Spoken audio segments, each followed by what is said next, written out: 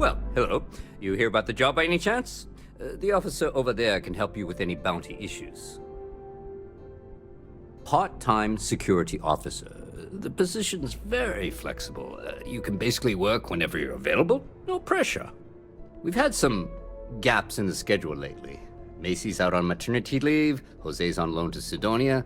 When it rains, it pours type of situation. So really, we just need someone to fill the void. Interested? Well, first things first, I have to ask, do you have any security experience at all?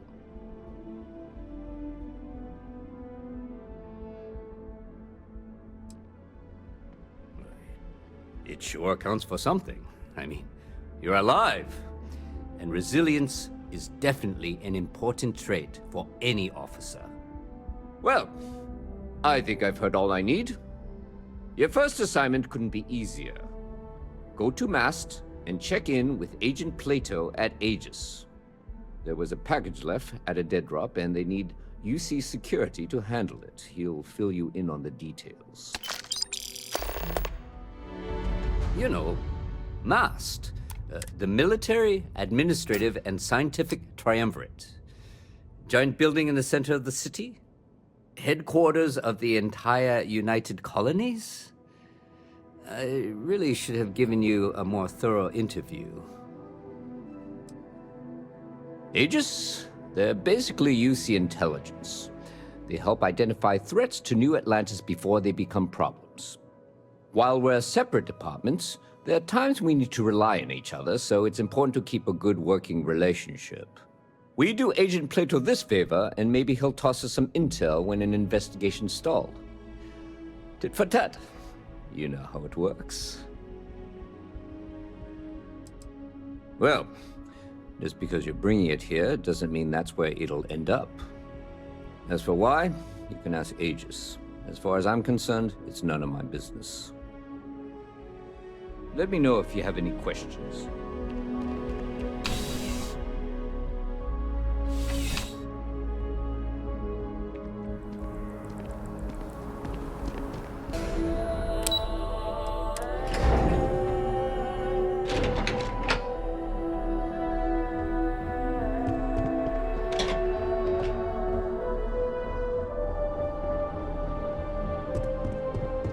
The things we do here, the tech we develop, benefits all of humanity.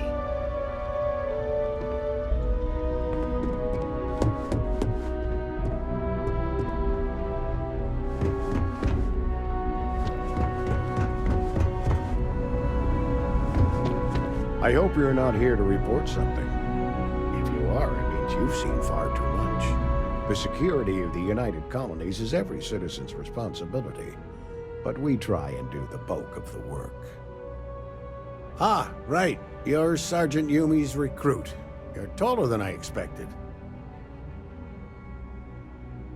Oh, it wasn't a compliment. Just an observation. In any case, let me fill you in. We have a dead drop that we think has been compromised.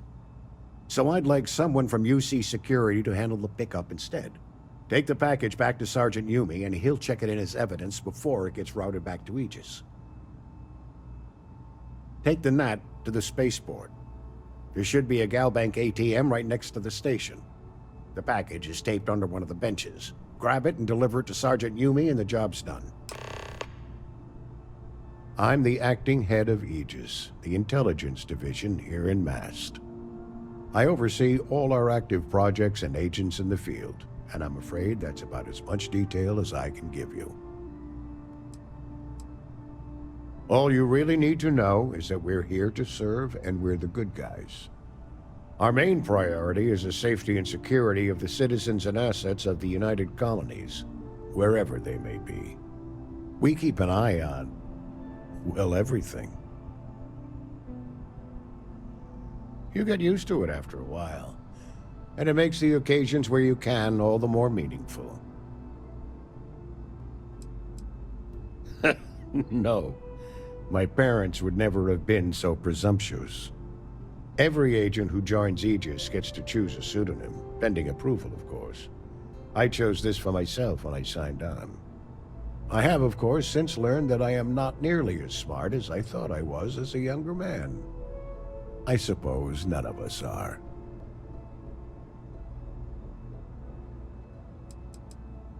We're the intelligence arm of the United Colonies. Think of it this way. UC security responds to threats. It's Aegis's job to anticipate and prevent them.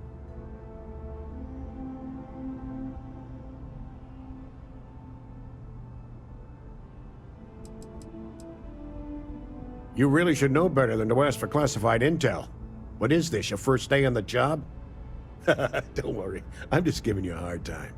I still can't tell you what's in the package, though. Good luck with the mission.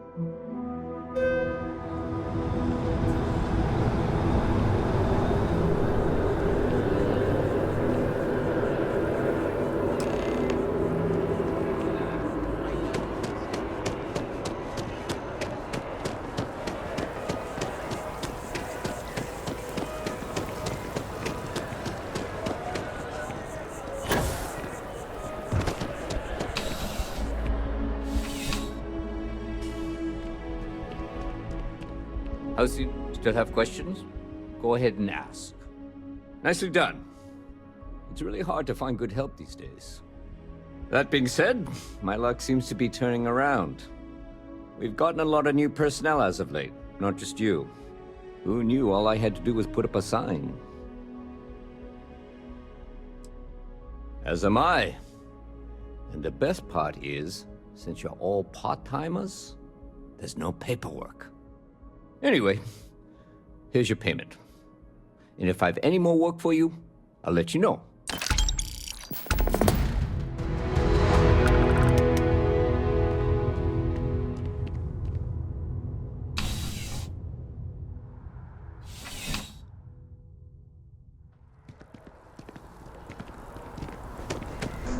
By the way, Sergeant Yumi was looking for you. Sarah, good to see you.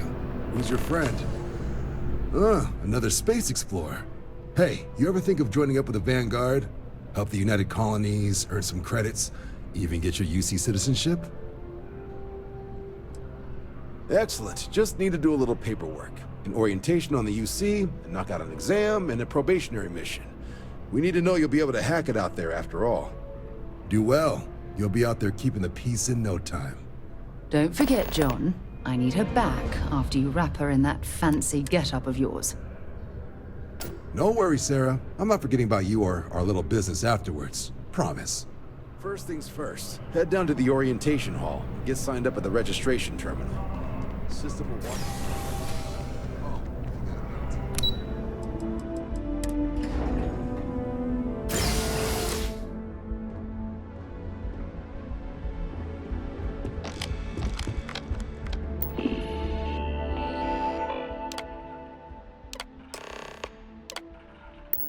Registration accepted.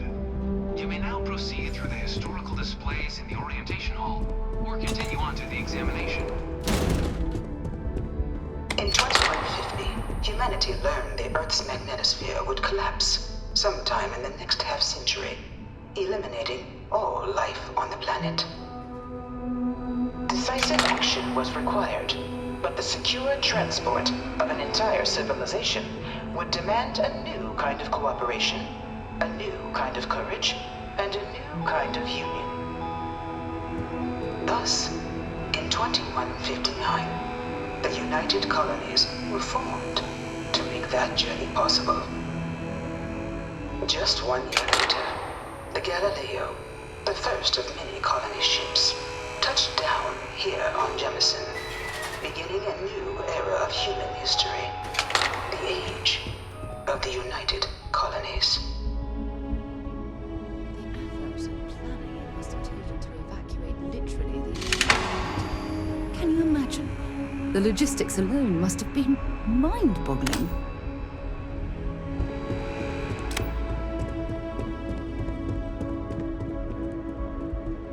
From their foundation, the United Colonies strove to provide all their citizens with opportunity, security, and peace.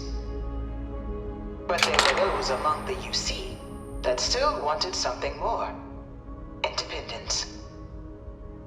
So in 2161, the UC issued the Centaurus Proclamation, granting UC citizens the right to settle distant worlds and form their own sovereign powers. It wasn't long before the first new faction, the Freestar Collective, was formally organized in 2188, later followed by House Varun, revealing themselves to the universe in 2230. The result of the Centaurus Proclamation has always left me torn. So much conflict arose as a result. Was it worth it?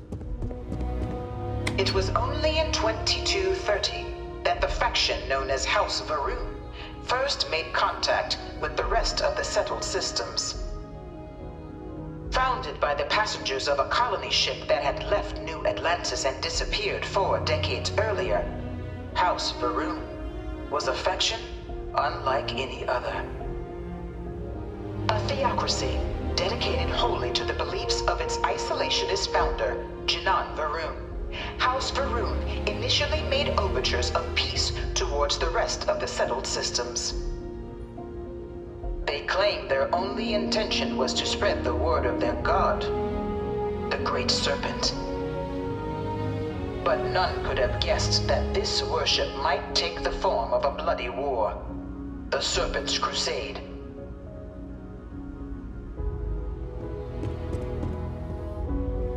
The Freestar Collective was initially founded in 2188, when the citizens of Aquila banded together with the pleasure city of Neon in mutual defense. But in 2194, after the deployment of a UC medical star station in orbit around their world, the citizens of Narion also requested to join the collective. The resulting rise in tensions between the Freestar Collective and UC culminated in the settled system's first intergalactic conflict, the Narion War. Despite a decisive victory by the UC, the colonies permitted the citizens of Narion to join the collective, forming the basis for the fiercely independent union that persists to this day.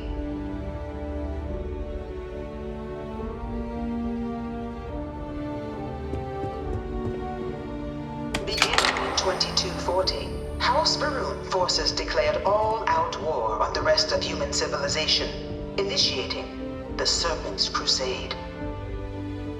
Over the next 23 years, thousands of Freestar, UC, and independent souls were killed by agents of House Varun in the name of their serpent god. It was only with the death of their founder in 2263 and the succession of his heir, Jarek, that House Varun finally sued for peace. There remained, however, select members of House Varun who refused to recognize the cessation of hostilities their leaders established. Even after House Varun's mysterious disappearance, these zealots remain a threat to all who encounter them. Their pacification, a goal of all space.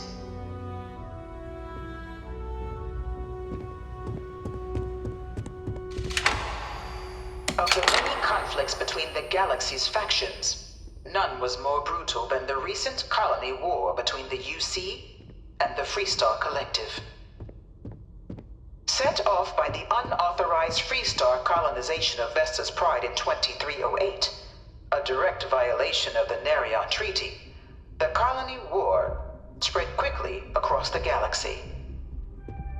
Both sides deployed every tool at their disposal.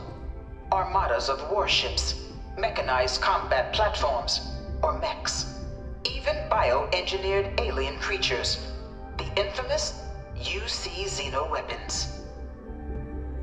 It was only in 2311, at the Battle of Cheyenne, that the scales finally tipped. The Freestar Collective, utilizing their civilian fleet as a human shield, successfully crippled the superior United Colonies Navy. After their shocking victory against the galaxy's greatest navy, the Freestar Collective offered terms of peace, which the colonies, out of an interest in staving off any further human costs, accepted. The galaxy has been rebuilding ever since. The Colony War was a horrible conflict that irreparably wounded the settled systems. There were times I felt that it would never end.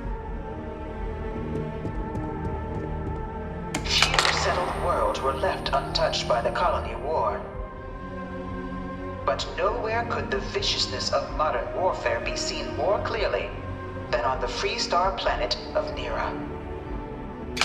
Initially occupied by invading United Colonies forces as a forward operating position, repeated attempts to take and retake the planet by collective forces led only to devastation. Swaths of the world were transformed into scorched husks, a nightmarish testament to the depths of human ingenuity and human cruelty. And today, Nira remains a continuing reminder to the horrors of unfettered war.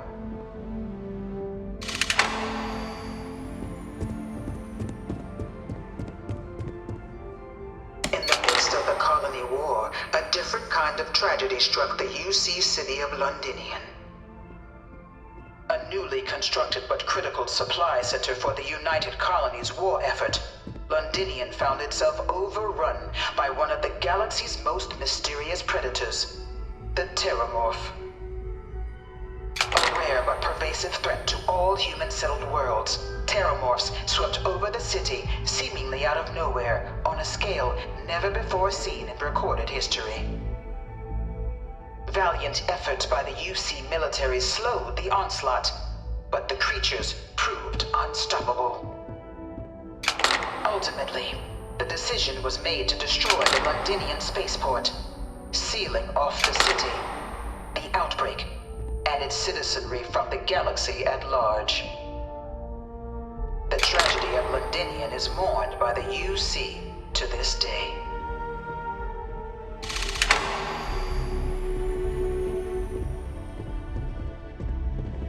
All 4 of my last science papers have been on terrormorphs. I really hope this is just a phase.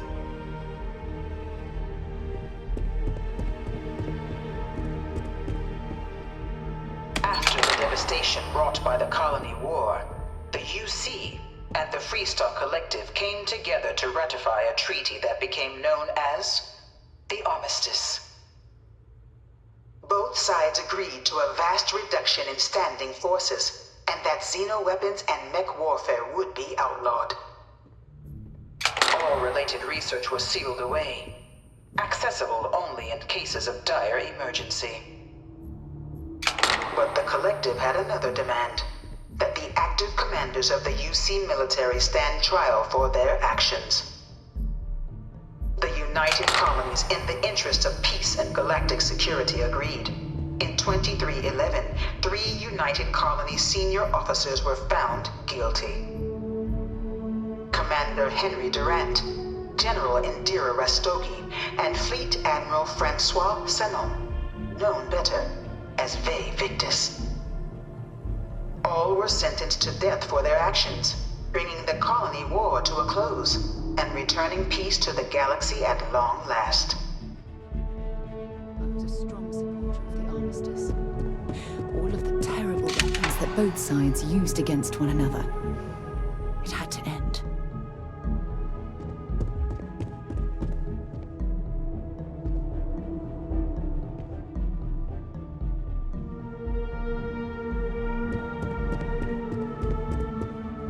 I used to be an actuary.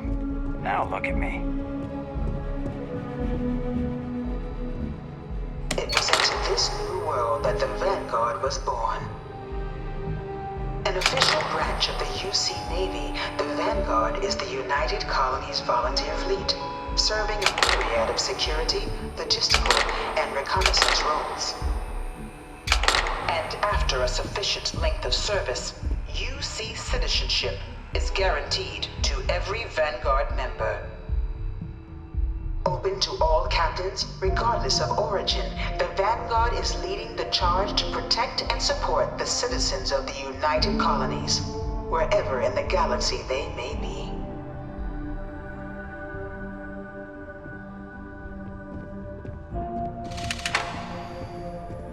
No one is born a United Colony citizen.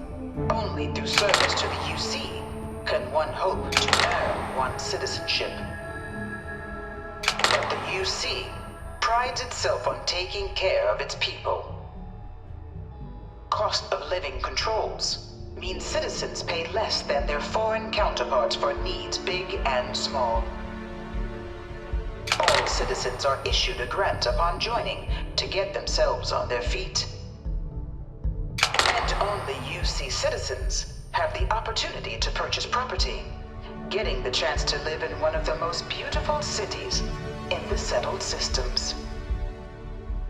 By joining the Vanguard today, you too can begin earning your place here, in the heart of galactic civilization, as a citizen of the United Colonies.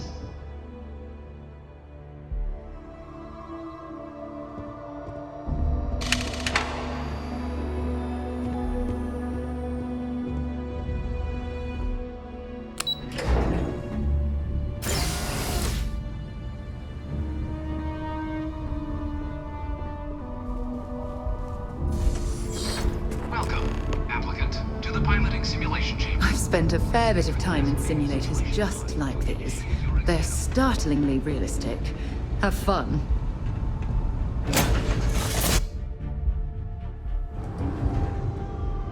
This is the Mark 18 Flight Simulation Chamber, applicant. Currently in orbit around a high-detail recreation of a remote world. When you're ready to begin, please take a seat in the pilot's chair.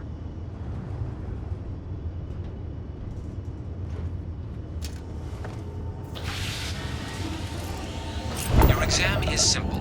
Defeat as many tiers of opponents as you can before your ship is disabled. You must defeat at least 3 tiers of opponents to pass the exam. Good hunting, applicant.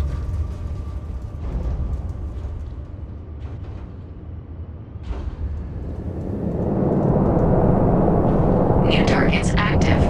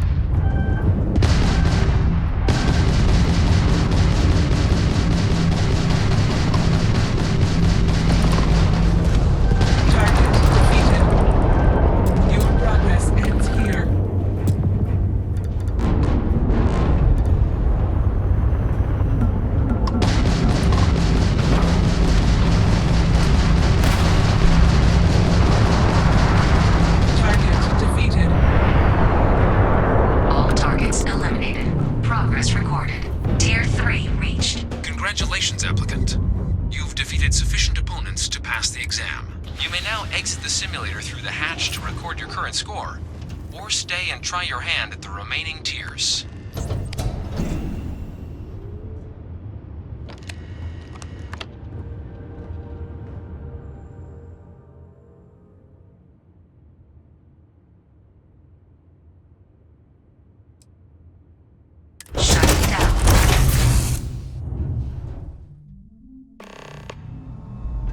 Congratulations, applicant. You've passed. You can head up to Commander Tuala to receive your final results and your probationary assignment. Or you're welcome to take another run at the simulation if you'd like to try and earn a better score. Willem, to keep your best run.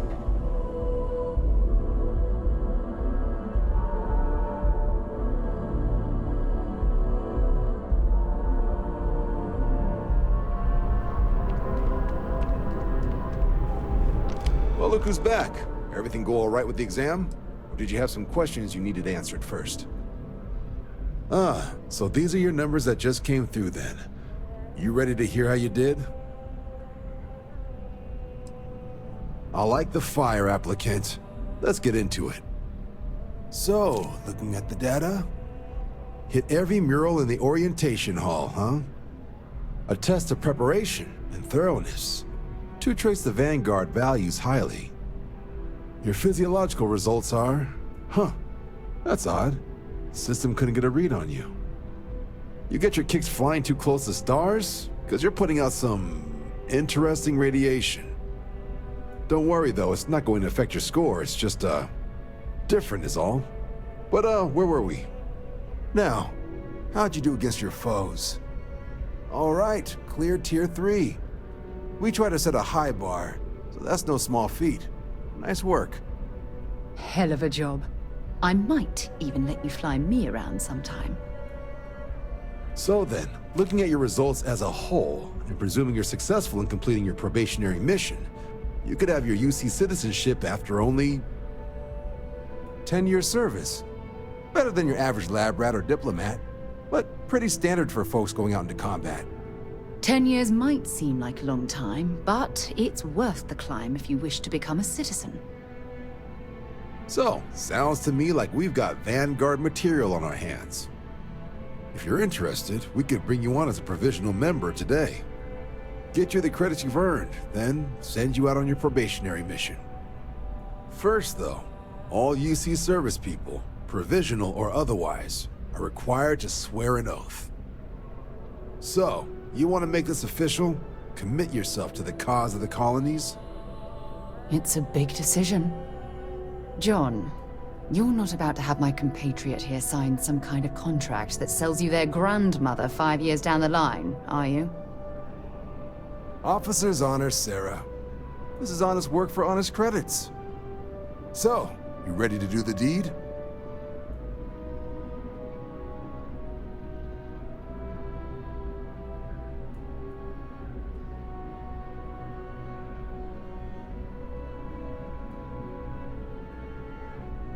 Fantastic. Then just follow me.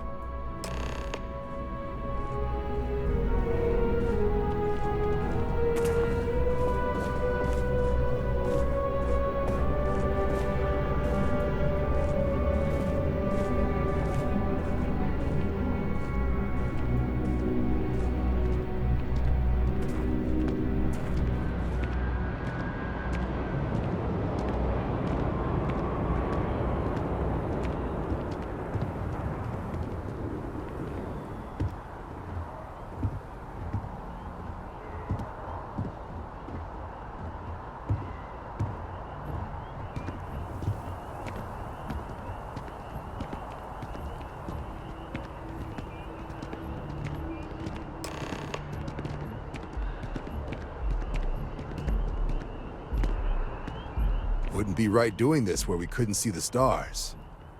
Now, raise your right hand. The motto of the Vanguard is Supra et Ultra, above and beyond. That is where we serve, beyond the furthest reaches of the United Colonies military, and with honor and duty above reproach. Do you swear to protect and defend the citizens of the United Colonies to the best of your abilities? And to uphold the values of the Vanguard, honor, loyalty, self-reliance, in all your actions as a member of the United Colonies Navy?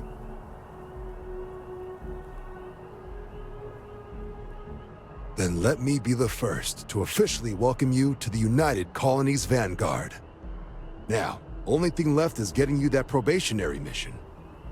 And what I've got is comms repair. group trying to refurb an old colony war processing plant on Tau Ceti II. Sounds like they'd barely gotten set up when their communications died. Place is as isolated as they come, so Brass wants a Vanguard to deliver the repair suite and ensure anyone present is safe and secure. So, can the people of Tau Ceti II count on you? That's the spirit. Head down to the spaceport and talk to Crew Chief Harath. He'll get you the repair suite plus your new recruit kit. Oh, and your advance. Give it your all out there. Supra et Ultra.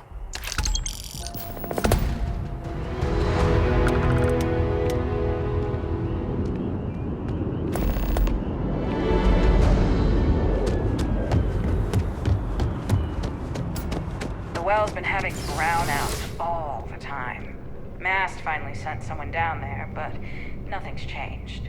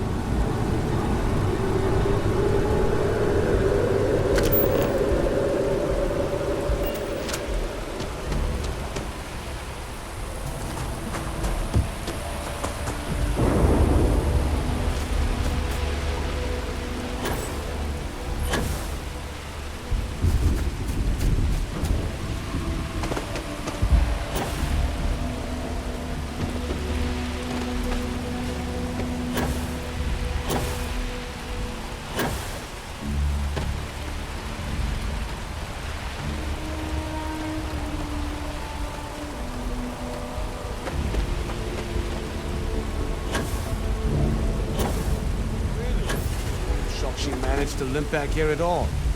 Pull it for leeches, get it fixed up, and let her know we'll have it ready as soon as we can. Ah, you are new probationary then? Crew Chief Herath, pleasure to be working with you. It's my job to make sure all you rocket jockeys are ready for anything that comes at you up there. Now, Manifest says we're fitting you out with one comms repair suite. In addition to the standard issue welcome kit all probationary pilots get for their first mission. Med packs, some small arms, couple spare ship parts, all the essentials in case of any surprises up there. My people will have everything on your ship before you lift off. Won't even know they were there. So, paying a visit to the people of scenic Tau Ceti II. Nice easy one for your first job. Just keep your head on swivel and you'll come home safe. Any questions before you head out? I honestly didn't realize it had people living on it until we got your record. Report they gave us seemed clean. No known hostile outposts. But I wouldn't say that's permission to let your guard down. Just watch out for wildlife and pirates. Keep those med packs handy and you'll be fine. Nothing too dangerous, if that's your concern. The repair suite's mostly just wiring and circuit boards. The welcome kit has some goodies in there I wouldn't leave sitting around when company comes to visit. But it's nothing some proper storage can't make safe. Then I won't keep you. Make us look good out there, recruit.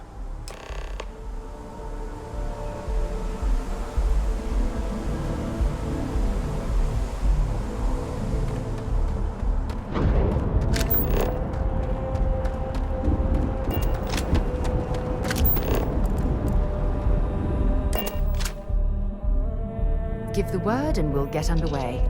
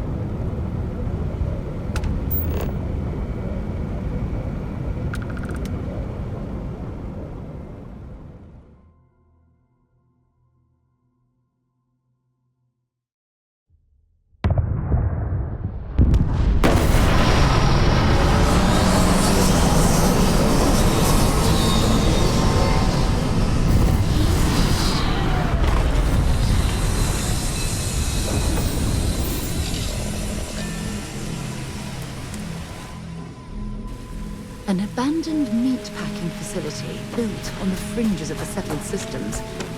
I wonder what happened here.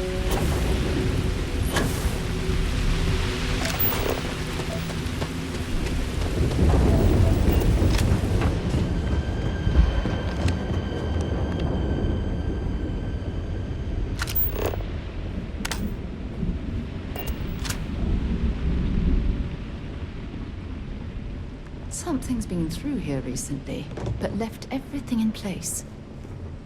At least we know it wasn't the Crimson Fleet.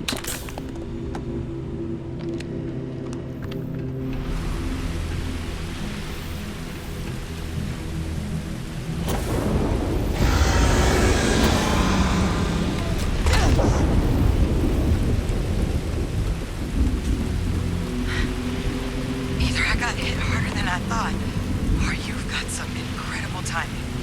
Regardless, I think it knows you're here. I'll unlock the door. Second floor, main building. But be quiet.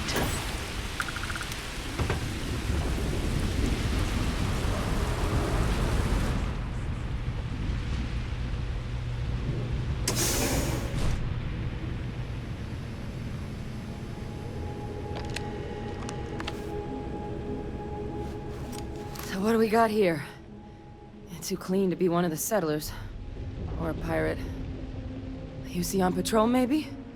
Yeah, make my day if you said you were a shock trooper out for a stroll.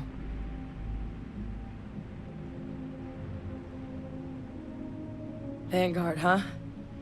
Yeah, I expect they didn't. I'm Hadrian. I was a researcher with the UC. I came here on a rumor of a... Well, I expect you saw the results on your way in. What's left of the settlers? The work of Auxisio Machina. A terrormorph. One of the nastiest aliens humanity's ever crossed paths with. And this one, well, it's something of an anomaly. Possibly a worrying one. I can't believe that a terrormorph did all this damage. I mean, I've heard the stories, but to see the decimation firsthand.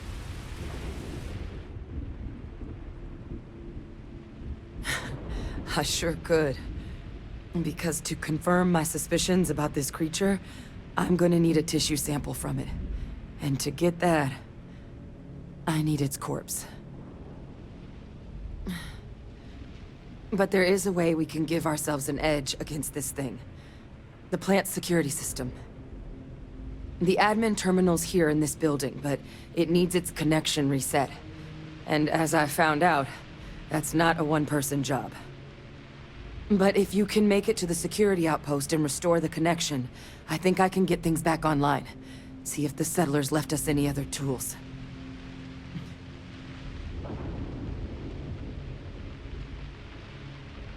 Good. Once I see the connection reset, I'll get things underway on my end. Take care of yourself out there. And make sure you leave enough of that thing for us to get a sample.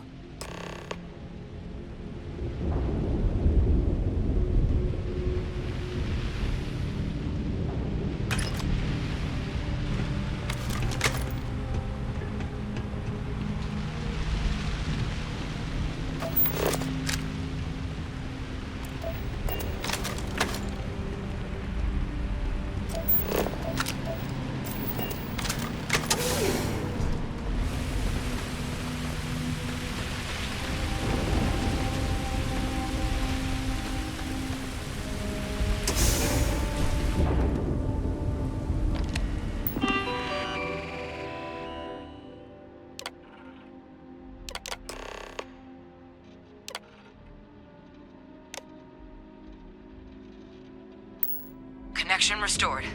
I'll make this quick. Plant's turrets took a beating, but I should be able to get you a couple of kill lanes. Just get the thing to chase you down the alleys between the buildings, and you'll lead it right into a crossfire.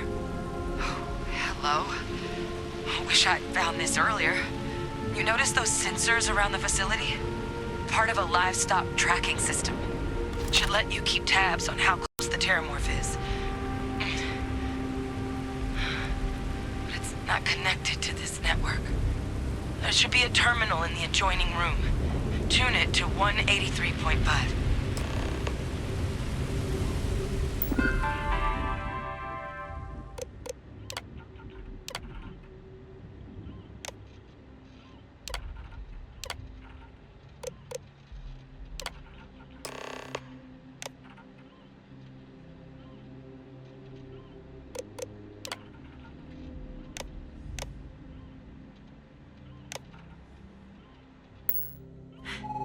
Tracker's reading green. What's that sound? Security lockdown is active. Shit. Stop. Stop whatever you're doing and get in cover. It's on the move.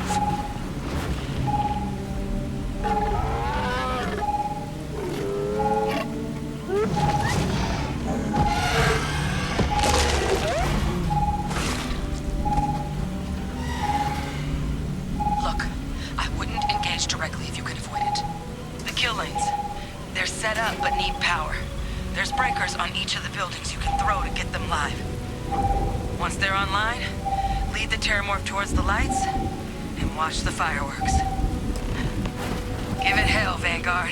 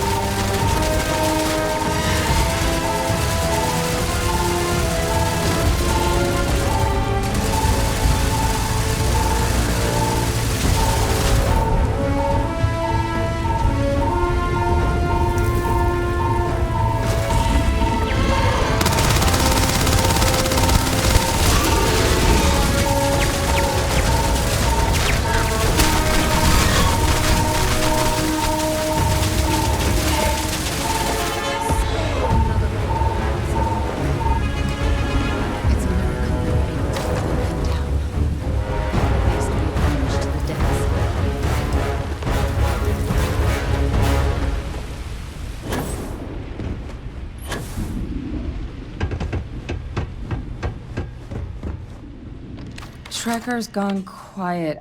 I suspect it's either hiding or... Wait. You did it, didn't you? Heavens above! You just flatlined a terrormorph!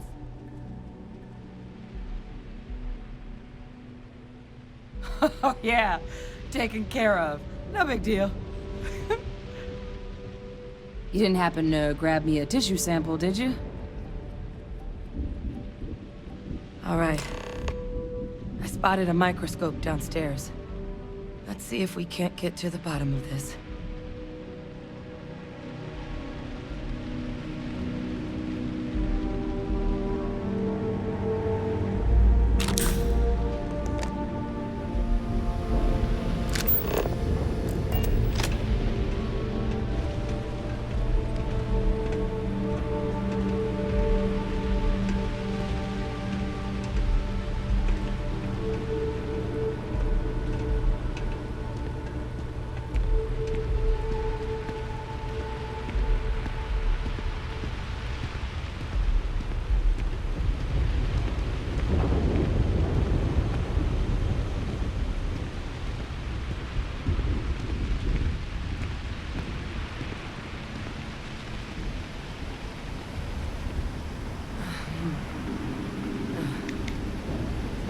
Model. Okay, let's see what you can do.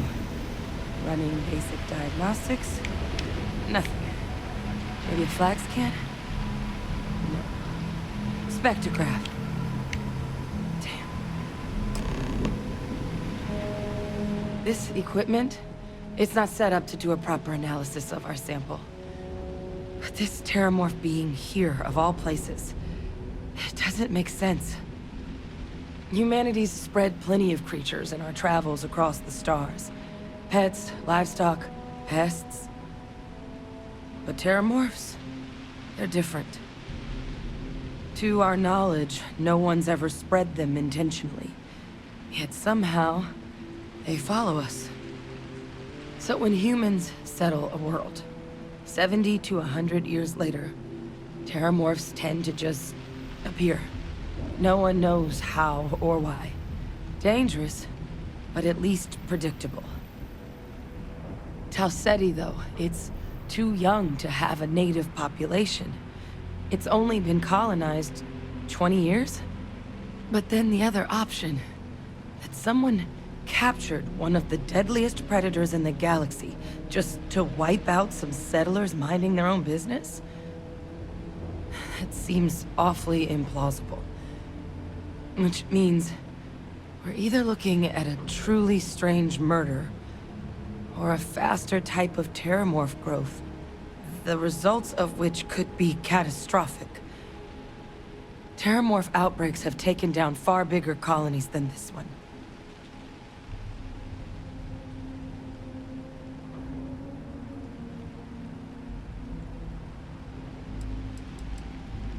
Well, they're not exactly buying tickets and flying coach.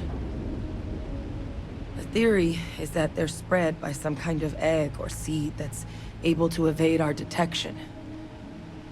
But how the hell an undetectable egg turns into a terrormorph without anyone noticing is a question no one's ever found an answer to.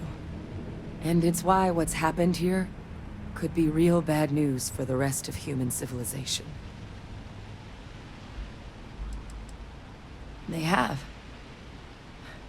They even took down an entire city once. A place called Londinion had to be quarantined due to a massive outbreak during the Colony War. It's the only known loss of that scale, but it's the reason why any change in our relationship with these creatures needs to be taken very seriously. You're right. We don't have enough information. Time was, I had access to one of the best repositories of terrormorph research in the galaxy. Seems a natural place to start looking, if I can figure how to access it. But we also need to get this sample properly analyzed, get confirmation on just how concerned we should be. Luckily, I think I know just the person to help with the sample. What would you say to delivering this to him for me?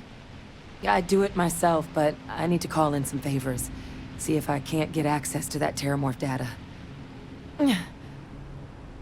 Plus, maybe just pop by a hospital for a little bit. Clear it with your commander first if you have to. You can even show them this. My gene tag. Tell them Hadrian Sinan is worried there could be more attacks on the horizon. They should recognize the name.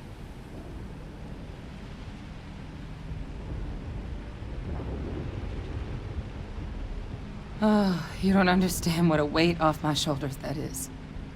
I need Dr. Percival Walker to put together a sample analysis for this thing. Full workup. He'll know what that means. I'm not sure exactly where to find him, but last I heard he was contracting with the Trade Authority on Mars. There's a place called the Sixth Circle in Sidonia. A bar run by some old friends. I'll meet you and Percival there. And here. It's not a lot, but you've definitely earned it. Should cover the cost of fuel to Mars at least. Now please, go check in with your commander. We need to know what we're dealing with.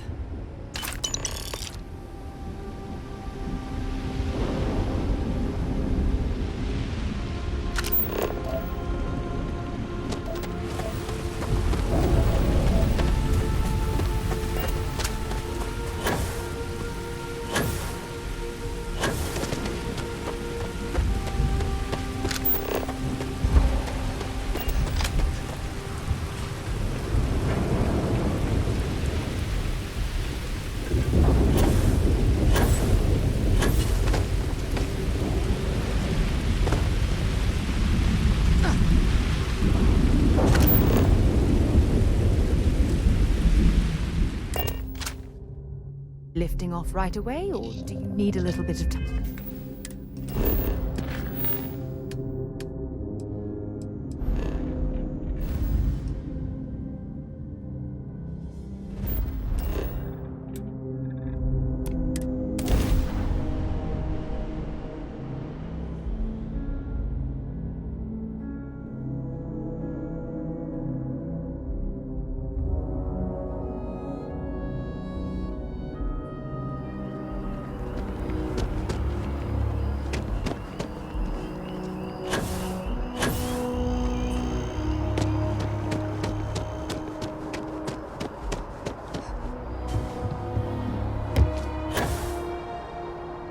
That bartender at the viewpoint would stop complaining to security. I don't know what she lost, but she won't get it back by annoying us. Look who's back. All set with that probationary mission? We can do your debrief and formally welcome you into the Vanguard whenever you're ready. A terror? What? How did you walk away with the terrormorph tissue sample running comms repairs? What happened to the settlers?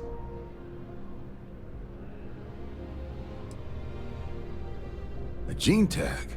Let me see that. Sinan. I know that name. Let me check the database. Huh. A lot of this data's been classified. Here we go. Service record. Wow. That's a lot of commendations. Seems like she served with distinction as co-head of a UC Xenoweapons division. Faced tribunal at the end of the Colony War, and was dismissed from duty. Guess that's why I'd heard the name before. If she's former Xeno warfare, though, well, we can at least be sure she knows her aliens.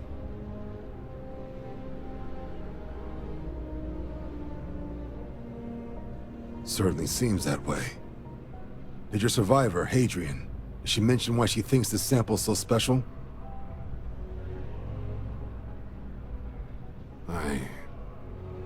I see. This has been one of the more surprising debriefs I've ever been a part of. I did actually have another mission lined up for you, supporting UC system defense against the Crimson Fleet. But now I guess you have two options on how to proceed. Head to the UC Vigilance and help out SysDef, or deliver that sample. I'll make sure you've got the proper clearances for either path. Consider these your first official orders. And here, so everyone knows you're working with the Vanguard. Welcome to the Navy, Captain. Vanguard's also got some custom ship modifications. You'll be cleared for access to him next time you're down at the spaceport. Talk to ship services. Now, if there wasn't anything else, I suggest you move out.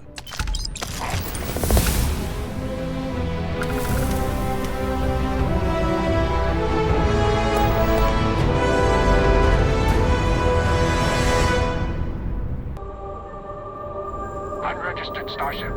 We're detecting. Well, it's what we're not detecting that's an issue. What's powering that thing? You know what? Just hold still while we do the contraband check. And we're done. Welcome to Mars.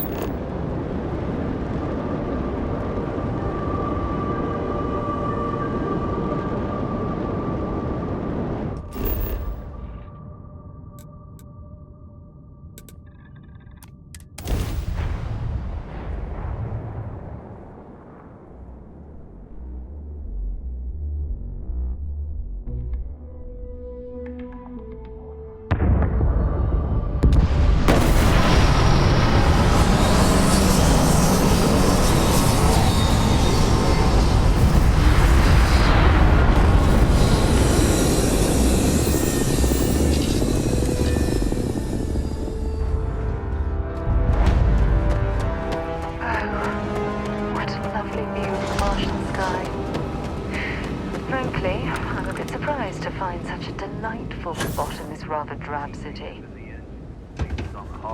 Whoa! That would explain the brownout. Building Sidonia completely underground. Martian landscape.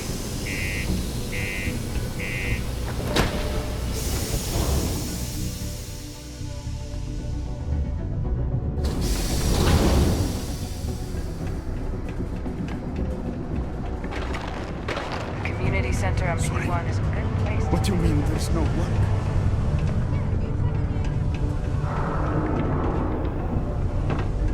Look at this place.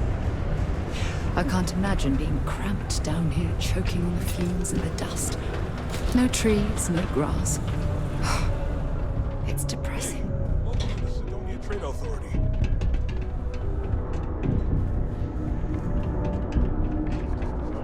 Invoices can be collected from the... Oh. Not here for a delivery, are you?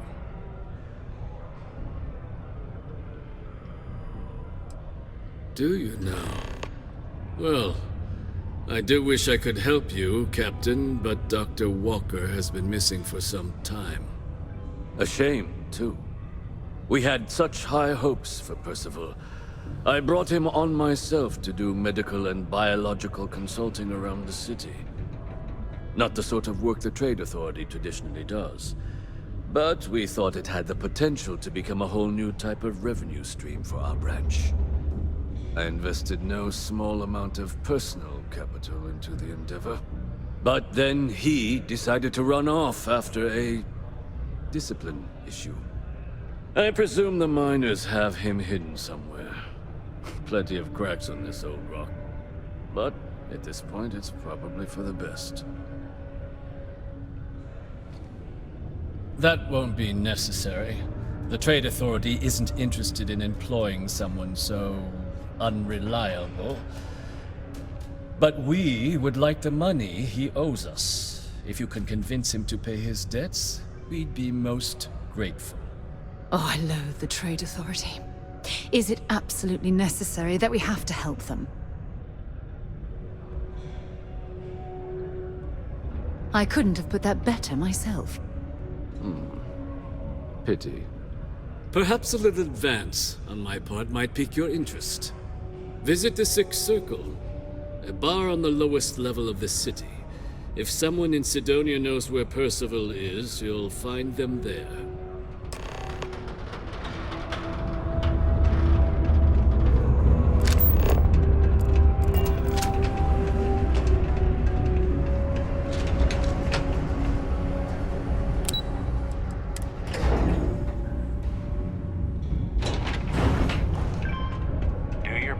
Sidonia graffiti-free. Broken Spear's upstairs. Go drown yourself there. This bar's for Devil's vets and their kin. Doc Walker? You're barking up the wrong... Andy, you. Why don't you come here and tell me what some Vanguard captain wants with Walker? Stray topsider wanders into my bar asking after a man like Percival Walker. Raises questions. What do you want with him?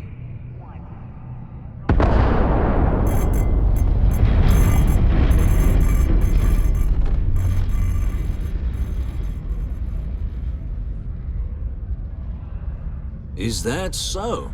Well, Captain, then you should have no problem answering a few simple questions about the Vanguard, right? Like knowing, for example, what supra et ultra means. You remember? Your Vanguard motto?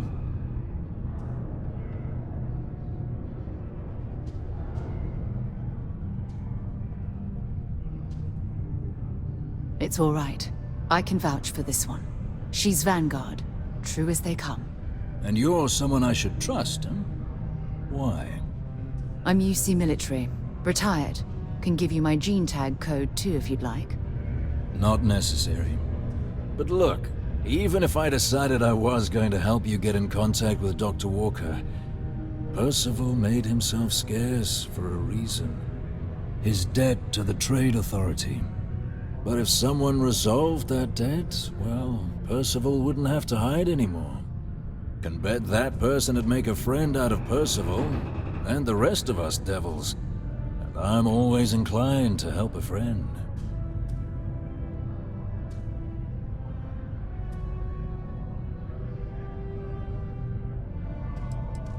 Red Devils were the meanest Marine unit the UC Navy ever had. Couldn't get in if you hadn't done at least one stint as a Martian Dusty. Made us tough, reliable. That's why they chose us as the handlers for the UC xenoweapons. No other unit could handle that pressure. Percival, though, he wasn't a grunt like all of us. Science officer. Made sure the monsters behaved themselves around the Devils, and didn't with everyone else. But it was those monsters that did us in.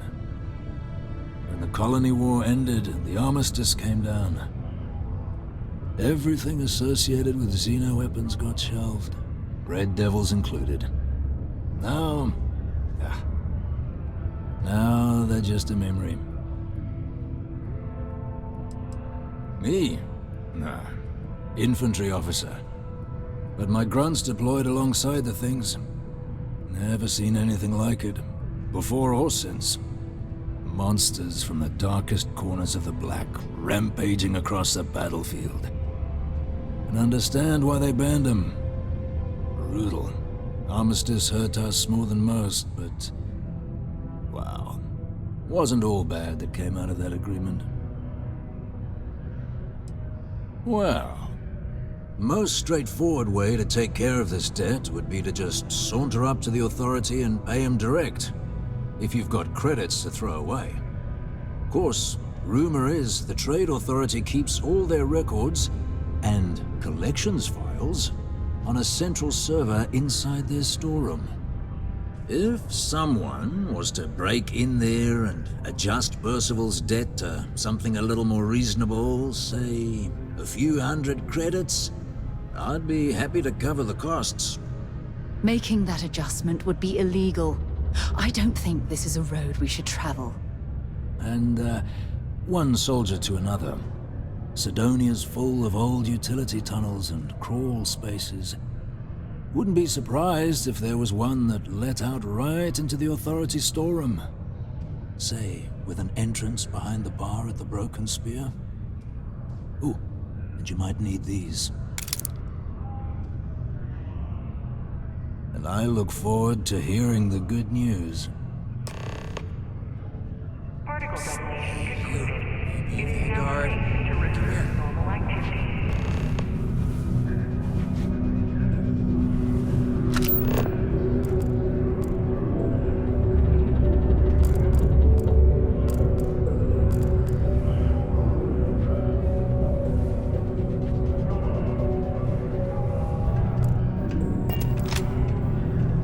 Heard you talking with Lou, so you're going to help Dr. Walker? Oh, good, good. Percival's a good guy. Listen, I know how you can do it without having to resort to any B&E. Aqueous hematite. Mars is full of it. People think it's just garbage, but Percival and I, we've been working on some projects in the deep mines.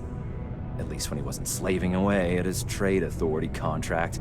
But we stumbled on a way to make it useful and profitable. You give our research over to Octai at the trade authority, it should more than cover Percival's debt. That guy's always looking for an angle. Yeah, it does. It would be. There's just one issue. We were never able to finish the research. Spacers moved in and ran us out. Started setting up shop. Oh dear. I believe I see where this is leading. But if you can clear them out, I can walk you through how to finish the research. Then you can give it over to the trade authority. They'll get folks working in the deep mines again. Jobs come back, I become a modern-day folk hero. Then I don't have to sleep on an inflated spacesuit anymore.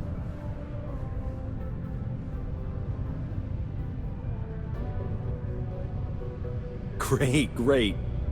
So access to the deep mines can be found outside the city. It's not far, shouldn't even need to hop back in your ship.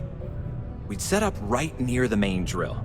Taking out the spacer leader should get the message across to the rest of them to buzz off. Once you've managed that, phone up here on the comms panel, and I can walk you through finishing the research. Citizens are advised to take caution near the military outpost on the city's outskirts due to frequent live-fire exercises. It is also advised to use only approved ship landing pads, as the UC Marines are not responsible for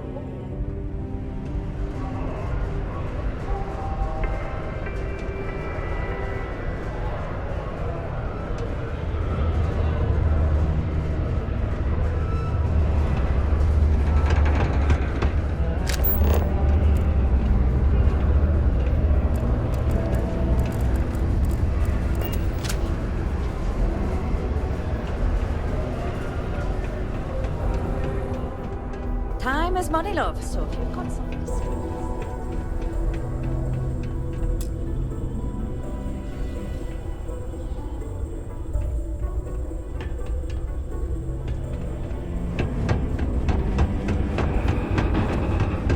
How's it?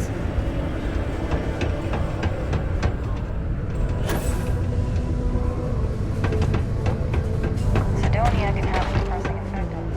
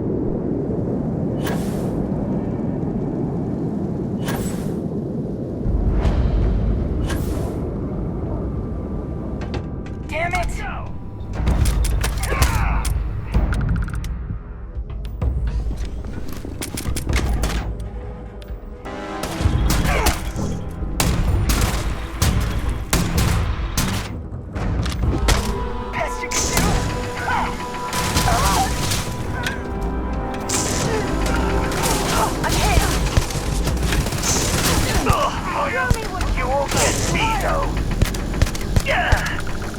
That's nothing!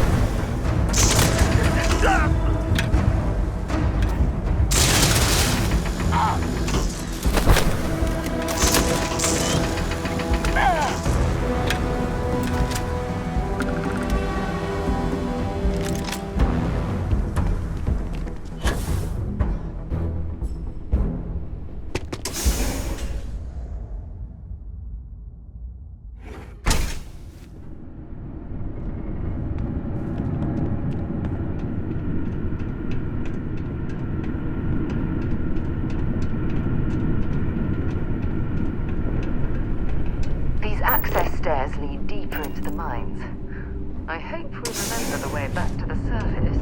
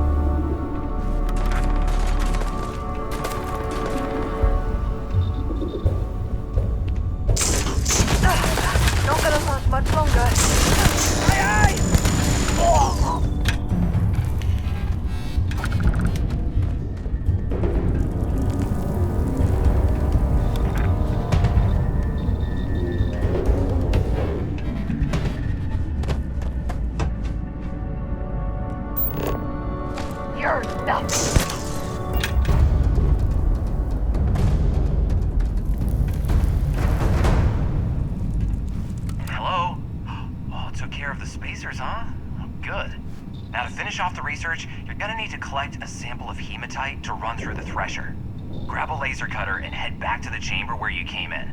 Once you've got a sample, thresher's the big machine in the next room. Passcode to start it is Ares 2330. Take care of all that, and we'll have Percival's name cleared in no time.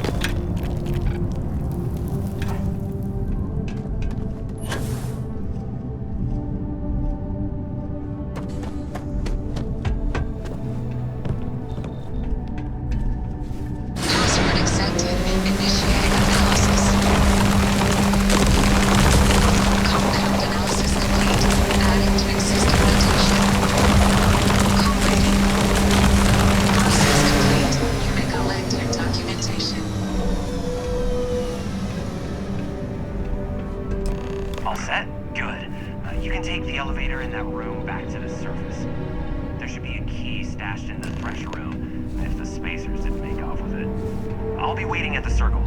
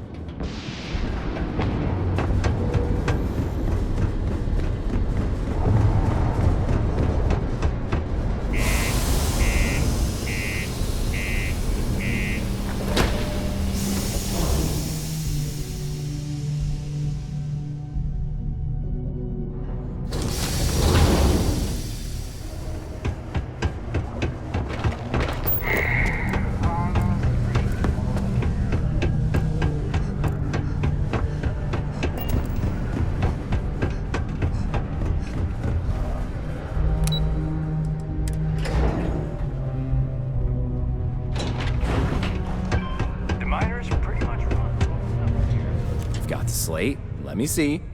Reduced joint wear? Oh, increased lifting capacity. A dose of this stuff could make a miner way more efficient.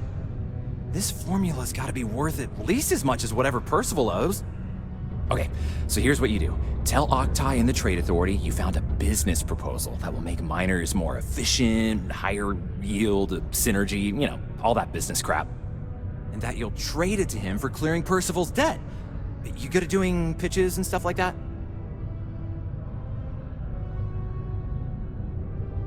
Oh, this is gonna be great. Oh, and here, a copy of the formula for yourself, in case you ever want to try maximizing your own industrial output. Oh, use that if you can. Good luck.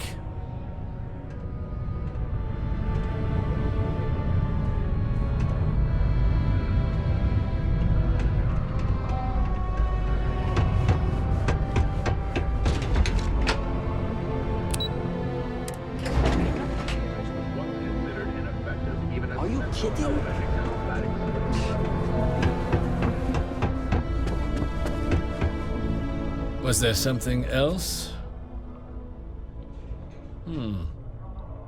I'm never one to turn away an opportunity, but I'd be curious what you think you've uncovered in the Martian market that others have missed.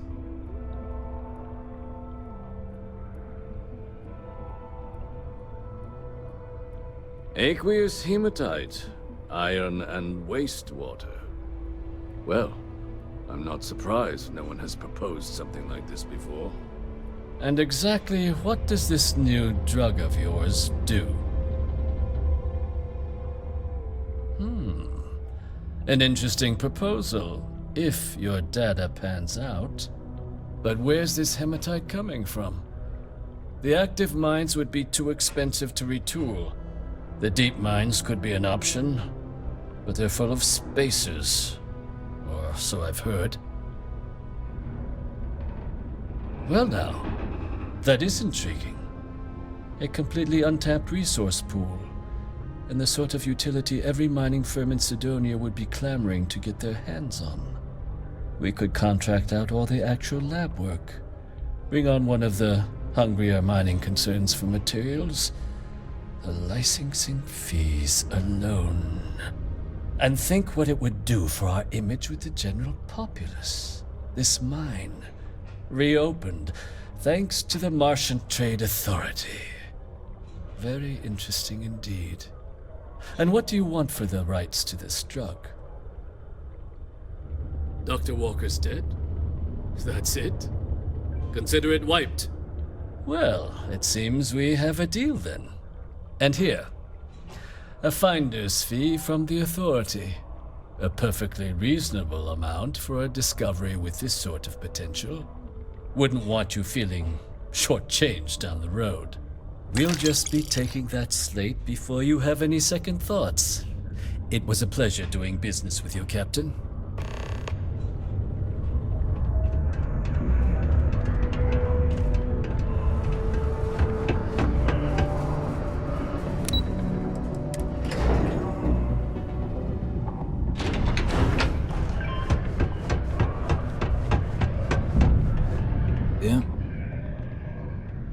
Did you now?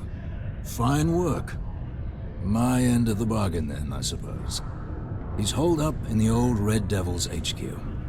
Place was sealed up tight after the UC shuttered our unit, but we snuck him in the back entrance through the deep mines. Was also going to warn you about spacers down there.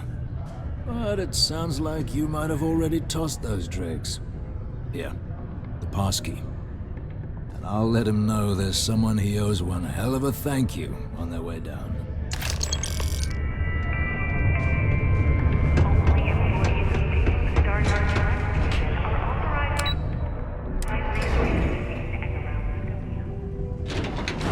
It is your civic duty to report any unauthorized mining to Sidonia Security.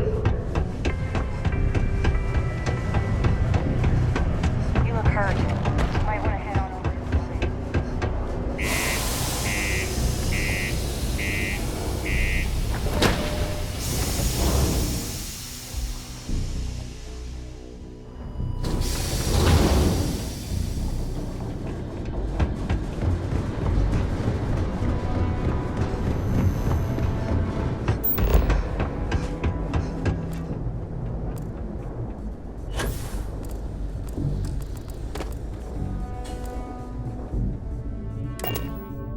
All right, Captain.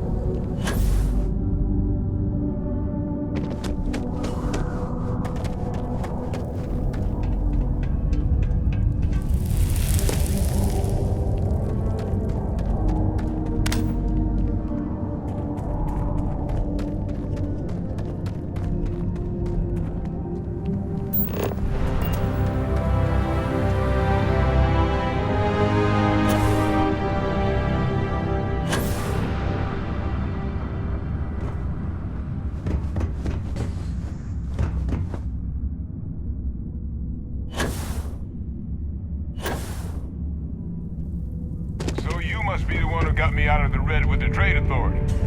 Can't say I don't appreciate it, but I doubt you came all this way just to do me a favor. Now you want to explain to me why you're going around harassing nefarious old men by wiping away their hard-earned debts? Tissue sample?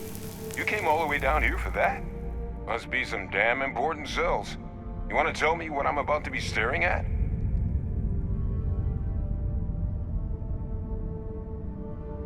A fast-growing terrormorph. That is concerning. Who exactly told you to bring this to me? Hadrian.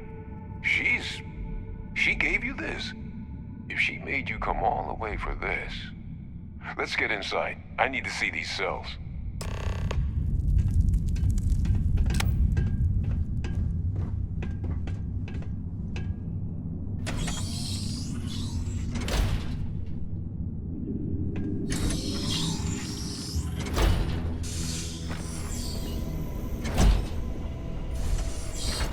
Gonna ask you to not touch anything. Got some projects in the works down here, and I wasn't expecting guests. Oh, and Lou mentioned how you took care of the dead. Can't say I'm thrilled the Trade Authority got their mitts on the research, but I guess that's the price you pay not to live in a cave the rest of your days.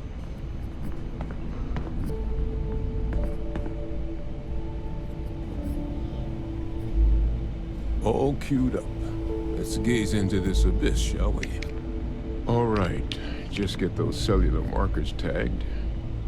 Wait, where are the markers? This can't be right. This sample, it's Londinion. I'll need to get this all in a slate. Hadrian really gave you this sample. You're not lying to me? Because if you told me this was a hoax, and it'd be the best damn fake I've ever seen, I'd be mad and very, very relieved. Can't just humor an old man, huh? This sample, it's got all the indicators of the worst terrormorph attack in human history. I presume you've heard of Londinion. It was. An entire city wiped off the map. The swarms were so bad, they had to blow the spaceport and seal the place off from the galaxy at large. Not a lot of samples made it off the world from the time of the attack, but the ones that did, well, they look just like this one. I didn't detect any of the telltale signatures this specimen ever sat on a ship while it was alive, either. I don't think it was transported to Tau Ceti. This specimen, it grew there, faster than any terrormorph should. Which means, if we're about to start a new era in human-terrormorph relations, where big, sudden Londinian-style attacks can happen outside Londinion, that's not gonna end well for humanity. It would be the end of us as a species. So, you lugged this bad omen all the way here. You want to tell me what your plans are for it now? The circle, huh? Could use a drink about now. Here, faster we take the lift to the surface. Not supposed to use it, but given the circumstances, I'm inclined to just ask forgiveness. Let's get going.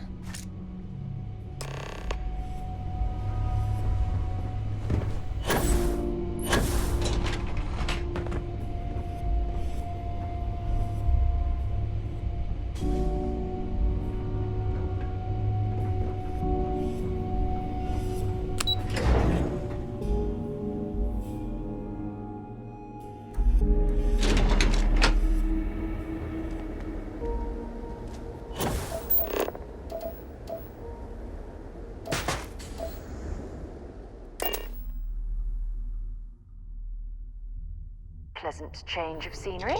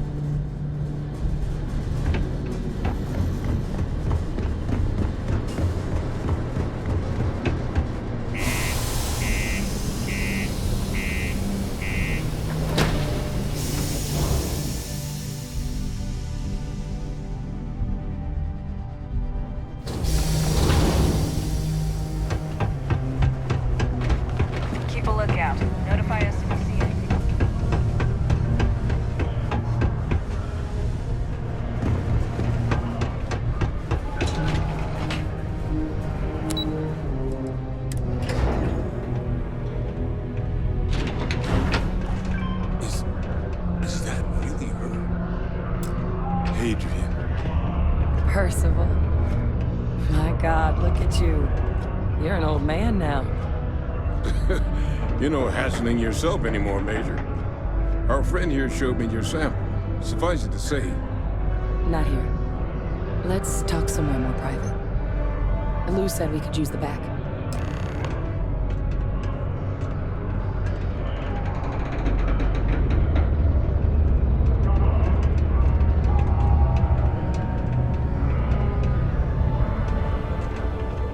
The Red Devils aren't exactly your average bar crowd. Lou gave me the abridged version of Let Us Down. We don't belong I can't here. thank you enough for taking care of all that. Makes two of us. I hope it ultimately didn't end up being too much trouble.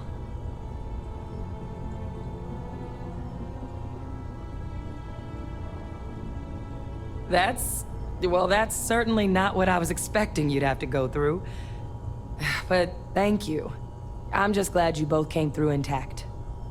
So, were you two able to get that workup together? Got it right here. That sample? It's an exact match for the ones from Londinion. Londinion.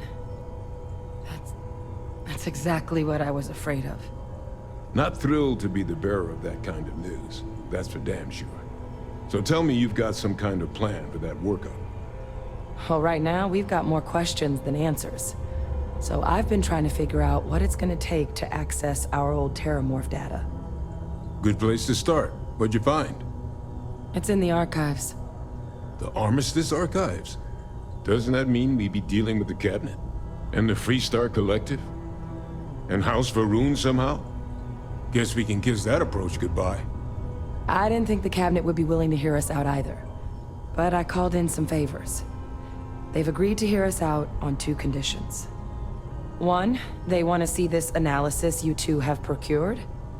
And 2, they want to discuss what happened on Tau Ceti. With both of us.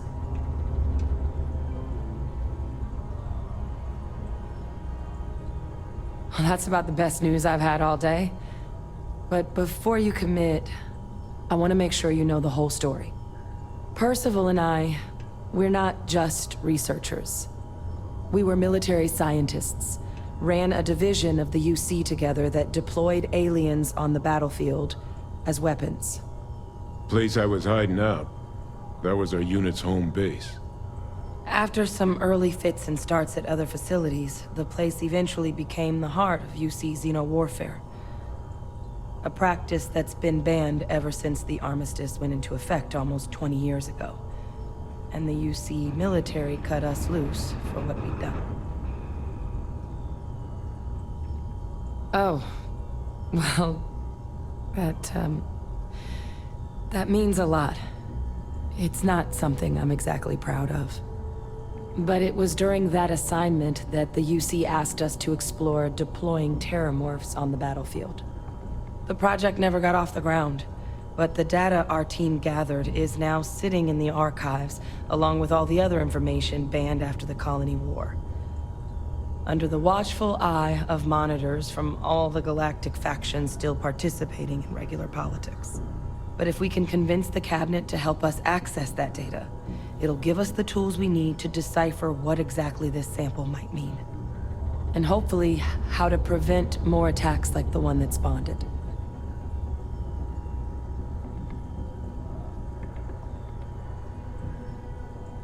All right.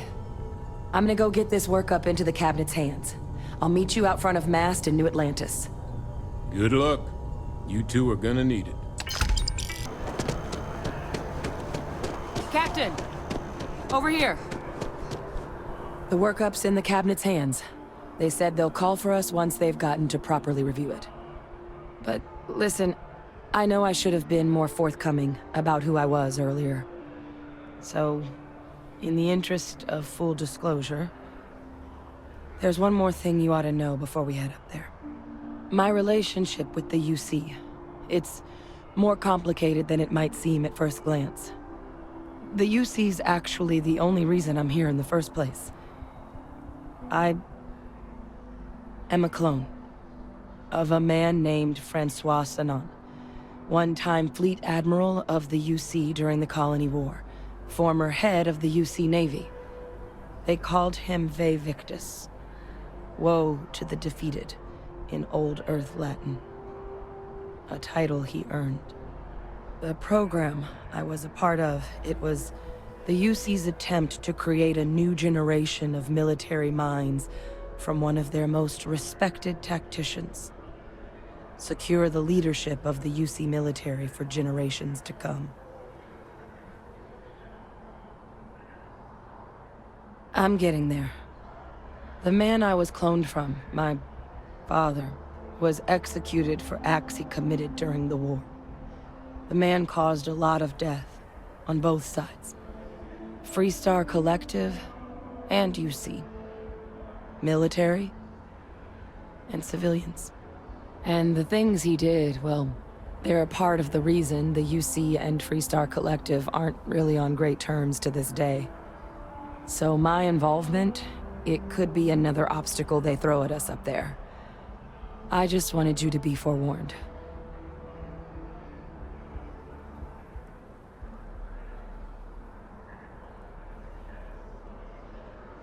I really appreciate you saying that.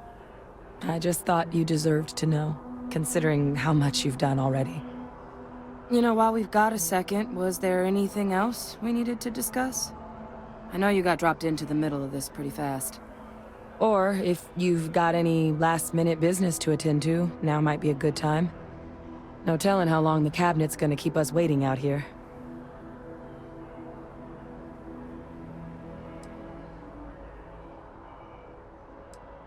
Then I guess it's just a matter of... The cabinet meeting is about to begin.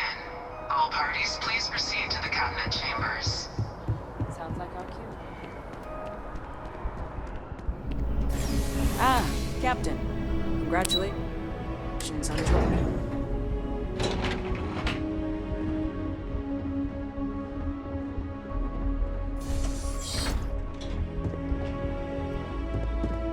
Ah, welcome.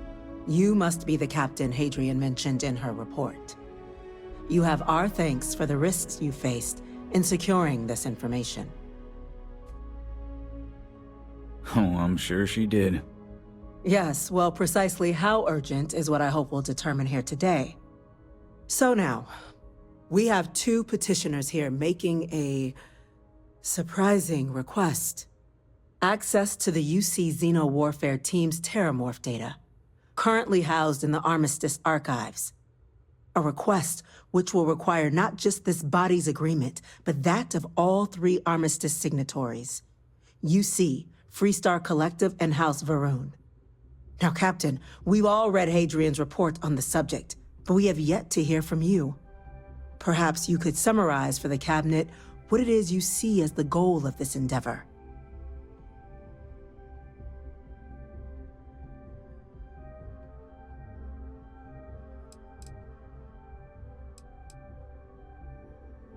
That's quite the leap, Captain. Madam President, I object to the very premise of this meeting. While no one would argue that what happened on Tau Ceti was anything less than a tragedy, terrormorph attacks are not some sudden new threat on the horizon. They've been happening for generations. To demand we hand over banned archival knowledge and possibly upset the balance of galactic diplomacy because of a single attack seems at best panic. And at worst, a power grab by the daughter of a bloodthirsty warmonger and her associates. I would remind the Chief Diplomat who he's speaking to. If it's my father you're looking to address, you're welcome to consult a medium. I would also ask, how many deaths the Cabinet requires to act? 50? 50,000? Because if tragedies like Tau Ceti are just prelude to more attacks, I have no doubt you'll get the body count you require. Let's keep this civil, shall we? And while there should be no doubt the preservation of life stands paramount among this body's duties, Chief Yassine has a point.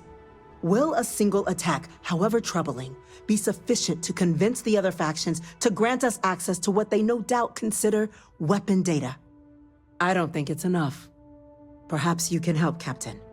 As the one who actually collected the sample in question, did this terrormorph seem at all alarming to you?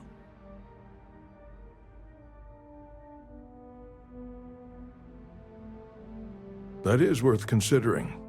This attack took place on an almost completely uninhabited world. The casualties were minimal as a result. But if there's another attack, will we be so lucky? Yes, a fine point, Admiral. So then, Captain, given the discussion now and the information you've been privy to thus far, if you were in our position, would you grant the request made to open the archives?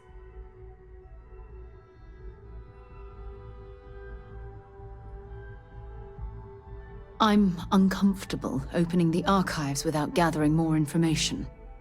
However, if that's the path forward you prefer, then so be it. I'm inclined to agree. As am I. I suppose that does get to the heart of the point, doesn't it? Very well. I consent. The galaxy was lucky you were here today, Captain. You and I are in agreement, Chief Diplomat. So, if there are no other objections, I believe we can agree to give our full backing to make the request to... What was that? Attention. An incident has occurred. Facility lockdown engaged. Incident? Chief Sarkin, what's happening? There's been an attack at the spaceport. Terrormorphs. Terrormorphs. More attacks. Just as predicted. Good God. Damn it. They're here. Now. There must be another explanation. The creatures evaded our scanner somehow. There will be plenty of time for conjecture later. Chief Sarkin, order the evacuation of the spaceport and have your men contain the things, but do it discreetly. The last thing we need is a citywide panic. Yes, ma'am. Admiral Logan, the local barracks can provide support? I'll make the order myself. Nearest anti-Xeno squad, though, is off-world. Going to take a while to bring them in. Well then, we'll have to make do with the tools we've got. You two, we can't risk those things getting out of the spaceport. I want you both on the next train there. We'll let them know you're coming, and that you've dealt with these things before. Now go show them how it's done. We're on it, ma'am. Captain, I'm right behind you. Let's get down there.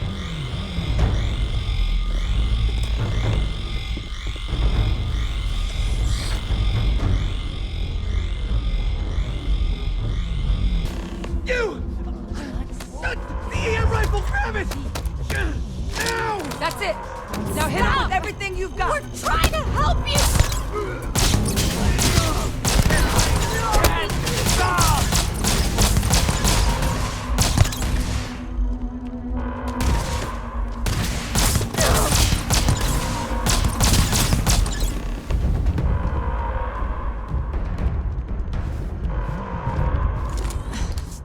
Thank you for what you did.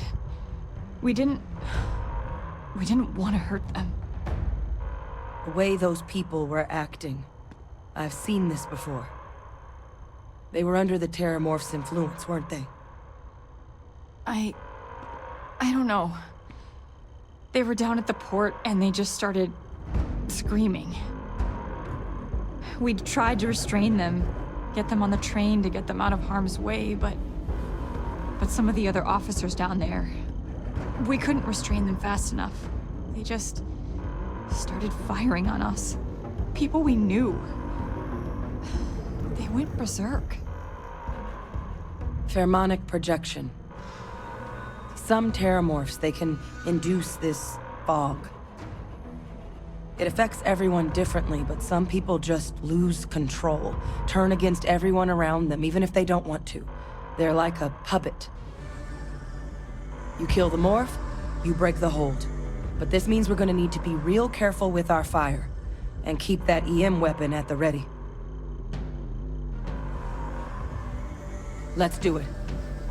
Nat's unlocked. Please, do what you can to help them.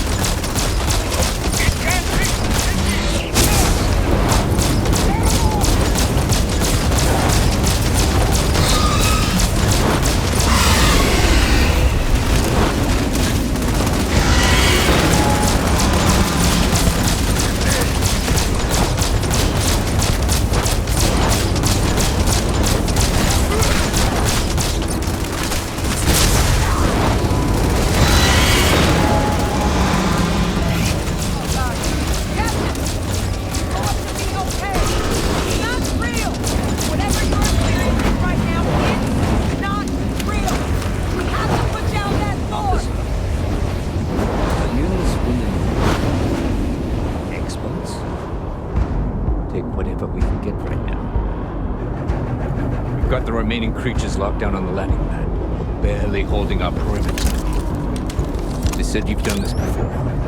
Well, one fire team to spare and whatever supplies you need, but I can't risk them taking over any more of my men. Put those things down and do it fast. We hold them as best we can.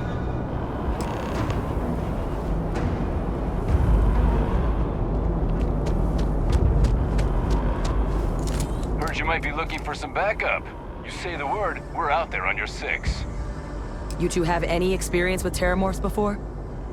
Only the brief they just gave on the way here, but we know how to handle pressure. Surviving a full-on mental assault isn't the same as keeping your cool in a firefight. Might make you more liability than asset. We're not UC security. You don't need to worry about us.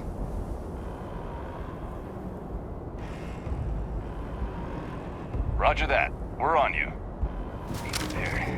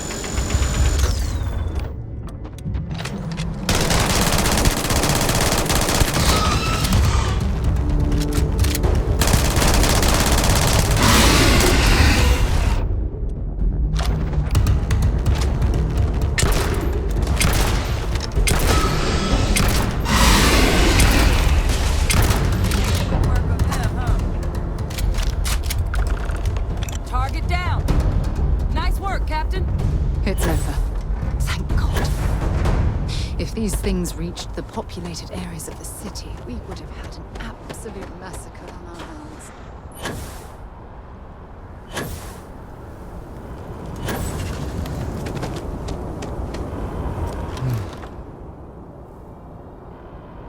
Guess they weren't kidding about you two.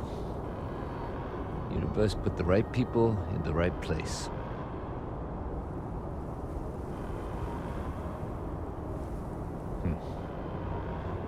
Certainly doesn't feel like it. I don't want to think what would have happened if you two hadn't been here. Just glad we could rise to the occasion. Captain, we should report back to the President. Let her know the terrormorphs have been dealt with. Take care of yourself, Sergeant.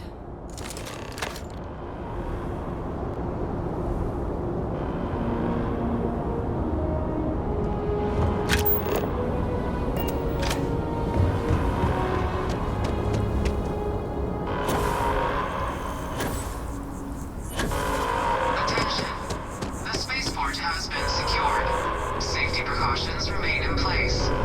Please wait for the all-clear signal before exiting your homes.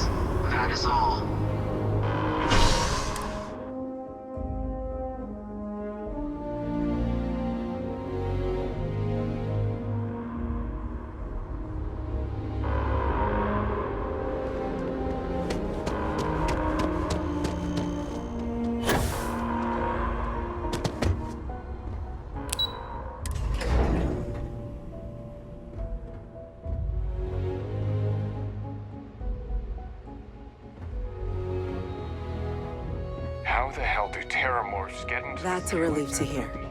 Thank you, gentlemen.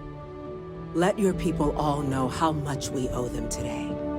We're counting. Captain? Captain. Hadrian, Don't let my people it would appear sacrifice that the Cabinet owes you our thanks for what you did for the city today. As well as an apology. Your concerns about the terrormorphs, well, consider them validated. Thank you, ma'am. Of course. I only wish we could have acted sooner. Now, today's events have only clarified our path forward in the eyes of the Cabinet. You will have our full support in collecting the terrormorph data from the archives, as well as a subsequent investigation into the nature of these attacks. But to accomplish those goals, we're going to need the right people in the right places. As such, the Cabinet has authorized me to reinstate you, Hadrian, effective immediately, to your former rank of Major. As soon as we've got the data in hand, we want you investigating these attacks and how to stop them. Will you do this? Yes. Yes, ma'am. I'd be honored. Excellent. But as you've both made clear, for such an investigation to succeed first, we're going to need someone to convince the Freestar Collective and House Varun to play ball. Someone who knows precisely the sorts of dangers the colonies and all the galaxy are facing right now.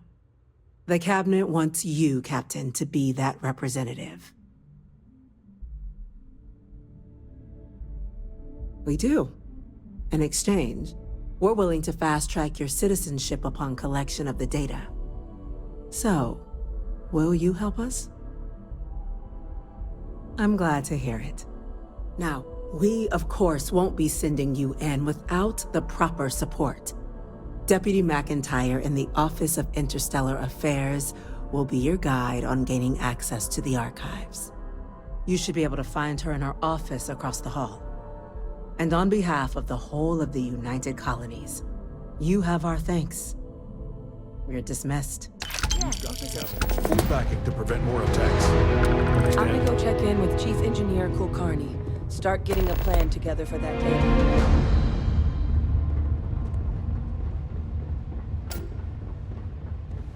Howdy. Chief Yassine, these orders... A Vanguard captain.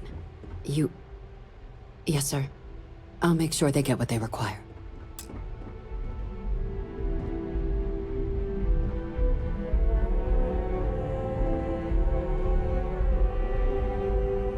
That must make you my Vanguard captain.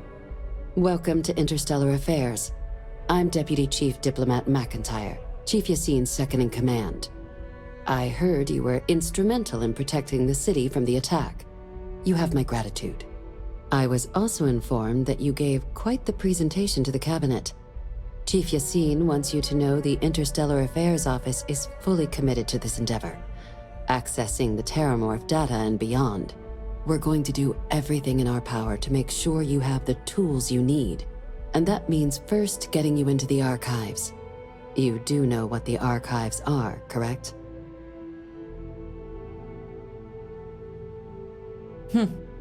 Someone paid attention in current events. So, then you also know that it was originally managed by the 3 major galactic players. Access to the archives is only granted in cases of dire emergency, and requires a one-time use code from each of the 3 armistice signatories. UC, Freestar Collective, and House Varun. Now, the UC is already on board, so that means we'll need to convince 2 people. The ambassadors of the Freestar Collective and House Varun to hand over their codes. Get them both and you'll have your data. But that's a lot easier said than done.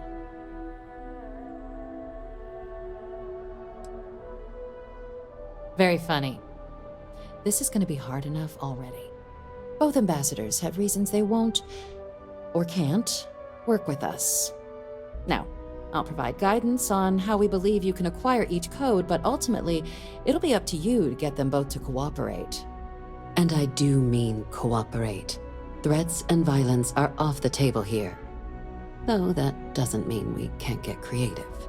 But it does mean we need to get you up to speed on who you're dealing with. Who do you want to start with? Ambassador Radcliffe of Freestar, or Ambassador Balmore of House Varun? Ah, the good Ambassador Radcliffe. She's a veteran of the Colony War, and her only goal in life is to make ours miserable. Now, officially, our office is suggesting you try and negotiate with her. Use your experiences as a member of the military and with the threat we're facing to convince her to lend her support. And who knows? Maybe that'll work. Stranger things have happened. But my suspicion is we're going to have to rely on other tools to get her code. Certainly. See, good diplomacy is all about the careful application of pressure. We just need to find the squeeze. UC Intelligence has a recording device planted in the ambassador's living quarters, which we suspect you can use to your advantage. But getting caught trespassing is a quick way to land yourself in an embassy holding cell. So, if you are going to try and access the device, you're going to need to find a way in there without being seen. Now, we recovered some intel we believe should be able to help with that. But there's also a disgruntled staff member you might be able to pump for information. Maybe even convince to work with you.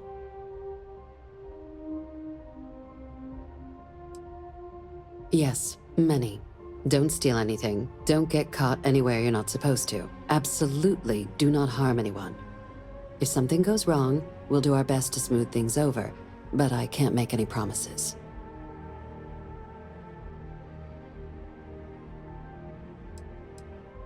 Name's Cameron Long.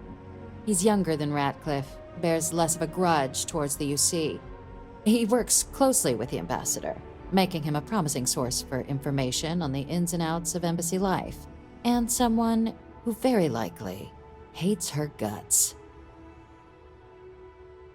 All right. Here, your diplomatic ID. I'll give them a heads up you're on your way. Not likely to let you through the door otherwise. And take these. Chief Yassine wanted you to have some options on how to proceed in there.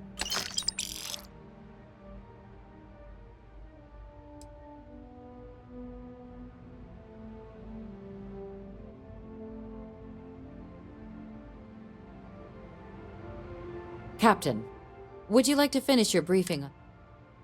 Official line is that you're to negotiate with her. Use your charm and personal narrative to sway her to our cause. My suggestion is to access the listening device in her quarters to get leverage on her and don't get caught doing it. She's also got a staff member that might be more sympathetic to helping us. Do with that information what you will. Ambassador Balmore's a challenge. When the rest of House Varun retreated into seclusion shortly after the signing of the armistice, Balmore stayed here. He's since lent his support to a small number of archival requests, so there's real hope he might again. Though claiming to know how a member of House Varun thinks is a quick way to earn yourself a psych eval.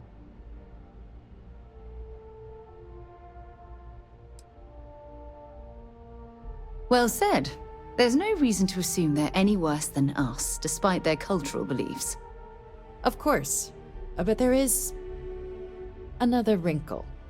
We're not 100% sure Balmore is actually still alive. His public appearances were always rare, but it's been several years now since he last poked his head out. Scans of the facility show life signs, but not the kind we were expecting. Your task is to find him and kindly but firmly remind him of his duties under the armistice.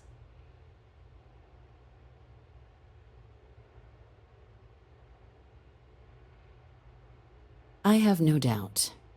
Now, the embassy front door isn't an option, but our spies have stated there's a side entrance that should allow you access.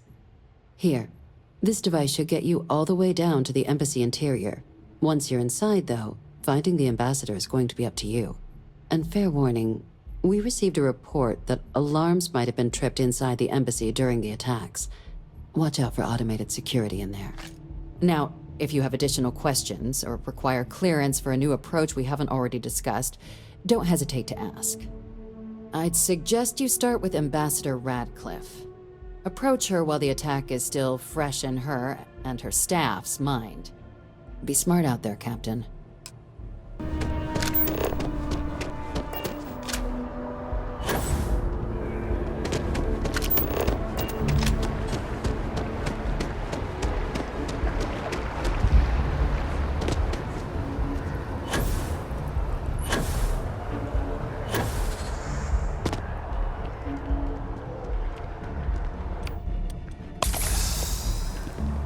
By the way, Captain, Sergeant Yumi was looking for you.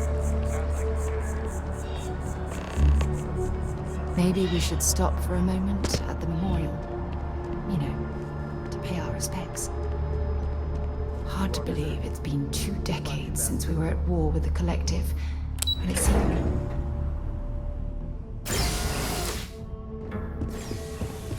Visitors are only allowed in the lobby. I'm going to be up front with you. I'm not happy visiting anything related to the Freestar Collective. But you lead, and I'll follow. Never fails to disappoint. I just wish I hadn't received the news from an SSNN broadcast. We have a strategic advantage to maintain, Mr. Long. Of course, ma'am. I'll make sure it doesn't happen again. Excuse me. Are you supposed to be in here? You're allowed 3 places. Conference room, lobby, or the ambassador's office. You set foot anywhere else, there's going to be problems. I'm sorry. Do you have an appointment? Ah, you're the one McIntyre called about. The eyewitness. She said you were at the Spaceport. You have my thanks for what you did down there, truly. Saved many lives. Now, she also mentioned that, and maybe it was just a bad connection, that now the UC wants terrormorph data from the Armistice archives, some of the most highly guarded information in the galaxy, in order to protect us all. I can only presume you're here to tell me I misheard her and that they didn't send you, local hero, to futilely beg on their behalf. Tell me I've got that right.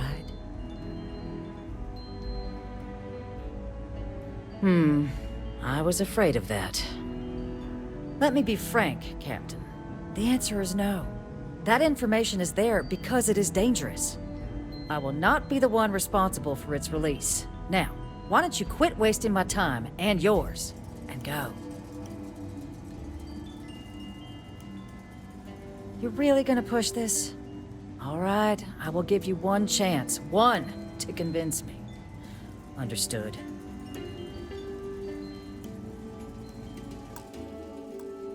I'm listening.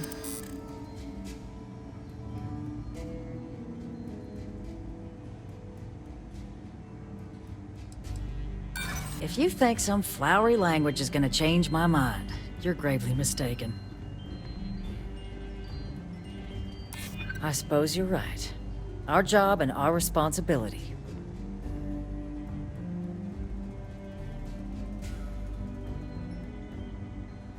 You think this is about a grudge? This is about safety, and that's not something I take lightly. Captain, I'm sorry, but my answer is not changing. The UC is just gonna have to find another way. Now, I presume you can see yourself out.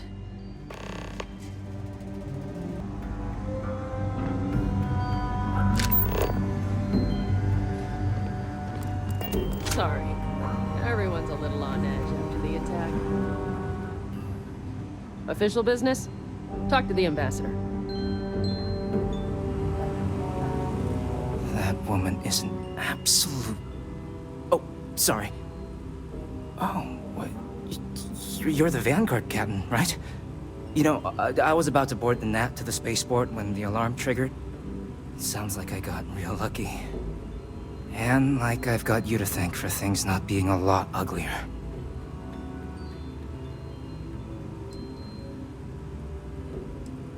Heard that, huh? Yeah, the ambassador likes to treat us like family, yeah. And she doesn't care for most of them either. But look, they said you were coming here on official business. The ambassador likes to handle all that personally, even if she does have trained diplomats here to help her. And I don't want to get shipped back to Aquila City, so you should probably go speak to her.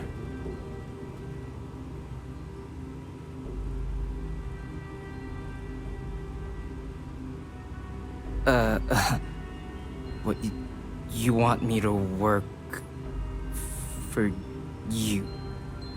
Huh. Maybe, let's go somewhere to talk.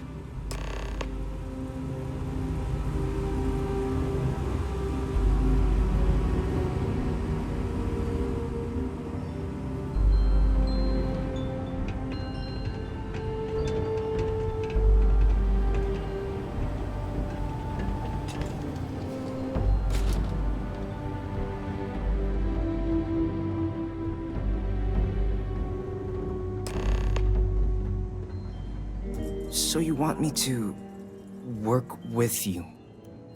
But why now? Why me?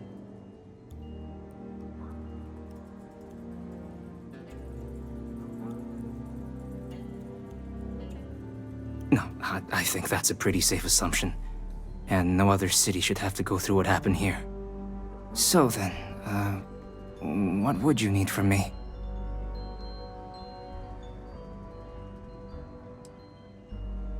Quarters. Well, that's doable. And you and the UC will be providing me with what for my services?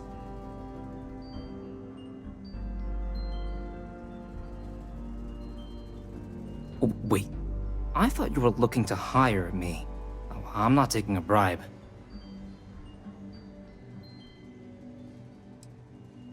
Really? Okay, you've got yourself a deal. Okay, so there's a utility corridor that leads to the ambassador's quarters, which you can access through the main conference room. Here, the key. Whatever you do, don't let the guards see you entering or exiting the utility section, or you're gonna be in serious hot water. I'll keep an ear out for more instructions from the UC.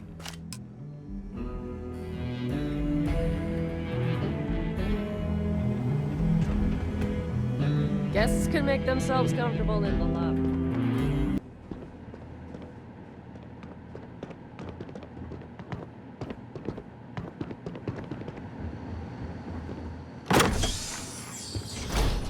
Something you need? Bye for now.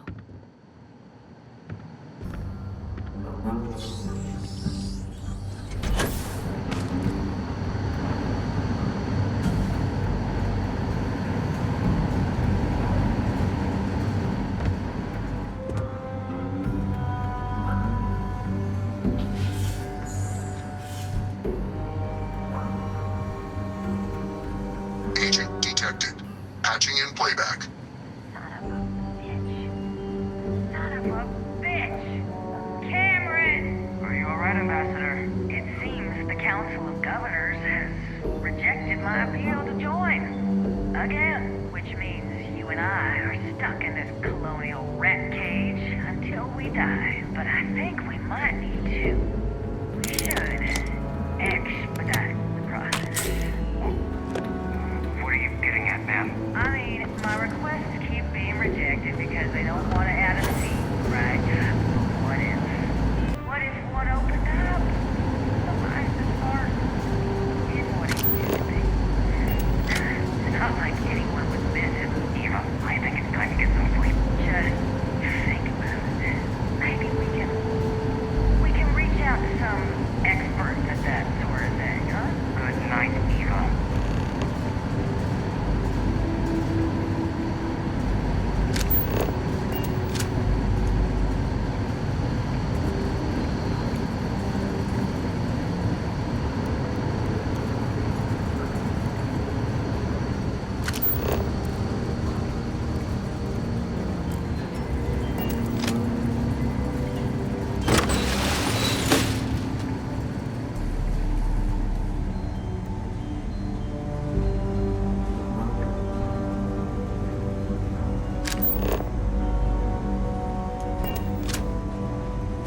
It's like you've tapped into the universe itself.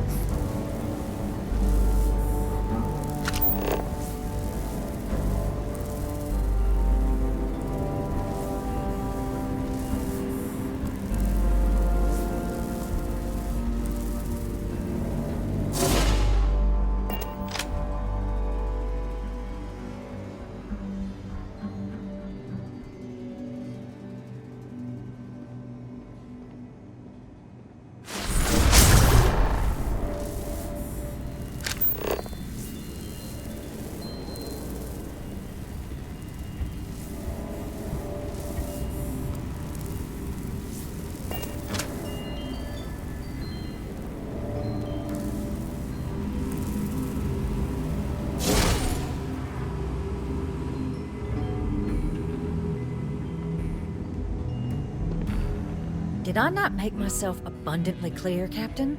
You're not getting access to the archives. Excuse me? I have no idea what you're talking about.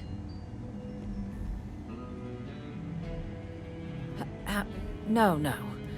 If the Council found out, I'd lose my position. I'd be exiled. Look, I believe we may have gotten off on the wrong foot. The issue at hand is one of trust, no? So perhaps if I can trust you to keep this little secret between us, then maybe we can find a way to trust the UC with access to the archives. Good. I appreciate you working with me. Just like I'm sure our great powers will. In fact, I think there's an opportunity here. Keep both our factions happy and ensure an air of legitimacy to the whole proceeding. I can only let you get the information on the terrormorphs. Anything else and people will get suspicious. And all research will need to be monitored. Freestar scientific observers making sure everything's being used for the right purposes. But those 2 items should be enough to allay any suspicions.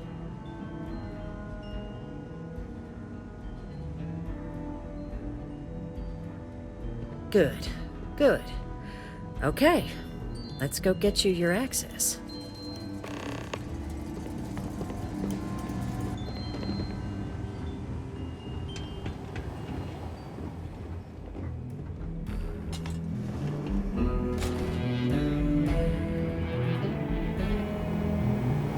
They tell me it should only take a moment.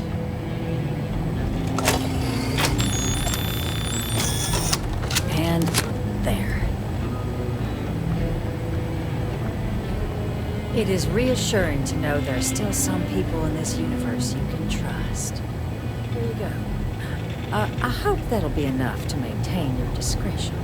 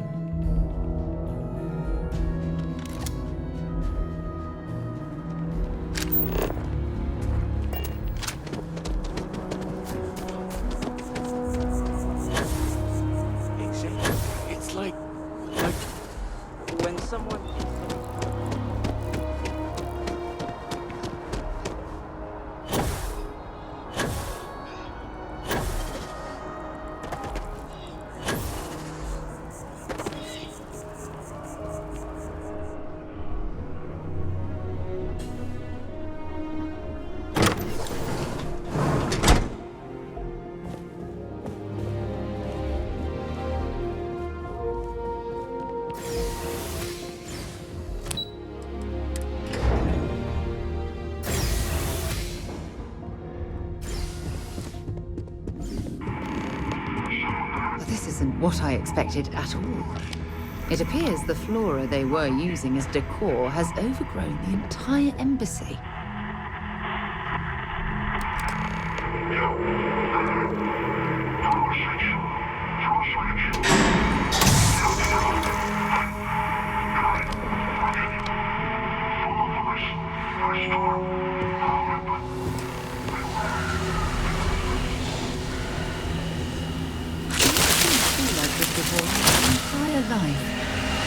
It'd actually be more fascinating if its branches weren't threatening.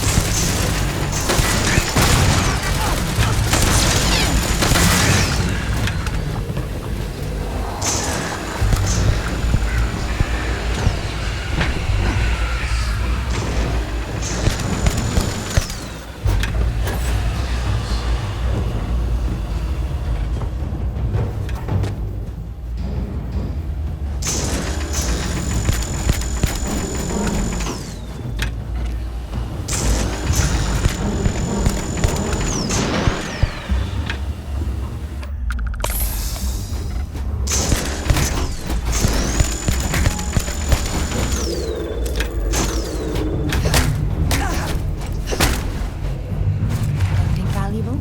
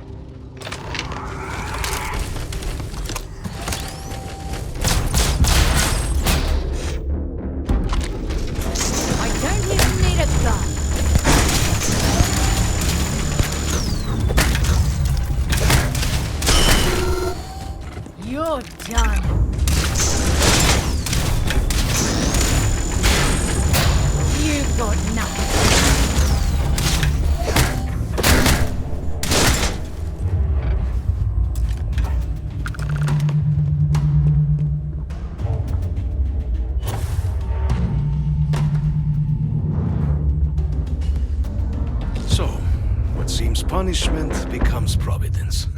A reminder we can never truly know the Great Serpent's designs for us. You have my thanks, and my apologies for the ordeal you just endured. Come, let us discuss.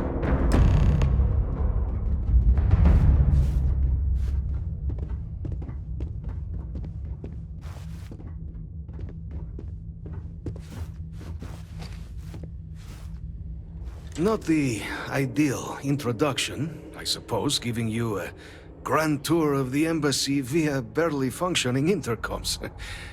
I do greatly appreciate your persistence. I suspect the Venom tree upstairs has worked itself into more systems than I'd realized. But then again, who could cage such a beauty? Tell me though, what is it like outside?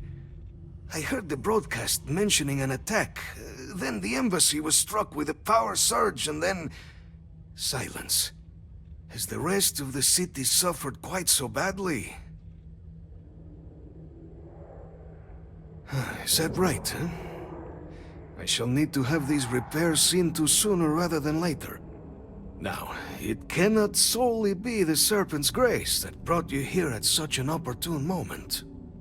You were sent by the UC. That much is obvious. Who else could just waltz through my door? And the broadcast spoke of terrormorphs at the Spaceport. A worrying occurrence, certainly, but coming here of all places, when all I could provide is some enthused cheerleading and... an archive code. So the UC requires information, then. On terrormorphs, presumably. Do I see this all clearly?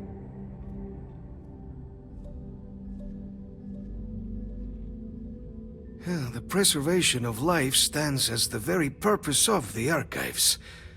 Using its data to prevent more attacks, there is logic there.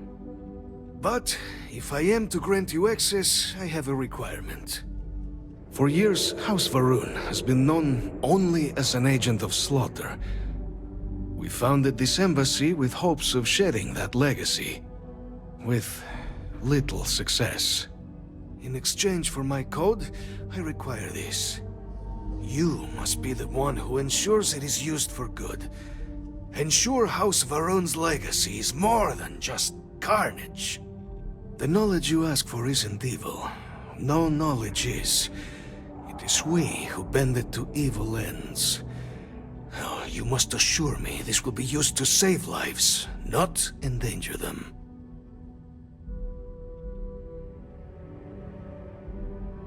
We'll do everything we can to make certain that happens. Well, then I shall not fear. Please, follow me.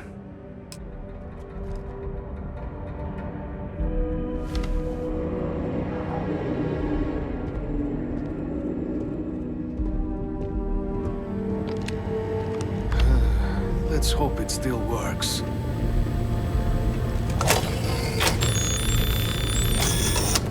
And there. Let it be used for good.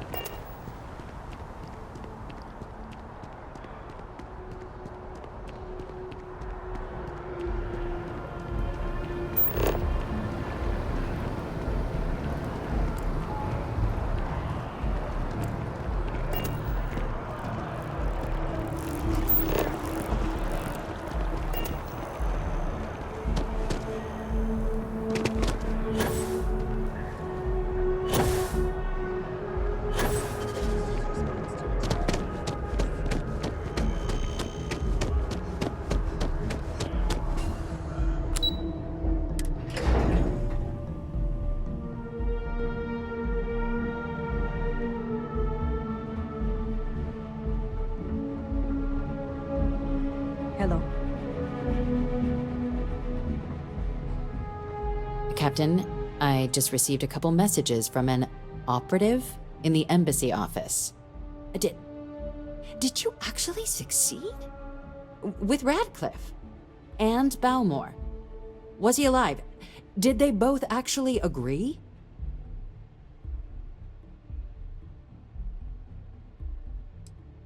You saved him. You Vanguard really do take that above and beyond thing seriously, don't you? Fine work. And now, I've already arranged everything with the archival monitors. When you get down there, the UC monitor will give you instructions on how to deploy the codes. Follow them to the letter. Here, the UC code piece and an archival access card. The entrance is just on the other side of the plaza across from Mast. Absolute best behavior down there, all right?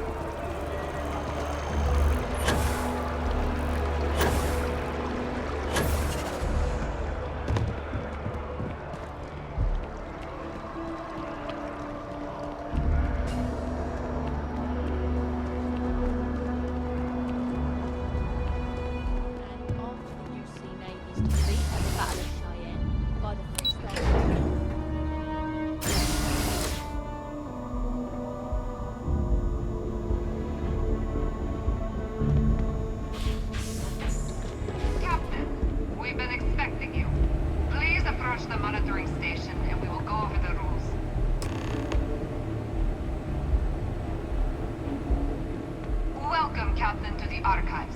To proceed, you will need to deposit your codes into the 3 corresponding receptacles. Once they are verified, I will open the door. Your data resides in Unit 18. You will not be able to access any of the other units. Once you've collected your data, return to the entrance. You may insert the first of the archival codes when you're ready to begin.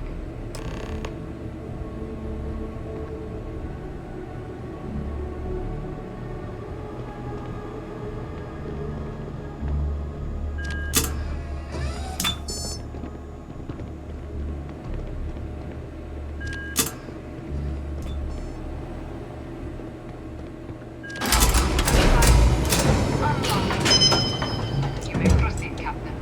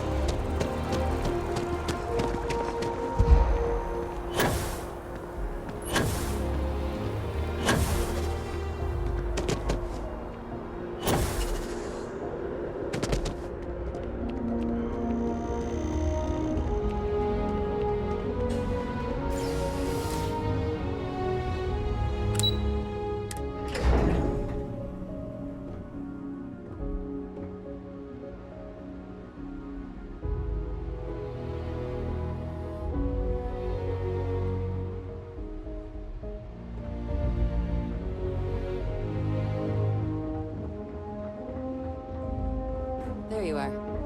Captain. Surprised to find out we're having visitors as we work. Major Sinan and I were just discussing the merits of your planned interfactional cooperation. I think it's a great idea. Get them invested in the solution. Make it clear we've got nothing to hide. I'm sure they'll be lovely house guests.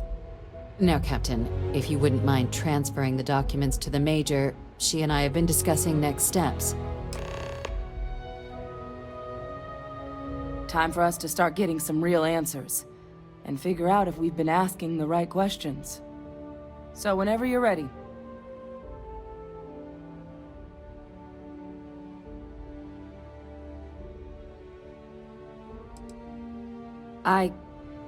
Yes. It will be. Percival and I have done our damage. This is us starting to put some things right.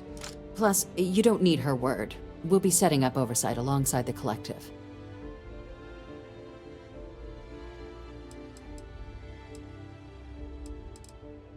Acknowledged and accepted, Captain. So with the data out of the way, we've been discussing where exactly this work's getting done.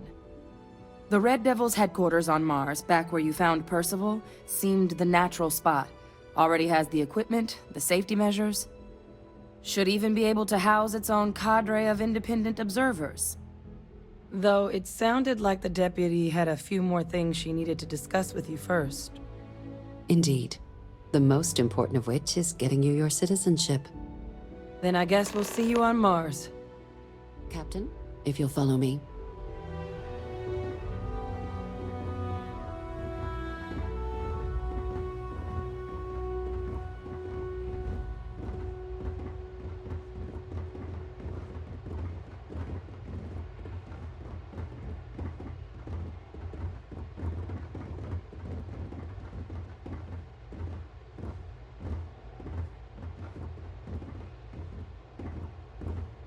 You see that scientist out in front of mast, staring at trees, sounds upset? Whatever it is, it can't be that bad, right?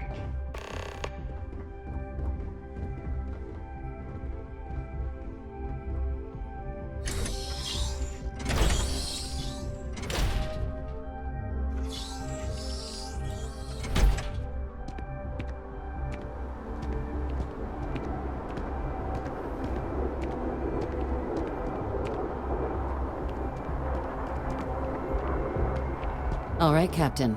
Are you ready to become a citizen of the United Colonies? Good. This isn't the only item we need to discuss, so I'll give you the short version. Please raise your hand. Captain, through your actions today and in days past, you have earned your place among the United Colonies. Through service, bravery, strength, and upholding of the mutual good. Will you carry and cultivate these values for as long as you remain a citizen? Then, Captain, I'm pleased to welcome you into the United Colonies as a full citizen.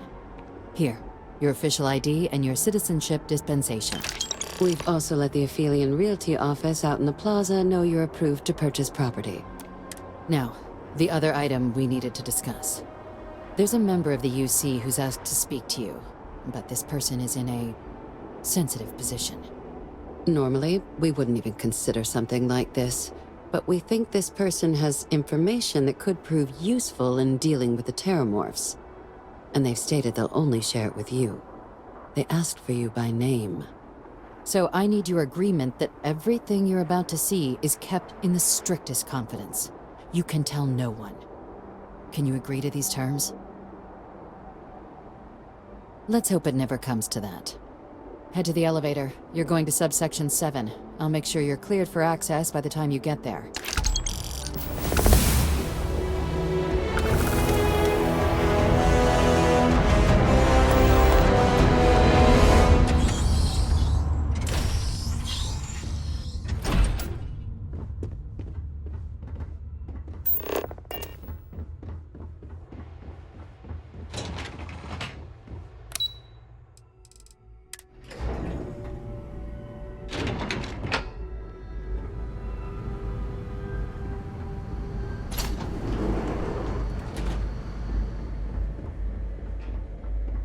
Lived in New Atlantis almost my entire life, and I had no idea this place even existed. The UC certainly excels at keeping secrets. But there are no additional visitors permitted. Your friend's gonna have to wait out here. I'll be fine. You go on ahead.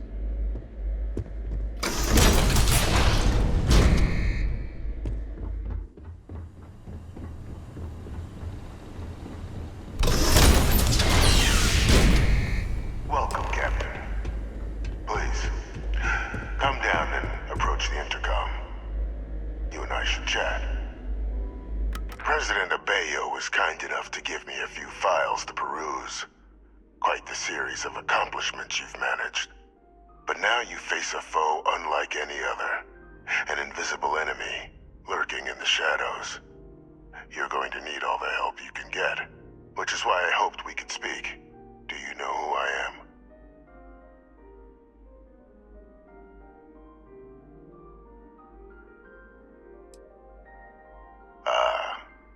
There's a reason for that. Introductions first, though.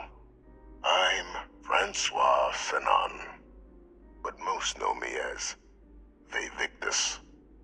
I was an admiral during the Colony War, one of its great villains, if you believe the slates. I was to be executed for my crimes, but the previous regime deemed me too valuable to simply discard. So they put me here, a sacrifice on the altar of peace. Even my death served the colonies.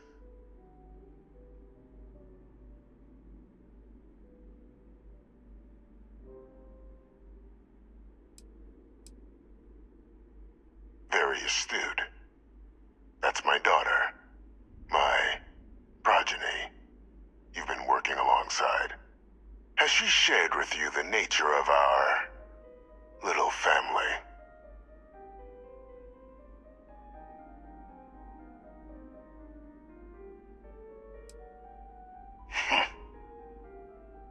Unfortunately, I'm inclined to agree with you.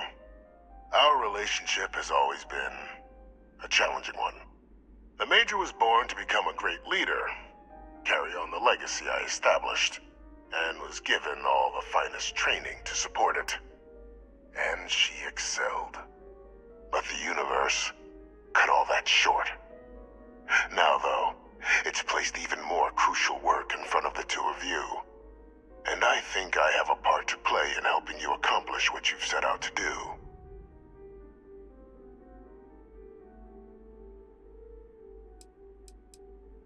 It was an attempt by the United Colonies to solidify its own legacy, forging a new generation of great leaders. They were raised by adoptive families made up of scholars and tacticians, trained at the United Colonies' greatest scientific and military academies, displayed incredible promise. But by the time the Colony War came to a close, there was only Hadrian. But that's ancient history now. You have much more pressing matters at hand, with which I can help.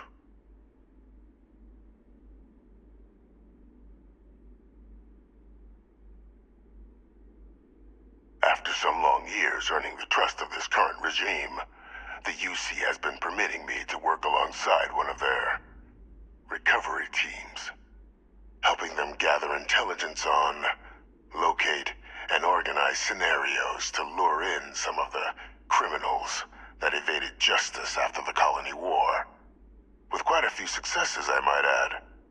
But in the process, I managed to find something else. The names and locations of Hadrian and Percival's old research team. Valuable manpower for the effort you're about to embark on. I'll tell you where they are, but in exchange, I need something dealt with.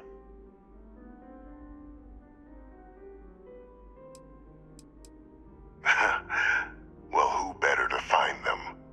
But many of them I knew personally, and I've always had a mind for details. Where someone was born, next of kin.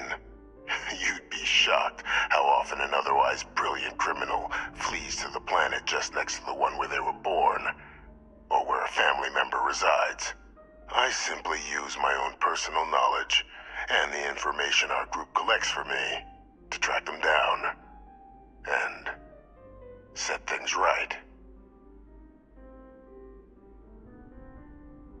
There is a former colleague of mine, a man by the name of Dr. Reginald Orlase.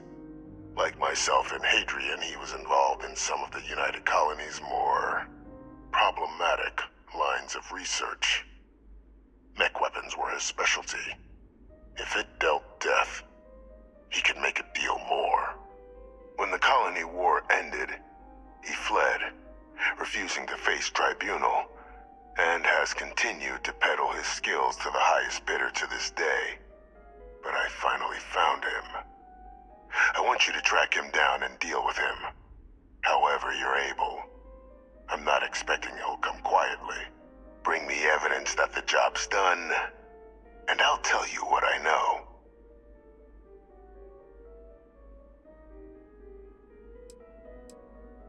You can certainly try, but the man's been out there 20 years. He's likely gone feral by now. Easier for all if you simply blow up his ship and be done with it.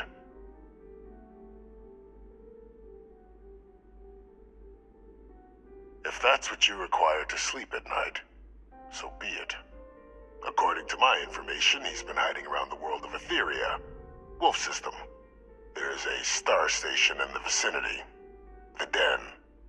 The head of the local Vanguard, one Captain Marquez, should be able to help you find our man.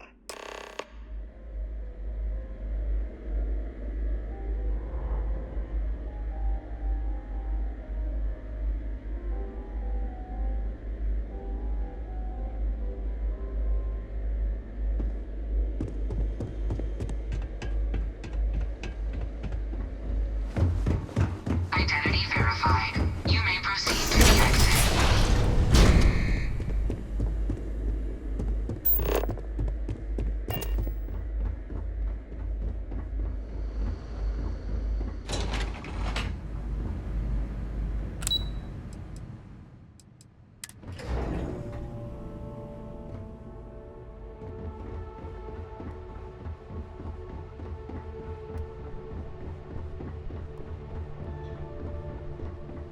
Captain, did your meeting go well? I hope it's clear now why we needed you to agree to all the secrecy.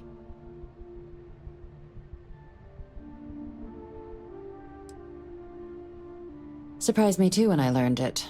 But the prisoner has proven useful over the years, and kept far from any major decision-making. But I do think it's worth re-emphasizing. No one else can know about this, all right? Good. Because bringing this up to the outside world would create the unfair appearance, Captain, that you're unhinged. And that's not a good look for any of us. Now, was there something in particular you needed to discuss about what we were just discussing?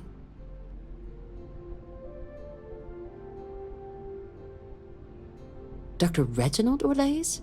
He's finally found him. Of course, killing Orlase is completely out of the question, but bringing him to justice... He's been on the lam for years. That'd be a huge win for the UC. What's being offered in return? Really? He found the members of the research team. We'd already initiated a search for them, but it'd save a lot of time and manpower if he just gave us that information. Captain, if that's the deal, you have my endorsement. Just so long as you make every effort to bring the man in alive. Now, was there anything else you wanted to discuss regarding your meeting? The Den? It's a star station. Orbiting Wolf, the second star station actually to bear that title. The first one was blown to smithereens by House Varun during the Serpent's Crusade. The place has always acted as a remote strategic hub, primarily for repairing and refueling UC military vessels. But because of its distance from the rest of the UC, things there have always been a little more lax. Patrols included. I can think of worse places in the galaxy for a criminal to hide out.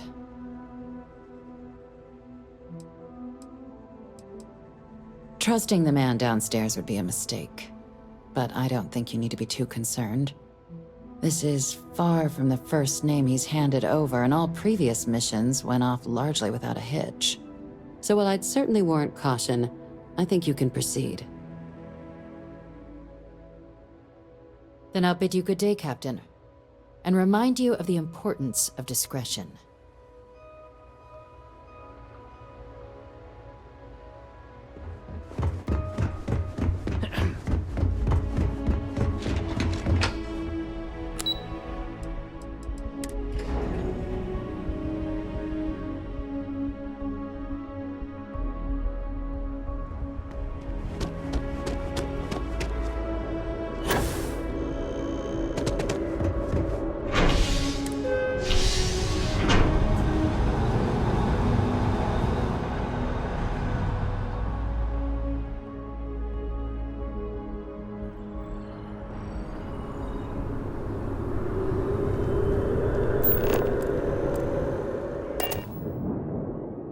After you, Captain.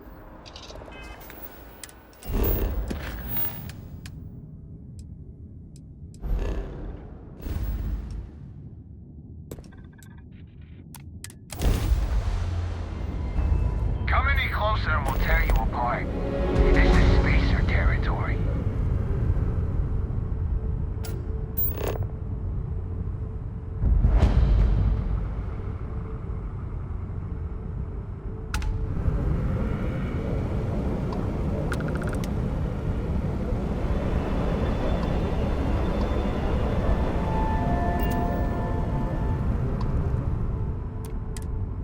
Responding to hail, you are cleared to dock. Welcome to UC Space.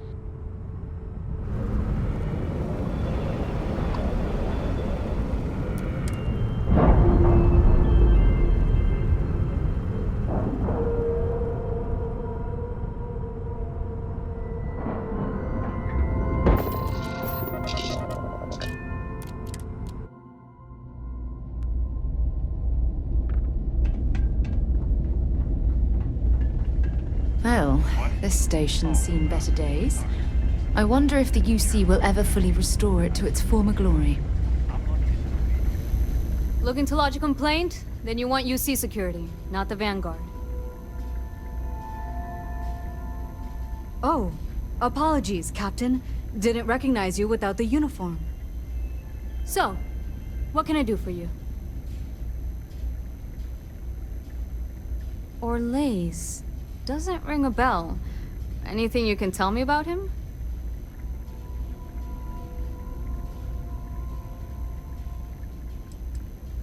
A man? Living around Etheria. The gas giant. Only one ship like that I know of. Never docks. Doesn't respond to hails. They call it the Warlock.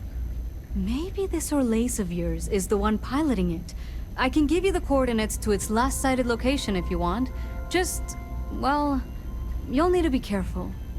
That part of Etheria's sky is an old debris field. Plenty dangerous.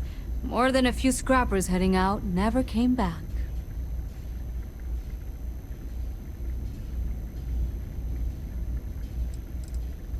Things you should know? The den's not really that kind of place. This is a quiet assignment. Keep an eye out for pirates, make sure smuggling's kept to a minimum, occasional rescue job out in the debris fields. Otherwise, it's mostly long haulers and staying ready for the day the Collective wants another round, or House Varun comes back in force.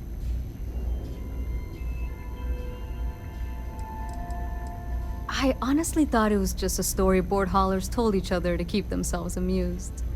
Pretty surprised to find out he has a name. Like, finding out the Grim Reaper's named Mitch or something.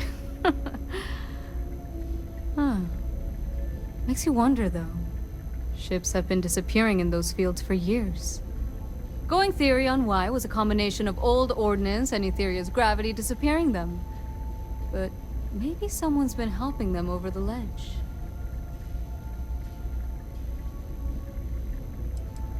Well, the original Den Star Station was destroyed decades ago during the Serpent's Crusade by marauding House Varun zealots. Big part of the remains from those battles ended up gathering around Etheria, forming a nasty debris field. Every now and then, some headstrong scrapper comes limping back because they hit an 80-year-old mine. Or sometimes they don't come back at all.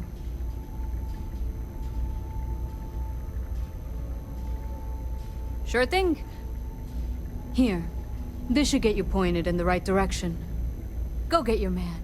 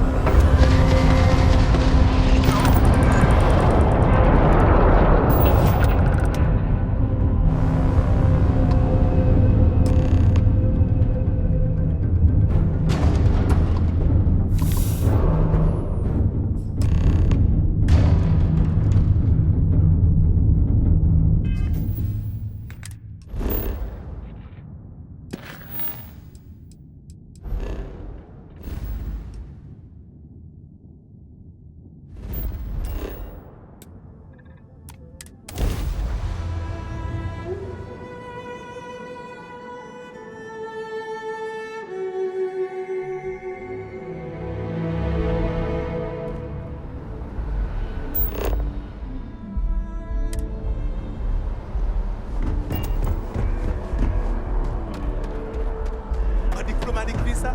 You can't be kidding. By the way, Captain, serving you.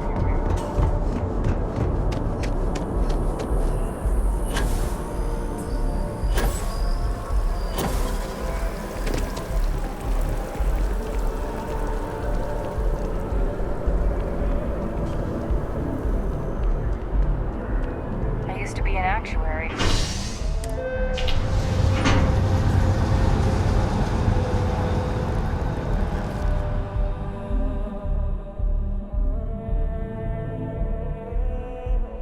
You've got something for me? Another day, another credit.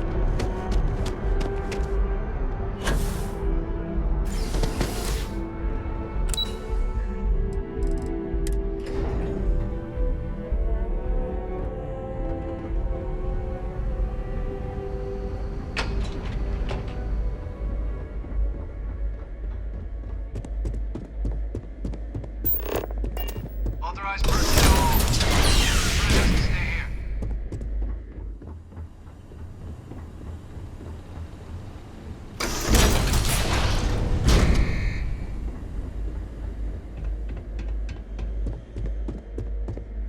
Welcome back, Captain. Do you have some news for me regarding Dr. Orlase?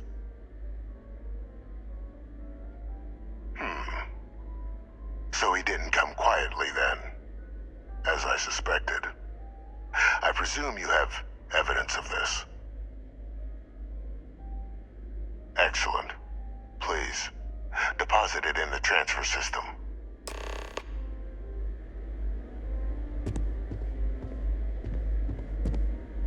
Transfer accepted. Would you look at that? Kept it all these years. Some simply couldn't let go of that old world.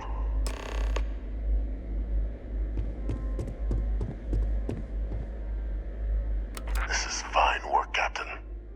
I can ensure the remaining team members find their way to the Red Devil's headquarters. Except for one. That one you'll need to collect yourself. His name is Kaiser. You can find him on the Freestar world of Nira, wandering the battlefield there. The area was ground zero for xeno-weapon deployments during the war, so I would arm yourself appropriately. And I think you'll want to check in with Hadrian and Dr. Walker before paying it a visit. Kaiser will likely have security protocols you'll need their help to overcome.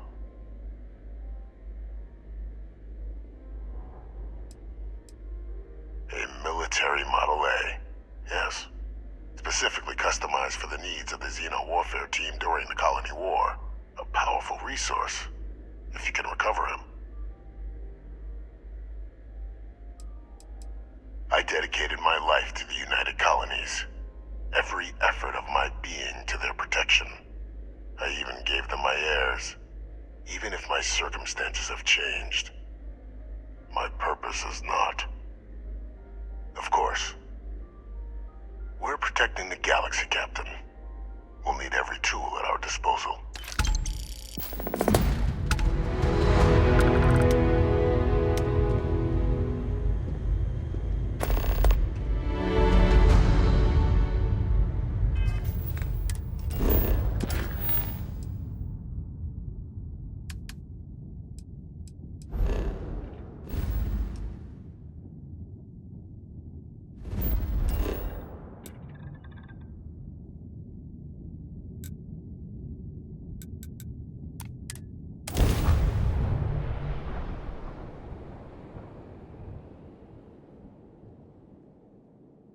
Levels look good, suit integrity normal. Hope this place is worth the trouble.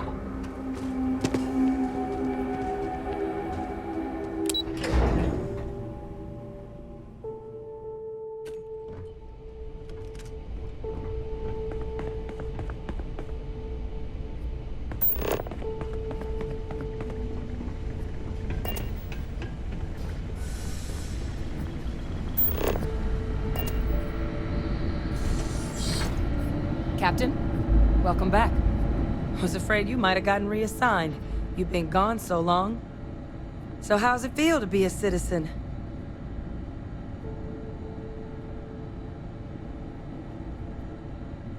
It should. You risked life and limb to earn it. Though I have had my own personal struggles with the United Colonies, I'm happy for you. I really am. Congratulations. But it is real good to have you here again. We've been going through the terrormorph data and, well, we're gonna need all the help we can get. These logs, they're even more thorough than I remembered. Genetic workups, population statistics, hell, even their food chain. I'd completely forgotten, for example, that there was a creature that actually ate terrormorphs. At this point, the data's given us more options to explore than we have people to work on them.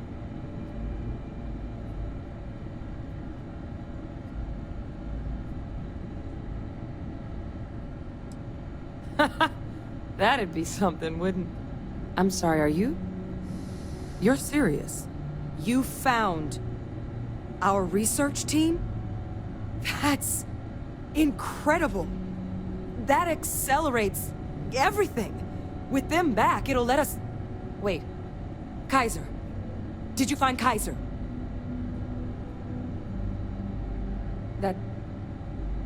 That's right. You would need that.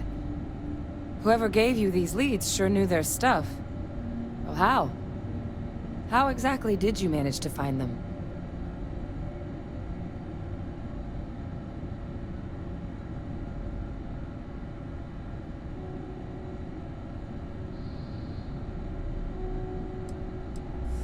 That's not funny. Seriously, how'd you find them?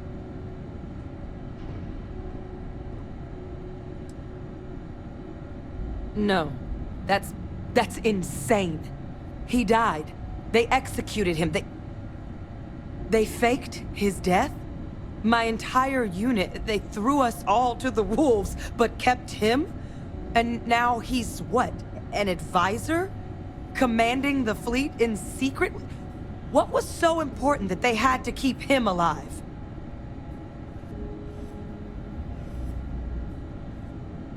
Well, they certainly picked an expert, didn't they? He's alive. Vae Victis is still alive. I don't care if they're using him to solve world hunger. The man is a criminal. How could the UC do something so foolish? I guess it makes sense, though, doesn't it? The UC of that era only created me because they were afraid of a world without Vae Victis in command. Why would they get rid of him? As long as I live, I'll never understand the loyalty that old bastard elicited.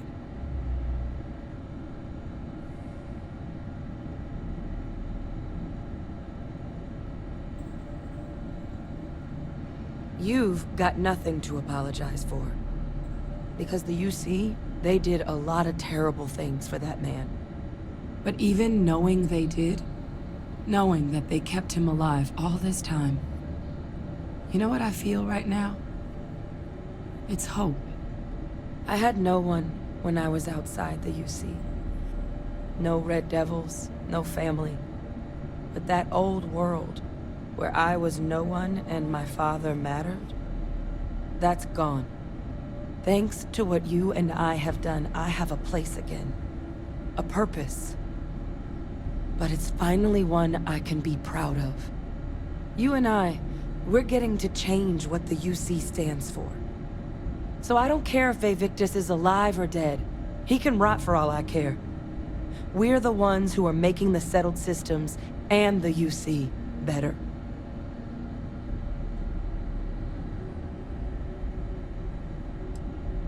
Precisely. Because there's nothing we can do about past choices. What we can do is try and make the right ones now. So, let's get back to the business at hand. Now, my father just handing over the information on the research team and Kaiser out of the clear blue, I can't say I trust it. But if he has something to gain from helping us prevent terrormorph attacks, I'm not seeing it. So while you'll absolutely want to be cautious, what would you think about trying to bring back Kaiser?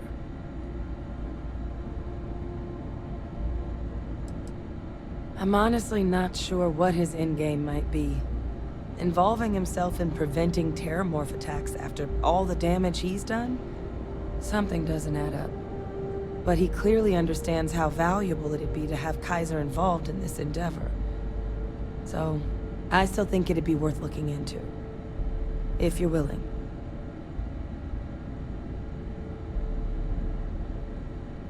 I think it's the right call. But if Kaiser has been out wandering on his own for all this time, you're gonna need a couple things.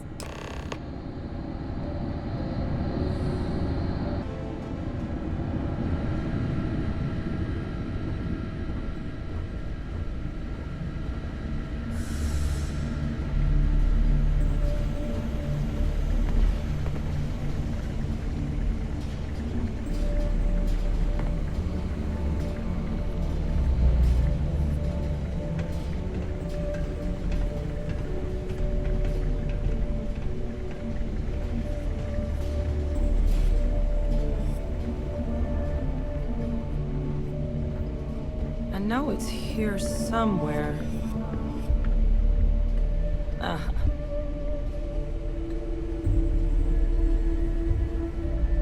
Here, Kaiser schematics.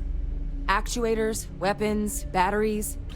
That old robot's been MIA for a while, so chances are he's gonna need some repairs. He's also got a lock on his voice controls.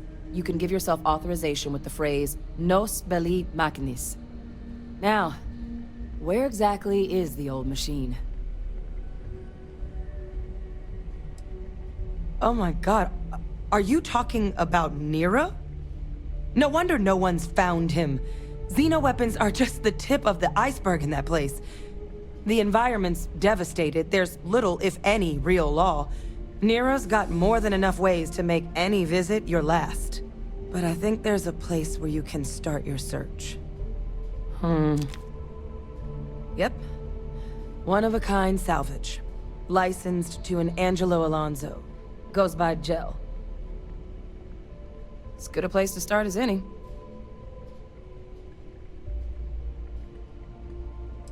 Kaiser lets us do fieldwork with a level of precision that there's really no other way to accomplish. More than a few of the options we're looking into. Detectors to uncover the terrormorph transmission method, or crafting a targeted biological agent. They require highly specific materials to test against. And asking a group of Marines to accompany us for that kind of work, well, it usually ended up with ruined samples and wounded teammates.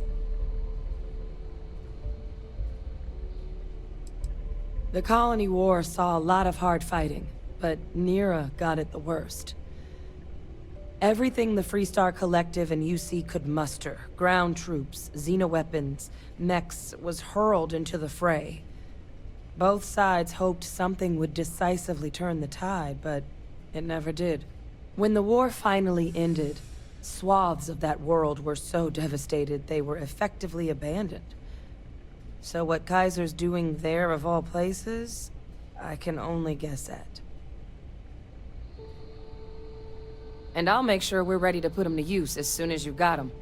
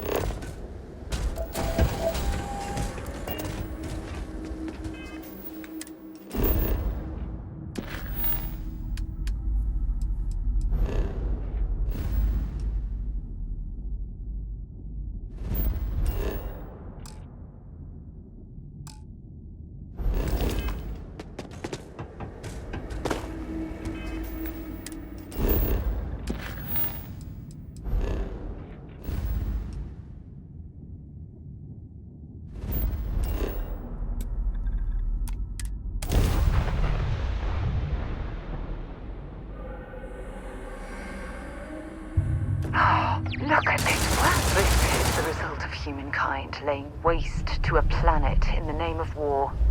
The ecosystem here has been totally destroyed.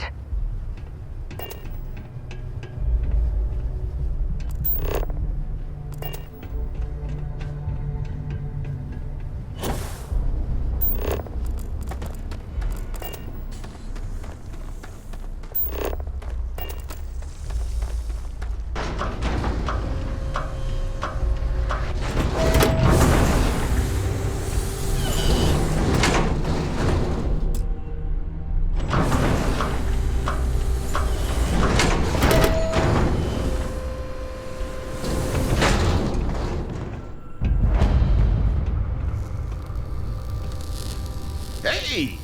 New model on the floor. Welcome to the one-of-a-kind. Refuge and rest home for the hardest scrappers anywhere. Name's Jill. Proprietor. Not here to make your fortune out in the fields then, huh? Suit yourself. But there's no bot named Kaiser around. Oh, unless you mean Captain Ahab? At least, that's what we've all been calling him. No clue what his actual designation is, since he's got some sort of security protocol that prevents inquiries and general chit-chat. But he's a combat bot, right? Yeah, that machine's been out there a while now, hunting this one siren. His white whale. But it's been a while since anyone's laid eyes on Captain Ahab, though. Maybe he finally got the thing. Or it got him.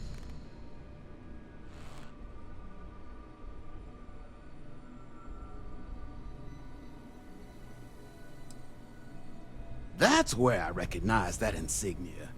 Red Devils. Yeah, Ahab's definitely your bot. So, sounds like you've got two options. You can wander around out there, hunting your bot, little old white whale of your very own. Maybe you find him, maybe you get yourself killed. But knowing this rock is part of what we do here, so if you want to find him a whole lot faster, I'll sell you what I know about this. Kaiser's location. Going rate's a little steep, but I'm willing to negotiate.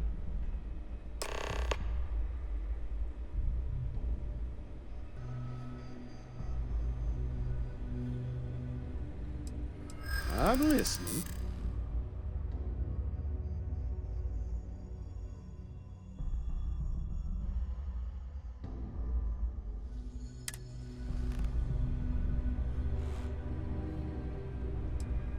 Maybe I could make an exception.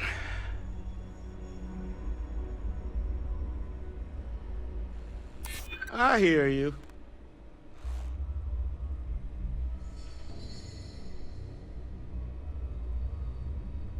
Don't get ahead of yourself.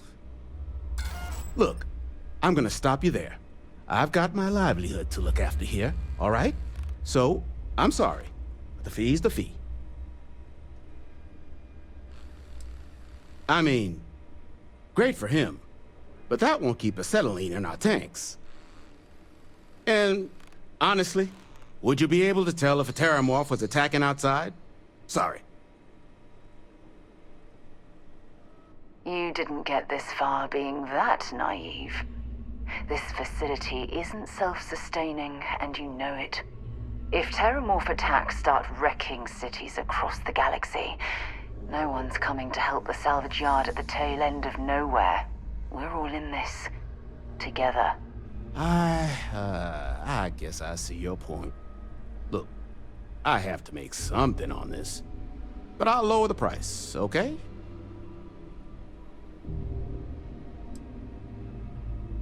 Pleasure doing business with you. So, last anyone heard of him, he was out near the Syracuse. Shipwreck about a quarter-click down the main strip. One of my roughnecks said he heard some kind of beacon. Just keep your ears open. You should find your machine.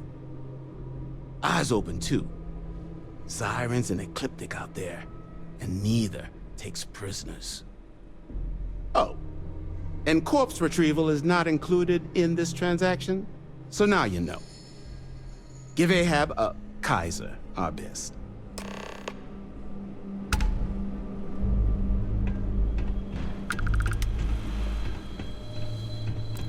This place used to be a repair facility for mechs back during the war. Now we butcher them for fun and profit.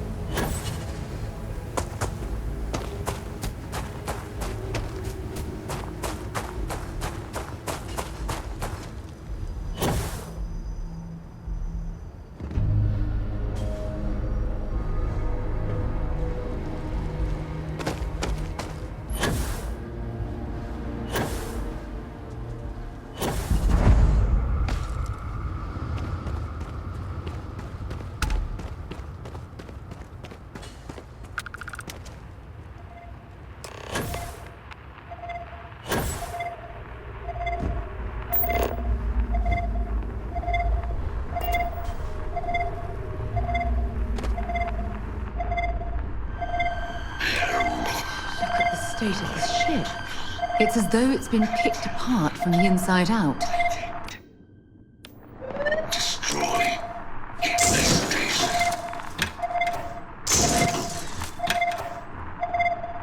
Biological contamination. Eliminated. Password required. Voice controls unlocked. Attempting to resume. Attempting to. Error. Power level insufficient. Battery required. Type microcell. Acquire it. Salvage yard.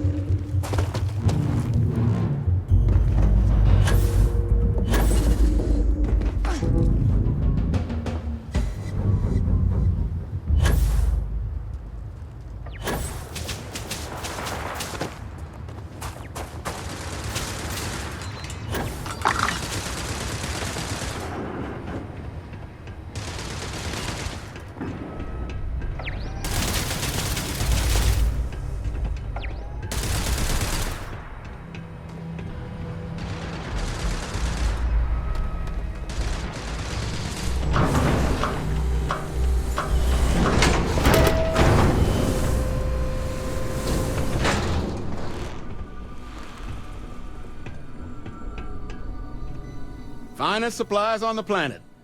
Also, only supplies on the planet. Ah, so that's where your machine's been. Ran out of juice. Heat leeches, wasn't it? Those little stowaways are everywhere on this rock. Suck the power out of a pen light if you let them. But a microcell.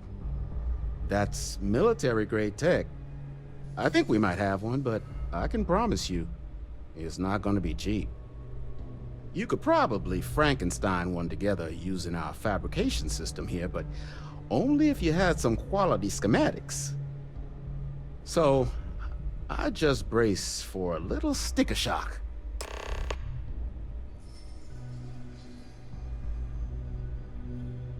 Wouldn't have lasted real long here, doing what we do without a top-notch fabrication system.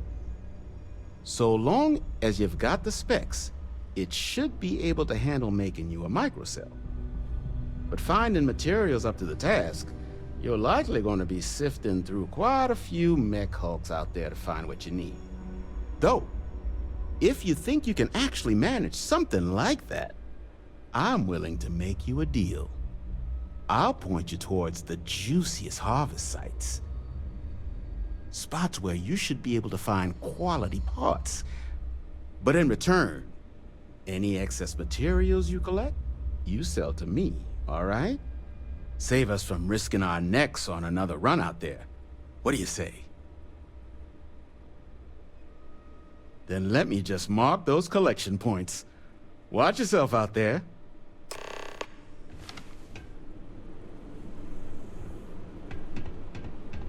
What I wouldn't give for fresh terror brew Don't forget, right now. Here's what I've got.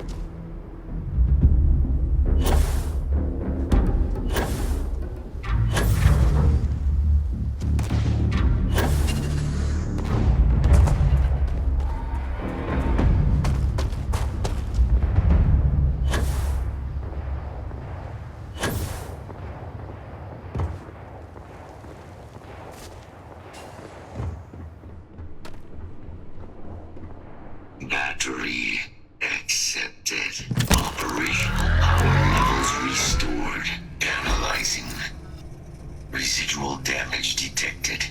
Impact shielding. Visual systems. Damage within acceptable limits. Thank you for your aid. I must resume my mission. Please step aside.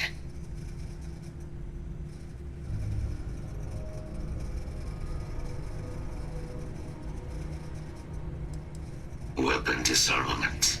High risk. So I will ask you to stand aside.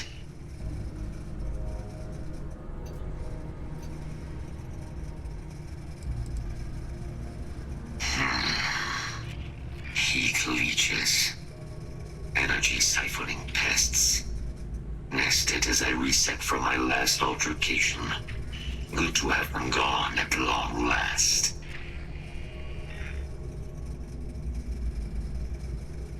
Major Sanon will have to wait. I cannot leave my mission.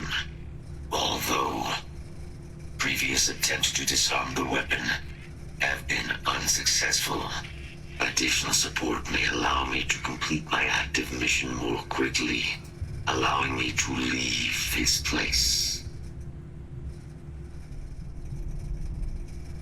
My mission is the disarmament of Unit XW-99. Designation, Siren. Nearest final active Xeno weapon. 99 has proven a far more formidable adversary than its peers. Will you aid me with disarmament?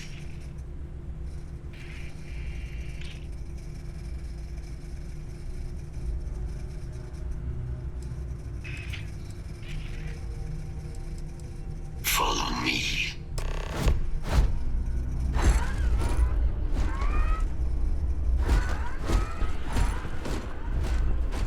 Mind your step.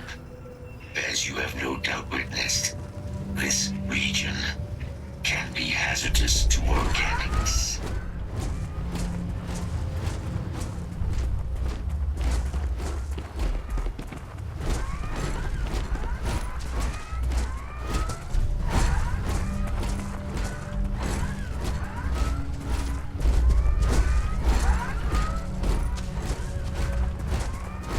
Search protocols triggered.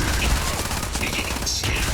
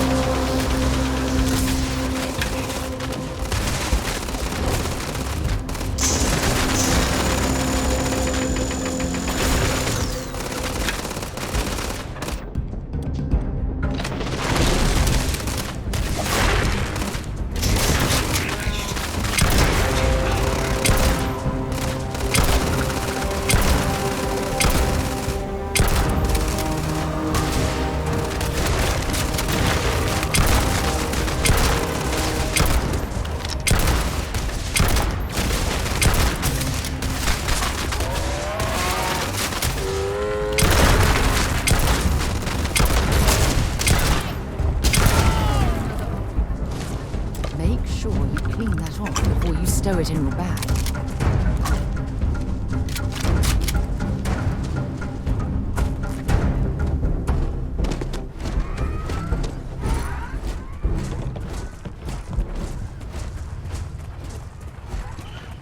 Ecliptic must be getting desperate if they've resorted to searching piles of scrap for mech parts.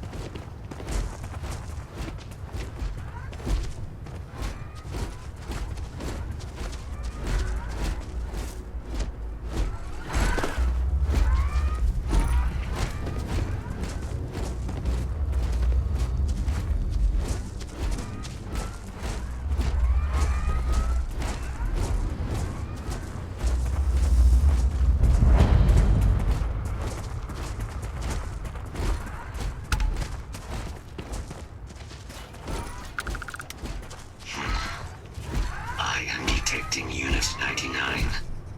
But there is a complication. Unit 99 is on the other side of that ridge. But it appears to be under the control of hostile forces. Sensors suggest Ecliptic, a mercenary company like Ecliptic, would only want Unit 99 to utilize it as a weapon. This means Unit 99 must be disarmed immediately. Standard procedure would be a frontal assault on the outpost. No quarter given. Do you concur? I'm in total agreement. A frontal assault sounds like it's in order. Moving out.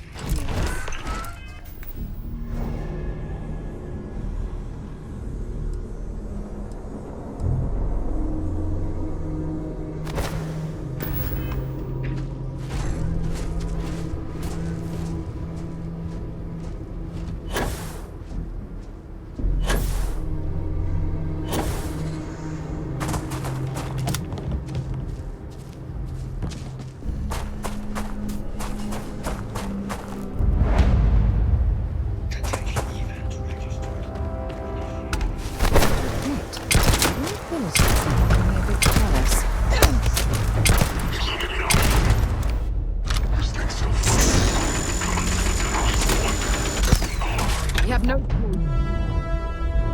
choice. Just take them all down.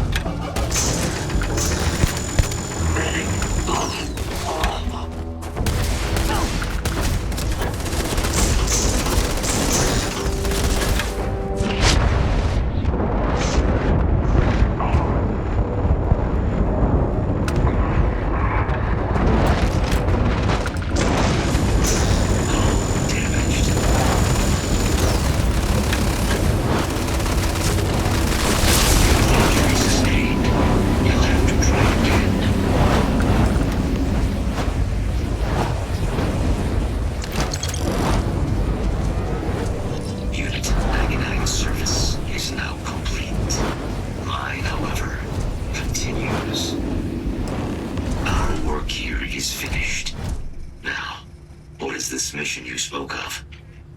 Major Sanan is involved. A plague of terrormorph attacks. That is disconcerting. You are docked at one of a kind. I will meet you there.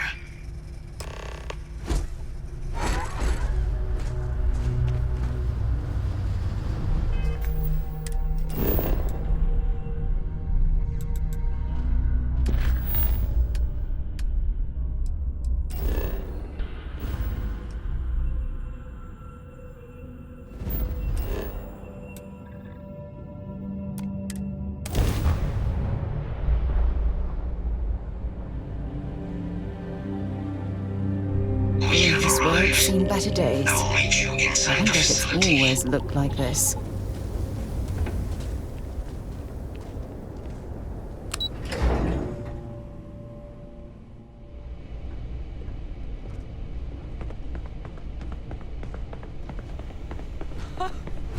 I can't believe it. Major Sanan, Dr. Walker. You're in better shape than I expected, Kaiser. Shouldn't take us long to get you back up to full fighting capacity. This is good to hear. I was told there was a new threat on the horizon. I wish to learn more. Percival will give you the full story. Plus, get you dressed for the occasion. Occasion? Where are we going? Londinion. Londinion. Doctor, I will require additional armaments. That's the plan. Come on. Captain, you're with me. Time to walk you through what we came up with.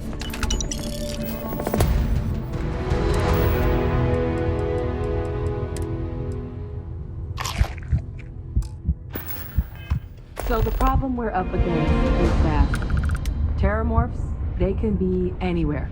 Meaning us finding and disposing of them ourselves isn't an option. But what if we could let something else do the work for us? Come on, I'll walk you through what we're thinking.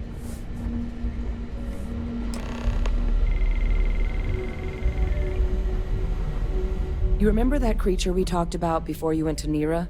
The thing that eats terrormorphs, the Asyles? Apparently, they were bloodhounds for terrormorphs. But when the UC ran low on synthetic foods during the Colony War, the Asyles were chosen to fill in the gaps.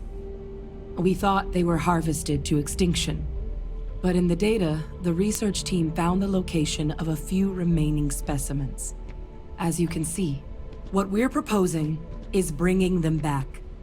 We'd breed populations of them, distribute them to human worlds, and then let nature take its course, using a method that thousands of years of adaptation have already perfected.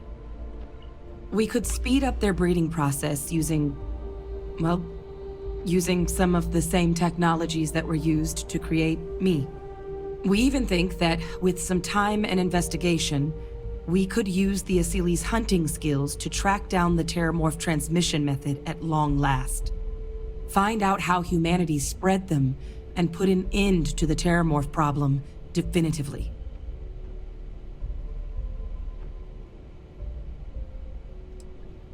I suppose that's a fair comparison.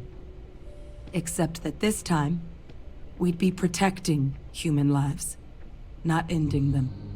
Now, there is another option for removing the terrormorphs from our worlds.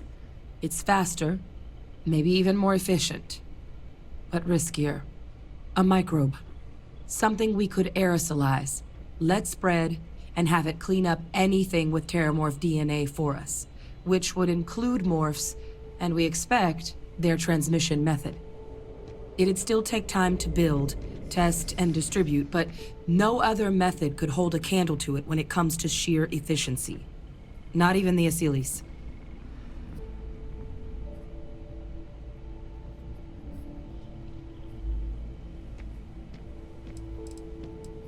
Percival assures me that they're minimal. He'll be able to encode safeguards against mutation in the agent's genetics, so that they stick to the task of cleaning up terrormorphs. But the microscopic world has a tendency to behave in ways you can't always predict. So to say there's zero risk would be a lie.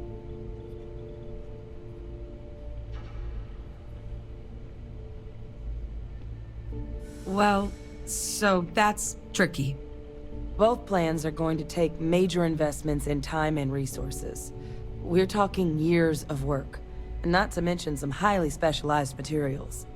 Terrormorph cell lines we can breed quickly and consistently to test on. Asyles' gene samples we can use to rebuild their bloodlines. Or sharpen our microbes' tracking skills. Not the sort of things any labs just got lying around. But we think we found a lead. One place in the known galaxy where we know we should be able to find all the materials we need. All paths lead to Londinion.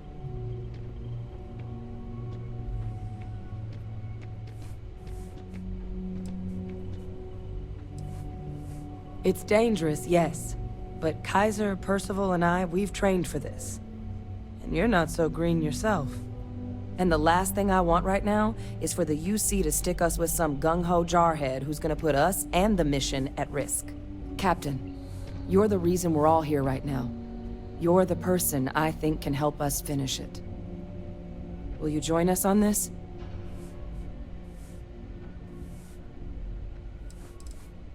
It was the central hub for Asili's processing during the Colony War.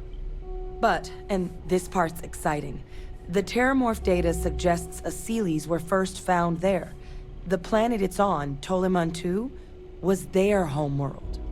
Meaning, there's a very good chance their prey, the terrormorphs, came from that same world. Which would also explain why no one ever suspected that planet as the terrormorph source world. The Asilis were too damn effective at cleaning them up. Additionally, it explains why once the Asilis were gone, the outbreak there was so catastrophic. Londinion could very well be where the terrormorph saga began. And the key to its end.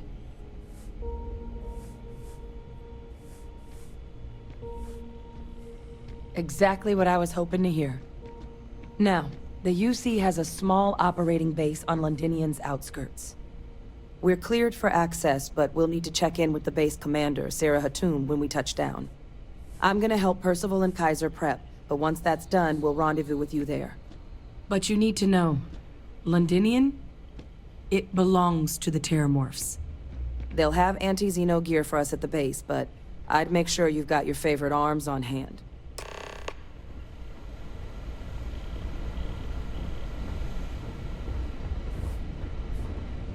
Hey.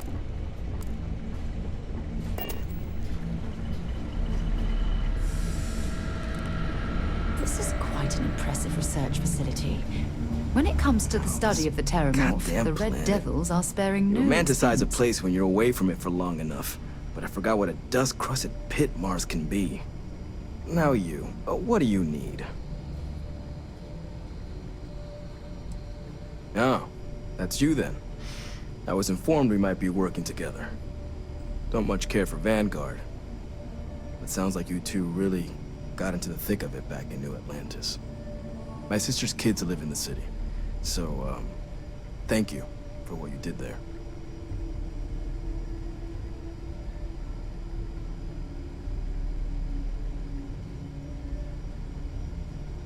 Yeah, they both came through okay. One science division, others an artist. Effectively useless human beings that would have had no reason to be anywhere near the fighting. Still, would hate to see anything happen to them.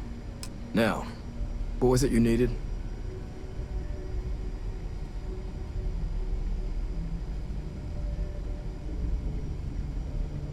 No more reliable hardware in the galaxy.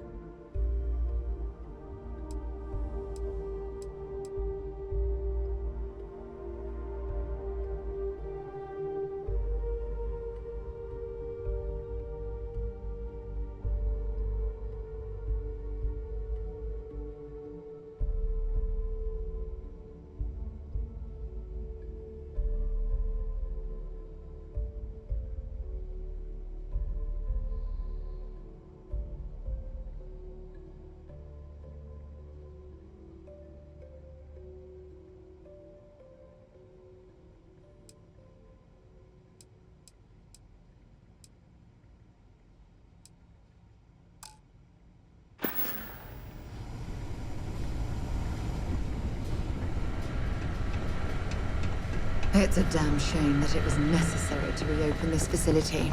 But someone has to deal with the fact that the terrormorphs have resurfaced.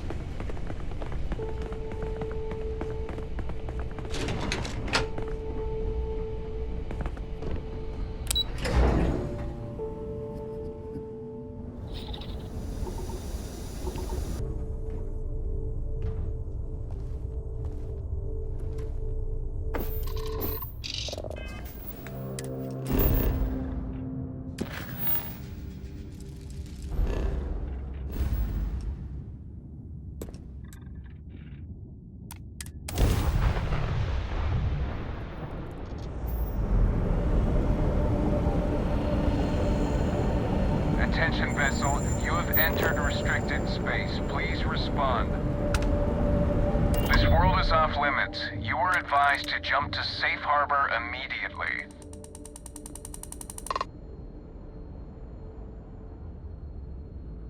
Let me check my logs. All right, you can proceed. We'll let them know you're on your way down.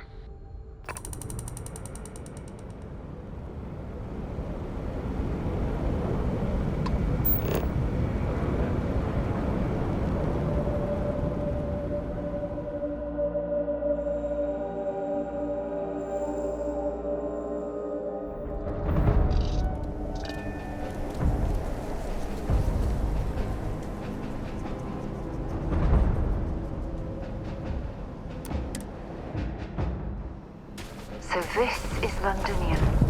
I've heard the stories, but I've never seen it with my own eyes.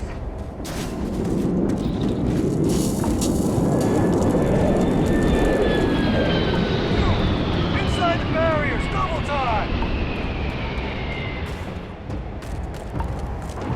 You a casino unit? You head to command, far end of the compound.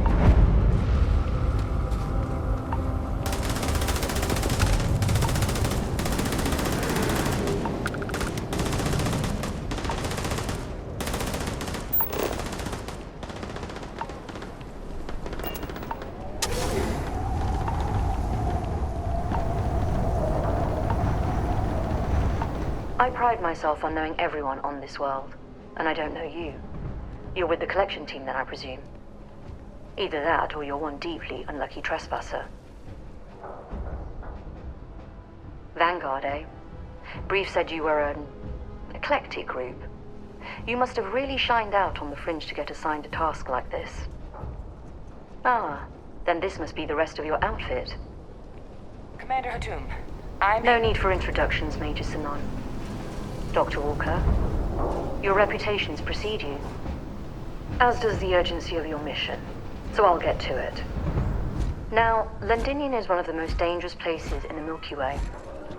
It's with good reason my soldiers and I do everything we can to avoid entering the city. Terrormorphs are omnipresent, and the structural damage left behind when Major Sinon's father bombed its spaceport has turned large swathes of the metropolis into a decaying labyrinth. As such, we'll be providing you all with gear, information, and uploading municipal unlock codes to your robot. Every tool you could need to succeed out there. Except one. Once you're on the other side of those barriers, you will be on your own. If you get into trouble, my people will not be coming. Do we understand each other?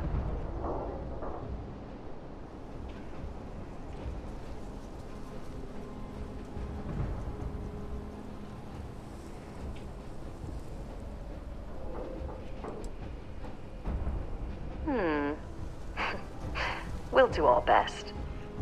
I'll leave you to your preparations then. You can find your equipment in our armory, base of the tower just outside. And I do believe there's someone waiting for you there, Captain. Now, once you're outside the base, it's my personal suggestion you make a beeline to the nearby Aegis plant. It contains one of our field caches. Though I can't guarantee it won't contain anything else. I hope you all find what you're looking for out there. Robot, you're coming with me. Yes, ma'am. Thank you, Commander. Percival, you all set to hook into their comms tower? Should only take a few minutes. Let's get this done and get the hell out of here. Percival will be scanning the city for our samples from here. When he finds one, he'll transmit the coordinates to us out in the field.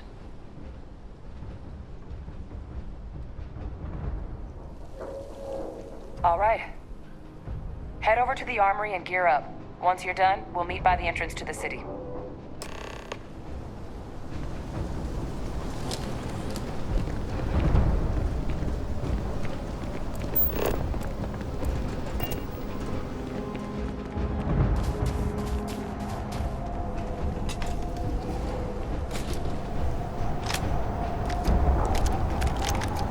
Excuse me.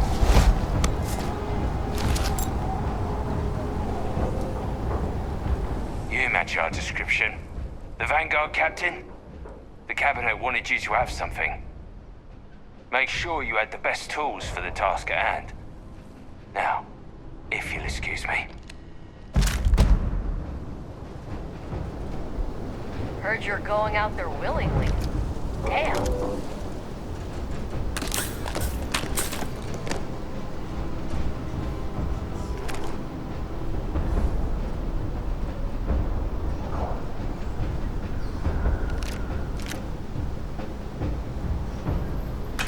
There's a huge difference between being prepared and carrying too much.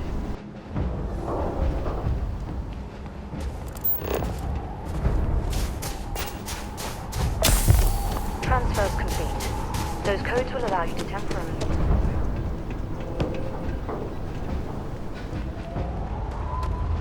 All set on your gear? Are you ready to do this? Then let's get this show on the road.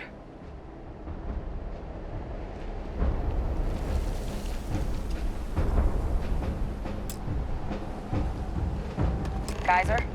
Percival, everything green on your ends? I am ready. Personal comm should be routed from Kaiser now. You copy that? Roger, loud and clear. Perhaps too loud. Oh, you're a riot robot.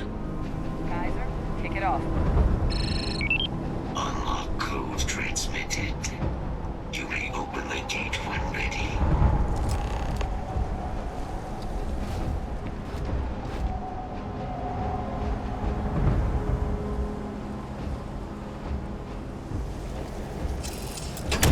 All right. On our way into the city. Percival, where are we heading? Running the first sweep. Got one. A Sealy's. Not far. Old shipping yard just past the processing plant. Gene samples are probably in one of the containers. Clean him out. Keep an eye out.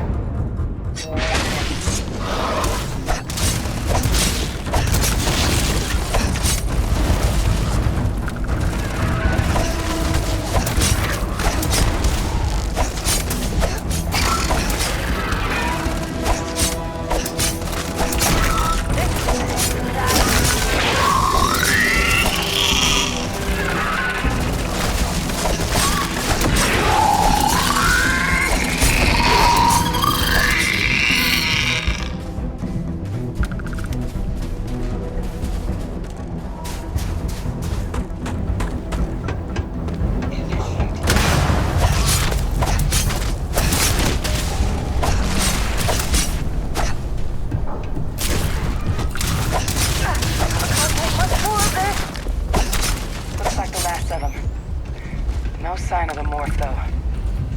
Your shipping yard's just beyond the processing plant. Cache with some goodies is towards the rear of the facility.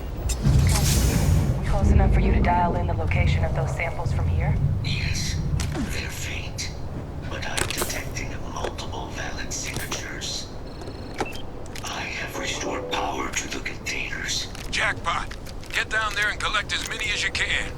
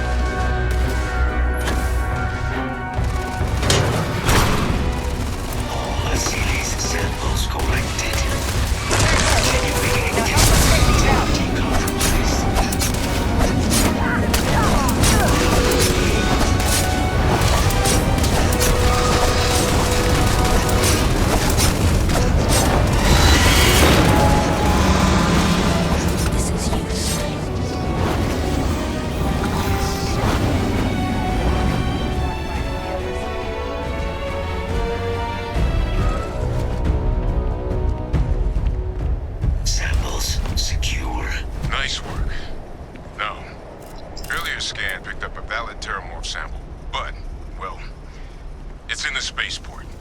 And the quick route there looks like it got blasted when the port did. There are steam tunnels under the city, which will allow us to access the spaceport. What do you... That's right. Kaiser, how did you know that? I'm not sure. Percival, you see any better option? Not from where I'm standing. Then we've got our answer. Access unlocked. We may proceed.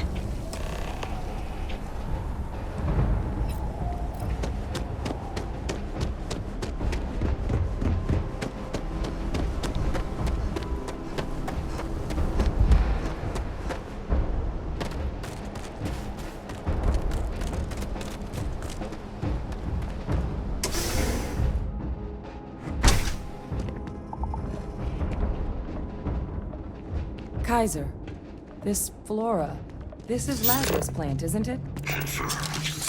You know, no one even realized it was a living thing until someone got it under a microscope and saw it had cells. Can't be cultivated anywhere but Londinion. A real marvel. All these leeches.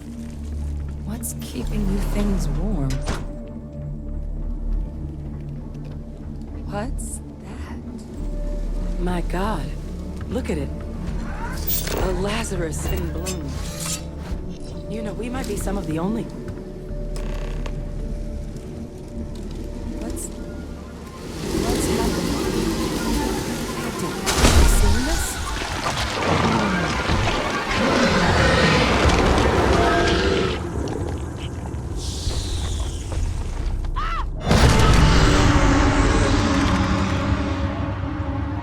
Oh my God.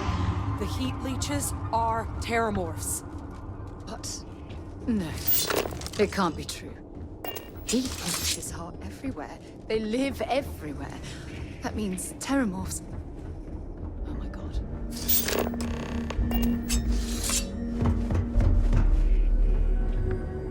You just saw that, right? You would tell me if I was losing my mind. That heat leech became a terrormorph. The pests that have snuck onto every planet are baby terrormorphs. Heat leeches hide out in ships, sneak away after landing, and then, with time, they transform. We just found out how terrormorphs move between planets. Pretty Major is right. But if what we just saw, if that's possible, the Lazarus plant, it's clearly an accelerant for the terrormorph, a heat leech transformation process. Make one into the other in an instant. But that means if anyone knew about this, they could trigger a terrormorph spawning. You could sneak a leech into a city, or even multiple leeches, into a place like New Atlantis. Good God. The attack on New Atlantis, does this... Could someone have set that up?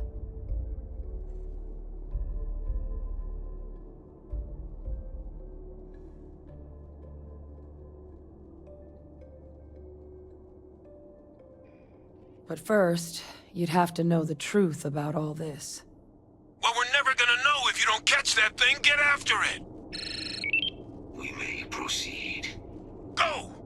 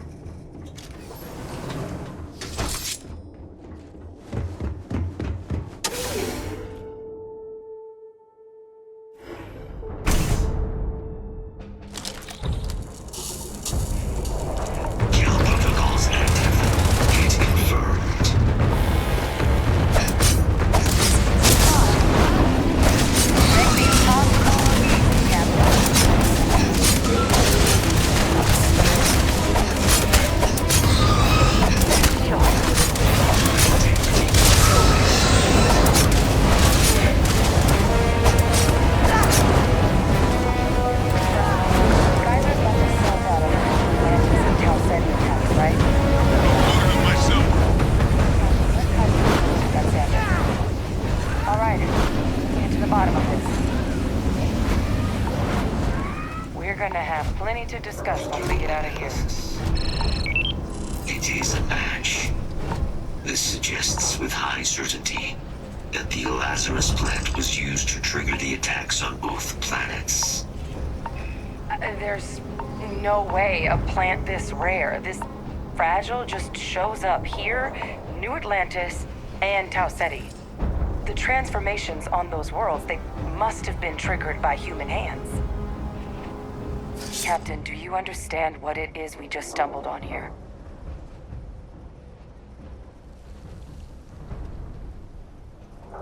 Exactly. Someone saw the Lazarus plant in action and used it to trigger the attacks.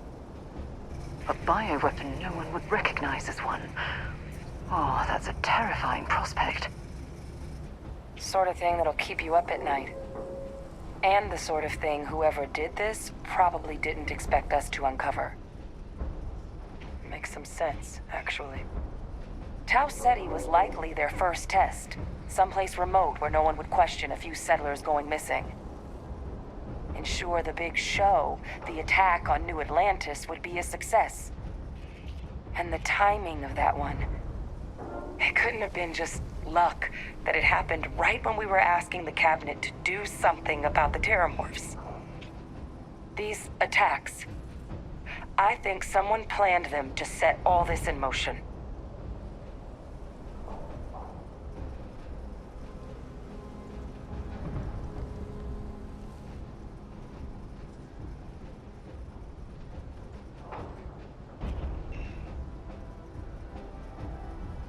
They certainly were.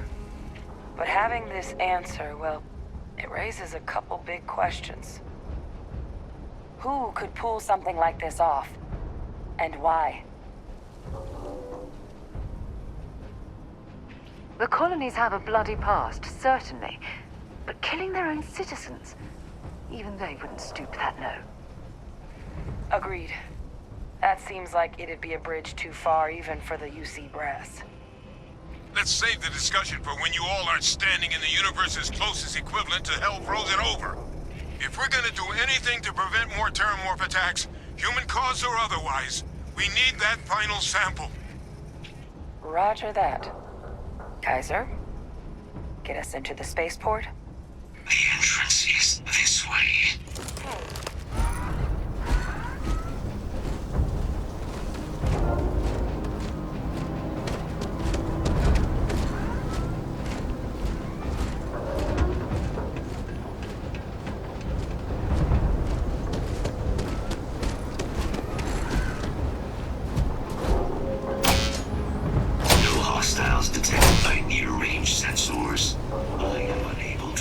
Sufficient power to the lock mechanism. Anyone got ideas where we could get some extra juice? Local power looks like it was controlled in the security office. Upper floor. Captain and I can scout it out. Kaiser, see if you can't find another way to get it open. Roger that. I have restored power to the office entrance. You may proceed.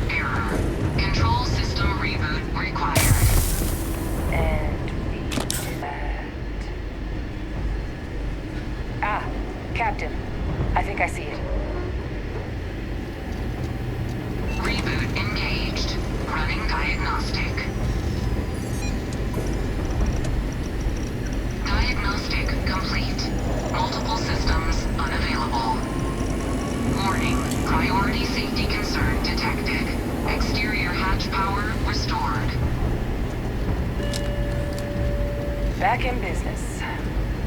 Warning. Emergency recorder message detected. Transcription process engaged. Playback initiated. Admiral Sinon, we need need to make the evacuation request. That's my father he's addressing. He was here? Didn't think he'd have the guts to look those soldiers in the eye before blowing this place to pieces. Admiral! He just transformed. An invisible weapon. No planet would be safe. Colonel, the troops that closed off the sewers after my evaluation, they're all in this facility. Other than our casualties? Yes, sir. Good. Get them into defensive positions around the spaceport. No one leaves. I'll send ships as soon as possible. Thank God. None of us wanted to go down swarmed by those things. That won't be your fate, Colonel. You have my word. Transcription complete. Physical copy available. An invisible weapon. He knew about the Lazarus plant. Grab that recording. We should talk.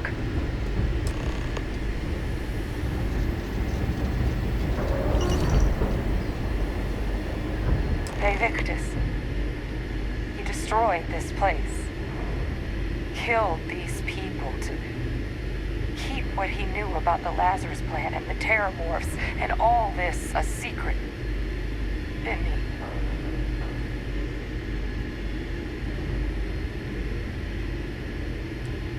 You heard that recording. He saw the potential of the plant as a weapon and hid it away. He killed those people to keep them from sharing what they might have seen. Condemned this whole city to death. He's...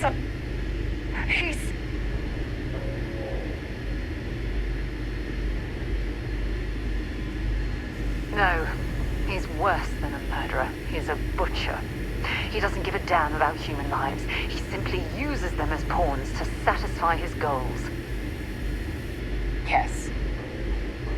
Exactly what we all thought he was. But if the plant was used to trigger the attacks, could Vae Victis have been involved in the massacre on New Atlantis?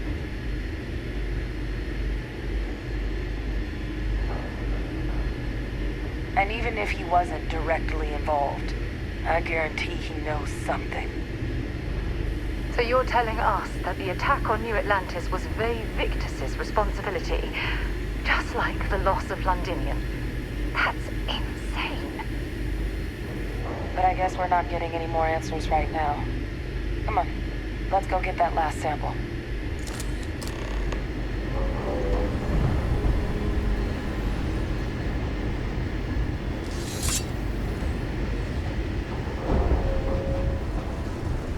Kaiser, try it now.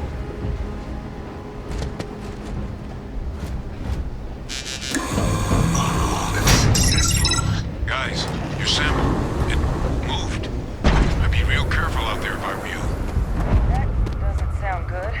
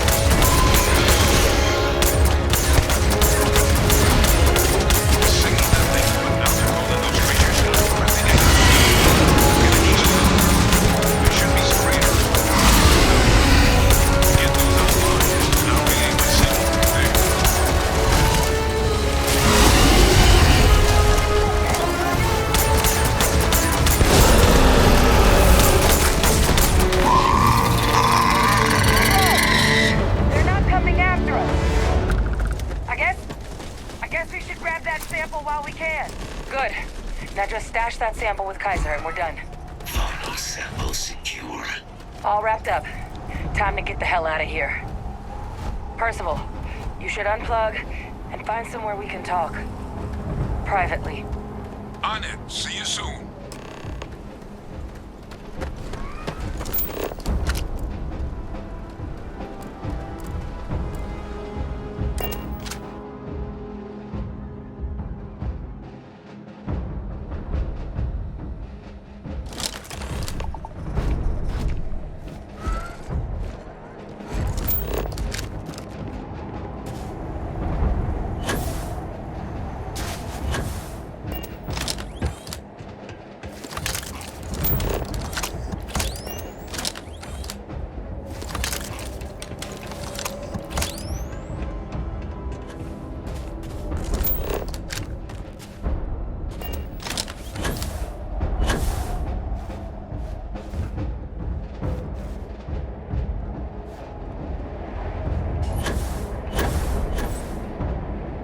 We have these jetpacks for a reason, you know.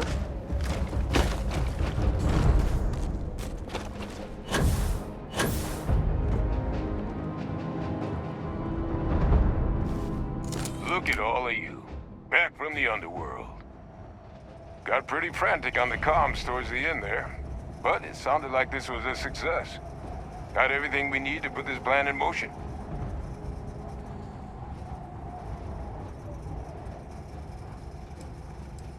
Can't be positive until we run some tests. But knowing that the terrormorphs have been masquerading as heat leeches all this time is a big find. Arguably makes things more feasible, now that we know what we're dealing with, not less. Agreed. Plus, I don't think you're gonna have to push real hard to get folks on board with cleaning up one of the galaxy's greatest pests if this is what they're capable of. But none of that's getting done without the samples. You do have them, right? Hey, was worried about that myself. Though I know I wasn't nearly as much at risk of limb loss as you all were. Now, my connection might have gotten a bit fuzzy there, but do I have it right that Vae Victis knew about this damn plant? That's what it sounded like. Guess the old Admiral must have told someone what he learned. Even he's not clever enough to pull off an attack like that from the great beyond. It's a bit more complicated than that.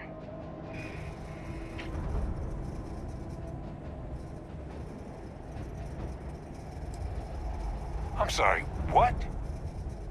She's pulling my leg, right? Hadrian? I don't believe she is. So that means we have a suspect. I believe that's exactly what that means. Look, Captain. Percival and we need to get these samples back to the lab. Ensure we'll be able to handle cleaning up the leeches as well as the terrormorphs. But Vae Victis is the only solid lead we've got on the attacks. Since you're the only one who knows where he is, can you speak to him? See if you can get him to cough up anything he might know.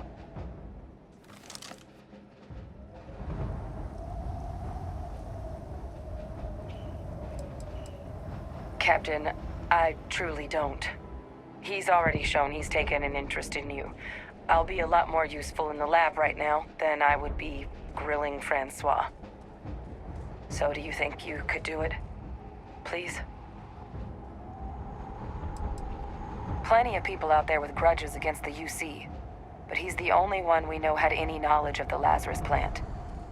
So right now, it's the only option we've got. Will you do it? Good. We'll all meet back at Mast, outside the cabinet chambers. They're gonna want to know everything we've uncovered here. Best of luck, Captain. And thank you for dealing with him.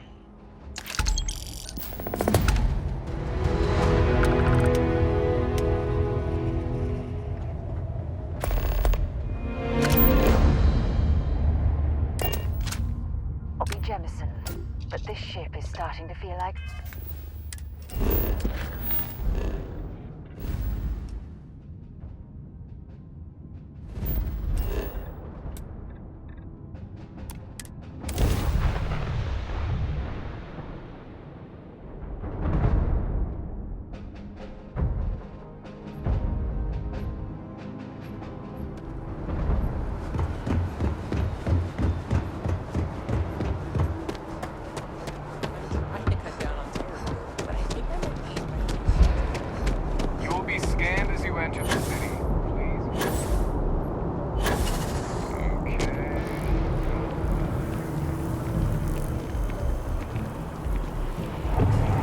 going to submit those reports to management.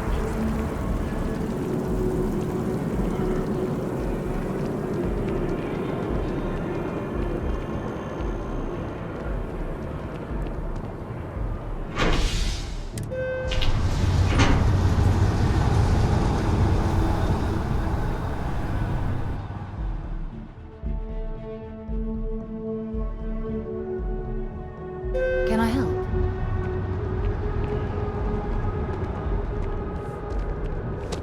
I have a feeling today's going to be a great day.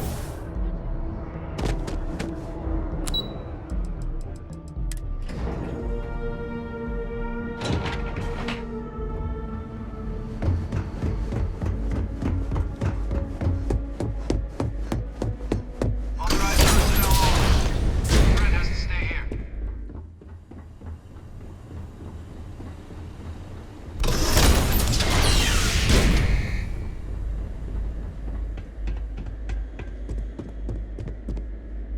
Well, what a pleasant surprise. When I heard you and Hadrian were headed for Londinion of all places, I presumed you must be onto something big. Did you find what you were looking for? Now, what in the heavens would make you claim something as ludicrous as that? Did you? Well, I don't know what you think you heard on this recording, but I sincerely hope you didn't come to the wrong conclusions. After all, given the Cabinet's current state of anxiety, they might misinterpret such a discovery to mean I could have been involved with the attacks. Perhaps I can convince you to keep this among us. You want to hear the words, then? I did it. The terrormorph attacks on Tau Ceti, New Atlantis, my doing. Years of coordination between my associate and I, figuring out how to deploy the Lazarus plant's pollen outside of Londinion, learning to synthesize it, use it as a weapon. Now, being as clever as you are, I'm sure you have thoughts on why I might do such a thing. Oh, my revenge was far from petty, Captain. The attacks were a correction. When I discovered the plant, I did consider handing over what I'd found, but we were at war. And I couldn't risk information that dangerous falling into the wrong hands. So I ordered the bombing of the Londinion Spaceport, fixing two problems at once. Halting the spread of the city's terrormorph outbreak, and sealing away knowledge of the plant's potential.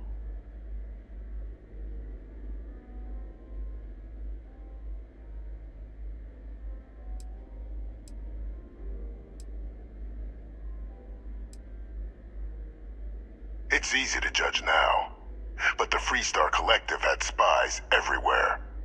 In that moment, I wasn't about to add another dangerous variable to an already catastrophic war. But then, as the war ended, my trial, my execution, I made a decision. After all, I'd given everything for the colonies. My life as I knew it included. And what did I get in return? Was there any effort by the UC to protect my legacy? My daughter's legacy? No.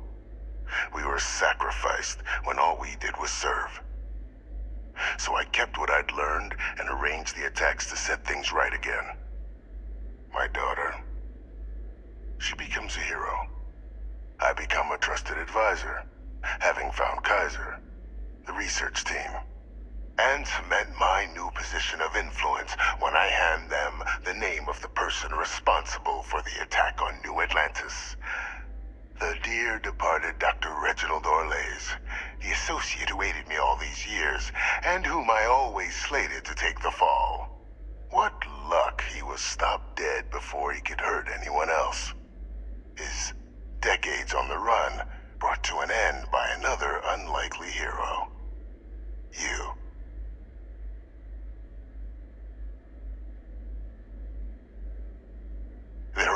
heroes without a villain. I simply arranged the opportunity for us to overcome one and become the other. And we all benefited. It's why I had Orlase reprogram Kaiser. Had that old machine guide you to where I found the plant all those years ago. I went to great lengths to ensure your and Hadrian's success. And look at the results. I know for a fact the Cabinet's planning to honor both you and Hadrian once this is all done. Isn't that preferable to languishing away in obscurity? Running jobs on the tail end of nowhere for the Vanguard? With only the vague hopes of perhaps earning the right to buy a home in the well someday.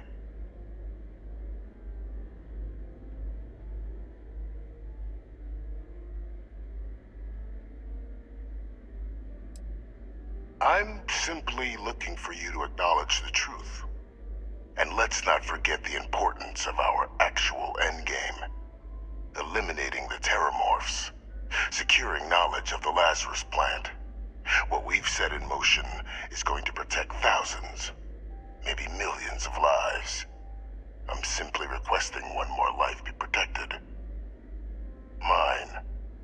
I've already sent along the evidence of Orlase's role in the attacks to the Cabinet, leaving out my own involvement. All I ask is that you confirm as much to the Cabinet. Tell them that it was Orlase and Orlase alone. After all, I do still have a long list of threats to the UC. This needn't be the end of our good works together.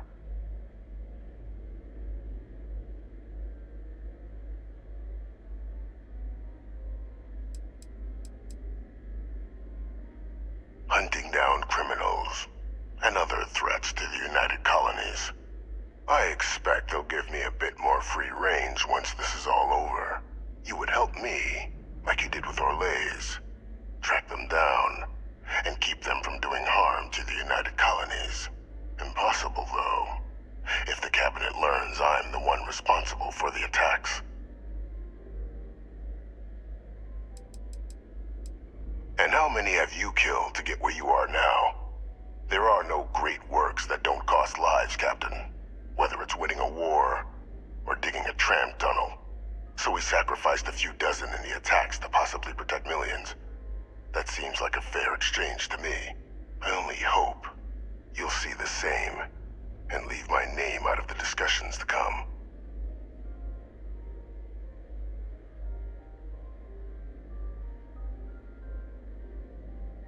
That is a pity, Captain.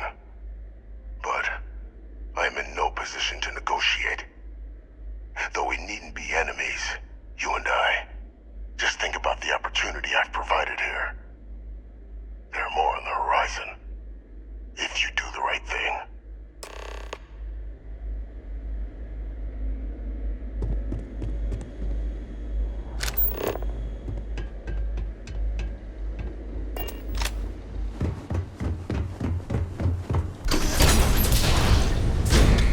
Authorized personnel only. Your friend has to stay here.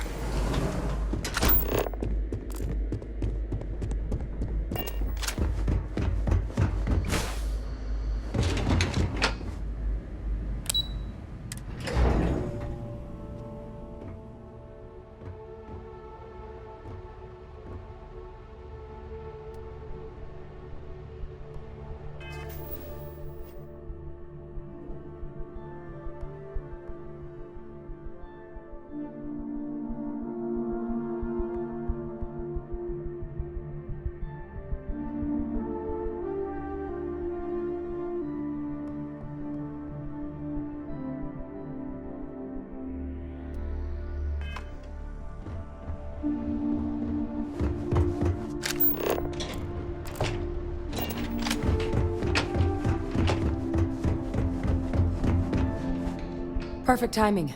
We just got in. So on our end, good news. The microbe and the acyles are both as effective against heat leeches as they are against terrormorphs. Means either plan should work for clearing those critters off our worlds. Considering what the Lazarus plant is capable of, I don't think we can deal with those things fast enough. I already sent along info to the cabinet to get them up to speed. So what about your end? Did you find anything? Did my father tell you what he knew about the Lazarus plant?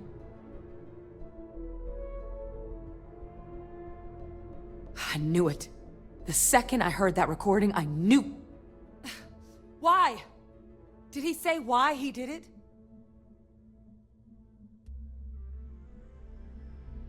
Killed all those people because of a chip on his shoulder and an obsession with his own status. That sounds like Vae Victis.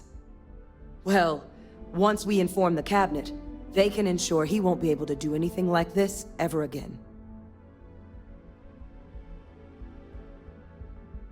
Exactly. Bring justice to everyone he's hurt. So I guess that gives us our final answer. Nothing left to do but head in and see what the cabinet thinks of it all. Unless there was more to discuss. This might be our last opportunity to talk things through before the cabinet weighs in on a decision regarding the terrormorphs. Microbe is gonna make the cleanup a whole lot quicker. If we're concerned about this Lazarus plant getting deployed again, that's the way to go. The cabinet can secure the Lazarus plant, and then we're not risking any surprises when it comes to dealing with a microbe. You're being paranoid. You know the science. You know we can make this safe. I do know the science. I also know math. And a 1 in a million chance of a mutation isn't 0. So I guess we're still in discussion. Probably best at this point to let the cabinet weigh in, see if they have a preference.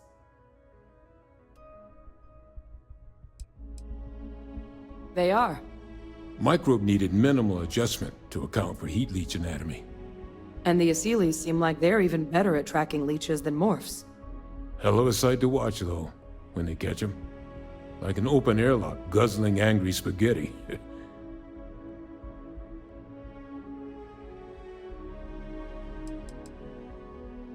Aciles aren't hostile to humans, but they are megafauna. If someone decides to pick a fight with one, it could get ugly. But they've already been spread far and wide once before when the UC was raising them as livestock, so the risk of introducing them to new worlds is minimal. Using them to clean up the terrormorphs and leeches, though, it's not going to be nearly as expedient as the microbe would be. Given what we know now about the Lazarus plant, the speed of the job does matter. But going with the Aciles, we're at least dealing with known risks.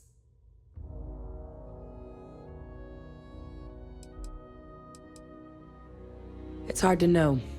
Unlike my father, the cabinet aren't butchers.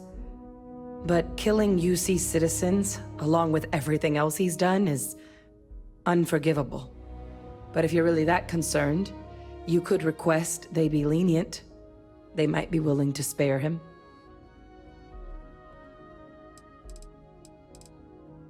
And here we go.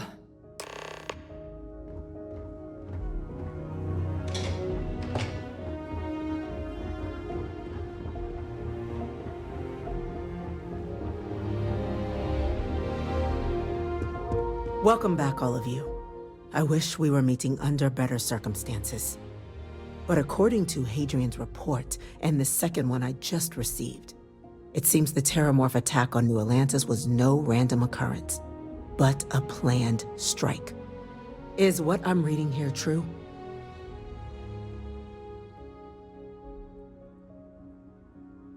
My God.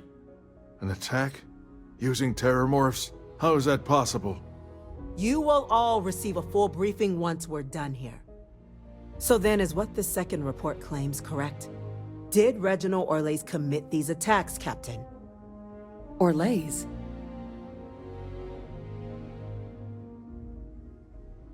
It's true, ma'am. I heard the recording myself. My father figured out how to use terrormorphs as weapons. He did what? That's impossible. He doesn't have the kind of access to... Clearly, he made his own access, Chief Sarkin. Madam President, I have been saying for years that not dealing with that man was gonna end in tragedy. Enough! I hope everyone here understands that what has just been shared is a state secret of the highest order. This information does not leave this room. Now that's quite the accusation you're leveling, considering Francois Sinon has not left containment for the better part of 2 decades. You have evidence to back this up? It just transformed. A terrormorph out of thin air. An invisible weapon. No planet would be safe. Heavens help us. Is that actually him? I'd know that voice anywhere. That's Francois. He knew they could do this. And said nothing. He's a sociopath. Plain and simple, ma'am. Officer, please collect that recording. Yes, ma'am. Begging your pardon, Captain? We'll, of course, be launching a full investigation into how this could have happened. Though I have little doubt the Admiral will be quick to share all he knows on the subject once confronted with that recording. Chief Yassine, can you send one of your interrogators to have a little chat with the Admiral? I'll issue the order immediately. Good. Combined with everything else you all have uncovered. Well, I don't think the United Colonies can thank you enough. We failed the people of the colonies by not dealing with Vae Victis sooner. I intend to rectify that mistake immediately.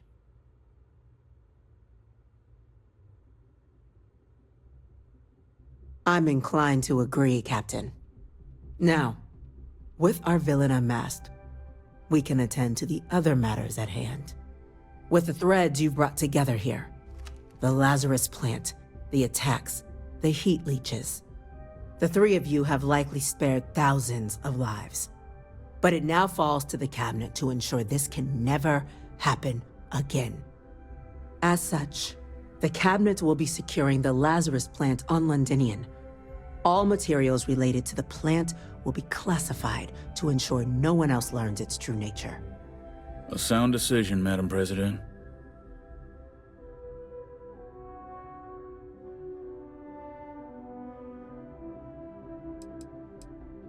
Well, luckily the natural hostility of Londinion makes keeping out trespassers relatively easy.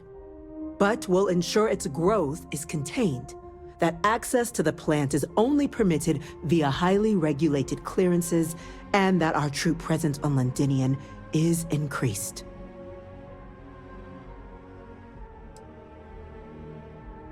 Tell the Freestar Collective. Wow. So they have another tool to utilize against us?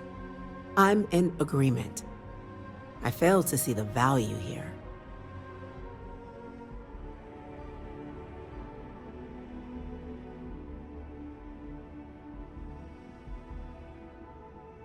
Indeed. Open relations at this point would be critical towards maintaining peace. Oh, that is an interesting idea. A grand gesture to further display this cabinet doesn't think like those of the past. The observers on Mars have proven such a gesture can bear fruit. So, you want us to make nice with the Collective by sharing our state secrets? No, I want us to display plainly the UC's actual intentions, that the plant will never be used as a weapon again. That does sound worthwhile, Chief Kulkarni. Very well. We'll get the Collective involved in the management. Thank you for the suggestion, Captain. So then, to our final topic. The Cabinet has agreed to implement a plan that will deal with the terrormorph, and now also heat leech presence on human worlds. In fact, we've already begun enacting measures to check all UC ports and settlements for undiscovered nests. But we all understand this is only a partial solution. The project we're embarking on will be a long and difficult one. So our first step must be deciding how exactly this all will be handled. Madam President, this microbe is clearly too much of a risk. The Asylees are the safer approach. To someone with limited knowledge of biology, perhaps? The technology behind the microbe is solved science, Madam President. It isn't dangerous. Using it to wipe out the terrormorphs would be the quickest path to protecting humanity. And fast results always lead to the best outcomes, don't they? As you can see, there remains debate among the Cabinet. We were hoping your group might issue a recommendation. Major? We've been having similar debates ourselves, but the captain has yet to weigh in. I see. Captain, I know this may not be your area of expertise, but we'd like to know your take on the matter.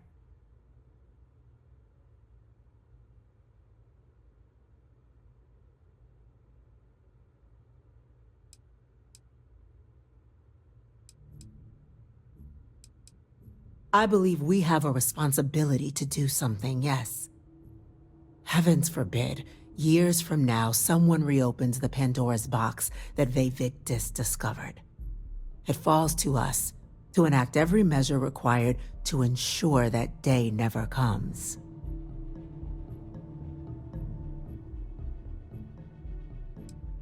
Glad to see someone's not afraid of a little applied genetics. The science division is in full agreement. I doubt there's another body in the galaxy that could pull it off. Absolutely correct. There are no better hands in the galaxy for this project than ours. Order, please. And Major Sinan? Dr. Walker, you'd find this acceptable? We trust the captain's judgment. Then the matter is settled. We'll begin the process immediately. Today marks day one for the United Colonies Terrormorph Management Division, making you three the founding members of the TMD. As befits such a group, the Cabinet wanted to display its gratitude. Today, we will be adding 3 new Class 1 citizens to our ranks.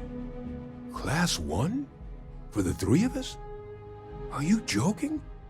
What he means to say is, thank you, ma'am. Oh, yeah. Thank you, ma'am.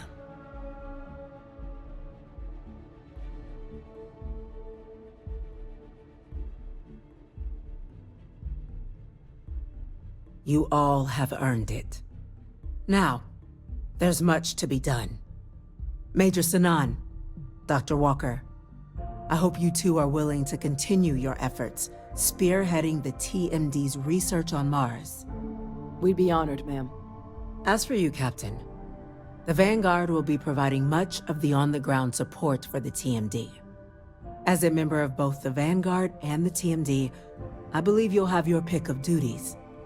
Speak to your commander, Tuala, if I recall correctly. He should be able to provide you with assignments going forward, plus help you collect the benefits that come with being named Class 1. On behalf of the whole of the United Colonies, you have our sincerest gratitude. This meeting is adjourned.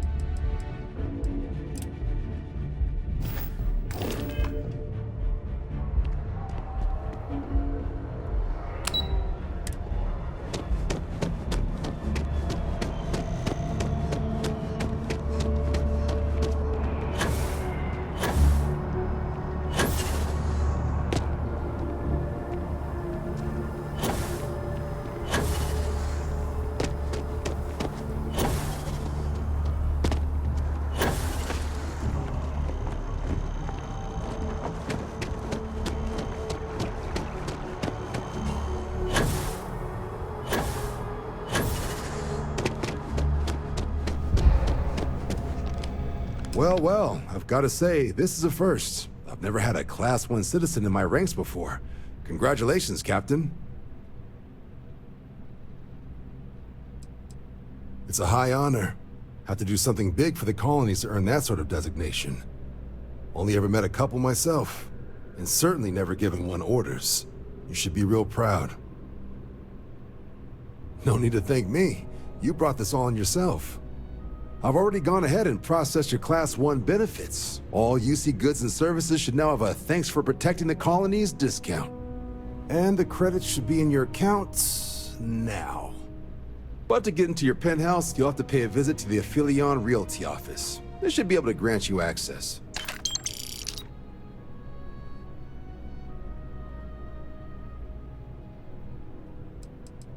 Just out the front door and across the plaza, by the embassies. Look for the Aphelion sign. Higher-ups wanted to make sure you know how much they appreciate what you've done. But with all that squared, it's time to get you a new assignment. There are your standard Vanguard missions, putting those pilot skills to use defending UC space. Or you could help the TMD in cleaning up terrormorphs. Oh, and I got a request from Dr. Walker. Wanted your help collecting biological samples to keep an eye out for any, new alien threats on the horizon. Any of those missions call to you?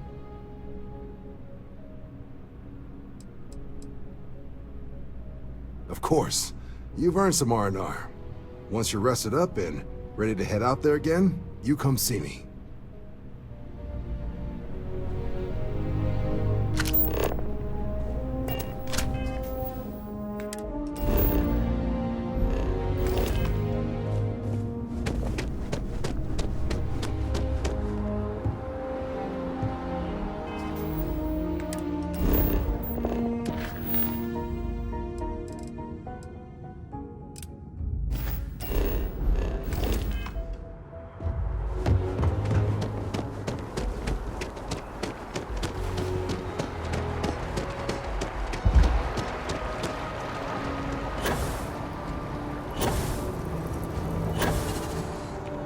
By the way, Captain, Sergeant Yumi was looking forward.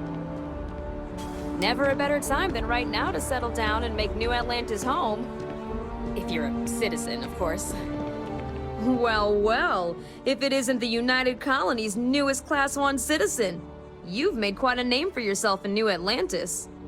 In fact, the higher-ups want to thank you for your dedicated service by giving you one of the nicest pieces of real estate in the city. It's a premium penthouse at the top of Mercury Tower. Best location in New Atlantis, in my professional opinion. What do you say? It'll just take a second to get you registered as the owner. Great! You're in for a real treat. It's one of my favorite apartments in the city. Okay, you're all set. Your new home's located in Mercury Tower in the residential district. You'll love the place. It has a gorgeous floor plan and an unbeatable view of the city. Now that you're an owner, I'm sure I'll be seeing you around town.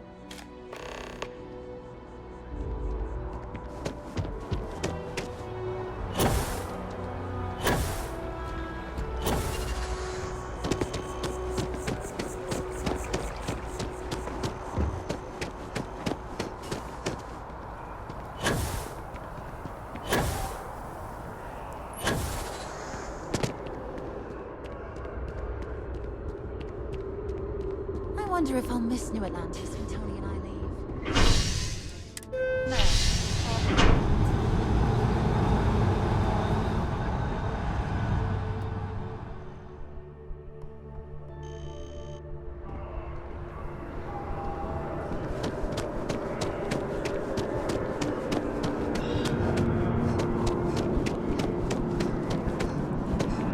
Everything good?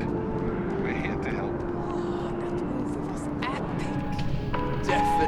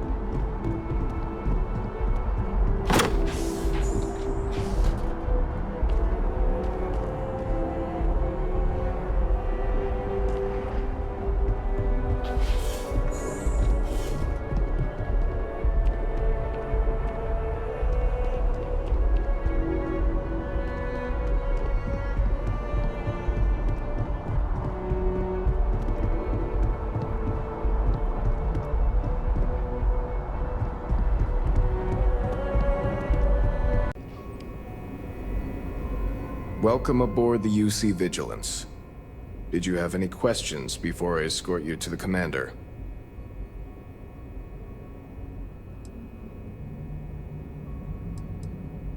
I'm not authorized to divulge information about this vessel. Suffice to say, it's one of the toughest ships in the UC's arsenal. Yeah, listen to him, carefully. The commander's a one-and-done kind of officer. In other words, he hates to repeat himself. Other than that, just observe standard military decorum, and it should keep you from serving any time on the ship's cleaning detail. Understood? If you'd follow me, please. So, you're the Vanguard that took down that terrormorph on Tau Ceti. You've made quite an impression around here. Everyone upstairs is talking about it. Damn, that must have been one hell of a firefight. I almost regret missing out on all the fun. Of course, we don't normally see that kind of action on the Vigilance, but we have our moments. All right, Vanguard. Take the lift up to Ops. Commander Akande should be waiting for you. Good luck. Excuse me.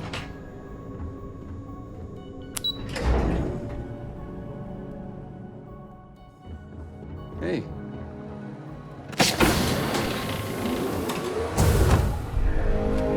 Okay, hello.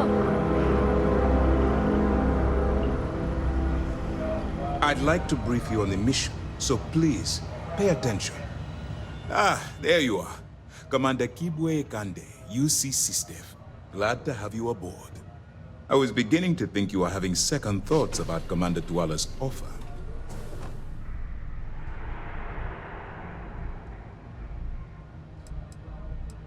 UC SysDev is a division of the UC Navy. While they handle big picture stuff, we deal specifically with pirates. Since you're already involved with the Vanguard, I don't have to underline how important your contribution will be to the security of our spaceways. It appears he's certainly picked the right person for the job.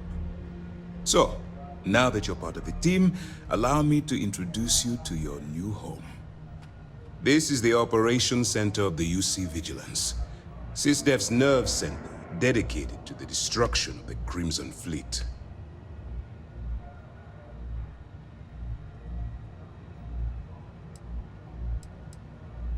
That's strange. According to your file, you've encountered them before. On Vectera specifically. They were the pirates that attacked your mining outpost? I'm surprised you don't remember. We are currently in the Sol system, in deep orbit around Phobos. As to why, I'll explain momentarily.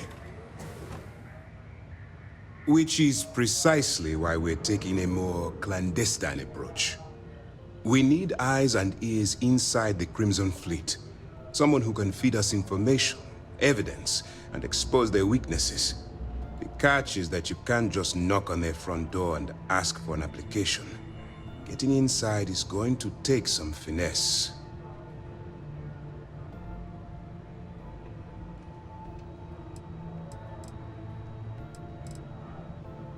Good.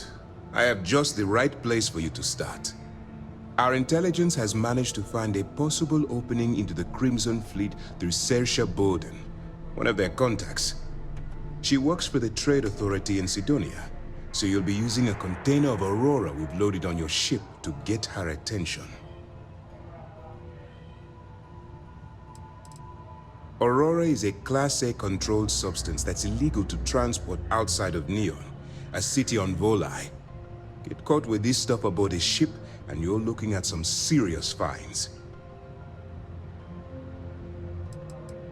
That's classified. Suffice to say that the smuggler who was previously hauling it will be spending the rest of their life in prison. That's right. So it'll be your job to convince this person that you're the real deal. Once you bluff your way into the Crimson Fleet, then the operation proceeds to evidence gathering. That's where my second-in-command, Lieutenant Gillian Toft, comes into the picture. She'll explain everything you need to know.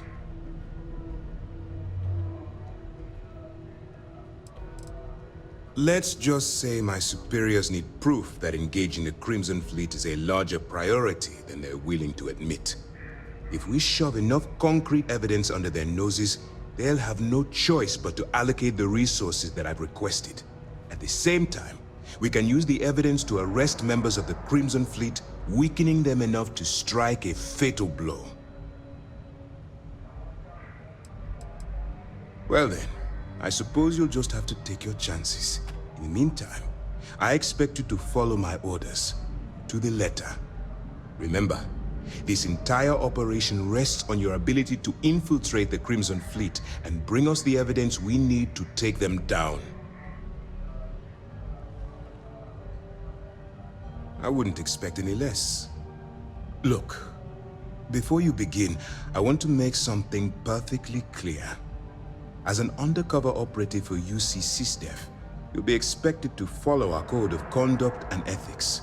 Allow yourself to stray too far off the path, and you stand a good chance of spiraling out of control.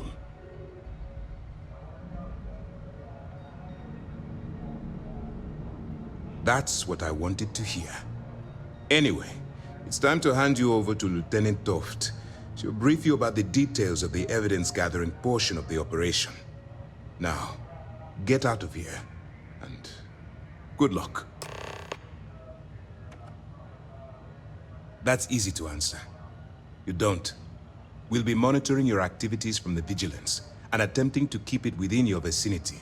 When you feel you've gathered enough evidence, and at the completion of your assignments, head back here for a debrief. Beyond that, you're completely on your own. All we know is that she's been with the Trade Authority for years, which means she's been privy to some seriously shady deals. She's shrewd and she's diligent. The only reason we were able to connect her with the Crimson Fleet at all was thanks to an informant. I'm afraid she's the best lead we've got.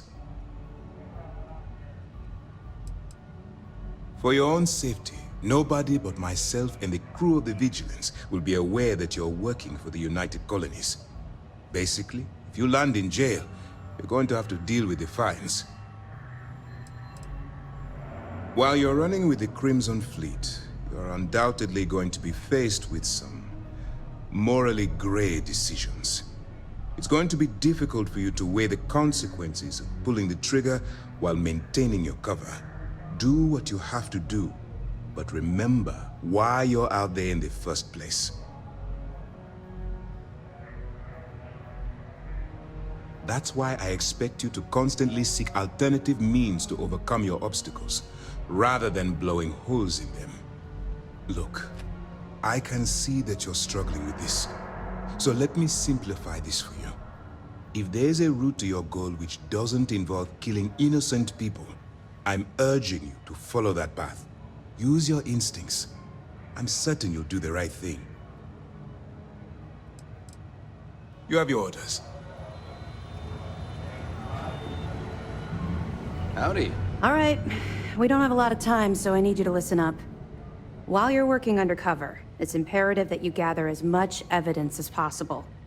If you find any records that look suspicious or incriminating, you bring it to me. Is that understood?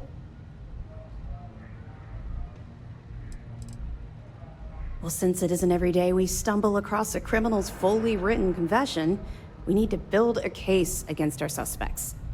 The more evidence we acquire, the stronger our case becomes.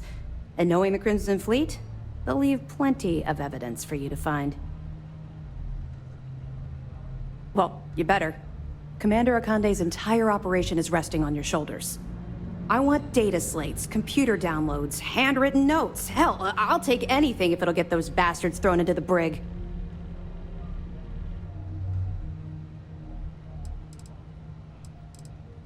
For the sake of the settled systems, I hope you're right.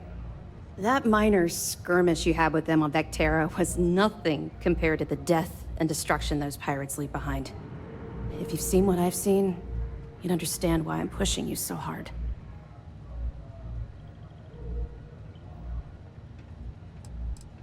What? No. It's personal. It has nothing to do with you.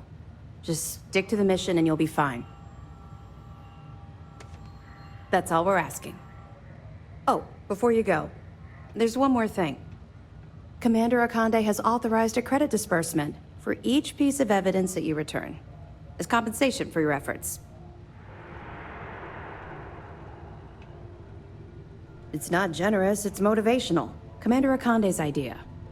All right, we've loaded a container of Aurora into your ship's cargo hold. We're also providing you with a sample you can use to tease the goods. We've cleared your ship for launch. Proceed to Sidonia. Make contact with Saoirse Bowden, and with any luck, she'll point you to the Crimson Fleet. That should do it. You're dismissed.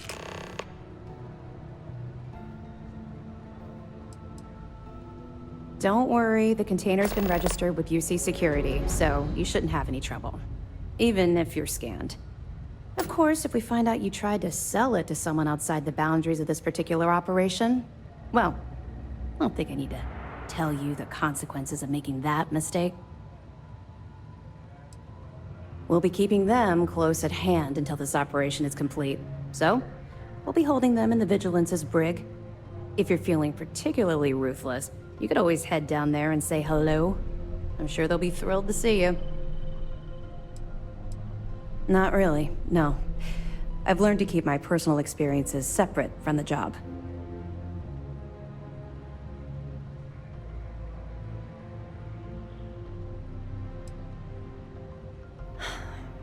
Yeah. Maybe. No, it's not really an appropriate time to be going over my private life. There are much more important things to be done. Let's just stick to the job at hand and concentrate on the mission. But, maybe we can talk about it some other time, okay? Let me know if you need anything else. Yes? Hello. Pardon.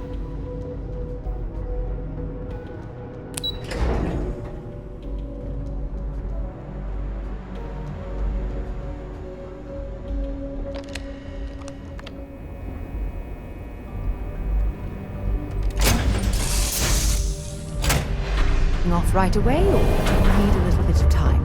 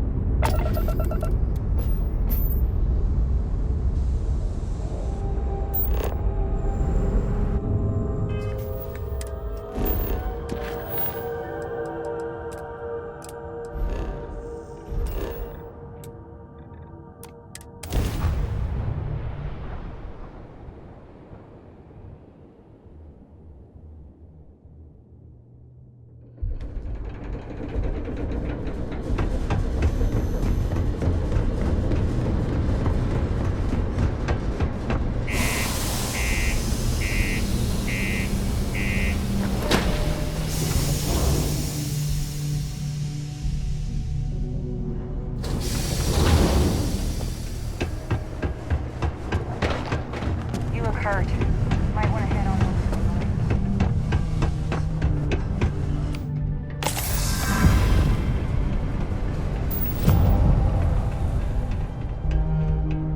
If you're here to buy or sell, you might want to talk to Octai. I'm busy.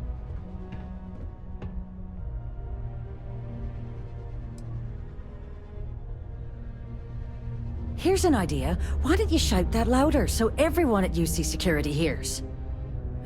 Either show me what you're trying to unload or get the hell out of here. Aurora, huh? Nice. A little too hot to handle, though. What else you got? The Trade Authority turning away contraband. Now I've seen everything. All I'm going to point at is the ceiling, with my middle finger. Get that stuff out of here before UC Security catches on. Of course, if there's a finder's fee you're offering, I might, well, bend the rules a little bit.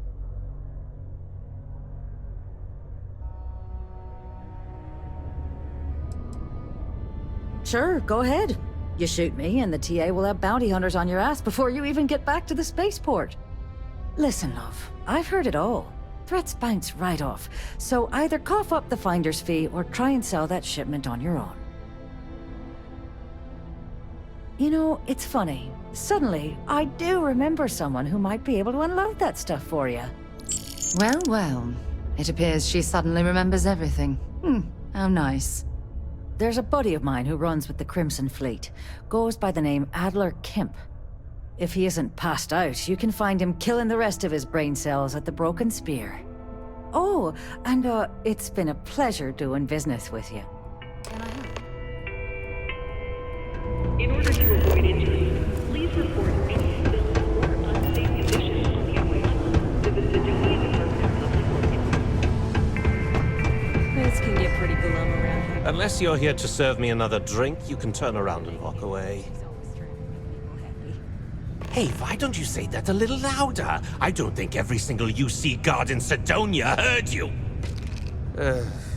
Okay. Okay. Yeah, I think we can help you with this. If you've got a whole shipment of this stuff, you're going to need to move it fast. But you're going to have to do something for us first.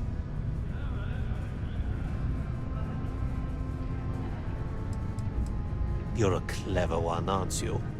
Let's just say I have a certain influential affiliation. And leave it at that. Basically, you want that Aurora moved, I'm your guy. Yeah, well, she isn't running the show here. I am. Well, this is utterly ridiculous. Do we really have to jump through these hoops to get what we need from you? Lady, if you want me to move that shipment for your pal here, you're going to do whatever the hell I want. You got that? Now listen up, because I'm not going to repeat myself. I need you to deal with a miner who's racked up a bunch of debt. He probably spent it all on booze, not that I blame him. Either way, I want that money back.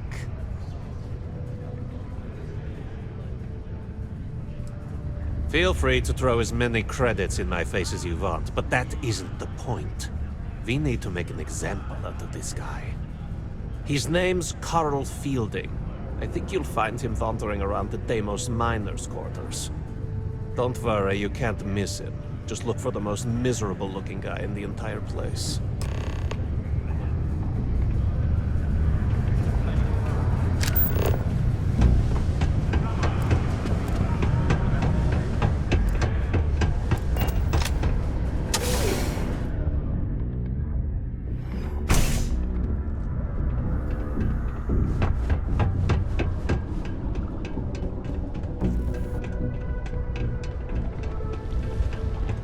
A strong community is stronger than...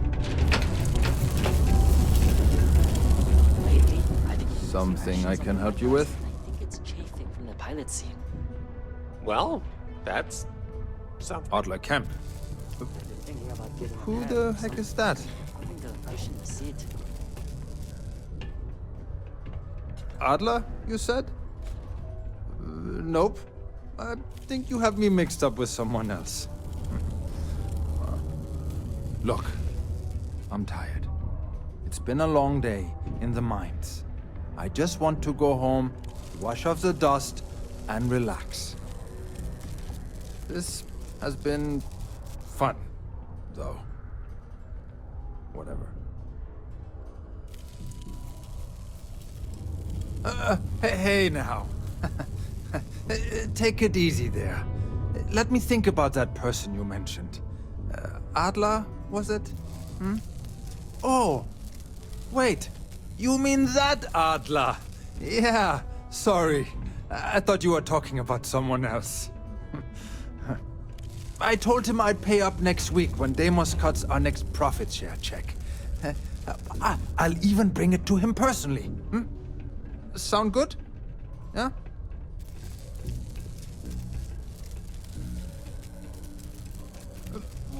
Come on!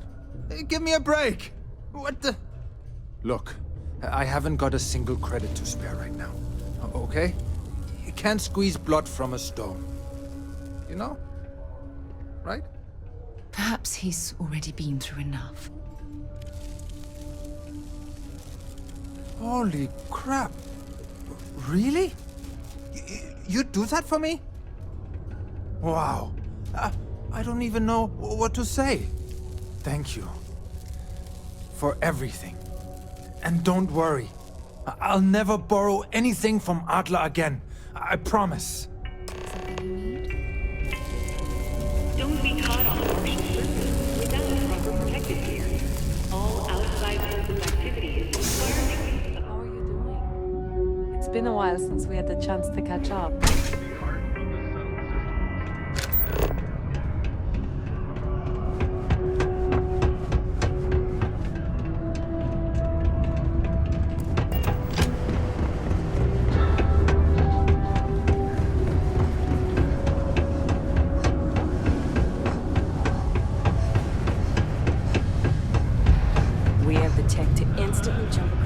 Have something for me?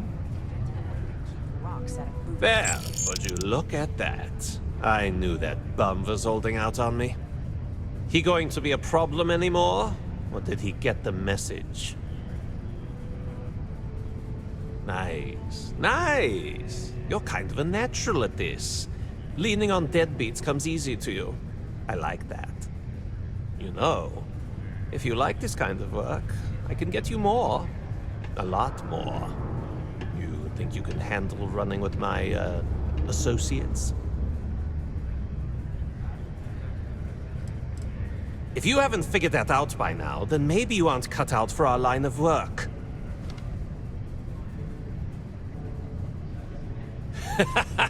That's what I'm talking about. I like your style.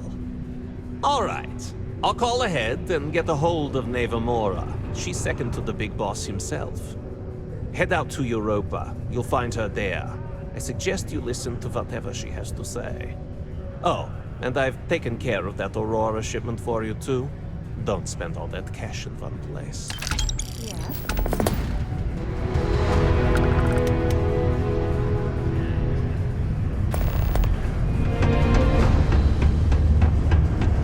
Just because the governor's office is right out there on the main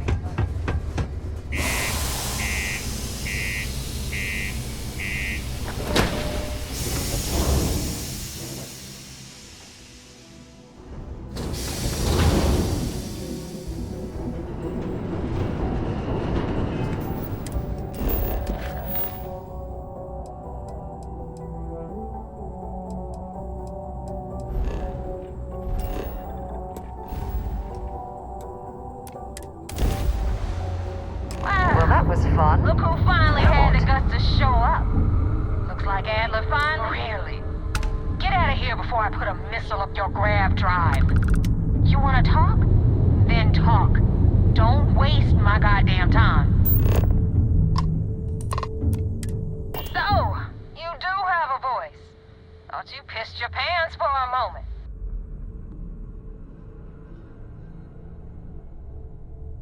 We'll see. When the waters get deep, it's sink or swim. So, before I put you to work, let's get everything out in the open. I don't know if Adler mentioned it, and for his sake, I hope he hasn't. But you aren't about to sign up with any average pirate crew. You're signing up with the Crimson Fleet. That's if you get through this little task I have planned for you. There's a medical supply ship called the Ryujin, jumping into Enceladus's orbit. On board that ship, you'll find a traitor named Austin Rake. I want him dead.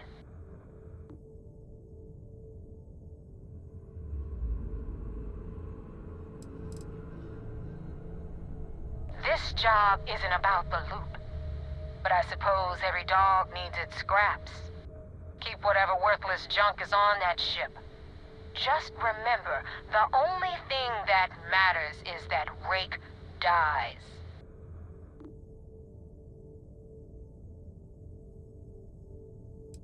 Kill Rake? That's your only option? If you want my advice, there's only one way to guarantee he dies. Turn the Ryujin into space junk. Only way to be sure. Don't think too hard, Rook. You'll pop something.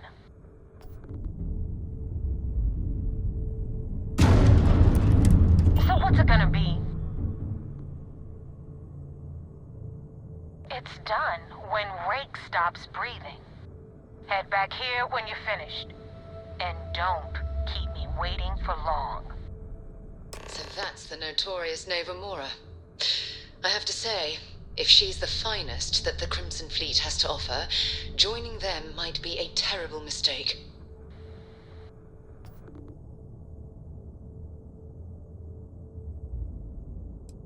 I've been tracking Rick for months. He's making it tough, not gonna lie. He changes his location and identity so often, it's costing me a small fortune just to keep tabs. But you know what? It's worth every damn cred. He's made me look like a fool in front of Delgado, and I'm gonna have his head on a pike.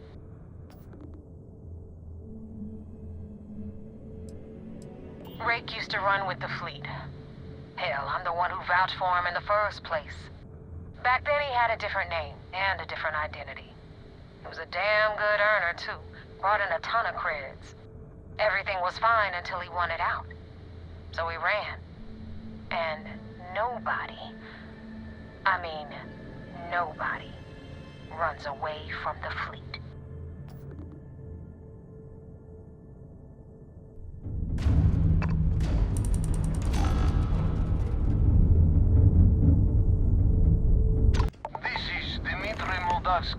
Pilot of the...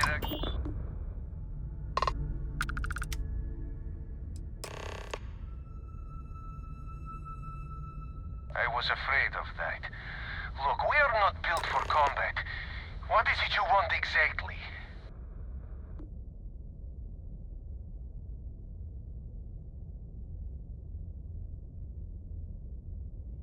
Oh God, I do not know. Keep in mind, we're not threatening to board you. We're asking. The distinction is rather important. Well, normally I would say no, but frankly it will be safer for us that way. Alright, you can dock. We will talk then.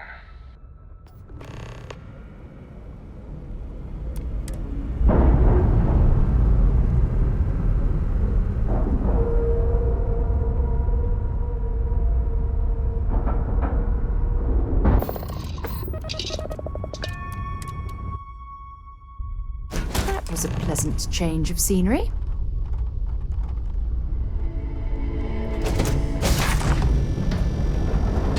I am not sure what to make of you being here. If you wanted to kill us, you could have done that from your ship. If you wanted our cargo, we could have jettisoned it. I guess I should just stop talking and let you say your piece. That is true. Which means you don't want somebody to know what you are really up to. Now, do you mind telling us what this is all about?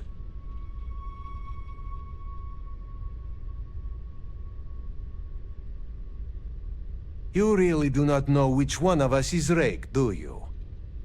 And you do not seem to care either, which makes me think you really want to save him. Okay, I have idea.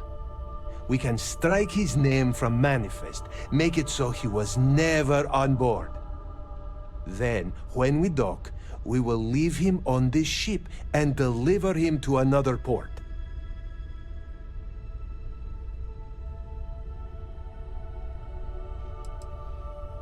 First you offer peaceful solution, and now you make threats. I am not sure I trust you at all.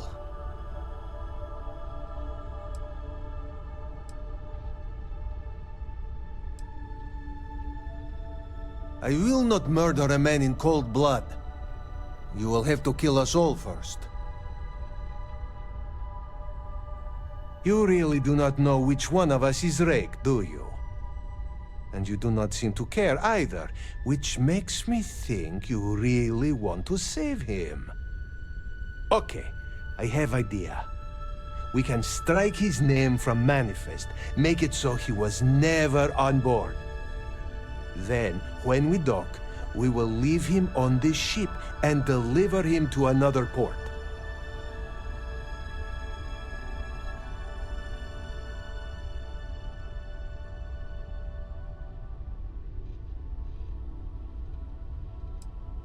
That is fair. We do not want any part of the fleet. Is that all right with you, Austin? Do I have a choice? It does not appear you do. Well then, it is agreed. You go back to your ship and we will make sure Rake was never on ours. And in case any of your handlers get suspicious, here. We had an extra crate of supplies loaded, in case one got damaged. This should be proof you were not here to bargain. Thank you for letting us go.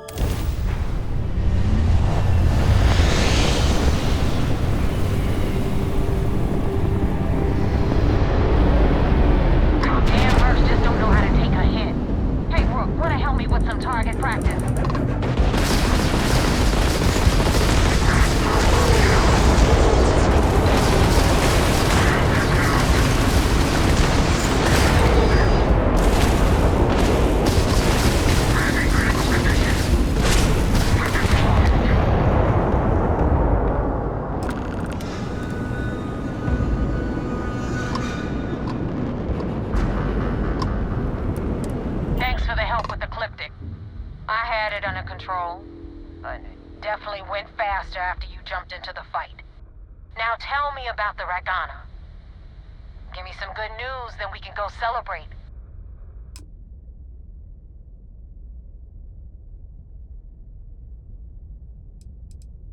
You know what? I have no idea, and it's frustrating the hell out of me. I suppose I could have pissed off someone I screwed over in the past, but there's been so many, I've lost count.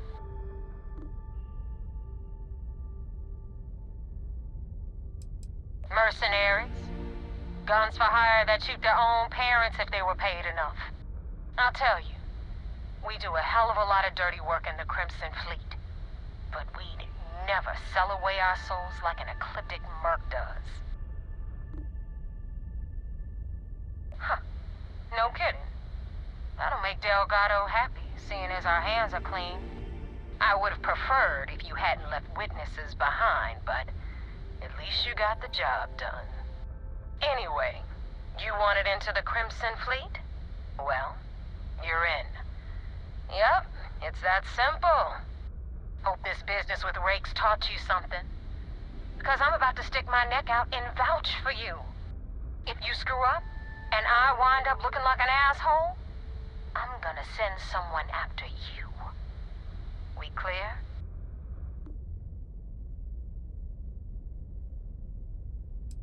Yeah? Last person who said that was Rake. So you've already dug yourself a hole about 6 feet deep. And now that you know the deal, it's time to see what you signed up for. I'm gonna upload the coordinates for our headquarters in the Crick system. Spacers call it the key, the fleet calls it home. Head out there as soon as you can. Don't keep me waiting long. Well, we're in. I hope you know what you're doing.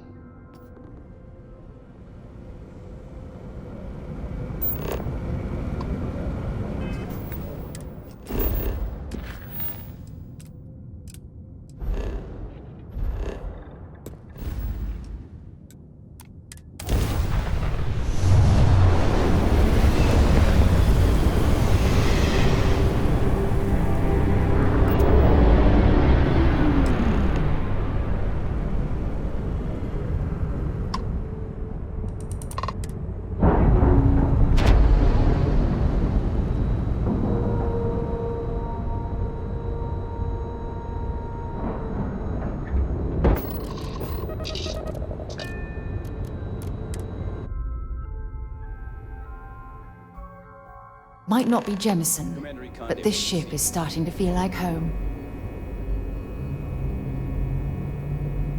I had a friend. See you next time on shore leave.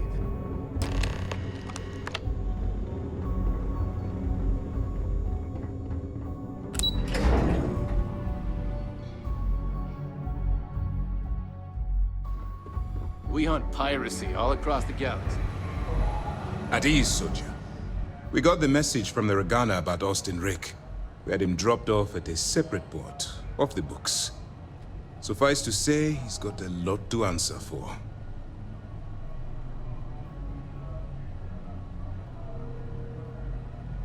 That's a smart line to follow. Part of this role you're playing means having to make hard choices. Just remember not to lose yourself in the part.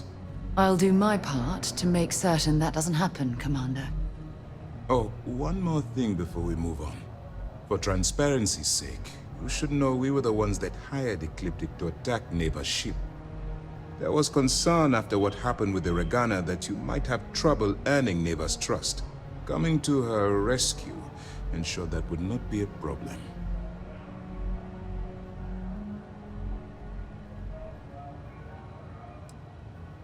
Ah, so I take it you have good news. Were you able to join the fleet?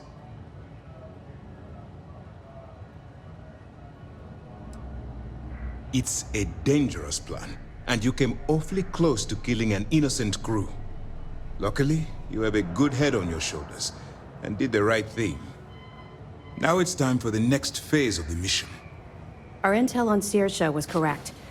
After we received reports on your interaction with Adler Kemp, we picked up on your rendezvous with Neva Mora. Our files indicate she's second in command, so getting on her good side will ensure you get into the Crimson Fleet.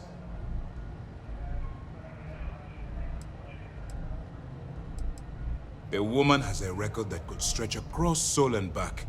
She started young as one of Neon's street rats, and worked her way up to second in command. She's a force to be reckoned with, so don't underestimate her. Yes, you passed your first test and you're still alive.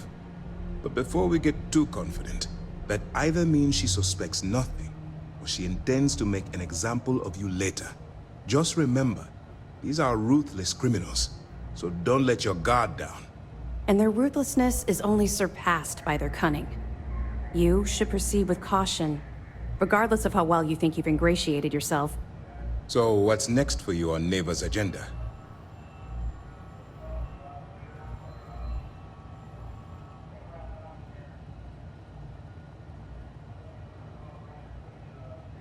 Where you'll meet Delgado, no doubt. Delgado is the leader of the Crimson Fleet. I have a profile here with some information on his background. You'll want to know the individual cadences of every member of the fleet, but Delgado's most of all. Agreed. The last thing we need is to infiltrate the fleet, only to be kicked out because we've underestimated one of their people. I don't disagree, but it's important to know your enemy, and the best way to defeat them. In any case, now that you're with the fleet, you'll be operating independently. We will shadow you eventually, but we'll need to maintain our distance for now, especially while you're on the key. This will also give us time to bolster our defenses, should we need to engage with the fleet in the future. Sir, on that note, shall we begin implementing the upgrade to our shields? Immediately, Lieutenant. Notify the engineers and relay the information to the crew. I hope your entry into the fleet has overcome any doubts you may have had regarding your mission. It's certainly increased my estimates on success. Keep up the good work. We'll expect further reports. Dismissed.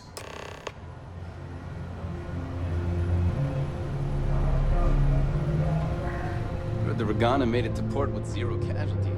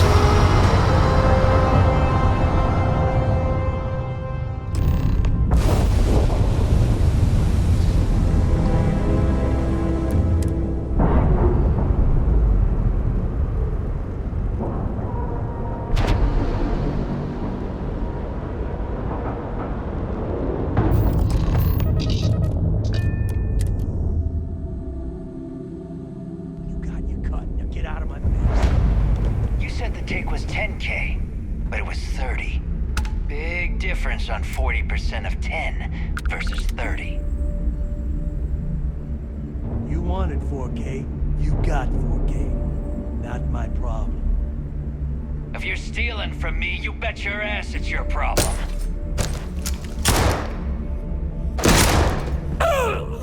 You kidding me?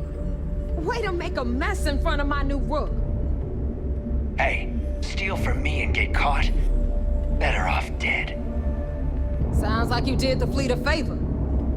Now toss this body out of an airlock before it turns into a damn air freshener. The hell took you so long? Forget how to grav jump or something?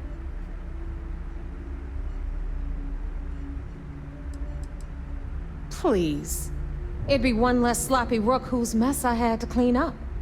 The last thing I need is another Austin rake getting cold feet. You want to leave the fleet? You pay the price. Not in credits, but in blood. Never apologize. Not if you want anyone in the fleet to respect you. And if they don't respect you, put a gun to their head and they'll get the message. But, all that aside, you made it. So now, you get to hear a nifty history lesson. Pencils ready? Good. This floating scrap heap you're standing on is called the Key. Used to be an old UC military star station, and now it's the fleet's base of operations. Might look a little beat up on the outside, but we keep it together.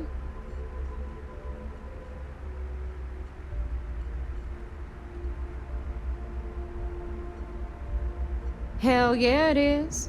Just watch your back when you do. Cred sticks tend to disappear around here, if you catch my meaning. We'll be certain to keep a close watch on our belongings. Anyway, I'll tell you all about the Key. But it's better if I show you too. Follow me. All right. History time. So, the Key is in orbit around Suvorov.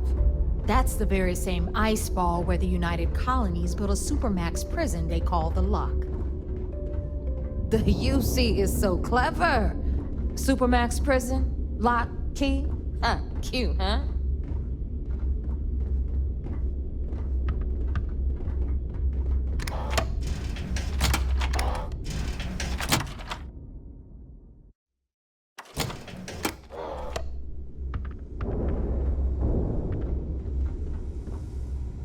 Now, we've got everything the fleet needs right here. Of course, you've got to pay for it. Remember, on the Key, credits are king. What the hell is this?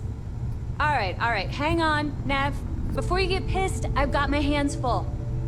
Jasmine, sweetie, I'm trying to give a tour here. So you want to tell me why those damn doors are sealed? It's called a malfunction. You know, that thing I spend most of my day dealing with. Believe me, my people are on it. Have a little faith for once. Aw. And you always, Angel. This here's Jasmine. You need anything for your ship, she's got you covered. We'll hit up the depot next since these doors have given out on us. So anyway, we were talking about the Lock. About 100 years ago, the prisoners down there rioted and took over the place. After stealing some ships, they were actually able to make it up here and took over the Key. About time you brought us new blood, Neva. I was getting tired of trading with the same old faces. You're just ticked everyone's getting wise to your ridiculous prices, Aludra. Anyway, welcome to the depot, Rook, where you'll be lucky if these blood-sucking leeches don't bleed you completely dry. Whoa. It's not our fault that people don't appreciate how much it costs to get untraceable merchandise onto the Key. Neva's just whining because she thinks she lost a ton of cash selling us a shipment of gear. She should have done her homework. Yeah, sure, laugh it up. I'll remember that next time I need something from you cheapskates. Let's move on. Back to my story. After the liberated prisoners grabbed the Key, they established it as a base of operations and began pirating the spaceways. That was how the Crimson Fleet began. Of course, Jasper Cricks had a lot to do with all that, but we'll get to him later. Rook, Meet Zuri, queen of the rare exports. If I don't have it, you don't need it. Neuroamps, blueprints. Hit her up and she'll take care of you. Speaking of which, you still owe me for that last purchase, Neva. It's like 5 figures. Don't make me collect it the hard way. The hard way? Oh no. Rook, protect me from Zuri's vengeance. Enough of the bullshit, Zuri. I'll pay you when I pay you. Deal with it. Got a problem with that? Take it up with the boss. My prices may right, be high, but these goods ain't exactly easy to find. I'm sure you know the deal there. He'll buy pretty much anything, no matter how high. Then we got our med bay on the left, run by the one and only Samina Mizra. She'll patch you up, if you've got the money. We don't run any free clinics up in here, you don't? Okay, this is our final stop. Over there, you've got the last Nova, where Bog serves watered-down drinks at ridiculously exorbitant prices. And right here is the most important place on the entire station. The Reckoner's Core, run by the incomparable Shinya Voss. Another new Rook, Neva? I can't believe Delgado still lets you recruit given what happened with the last one. You mean Austin Rape? It's been taken care of, all right? I don't like loose ends, and this Rook is the one who tied it off. Perhaps next time you'll try to be a bit more discerning regarding your choices. It's far more cost-effective. Yeah, love you too, darling. Anyway, Shinya handles our lifeblood. The money. We call him our Reckoner, but if you ask me, he's actually a pain in the ass. And Neva will slit your throat if she thinks you'll bleed creds. Go to hell, boss. Take care of our new friend here, or I'll find a way to pull the pin on that little party popper in your chest. Anyway, Shinya will get you set up in our system. I've got real work to do. Once you're done, head upstairs and I'll introduce you to the boss. Time for a proper introduction. I am Shinya Voss, the official Reckoner for the Crimson Fleet. And since Neva so thoughtfully mentioned it, yes, this is a bomb embedded in my chest. And no, I'll never know the meaning of the word humble. In fact, I find Delgado's idea of a security measure to be quite empowering. Glad you approve. Obviously, betrayal isn't taken lightly around here. Since I oversee the bulk of transactions and maintain all accounts for the fleet, I'm a prime target for information. Should our enemies capture me or I grew any semblance of a moral conscience, you might consider me the greatest threat we have. For Delgado, the bomb grants peace of mind and a certain degree of safety. It's why he's the boss. Of course, I'm not the first Reckoner to bear a bomb under my ribcage, but Delgado was smart enough to continue the tradition. Now, let me get you set up. A moment while I convene with the core. Thanks to advanced modifications even Ryujin would envy, I can interface directly with our mainframe and the Galbank network. This allows me to move and clean credits faster and more efficiently than any run-of-the-mill cyber runner.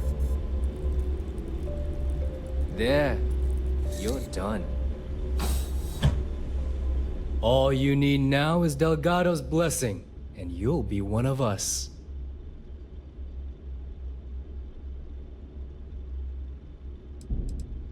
None. Other than my chest and arm modifications, I am but a simple man. Is the interview over now? Can we get back to work? The perfect segue into my final subject. Thanks to our relations with contacts across the galaxy, we always have a steady stream of jobs available. I've granted you all the necessary permissions to access these listings at any time, using the computers that surround the core. If Neva's chosen wisely, we certainly will. Now, I believe that covers all I have to say. so you can run along to Delgado. Take the elevator to the upper level. You should be able to find your way from there, I hope. Right, listen up. You can all stop complaining. Atrium to cargo bay doors have been repaired. Oh, and you're welcome, Nev.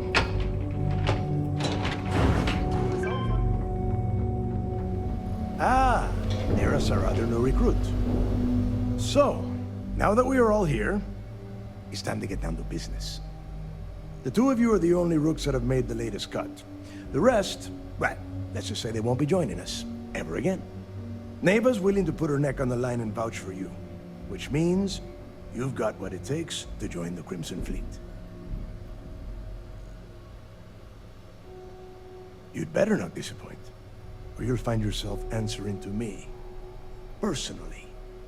All right, let's get started here. When you sign up with the Crimson Fleet, you're in it for the long haul. No one quits. No one retires.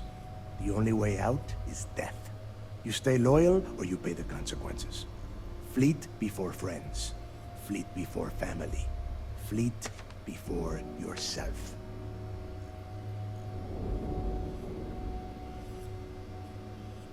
Boss. Good. You're getting it already. I like that. Can we get on with this? I want to get drunk at the last Nova. I'm impressed.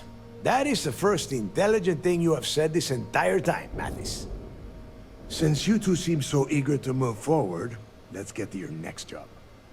Pack your cold weather gear, Rooks. Where we are going, you're going to need it. Oh, God, don't tell me you're dragging him down to Suvarol for another one of your little initiation runs. 10 Johns to the surface, 12 dead Rooks. You'd think by now you would have given up on that goddamn campfire story.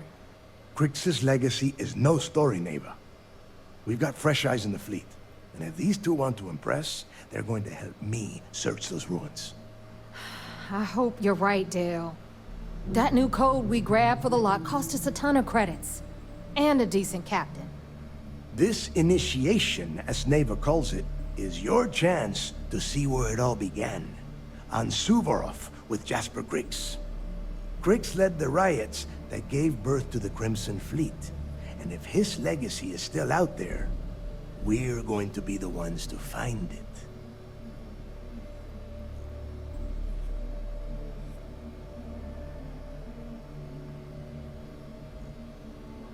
Before Crix left the fleet, he left a message talking about a major score. One that would set up the fleet to be a big player in the settled systems. Somewhere down the line, they started calling it Crix's legacy. And everyone who's tried to find it has wound up empty-handed, missing, or dead. If we're gonna beat those odds, we'll first need a lead. And I would wager we will find one on Suvorov. Dale's leaving out the best part. That this whole search is based on a handful of words on a very old slate. Crix left a lot of big talk on that recording, and not a lot of facts. Some of us believe in it more than others. Don't listen to her. When we get our hands on Crix's legacy, the fleet will be operating at a completely different level. We will become more than a match for UC's death.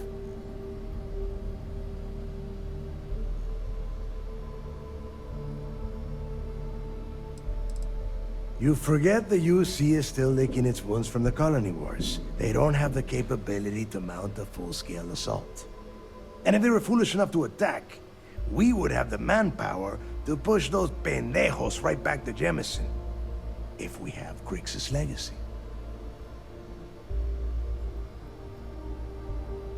Exactly. Now you're beginning to understand.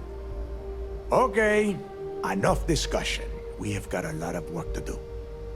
To that end, the next stop is the lock. I've had Jazz feed the coordinates into your ship's computer. Since Mathis doesn't have a ship, he's going to ride with me. I'll see you down there, Rook. Don't keep me waiting.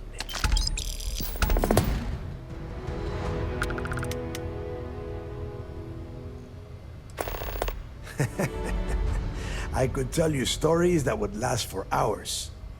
But now is not the time. You have a job to do, and I don't like to be kept waiting. Well, if you get back to the key, I am sure you can find some copies of the interview he gave to SSNN around here, somewhere.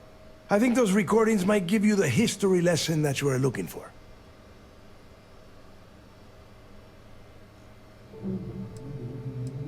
Yeah, I suppose. What did you want to know? There is no deal. You and Mathis are two sides of the same coin. A couple of rooks fighting for a spot in the fleet. Only problem is that he is down a ship and you are not, which puts you ahead. Just barely. Who knows? Maybe he'll get lucky and you won't make it off Suvorov in one piece. It's cold. Bitter cold. Just about the last place you would want to find yourself without heat. The few living things that can survive the extreme temperatures are constantly fighting to stay at the top of the food chain. The Crimson Fleet called Suvorov the White Hell. To me, it's paradise. Someone up here pisses me off enough, I send them down to the surface for a little overnight visit. Snaps them right back into line. The UC built the Lock as a supermax prison a little under... well, it must have been at least 100 years ago. Before that, those concha de sus madres marooned prisoners on the planet's surface and left them to their own devices. As you can imagine, these turned into some kind of demented survival of the fittest. Prisoners killing each other for a chance at the meager supplies. Luckily, some whistleblowers back in New Atlantis saw this as cruel and unusual punishment and pressured the UC into building the facility. 5 years after the prison was completed, Crix touched off the riots that overran the Lock and eventually the key.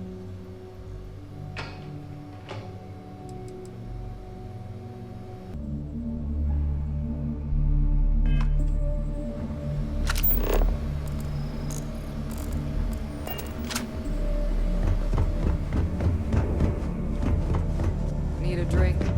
Bog and the last.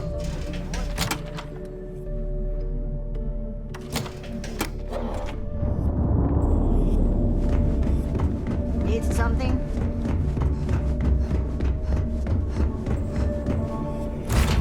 I don't suppose I have time for a nap before we leave?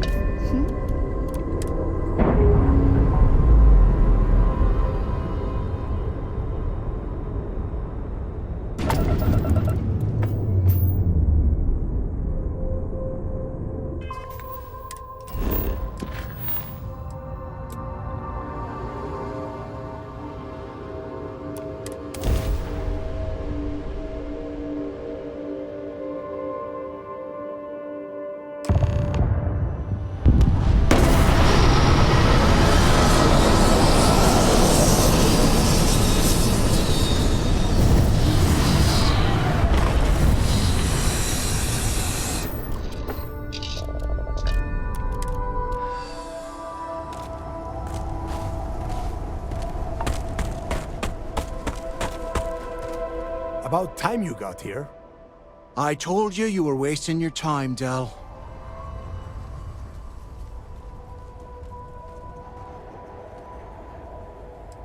I hate surprises. Just do what I say, and you might even walk away from this without turning into a goddamn ice sculpture. And Mathis, I am running things around here, so keep your mouth shut. You got that? Fine. All right, listen up because I am only going to go through this once. We are here to dig up any info about Crix's legacy. We are not here to scrap for loot. Whatever you pick up, don't think, don't get creative, bring it straight to me.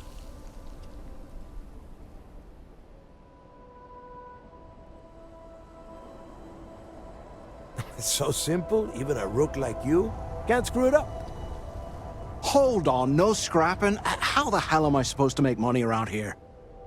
All right, that's enough. If either of you want to fly with the Crimson Fleet, then you need to follow one simple rule. When you're on a job, you do exactly what I say, no questions asked.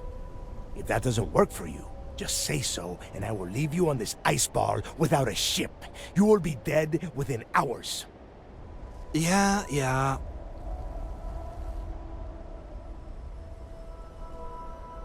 Oh, and there's one more thing. Your little friend can tag along until we get to the outer doors of the prison, but I will be damned if I'm letting them inside. Oh, very nice. I'll just remain here and soak in the planet's lovely winter-like atmosphere until I go hypothermic. We have a lot of ground to cover between the landing area and the lock, so let's get moving.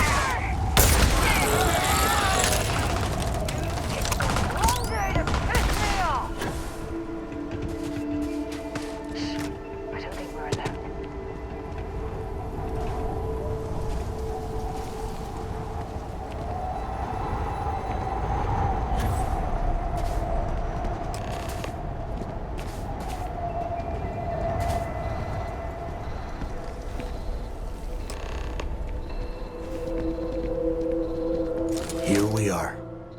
The place where Jasper Griggs laid the groundwork for finding the legacy and eventually the Crimson Fleet. The lock.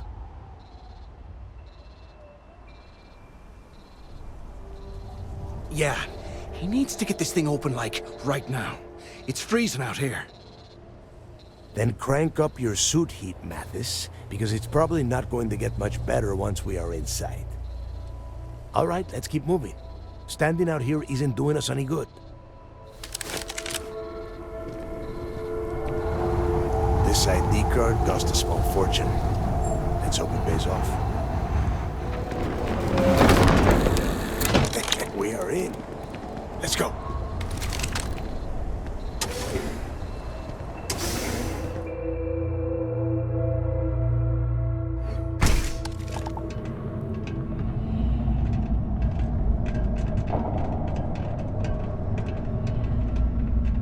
First time I have been inside this part of the lock, so keep your eyes open. See anything unusual, call it out. If it's hostile, take it down. Couldn't be simpler. How many people did the UC stick down here, Dal? A couple of hundred at least. Might not look like much, but it was better than trying to survive on the surface. Not much better. Even with the heating on, this place looks like a goddamn dump. Now you know why the prisoners got fed up and looked to Griggs to lead them out of here. And that's how the Crimson Fleet began. Yeah, we've all heard the story. It's not a story, Mathis. It's history. Remember that. Now, keep your mouth shut and your eyes open.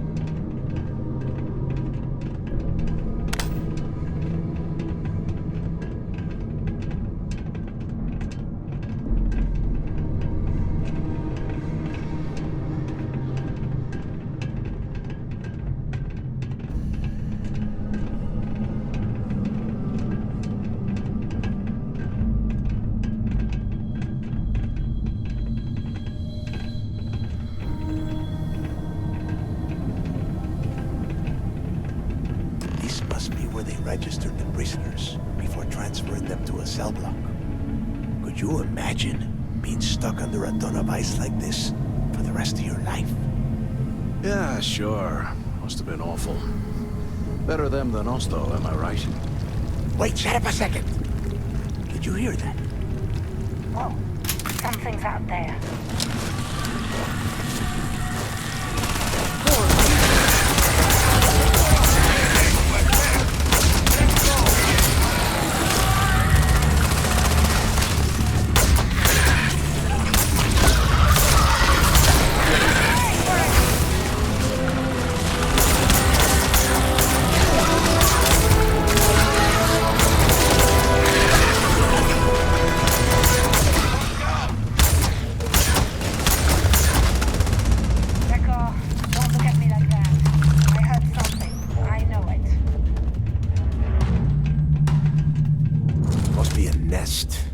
I bet these things are crawling all over the place. Yeah, and their buddies probably heard us firing from about a kilometer away. Hallelujah.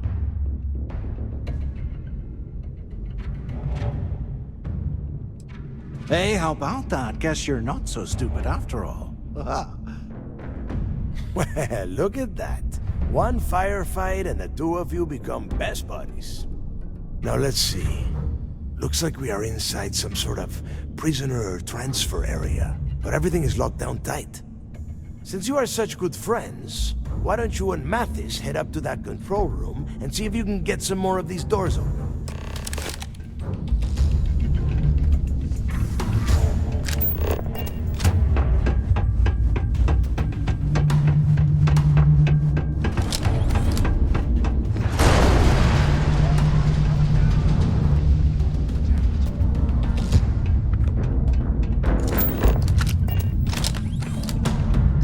Rock must be several meters thick. God damn it, we're cut off! Hey, Del! Can you hear me? Del!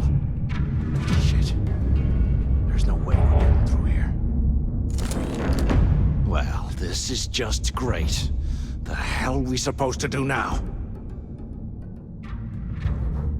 Whew, yeah, you're right. Now that I think about it, this gives me an idea. A way we could turn this situation to our advantage.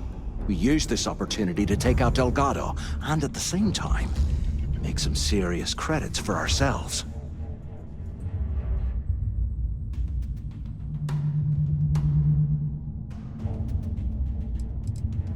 Yeah, we're doing this right now. Or maybe we should wait until the next time we're on an alien world and separated from Delgado by an ice fall.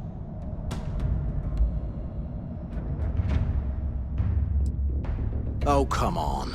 We're just a couple of rooks. When are we ever gonna have a chance like this again? Let's pretend for a second Delgado's correct, and there's information here about Crix's legacy. Once we get rid of him, we'll dig up the garbage ourselves and sell whatever we find to Neva. We'll be rolling in credits.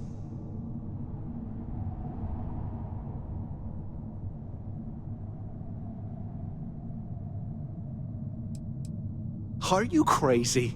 I'm no rat for Delgado. I'm busting the ass to become one of the Crimson Fleet captains, just like you. And in case you missed it, that icefall trapped both of us in here. Unless we find a way out, no one's reporting anything to anyone. Ever again.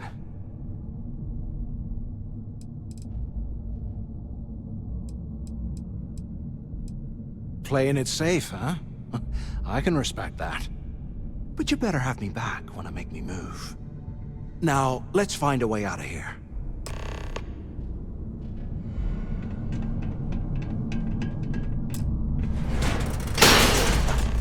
I guess that's...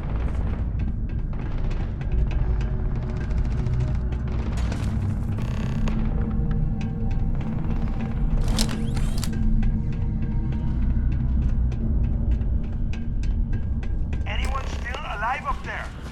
Use the intercom up there if you can. So the two of you made it, huh? Well, brush the dust off and listen up.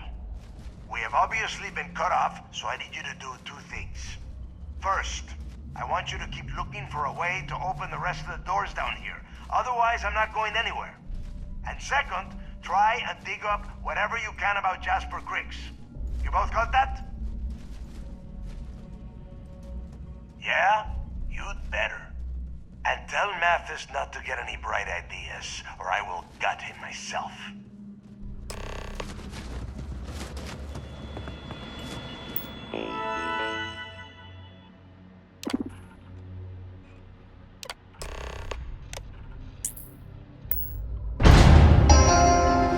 Attention. Lockdown mode has been rescinded.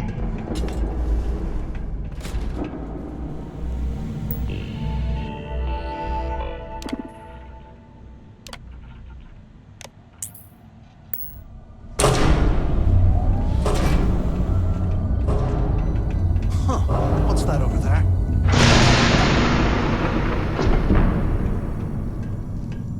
Looks like there's a guard tower overlooking the cell block. We should check it out.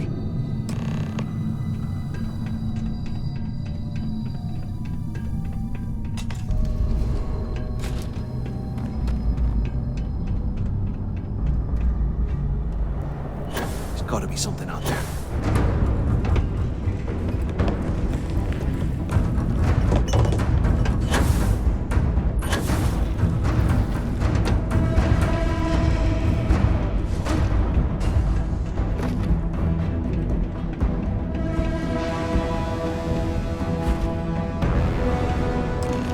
Thought about what I've said.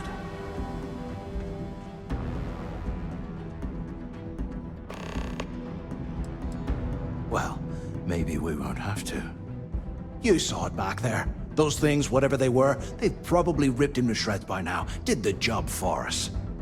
And if they haven't, we can still handle the job. We just have to get our hands a little dirty. Wouldn't be the first time, am I right?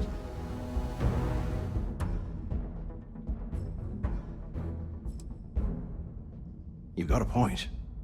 All right, I'll follow your lead for now. So, now that we've made it to the guard tower, what's our next move, genius?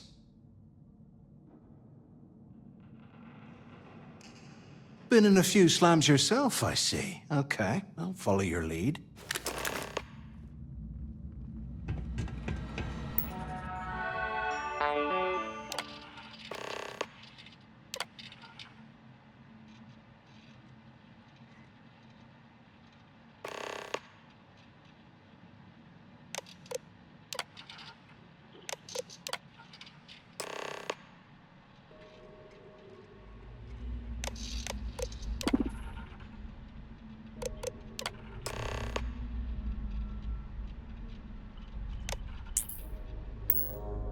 Cell D03118. Okay.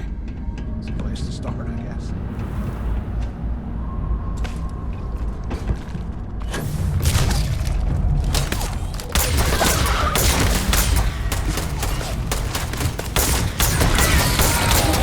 They were there. Practice.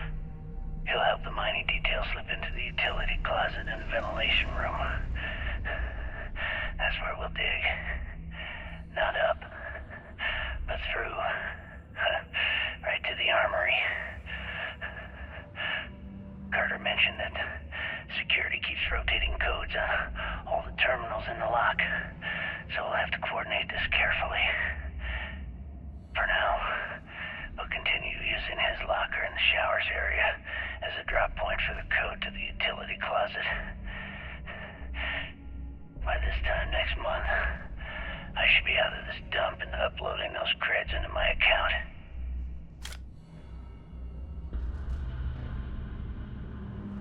Delgado was right. Criggs must have hit the Galbank transport and stashed away the money. You're going down!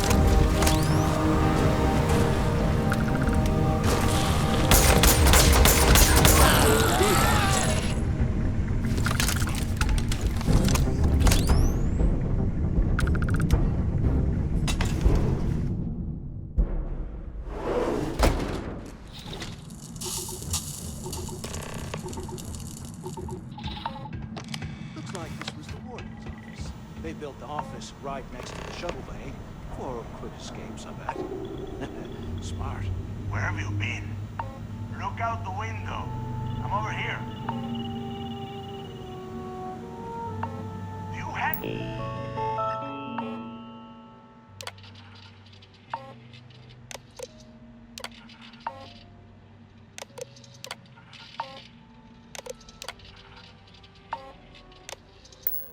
Any idea how long I have been waiting? Pick up on the intercom. I hope you found something because I am getting sick and tired of this place.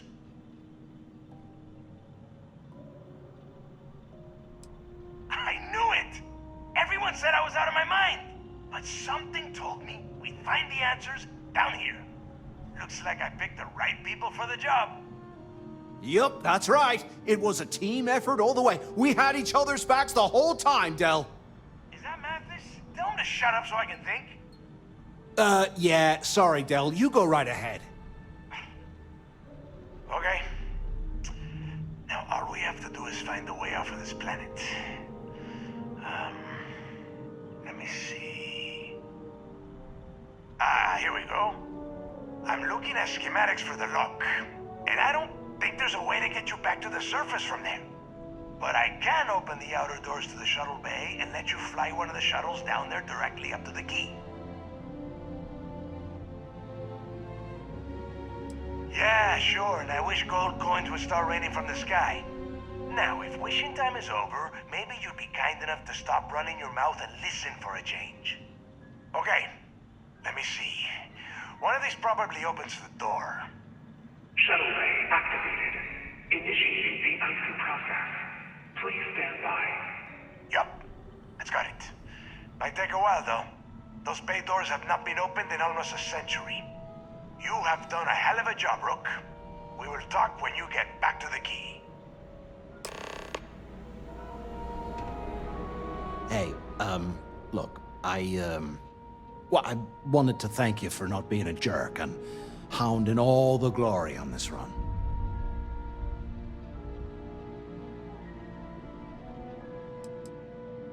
That's true. Well, thanks all the same.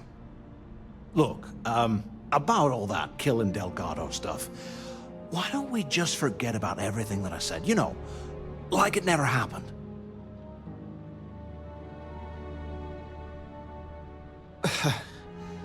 Thanks. I promise that you won't regret it. Now, let's get the heck out of here.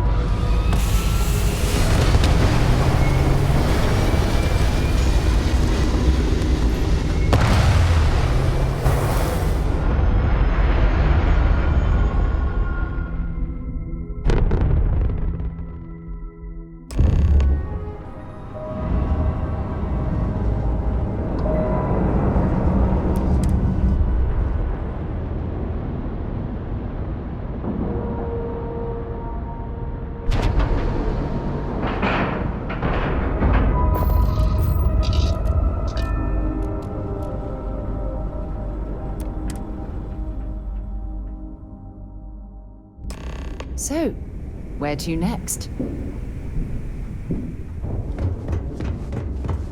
You see, you'll never crush the fleet.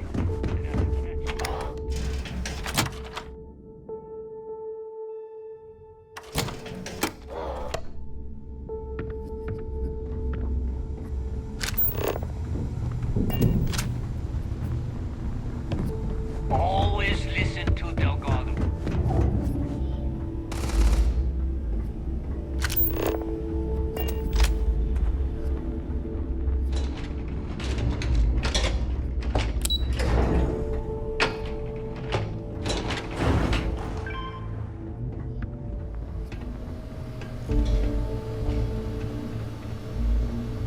There you are. The hell took you so long? It's about time. I was about to fly down and loot your bodies. Not now, neighbor. Well, you said you found something. Hand it over. That's it? Just one slate? After losing so much of our crew, it better be a map with a big red X on it. Well, I'll be damned. Legacy wasn't referring to Crix's fortune. It's the name of an actual ship. A Galbank transport probably loaded with credits. Never heard any stories about a Gal Bank ship going down. And even if it had happened, it would have been picked clean years ago. No, neighbor. Think. If Galbank covered it up, and over time, the location was eventually forgotten, it wouldn't be on anyone's radar. Okay, this changes things. Now that we know what we are looking for, we have to narrow the search.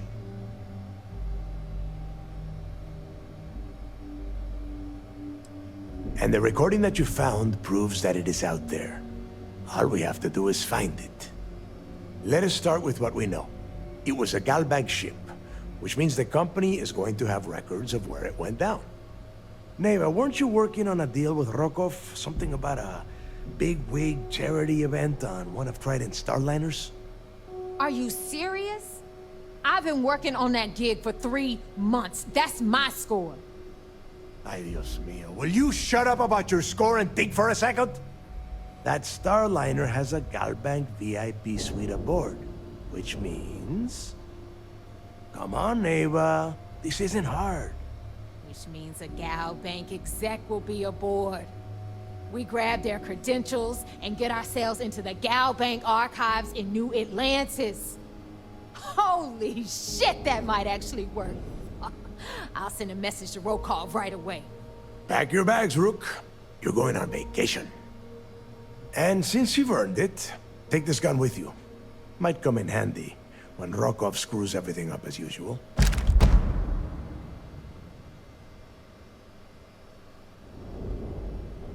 Good, because that is exactly what you are going to be doing. Neva and I are too well known to walk around the starliner without being recognized. If Trident security spotted us, it'd be over. I need you to board that ship, make contact with Rokov, and get me those credentials. You'd better. Oh, before you leave, I wanted you to know that I took what you said about Mathis into consideration, and I've decided to let him join the fleet.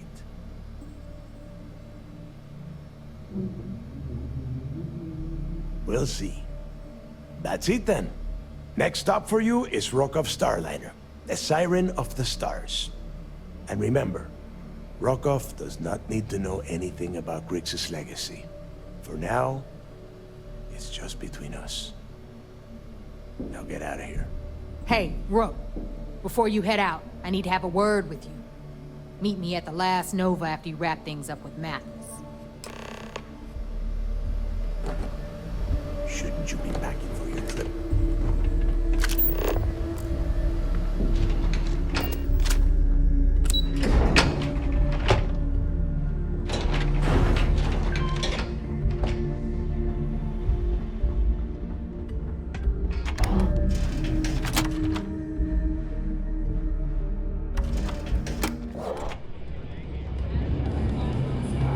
Hey, I wanted to thank you one last time for not ratting me out to Delgado. and telling him how much I pitched in. That was pretty damn cool. If he would have found out what I was planning, well, I don't even want to think about what could have happened.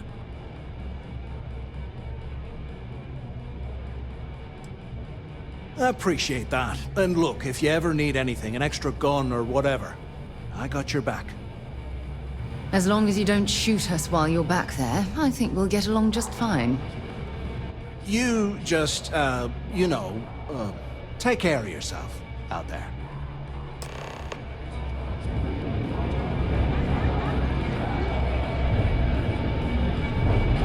TKC's job was bulletproof. Well, isn't this cozy? It appears we've stumbled across the embodiment of the There phrase you are. absolute mayhem. All right, look. I've been lining up a score with that asshole roll call from the Siren of the Stars for months. I'm not about to let a payday slip through my fingers. So guess what? You're gonna finish the job for me. My friend's got a point, Bug. Every pirate in this... I'm about to tell you, so shut up and listen. Rokov's been tipping me off about some kind of bullshit charity event that the Siren of the Stars is hosting. At the event, they're gonna give away something called the Earth Savior Award, which is worth tens of thousands of credits. So it's simple. While you're on the Siren, swiping those Galbank credentials, I want you to grab that award and bring it to me.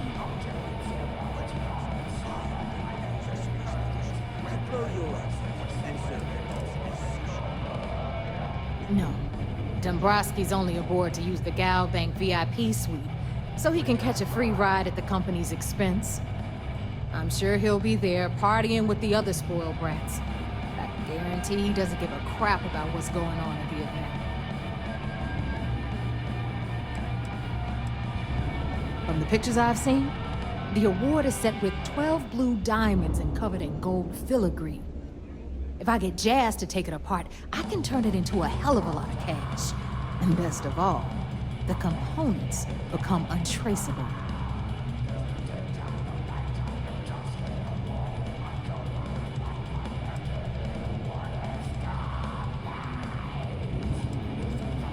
Then why the hell are you here? We take unnecessary risks every day. That's what being a pirate is all about. Look, you can make all the jokes and excuses you want. But if you don't come back with the ES award, I'm gonna deduct it from your pay. Either way, I get my money. How much you walk away with is in your own hands. Got it? Unless you plan to walk away empty-handed, she really isn't giving us a choice.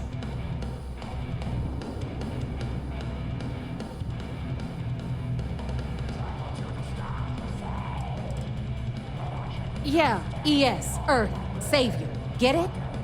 Come on. Keep up with me here. I got about 17 other things to do and you're holding me up. Then it's settled. Good. All right, Rook, we're done here. Now, get your ass to the Siren and bring me my goods.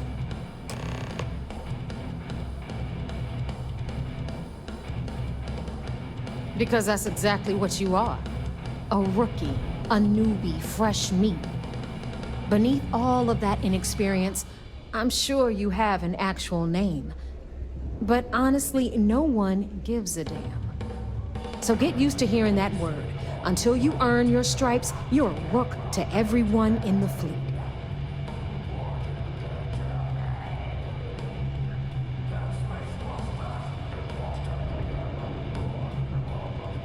Because that's exactly what you are. Beneath all of that. So get used to... Good luck.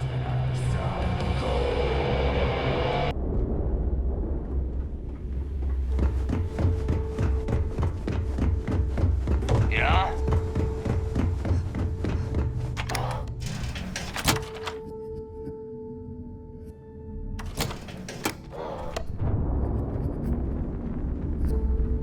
Is Samina seeing anyone right now?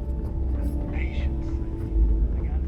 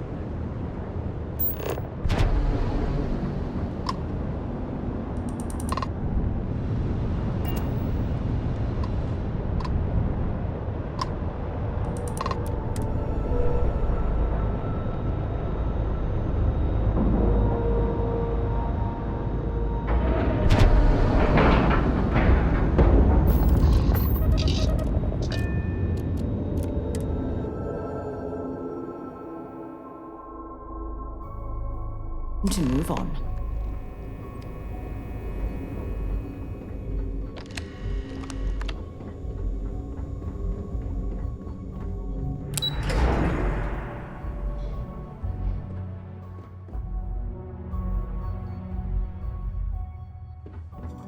Once we get rid of all the pirates, the galaxy will be a better. You're back. So how did it go? Then things are moving forward. Perfect. Nice job, Rook. I was certain we'd fool Delgado, but never. She's a sharp one. Overcoming her scrutiny is no small matter. Did you discover anything worth reporting yet? Legacy. Why does that sound familiar? Wait a moment. Are you telling me Delgado may have actually located Crix's legacy? Excuse me, Commander. Did you say Crix's legacy? Please tell me you aren't seriously going to give that any credence. Everyone knows that's just I don't know, a myth. I'm holding tangible confirmation of the word legacy attached to Crix's name. That's too much of a coincidence to attribute to myth. I suppose it's possible, sir. Intelligence picked up a bit of chatter on that subject recently. We assumed it was some sort of tall tale or a story to attract recruits to their cause.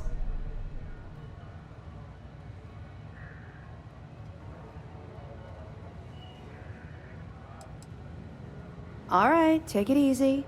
We prefer to check our own sources, if you don't mind. Let me see what we have here. Nope. There are no records of a Gal Bank transport named the Legacy in the database. I think Delgado's trying to manipulate you. What do you think, sir? I think there's no record because Gal Bank is hiding something. Delgado's no fool. If he risked his own neck to get that information, then he must be on to something. We have to take this seriously. What's your next move? Clever, Delgado. Very clever. If I were in your place, I'd be trying to do the exact same thing. We can't let Delgado get his hands on what could potentially turn out to be the largest haul of credits the Crimson Fleet's ever seen. Maybe I should head out to New Atlantis, sir. I could press the Gal Bank execs for information. Get ahead of everything. No. Let's allow this to run its course. We have our agent here feeding us information. I think that's good enough for now. There's more to this than just finding the location of the transport. Jasper Crix was clever. For some reason, he never got there.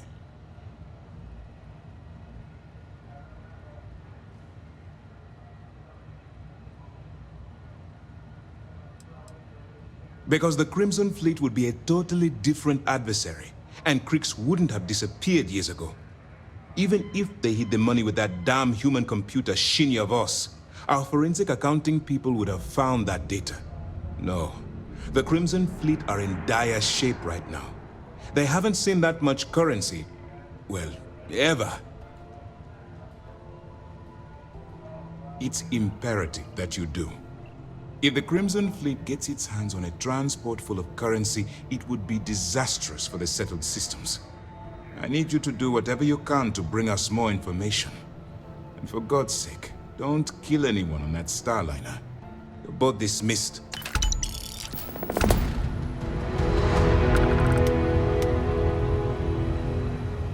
Heard you boarded the key.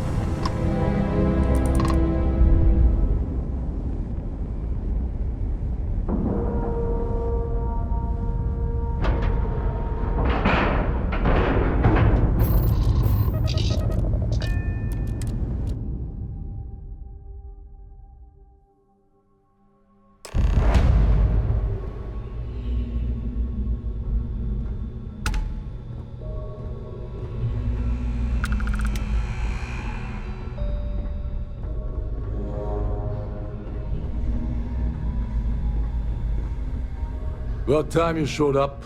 All right, I want to know what's going on. I've been trying to get Delgado's attention for, I don't know, 3 years now. And what do I get? Nothing but radio silence.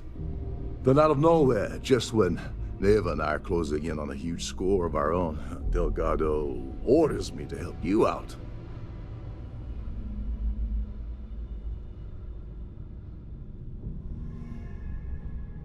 Yeah, I figured you'd say something like that. Just another one of Delgado's loyal little soldiers, huh? Fine, have it your way.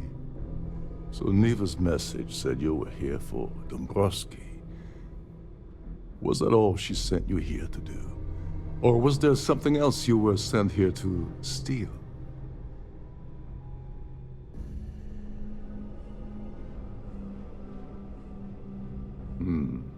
Okay. So why are you targeting a Gaul Bank exec anyway? Not exactly your average Crimson Fleet prey. Why the interest?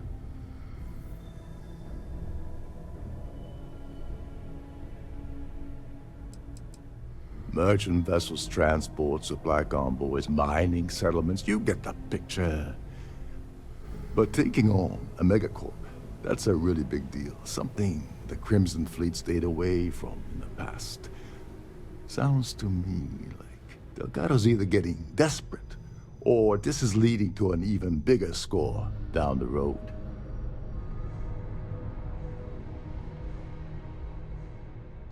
Oh, I see. We're playing this game now. Fine, fine. Well, you might as well turn around and hop back aboard your ship because you're not getting near Dombrowski without my help. Like him or not, he's the Siren's captain, so his assistance is going to be invaluable.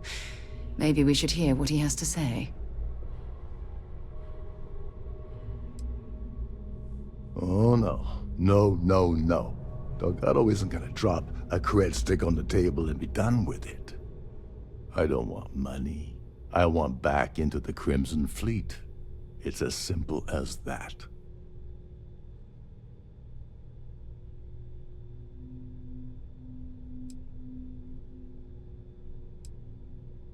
That's a disturbing way to put it. But I suppose that's the best offer I'm gonna get, so I'll take it. Dombrowski's a full-timer aboard the Siren of the Stars. Probably spends more time cruising the space lanes than actually working. Fortunately, the Siren is hosting the Terran Preservation Society charity gala. Larry won't be able to resist showing off his VIP clout. To get what you need, you're gonna have to attend the gala, talk to his fellow philanthropists, and dig up some dirt. Oh god, I'd rather hunt down Varun's zealots than mingle with those egotistical frauds.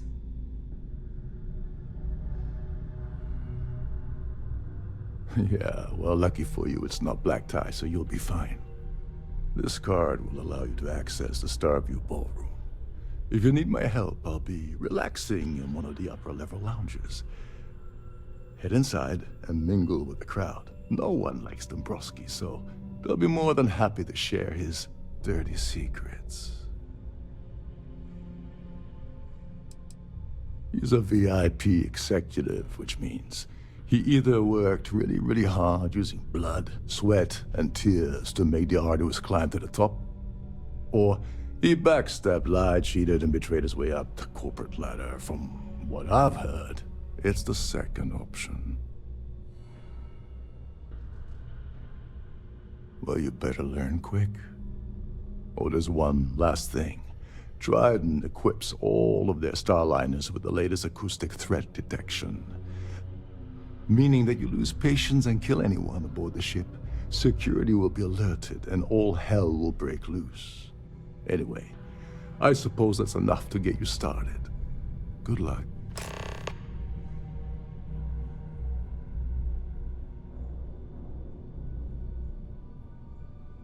What the hell? When I asked you earlier, you said you weren't here for anything else. Not only did you lie to me, but now you're telling me that she's...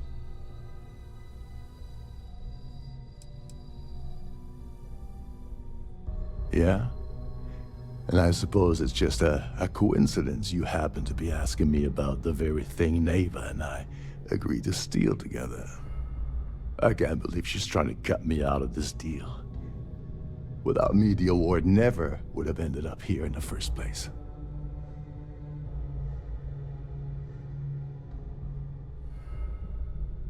She told you to hold that over my head, did she? Oh, that witch. Fine, I'll help.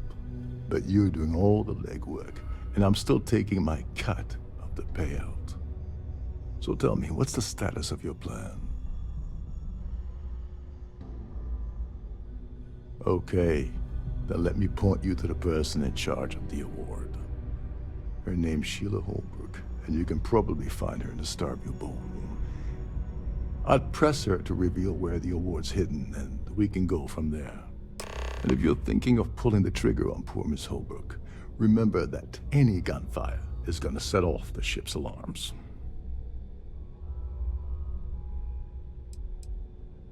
You seriously need to ask. Okay, I'll give you 2 reasons. First, Gold Bank protects their own. Kill Dombrowski, and they send Ecliptic after every Crimson Fleet ship they can find. Not something Delgado wants, I suspect. And second, you offer Gal Bank employee in every single Gal Bank facility in the settled systems will triple their security. I'm gonna guess that won't help with whatever your plans are regarding Gal Bank, now will it?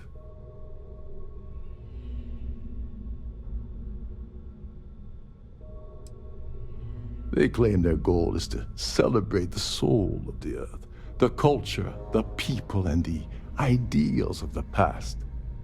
In their minds, Earth is now dead, which is why they feel that preservation of its remaining aspects is so important.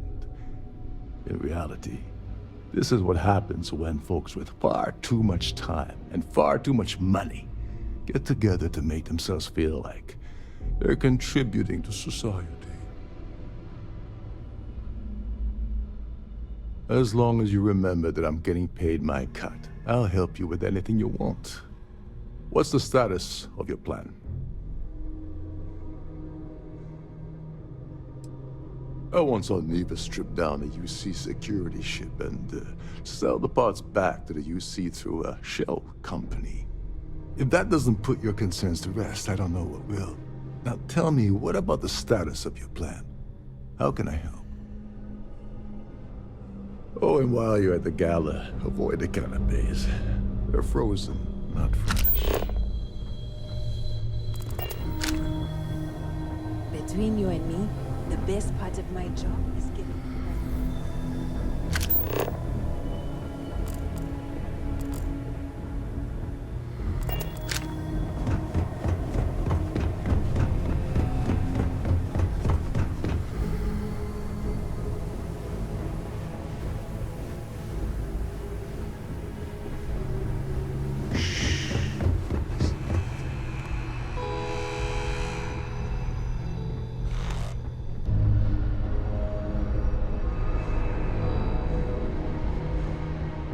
There's nothing quite like the view from the Starview Ballroom.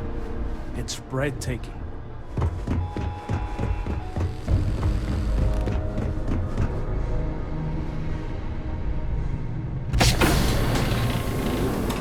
This is one of Trident's top-of-the-line vessels. Every day that I wake up in my bunk,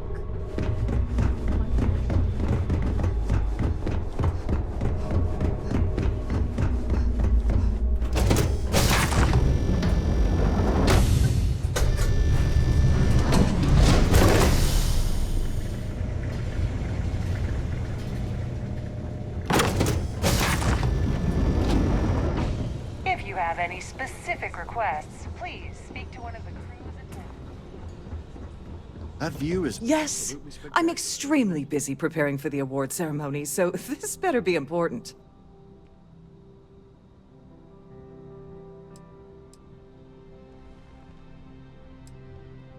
Probably in a few days. I don't want the award transfer to actually occur until we're safely in orbit at our destination. Of course, if I keep getting interrupted, the ceremony might never take place at all. Yes, I am.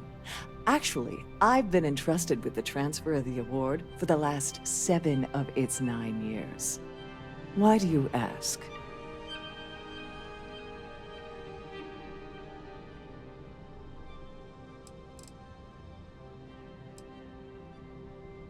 Well, the Earth Savior Award is one of a kind. The blue diamonds alone are irreplaceable. Since we can't produce a new award every year, it's instead passed from one recipient to the next. I supervise the transfer and make certain that there's ample security during transport and at the destination. Yes, it's quite marvelous, isn't it? Absolutely priceless. Alas, I'm afraid you'll just have to wait for the ceremony to see it in all its glory. It's far too valuable to be left anywhere else except the master's safe located at the purser's office. Now, if you'll excuse me, I have much more important things on my agenda than to speak to the likes of you.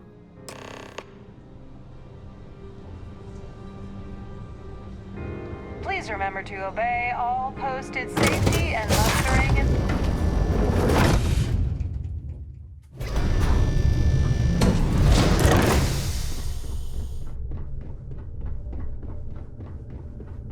With all the worthy causes in the settled systems, you'd think people wouldn't waste money on these pretentious luxuries. On behalf of Trident Luxury Lines, I'd like to welcome you aboard. Welcome to the Purser's office. I'm Chief Purser Murata. How can I be of assistance today?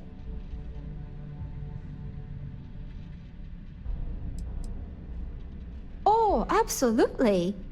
The safe is magnetically sealed and shielded with multiple layers of fully damage-resistant, vacuum-proof plating. In the unlikely event our vessel is boarded and the threat detection alarm is triggered, the safe will be permanently sealed until it reaches port. In the even more unlikely event this ship is destroyed, we can assure you that your loved ones will be able to recover your goods from the wreckage.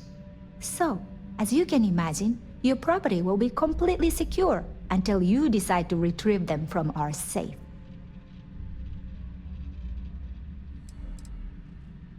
An excellent question.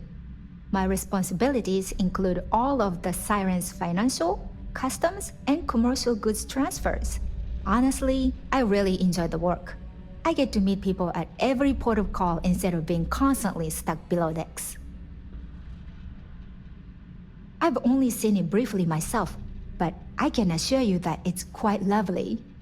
Unfortunately, the item is locked inside of our safe, which can only be accessed by presenting an appropriate claim ID. Is there anything else I can assist you with today?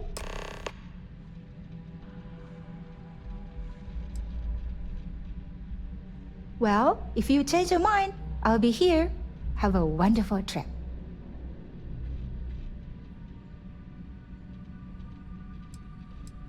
Don't forget to tell your friends how much you enjoy the cruise. This must be where the passengers store their valuables while the siren is underway.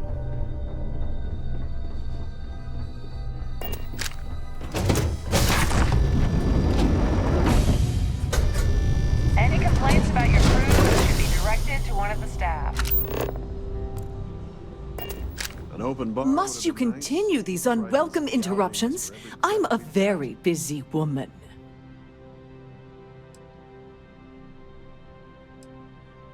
Not at all. I was assured that this particular ship was outfitted with the absolute latest in cutting-edge security. I am completely confident that Trident Luxury Lines will keep all of us safe.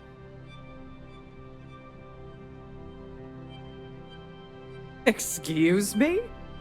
And why in goodness name would I do something as foolish as that?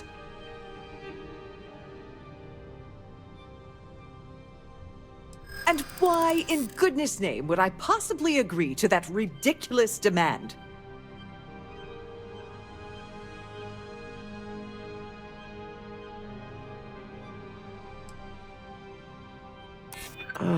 I hope I can trust you. Maybe so.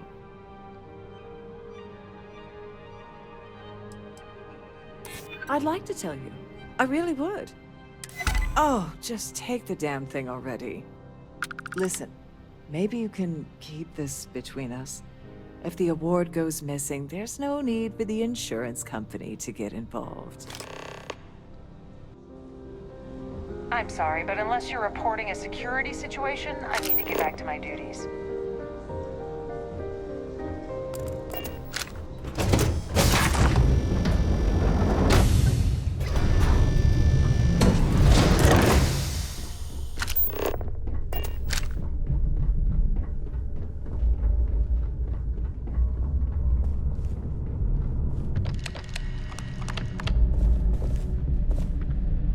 Please let me know if your voyage is unsatisfactory in any way.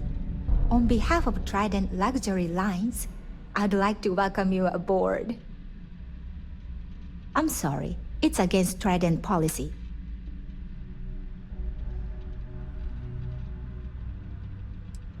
It's not about money, it's about my career. I get fired from Trident, that's it for me. Back to scrubbing tables at the Terra Brew. No problem. Is there anything else I can help you with today?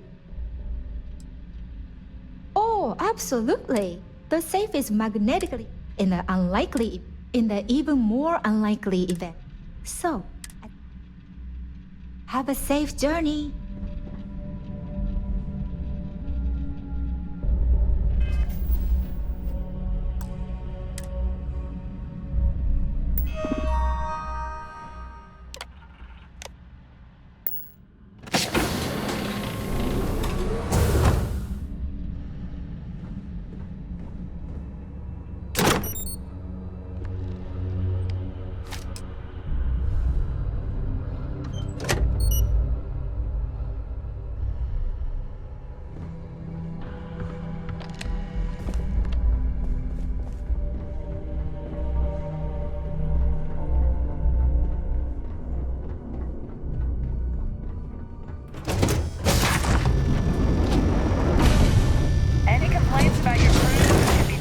To one of the staff.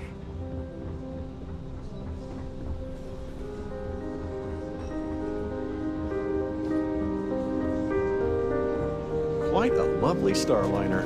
Nothing but the best for the society, eh? Hello. Are you a member of the society? Have you tried the canopies? Horrid. Positively horrid. So what brings you aboard? I don't know why Larry's attending this event. He could care less about any planet, let alone the Earth. Well, apparently the award is so valuable, there's only one in existence. It gets passed to a new winner every year. It's critical that the Society keeps the memories of Earth alive in our hearts. I'm doing my part by attending this spectacular event.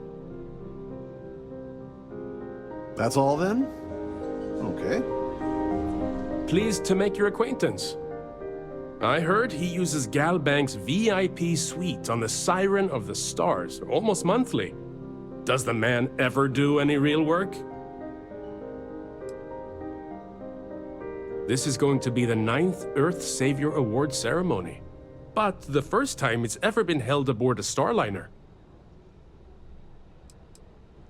The Society was founded about 8 years ago by Carl S.A. Worthington, a prominent businessman from New Atlantis.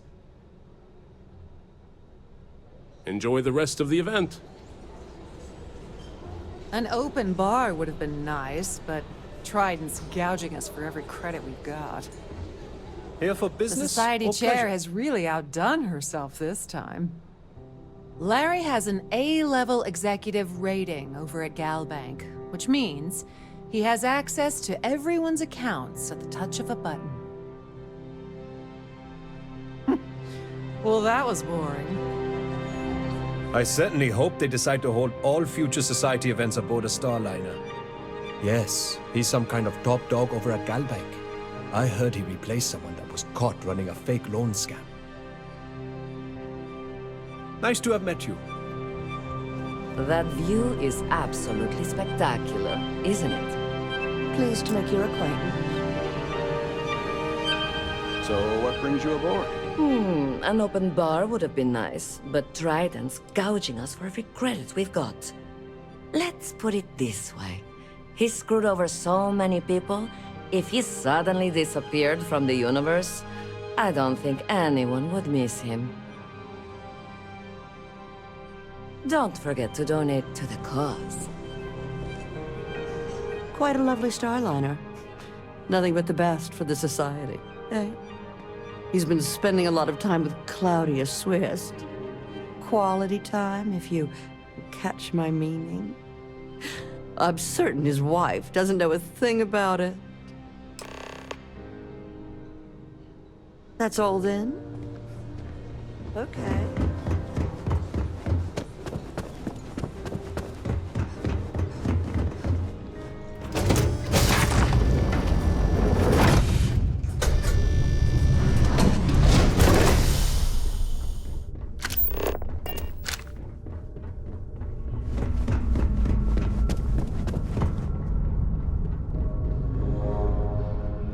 Sorry, do I know you?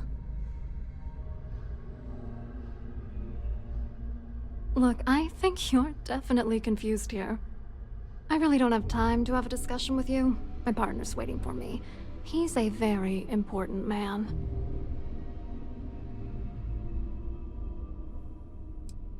His wife? Oh, for the love of God. I told Larry to keep his big mouth shut, but did he listen? No. He had to impress his friends and treat me like a trophy. Look, I've been in this business for a long time, and I know how this game works, so let's skip all the banter and get it over with.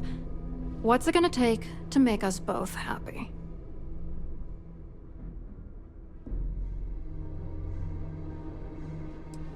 You're willing to pay me to give you dirt on Larry?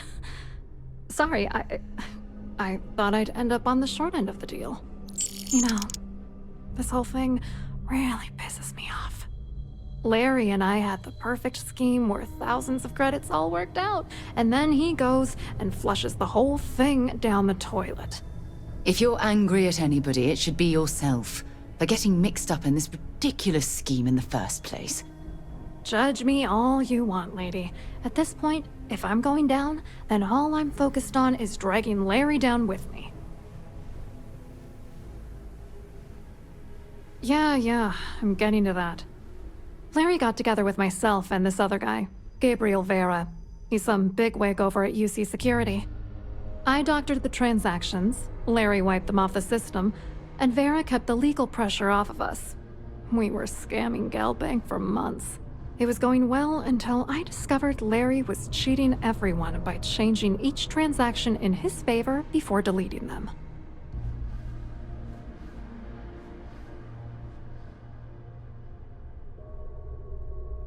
I wish I had some. Maybe you should try talking to Gabriel Vera. He should be around here somewhere. If he doesn't want to cooperate, just mention my name. That should grab his attention. Good luck. You're gonna need it. I wrote a computer algorithm that basically creates a randomized number of false ghost credits that mimic the crypto key of actual credits. Then the algorithm simply passes the ghost credits to whatever legit transfers that the bank transacts. The genuine credits enter a dummy account. The best part is that I also alter the crypto keys as the real cash flows into our accounts. By the time it lands in our pockets, the creds are clean. So, on paper, it appears that all of the bank's transactions are covered, when it's really just our ghosted dummy creds. Genius, right? What do you think is going on? I'm using that gullible idiot to get what I want. If I have to squash him on my way to the top, then so be it. Let's get one thing straight. Larry Dombrowski's no saint. He deserves everything that's coming to him. I agree. You sound absolutely furious at that horrible excuse for a human being. Oh, I'm beyond rage. And if you've been as close to him as I have, you'd agree. Dombrowski is a piece of human garbage. He'd stab you in the back for table scraps, then stab you again to steal dessert. The plan's always been to milk the guy for everything he's worth, and then leave him in the dust. Not bad for a lowly Galbank worker drone, right? What, are you writing a damn novel? Fine. Vera works for UC Security, so he kept a lookout on their commnet for any Galbank chatter. I guess you could call him our early warning system. And Dombrowski made sure that all of the crypto manipulation I was working on didn't turn up in Galbank's automatic audits. You need top clearance for that kind of access, so we had to cut him in, whether we liked it or not. I hope you hurt Dombrowski. Nail his ass right to the wall.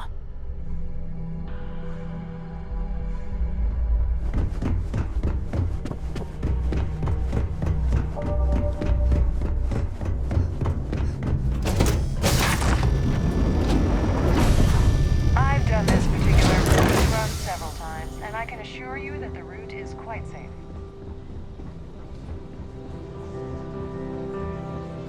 Here for business or pleasure? Quite an event they're throwing today, don't you think? Hello. You here for the charity event?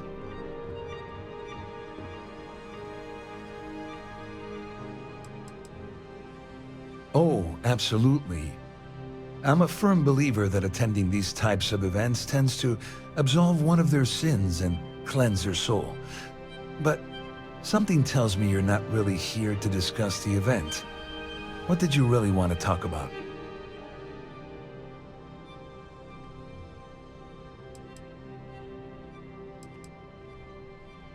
Oh, I'm afraid that's a bit outside my wheelhouse. I work for UC Security, so I don't think I could be of much help. I have nothing to do with Galbank.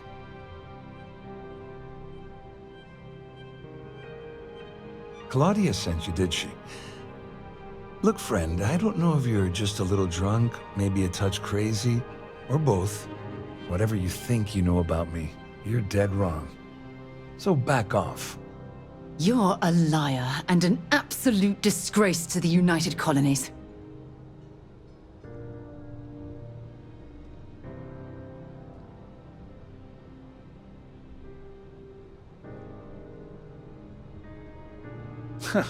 Just in case you weren't aware, I am the authorities.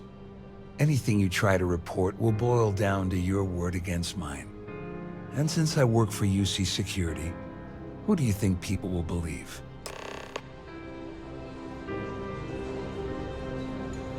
The Society Chair? In the event of a lockdown, remember to return to your cabin in a quiet and orderly fashion. I saw your little exchange with Vera. Keep that up and I guarantee that imbecile's gonna demand that you be arrested. Which is why he's threatening you. That makes sense. We need hard evidence of their scheme. It's gonna be tricky. The problem is he's not gonna talk to you in public. We need to get Vera isolated so he'll spill everything he knows.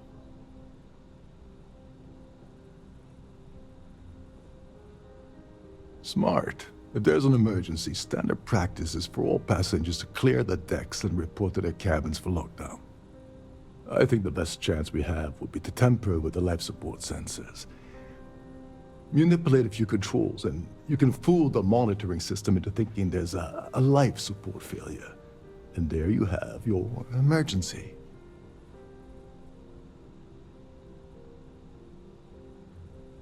Whatever it takes. He's talking about tampering with the only system keeping everyone on this ship alive. Don't worry. It'll be as easy as it was mingling with the guests at the party. Just throw a few lousy switches and you're done. One more thing. If Chief Engineer Sundin gives you any trouble, tell him I'll erase that gambling debt he owes me. I prefer you use that as a last resort, but hey, What's the harm in losing a few credits when I'm on the brink of rejoining the fleet, right? Anyway, I better start packing. Things are getting hot around here, and won't be long before Trident figures out you had help.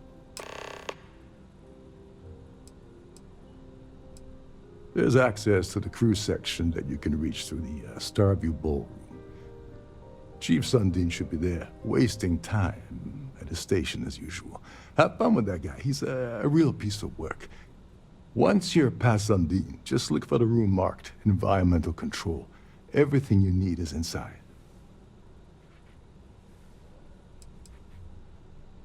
All passengers are instructed to immediately report to their cabins. That way we keep the halls clear and avoid a panic. Fortunately for us, all of the passenger cabin doors will automatically unlock. This is normally to ensure the crew can check cabins quickly and without interference. But in our case, it's like having an all-access pass. On the surface, he's an upstanding citizen of the United Colonies, pretty high up in UC security. Lots of clout with mast. Underneath, he's a greedy piece of garbage. Given the chance, he'd backstab you for a cred stick and pin the murder on someone else. Come to think of it, if he wasn't such a petty tyrant, he'd probably thrive with the Crimson Fleet. You serious? First, go back. And second, I'm gonna guess that. Go do something useful, okay?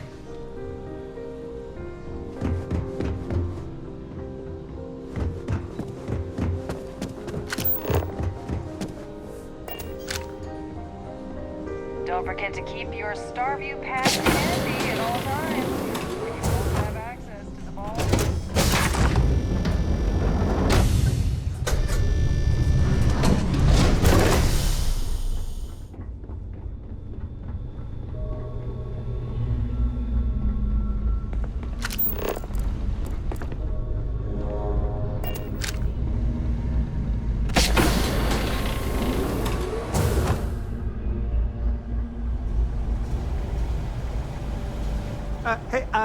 Hold up.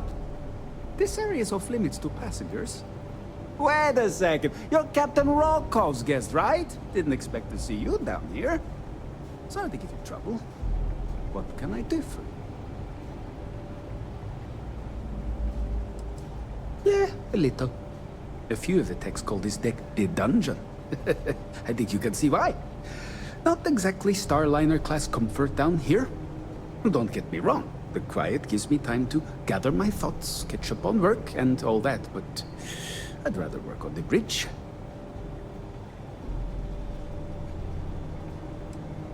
I'm the Siren's chief engineer. Trident put me in charge of the entire tech team. We do our best to keep the ship running smoothly and efficiently. Of course, this beauty is a cutting-edge piece of spacecraft design. Almost everything has triple redundancy, like the life support system. Unfortunately, that means there's quite a bit of downtime. Could be worse, though, right? Oh, sorry, that area's off limits. No exceptions.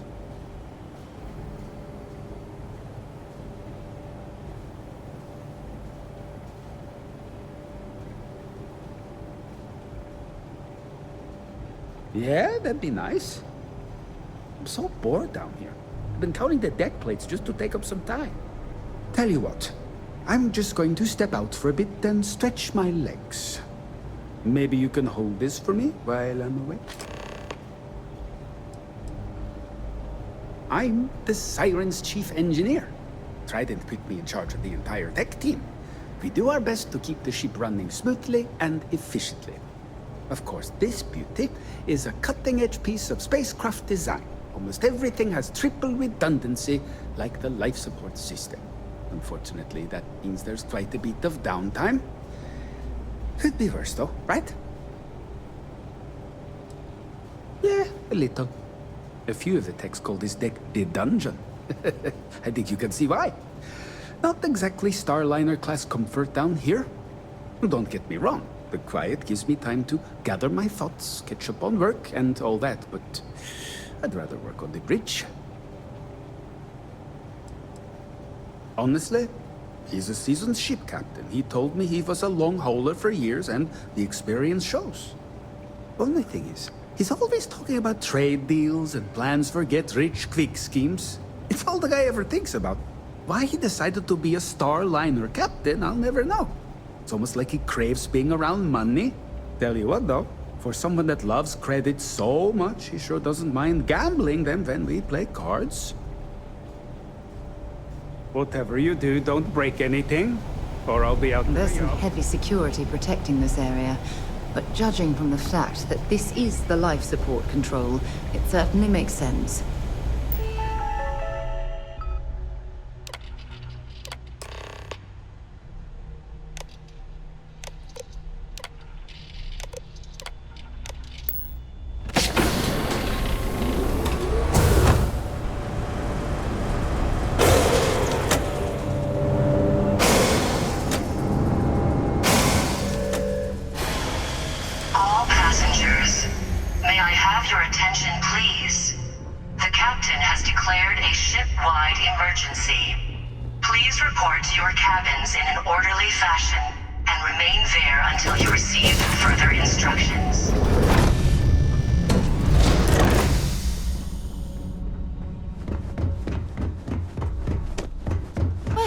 It appears that we've definitely ruined the party.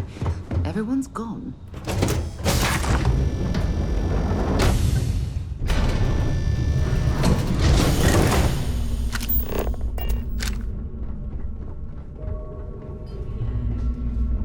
Our security team would appreciate if you'd please shelter in your cabin during this emergency. Thank you.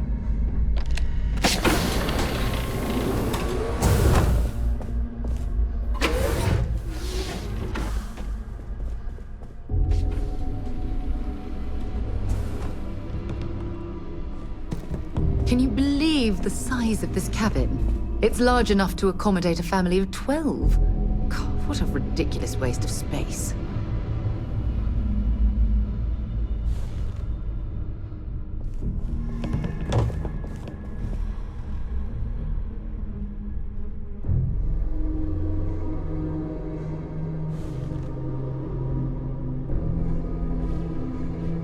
I was wondering if you were the cause of the ship-wide emergency.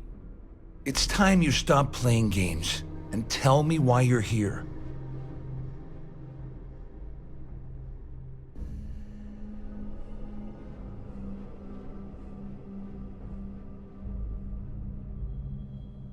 All passengers. I always took him for a fool. I can't believe he's stupid enough to have gotten mixed up with the Crimson Fleet.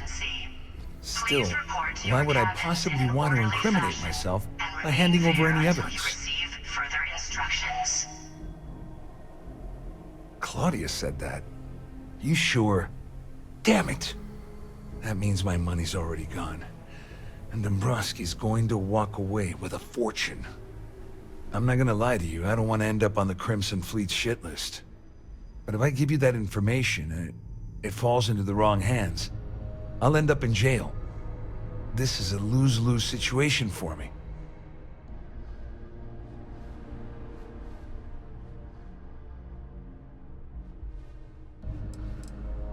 Oh, I've got everything you're gonna need.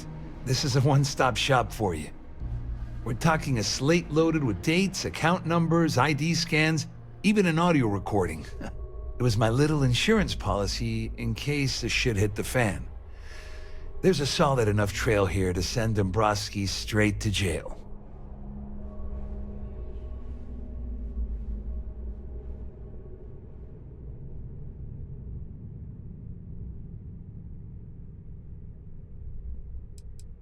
Dombrowski had the authorization to wipe out records on Galbank's system without raising any red flags.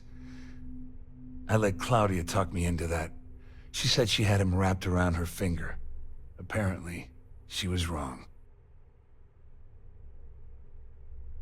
At least I walk away with something.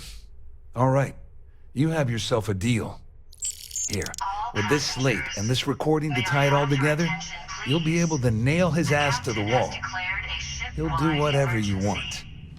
Just remember that you promised to leave me out of it. And remain there until you receive further instructions. Well, since Claudia has been spending time disgustingly close to Dombrowski, I think she's suffered enough. On the other hand, I've got very, very special plans for Larry. I have some friends that can, well, let's just say, take care of the problem. That's if you leave him alive, of course. We'll just have to wait and see.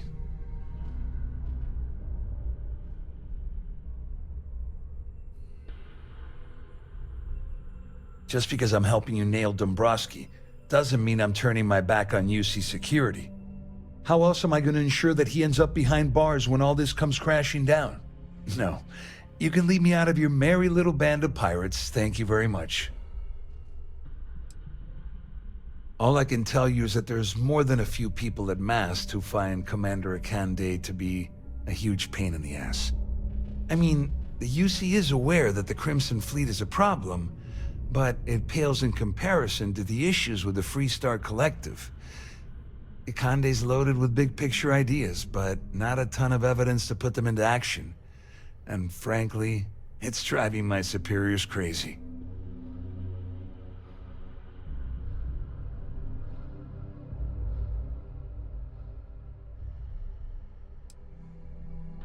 All passengers, You better tell may I Dombrowski to have run, your attention, because if you please? don't kill him, The captain I has will. declared a ship-wide emergency.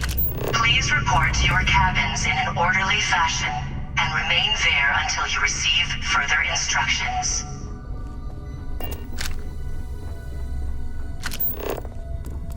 All passengers are being asked to return to their cabins at this time.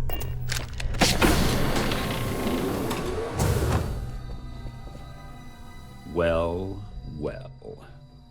You must be the one who's been accosting Claudia and Gabriel. I'm uncertain what you hope to accomplish here, but it appears we should rapidly enter into some sort of negotiation.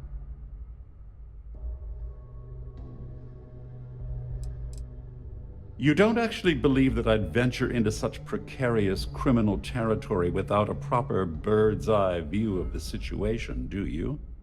I'm uncertain why you've become entangled in this spider's web, but this situation demands swift and resolute action. Excellent, excellent. So, before we begin, let's review the facts.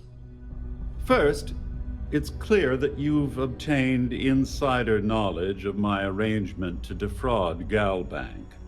The means and the method, perhaps, but not the motive. And second, I'm going to hypothesize that my compatriots are despondent regarding their share and have assisted you with this endeavor, Since we're speaking and I'm not at the reporting end of a bullet, this leads me to conclude that you desire something personal from me. Please report to your cabins in an orderly fashion and remain there until you receive further instructions. Forgive me. Sometimes I forget that I have to fraternize with people below my intellect. In blunt terms, you have compromising materials about me in your possession. The only thing I have to offer in return are my Galbank credentials. I assume that's what you've been angling for all along? Oh, do get on with this. There's only so long I can stand being in the presence of this pig.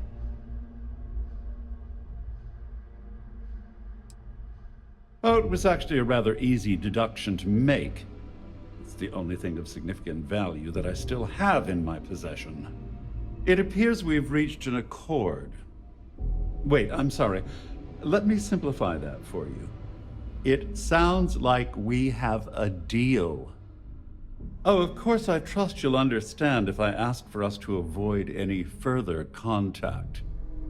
Now, if you'll excuse me, I need to formulate how I'm going to utterly ruin two very annoying business associates. Good day.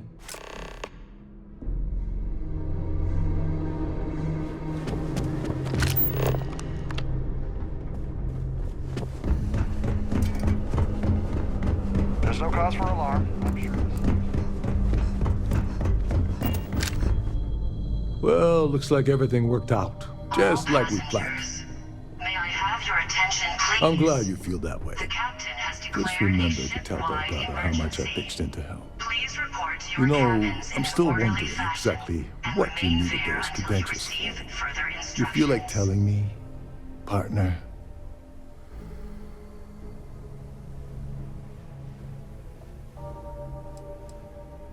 Ah, so he told you to keep it from me. I see. I wouldn't want you to risk your position with the fleet like I did, so I'll just leave it alone. Anyway, I suppose there's nothing stopping me from rejoining the fleet now. It's been a long time coming. I owe you one, Overreach.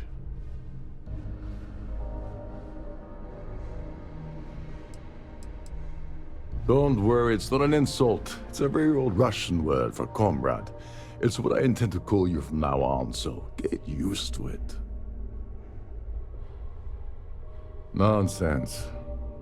If there's one universal constant you can depend on, it's that Yevgeny Rokov always makes good on his deals. Always. Well, I suppose this is where we part company. Hopefully the next time we meet, we'll be aboard the Key.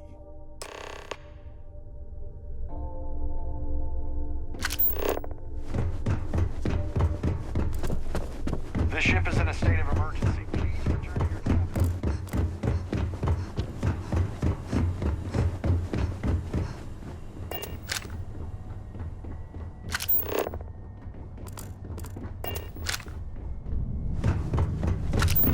All passengers, may I have your attention, please?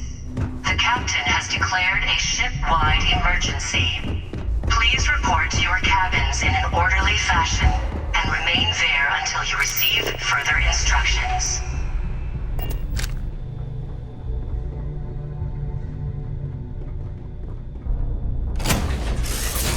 All right, let's get this crate into space.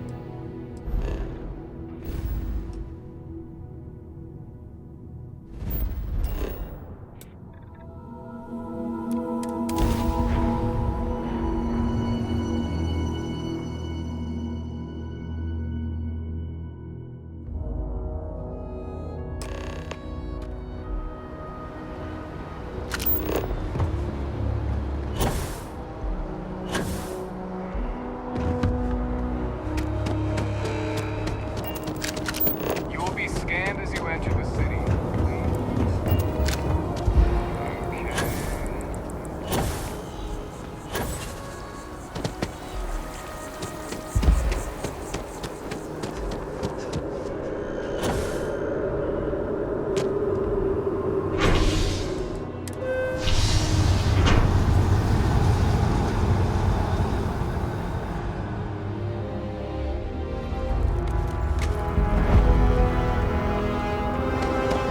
By the way, Captain.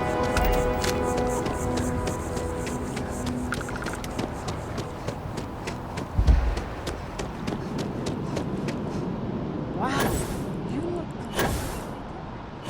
I feel... underdressed.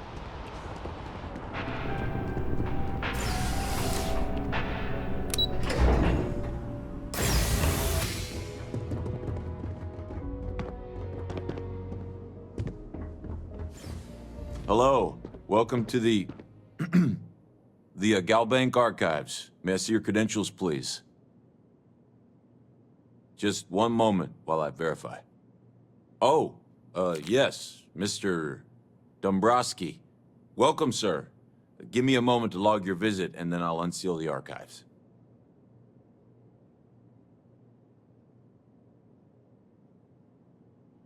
Shh, they'll hear us. Look, Ecliptic busted in here and said something about letting you walk into the archives, and then they're gonna jump you.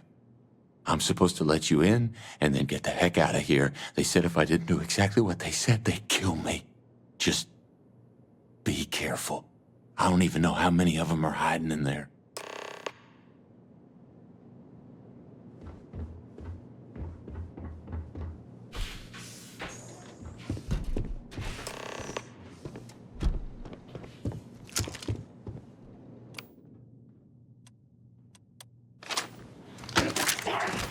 Let's do this.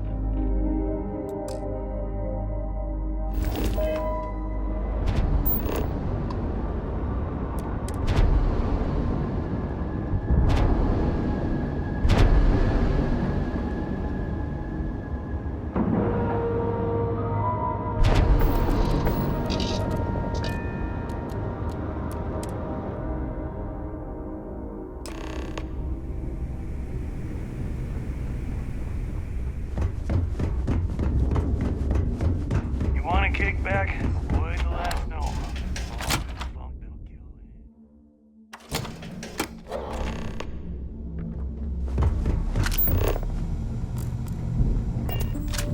Next time you see Bog, tell him to lighten up. You can get work from the boards near the Reckoner's Court.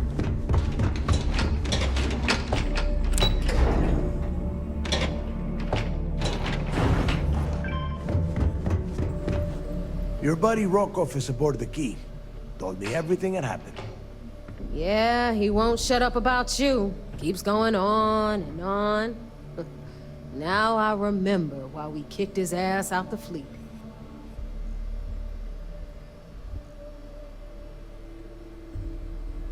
Yeah, that'd be a first. All right, neighbor, you've made your point. Well, since you're vouching for Rokov, I guess we can give him another chance. All right, now that is out of the way, we can move on to the matter at hand. Crix's legacy. Speaking of which, let me see that data you copied from the Galbank archives. Ah, so the Galbank transport went down over Bannock 4. Bannock. Why does that sound familiar? Neva? Yeah, keep your panties on. I'm looking it up. And I got it. Bannock 4. Let's see. Damn it. Bannock 4 is an EM-class gas giant. We can't even get a ship near the thing without frying every circuit aboard. EM class? Impossible. There isn't a ship in operation that can navigate that type of interference.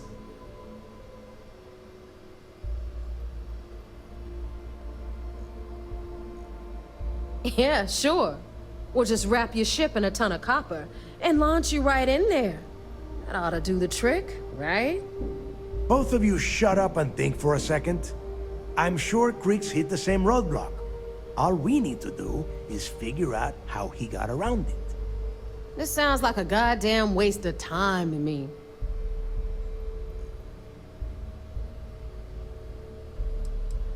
No, this all makes sense. The data says the transport went down over Bannock 4, carrying currency during the Narian War.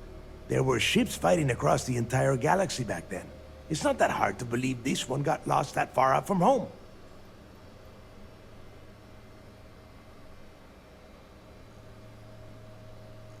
That's the spirit, Rook. That is the essence of the Crimson Fleet that has been slipping away lately. Neva, the Galbank data says the transport had a CBR-27 transponder. Can we track that kind of thing? Pinpoint its exact location? That transponder is military grade. We're talking ultra-bit encryption, constantly reshuffling frequencies. We don't have shit like that laying around. But before you get that pissy look on your face, I heard that the UC's been working on a ship signal decryption system called the ComSpike. We grab that little beauty, and we'll be able to track anything you want. All right, here is the plan, so shut up and listen. Rook, I want you and Neva to put your heads together and get us that ComSpike. I don't care if it's mounted at the top of mast. I want it. In the meantime, I'm going to find out more about this EM-class gas giant problem. And I think I know just who to ask. Give me a little time to crunch the numbers on the ComSpike with Jazz, and I'll point us in the right direction.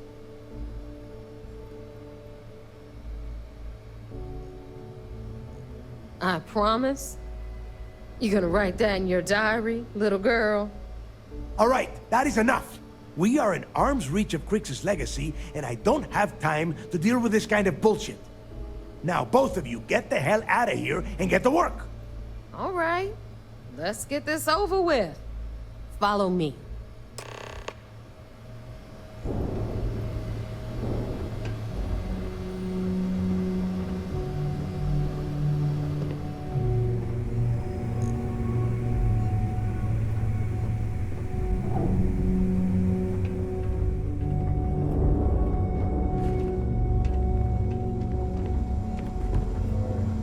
As long as you put the fleet first, we won't have any problems.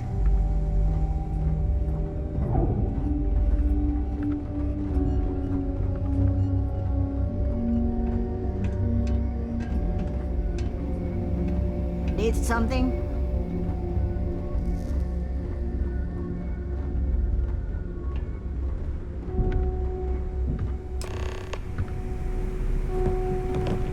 All right, let's get right to it.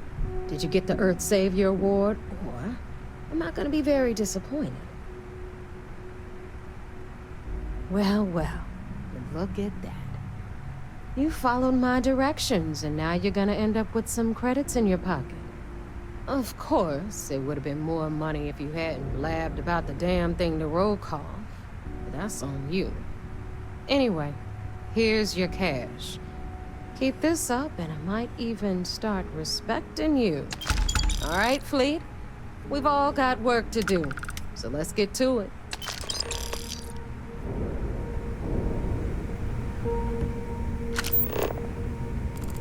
What you thinking of doing that? Rook. I don't know. Probably take my cut, hop onto the transport, and get far.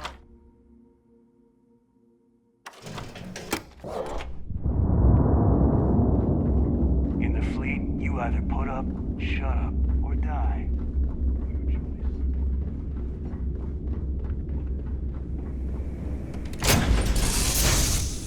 Suppose I have time for a nap before we leave?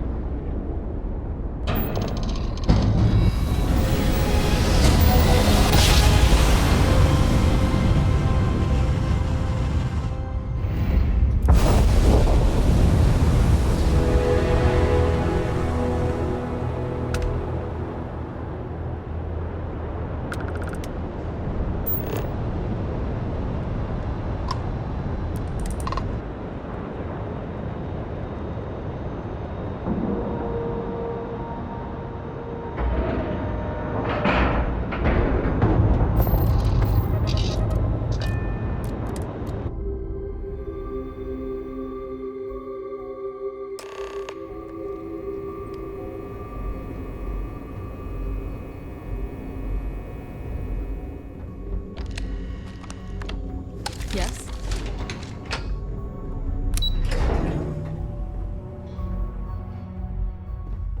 We hunt piracy all across the galaxy. So I heard there was a bit of excitement on the Siren of the Stars. Your handiwork, I assume? Yes, and I heard there were no casualties. Excellent work. Except for the eclectic hit squad that you took down at the Archives. We've taken care of that mess, by the way.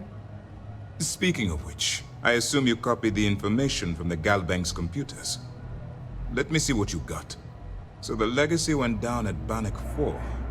Bannock 4. Why does that sound familiar, Toft? Bannock 4 is an EM-class gas giant, sir. There isn't a ship in the fleet that could safely get near that type of world.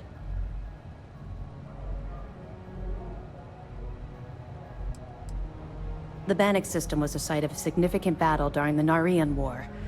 I had to do a research paper on the subject at the Academy.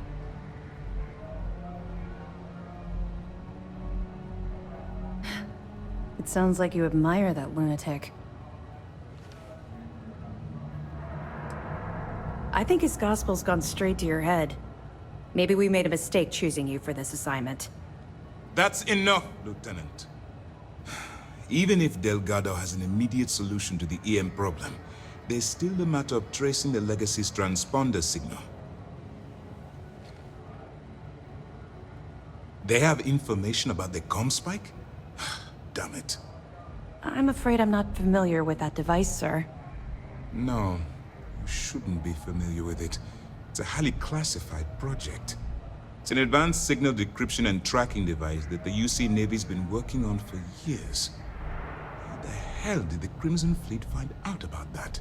There must be an information leak somewhere, sir. It's the only thing that makes sense. I'll see what I can find out. Fine. This is what we're going to do. You keep playing along and go after the comm spike. Lieutenant Toft and I will see what we can find out about Bannock 4.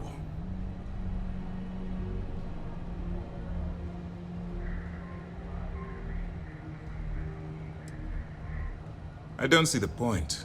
The Crimson Fleet apparently has a pipeline of information flowing from somewhere within the UC military. Any attempt to move the comm spike would be a waste of time. We need to play this close to the vest. My superiors are stubborn. They aren't going to authorize an attack on the key based on my flights of fancy, I've been told. We need more evidence that all the Crimson Fleet's plans will result in them actually getting their hands on this fabled cache of credits. Perfect. Just stick with the plan, and we'll see who gets to Krig's legacy first.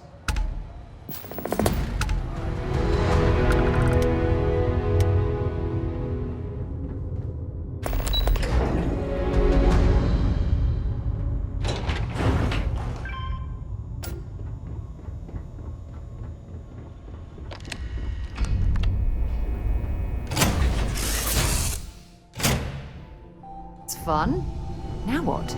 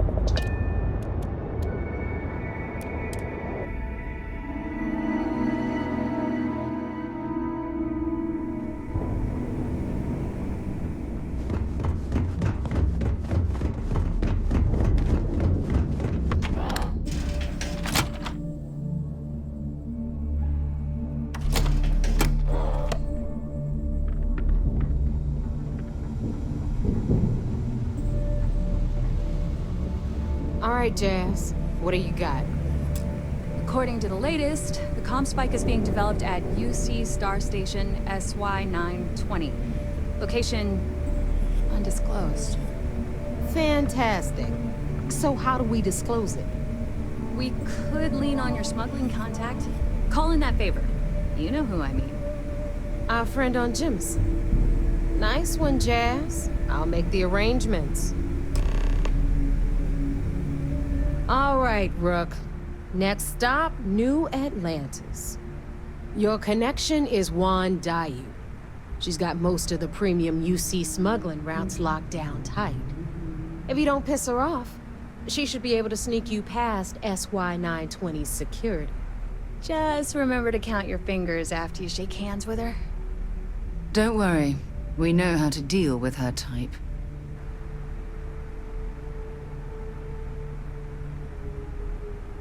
I sure hope so. Because she might be our only crack at finding a decent decryption device. Once Juan gets you past the guard dogs, it's gonna be on you to locate the comm spike. According to the data we have, it's in the prototype phase, meaning there should only be a single device aboard the station. Basically, you break it, you bought it. You'd better. For your sake. Oh, and one more thing. SY-920 is a UC military installation. That means it's guarded by heavily armed troops. And we both know those idiots don't mess around. If you intend to turn the place into a shooting gallery, you might want to be sure you're hauling an arsenal, because you're gonna need it. Are you kidding? The UC's already painted giant red crosshairs on our backs. Keyway and his pals at SysDef won't rest until we're dead. It's not like you can make them any angrier at us, right? Shoot the place full of holes if you want. Just bring back that comm spike.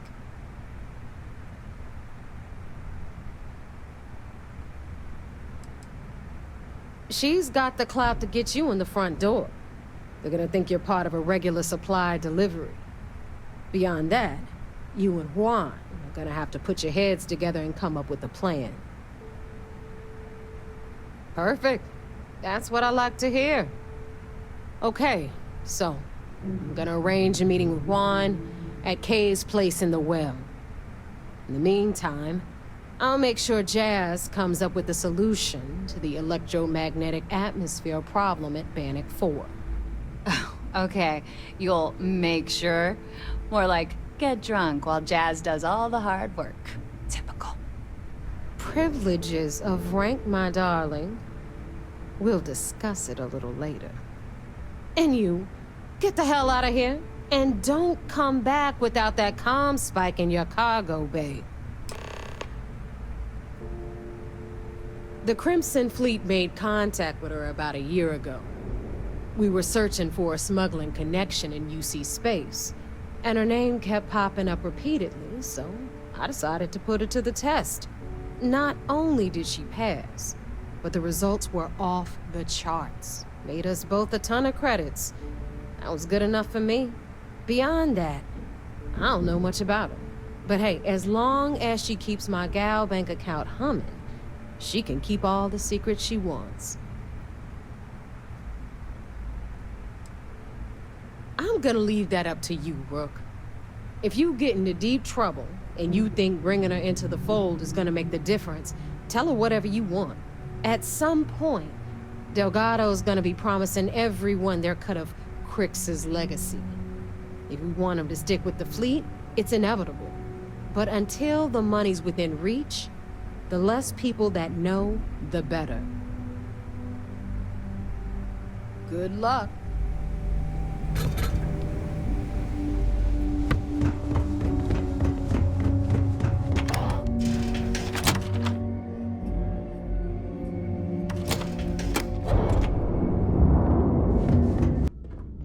Yeah.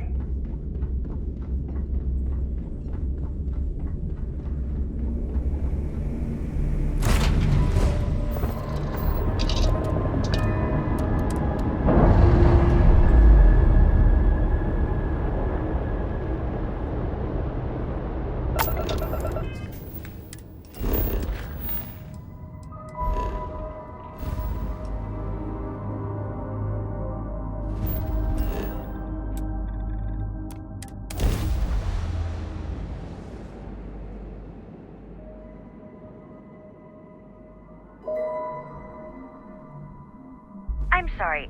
Heat leeches can turn into what? Understood.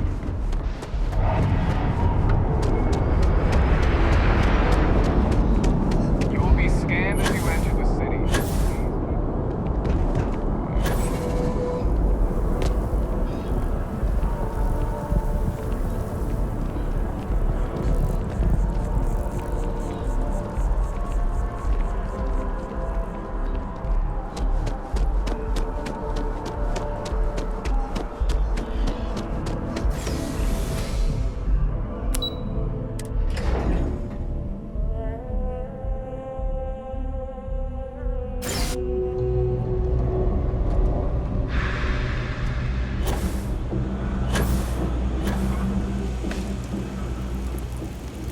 I take it your neighbor's new recruit?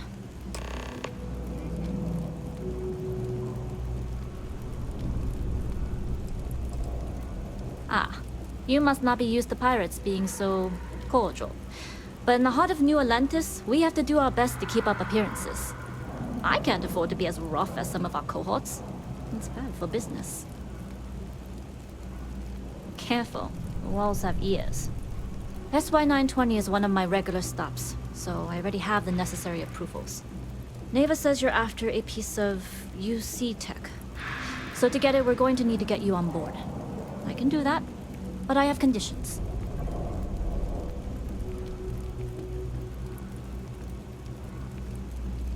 Good. If I can be candid, for this job to work, we'll have to do this my way. We take my ship, and you're a member of my crew. But make no mistake, once you board, the risk is entirely yours. This route is highly lucrative, and sacrificing it is not an option.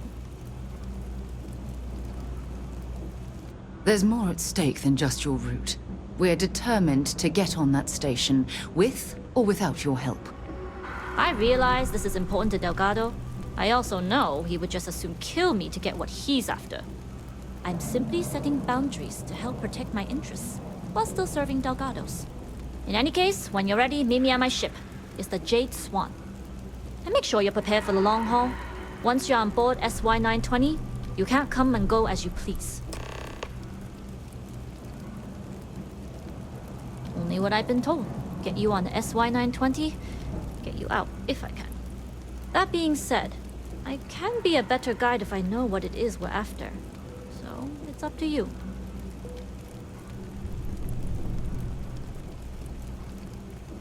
Interesting. When we get to the station, I'll see if I can pull any information on its whereabouts. Hopefully that'll make for a smoother trip. Less than you. And even if I did, I'm a smuggler, not a scientist. But if Delgado's after it, then I have a feeling there's a pile of credits waiting at the end of this job. So we better do it right.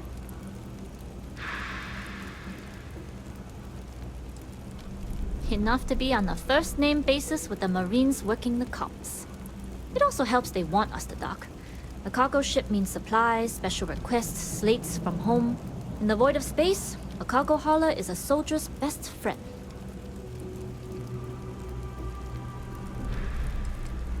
I'd like to, but I need to keep a low profile. In my experience, the more people know about you, the more they have over you. Exactly.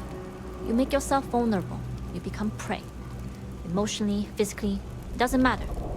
Delgado may think otherwise, but I found in this business, fortune favors the cautious, not the bold. Anyways, I appreciate the small talk. Delgado's crew aren't usually so chatty. But let's keep our focus on the mission. We can swap bar stories and share scars when we've got enough creds to buy the bar and fix the scars. Hear about that missing ship? We'll talk more on the ship. Oh, yeah?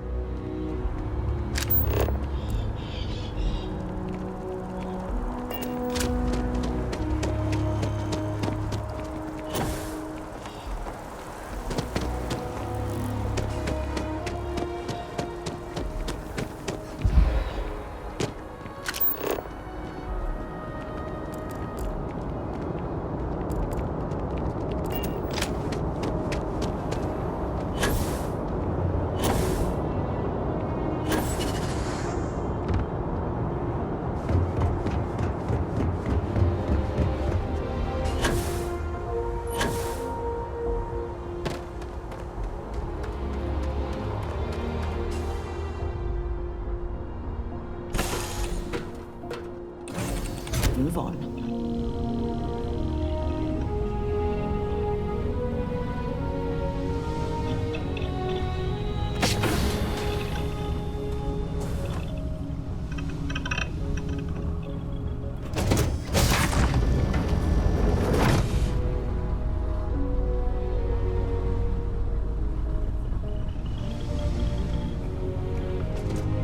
Excuse me?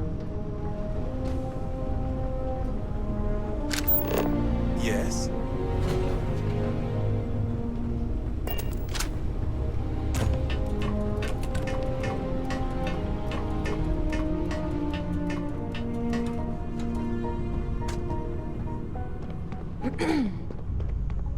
Pardon? All right, a few things to note.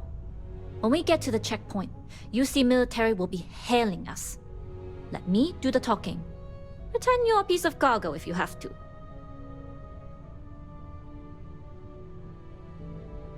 That will serve you well here. Some people mistake silence for weakness or, at worst, compliance. But to me, it's the loud ones who leave themselves vulnerable. Normally, I'd say vulnerability isn't necessarily a weakness, but I take it we aren't here to make friends. Indeed. This isn't your typical pirate ship. We aren't singing shanties and toasting to Delgado's health. Now, like I said before, once we take off, there's no turning back until this job is done. If you need to take care of anything before we leave, do it. If you want to ask me any other questions, go for it.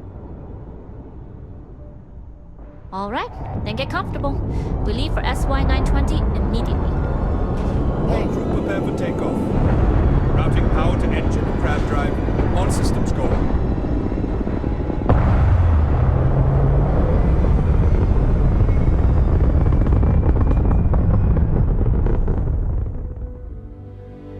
We'll graph jump the SY-920 from here. Don't worry about your personal ship. The fleet will make sure it's secure. You can take this time to prepare. Just try not to bother my pilot while they're flying. Don't worry, Captain. I've spent half my life walking and chewing gum at the same time. I can handle a little banter. Sounds like you're putting in a request for double duty. Captain, I retract my earlier statement. For the record, I don't even like gum.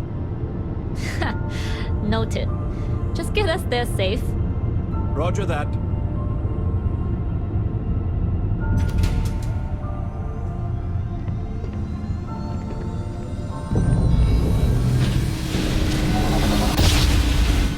You've entered secure UC military space. Identify yourself or you will be considered hostile. This is Captain Huan Daiyu, cargo class ship ID UC 7938, requesting permission to dock. Identity confirmed. Prepare your ship for scanning. You're cleared to dock at docking bay 2.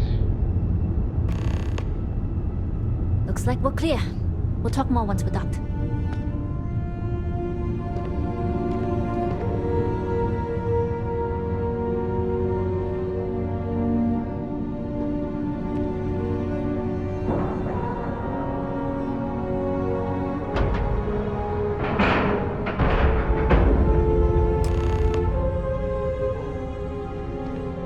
Okay, we're in. First things first.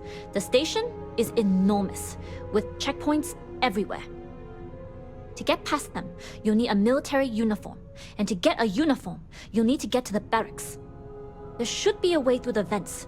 You can get to them via the maintenance store downstairs. There's an intercom there as well, where we can make contact. Once you get a uniform, it should be fairly easy to find an elevator to the command bay. But if at any point your cover's blown, I'm gone.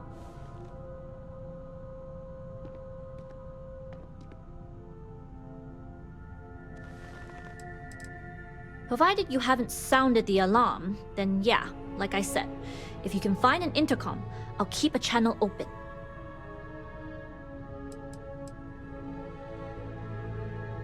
This is a star station, so there are plenty of ventilation ducts you can slither into. As far as tactics go, it's an oldie, but goodie. Only military personnel are allowed out of the cargo area. That's why we need to get you to the barracks to find you a uniform. I would hope not. But if they do, we'll cross that bridge when we get there. Either way, for now, get on that station and find that intercom. We'll talk more then. Yes? What? Hello. Okay. Hello.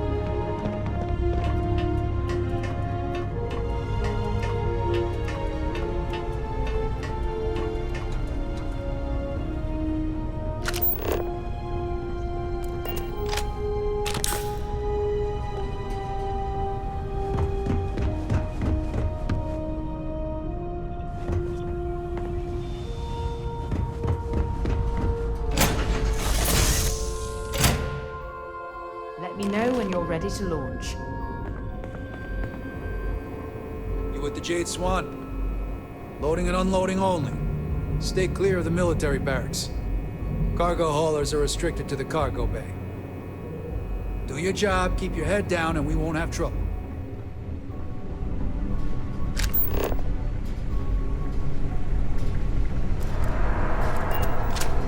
Hold up. This area is for SY-920 military only.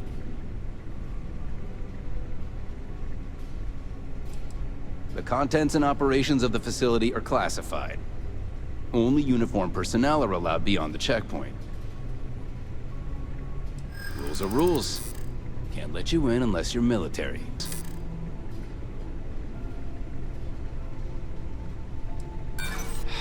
That doesn't matter.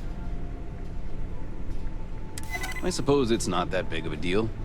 There's another checkpoint by the elevators anyway. All right, fine.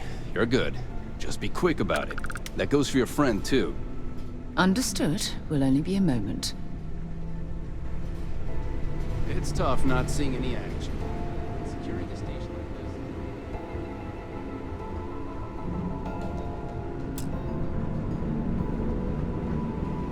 this. Hey, authorized personnel only.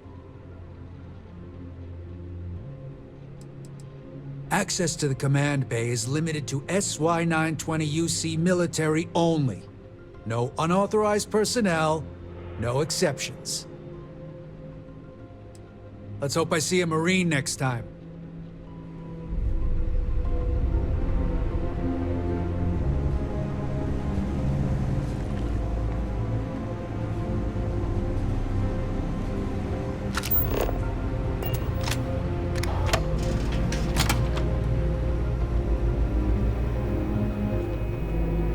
My back's fine. My ego isn't. I really need someone patrolling the barracks. There's sensitive equipment up here. If erupts being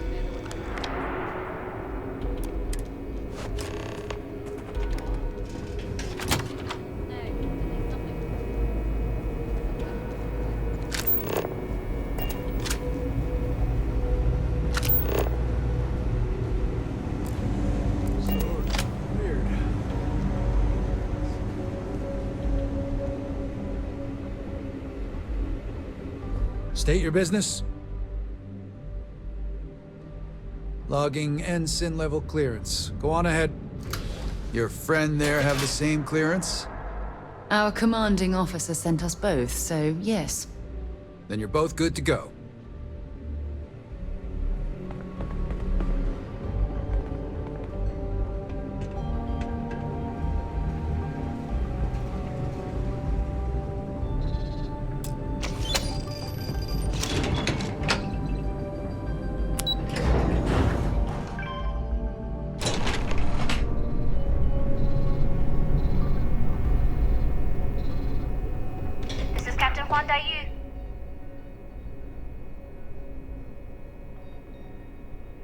I don't know what you do without me, but let's try and work this through. If you found a uniform, be sure to put it on. That'll provide some cover. I've hacked into the database, and it seems information on the comm spike is in the archives. There's a checkpoint you'll have to pass, which requires a clearance code. Plenty of options to be sure. We just need to choose the one that plays to our strengths. Right. If you know yourself, you'll know the best path forward. If the two of you plan on using a disguise, try the security office. Otherwise, there's always a way around. Going dark for now. We'll talk again once you've located the comm spike. Headed down to the engineering bay. Then head on over to the archives. Well, you better hurry. Need your clearance code, Marine.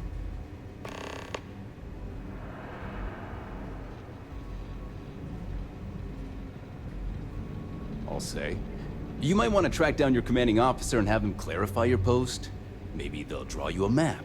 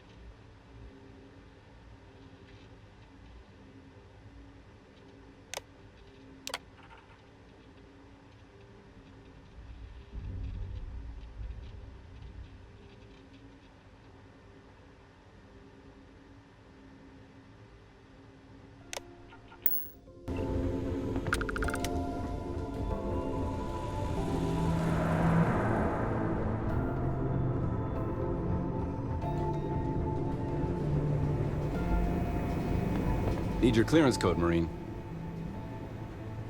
All right, Ensign, let's hear it. You're clear, Ensign Akasaka. I assume the two of you are together? We're from the same unit, yes? Then you're both clear.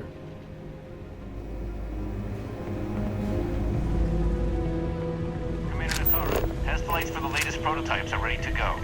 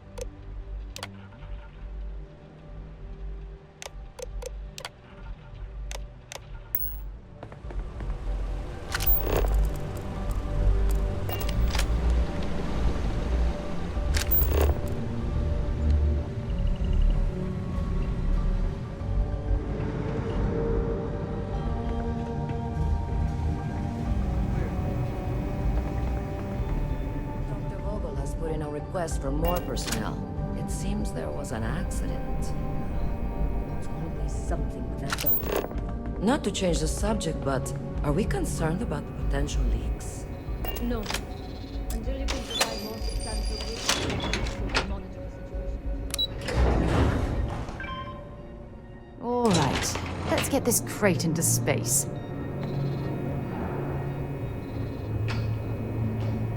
Dayu here. Cargo's almost unloaded. We'll be departing shortly.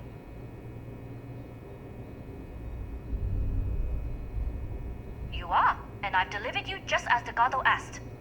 That being said, I can stay in orbit for a short while. I'll need to send word to Delgado anyway, if you don't get off that station. But it looks like you'll need to find your own way off the ship. That doesn't mean you're trapped. On a station this big, there are bound to be other vessels you can steal. As a member of the Crimson Fleet, I trust you can handle that.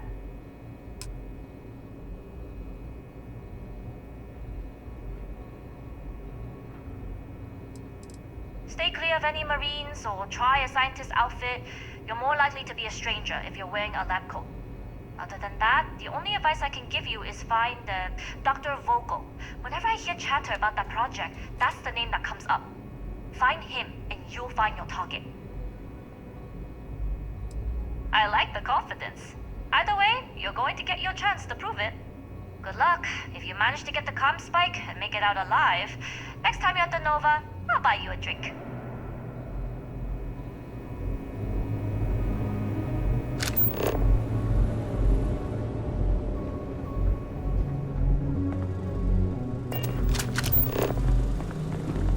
I've heard the team's looking for more test pilots.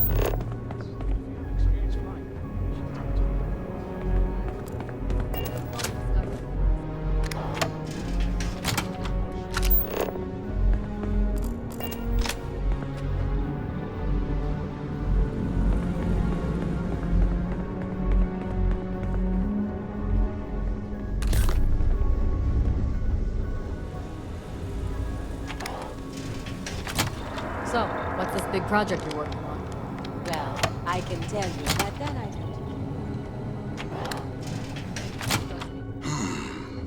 Intercepting transponder data in the Alpha system might be promising. Wait, who are you? Why are you in here? Did you not see the sign?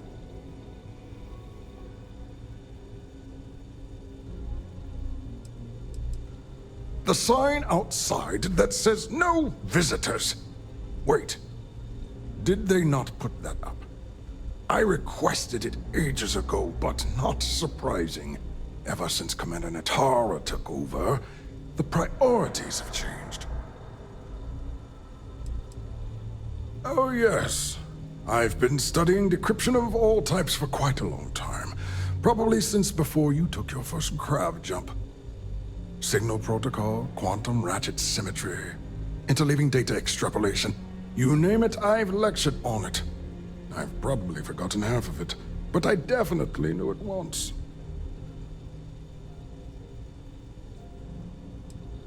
Don't you mean access to the ship? Because the comm spike isn't a device, it's a module.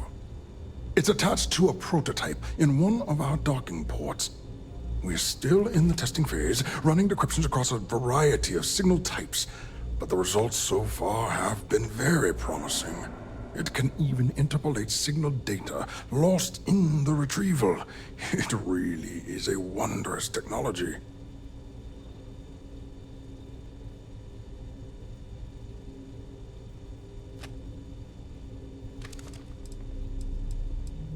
Yes, it's not quite cracking the Enigma code, but it will give us a significant tactical advantage. We'll be able to infer everything from battle plans to meal consumption.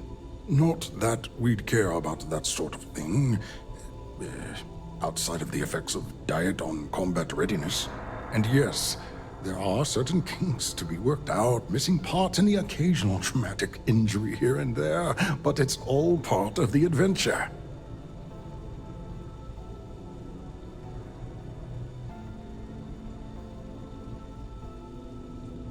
Oh, it's ready. We're long past the inference stage. Statistical models can only go so far. And now that we've corrected the prior mishaps, it's time for real flesh and blood pilots to stress test the systems. The kind unafraid to make the necessary sacrifices. In short, I've requested a full squadron of these brave and fearless Marines to be transferred to the station. They'll give the prototype a final run, and provided there are minimal casualties, we can present our findings to MAST. Splendid. That was fast. I thought I put in the request this morning. Normally my requests aren't given this much attention, let alone haste. It seems a tad suspicious question.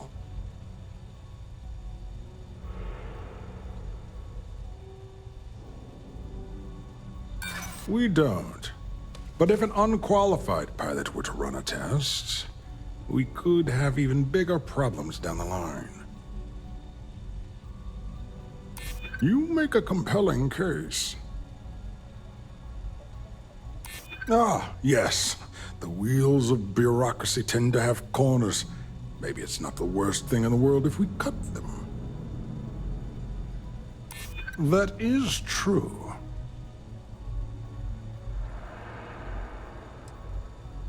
Ah, yes.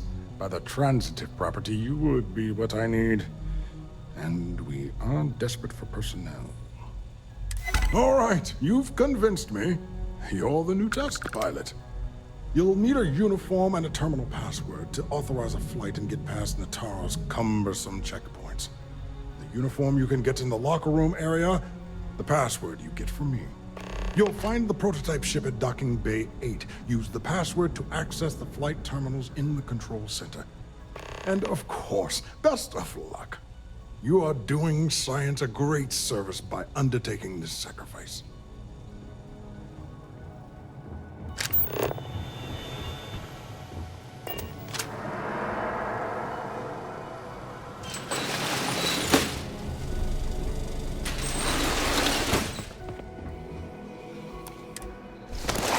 Junk you're hauling is serious.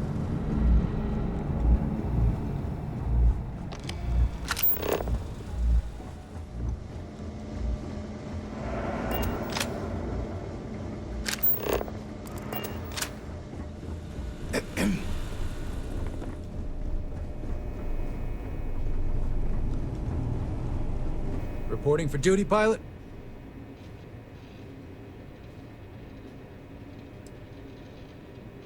Another test flight, huh? You pilots are braver than me. You're clear to pass. Don't forget to schedule the flight in the control center.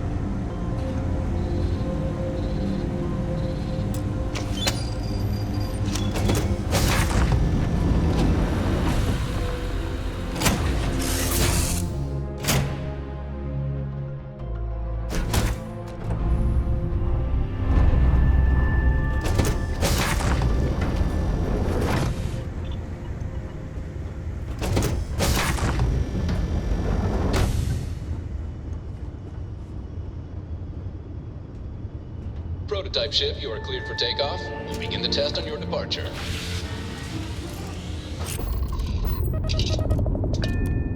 Recording test flight data. Please adhere to the scheduled flight plan and let us know if you have any issues.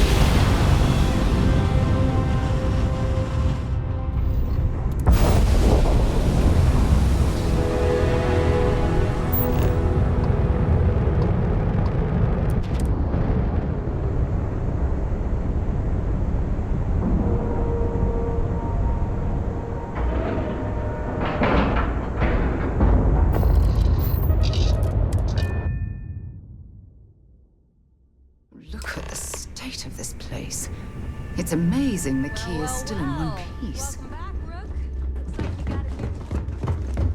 You see, you'll never crush the fleet. You have to catch it first.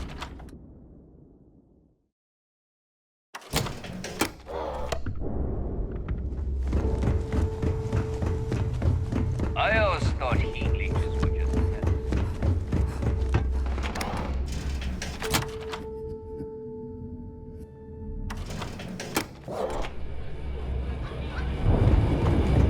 Fogs are soft. Nice to know Neva was right about you. It's good to have a promising rookie with the fleet.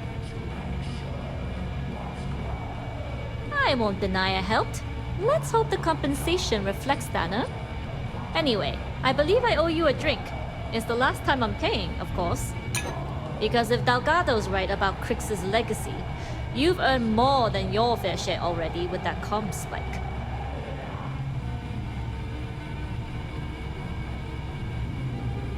Sounds like you're on board as a true believer. I have to admit, the way things are going, I'm starting to believe myself.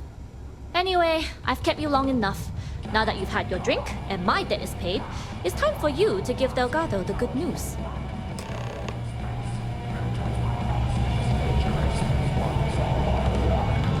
Need something?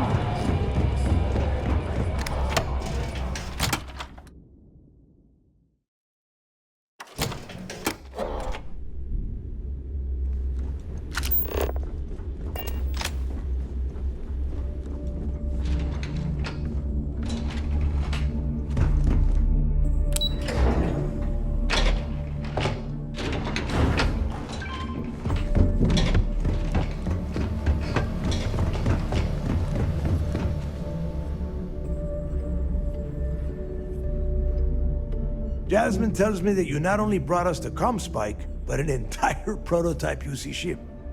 I'm impressed, Rook. Very impressed. Should have taken the compliment, Rook. Dale doesn't give those out often. Juan gave us the full rundown of your little smash and grab operation. She gave you some really high praise. Said you were a pro. And from what I hear, receiving praise from Juan Dayu is quite an accomplishment. All in all, a job well done. Now, on to the business at hand. Jasmine, are you there? Yep, I'm here, boss. What's up? How's it going? I already have 2 of my crew tearing the ship apart from one end to the other. comm spike shouldn't be too tough to extract.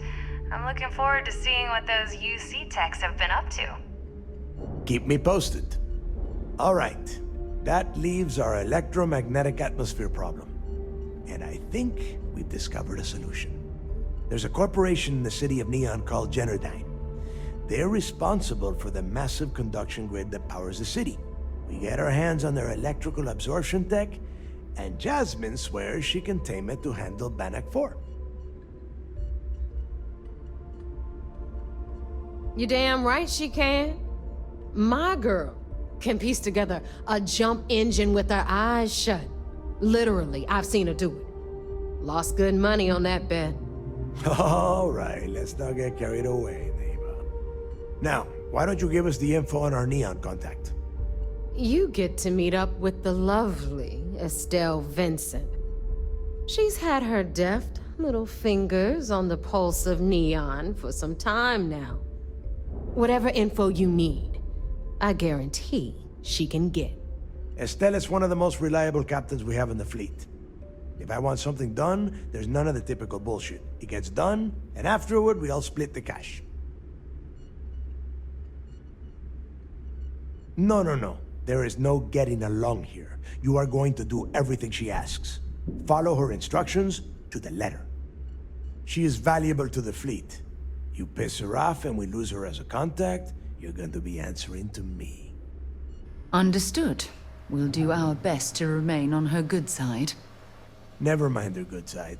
You'd be better off appealing to her bank account. That is what drives her. Estelle will be waiting at Madame Sauvage's place. I'd say don't keep her waiting, but chances are she won't mind. Girl loves her liquor. And keep your eyes on the prize. Neon's one big distraction for people like us, so I want you focused. We are one step away from Crixus' legacy, and we cannot afford any screw-ups.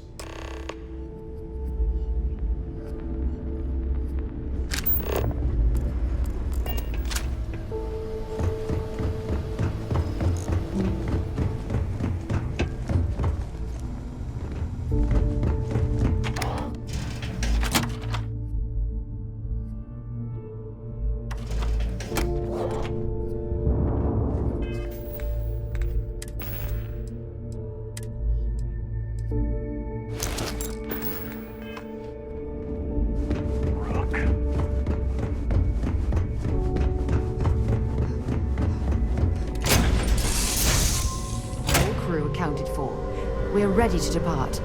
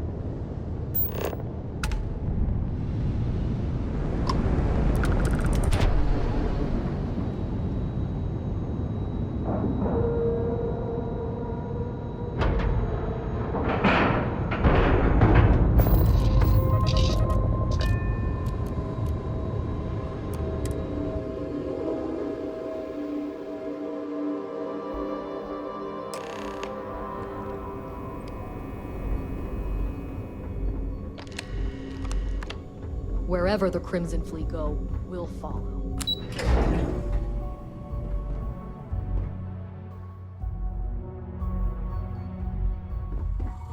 Lost a bet to one of the officers.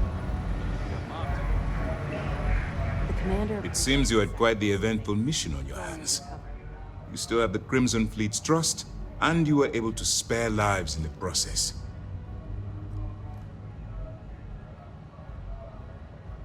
But you did so with an abundance of stealth and restraint. That's exactly what we're looking for in a SysDef operative. Starting a firefight on SY-920 would have been an inappropriate course of action. We favored the quiet approach. Excuse me, sir. I hate to interrupt, but there's still the matter of the comm spike to discuss. Yes, of course, Lieutenant. Time is short, and we should get to the matter at hand. Please give me your report. Then it's just a matter of time before she reverse engineers it to fit the fleet's purposes. So what does Delgado have you doing next? Has he solved the Bannock 4 problem? The conduction grid? That's brilliant, but is it actually possible? It's 80-year-old tech. Sorry, sir. The conduction grid is how Neon generates its power. It essentially absorbs lightning strikes and converts it to usable energy. It would take a hell of an engineer to modify the technology to handle Bannock 4's EM field. An engineer, like Jasmine Durand. If that's the case, inform our contacts on Neon that our operative will be touching down there in the near future. Absolutely, sir. And before you depart, I wanted you to know that your efforts are helping us gain interest among my superiors. They're finally beginning to believe that we can take down the Crimson Fleet and make amends for the UC's embarrassing mistake.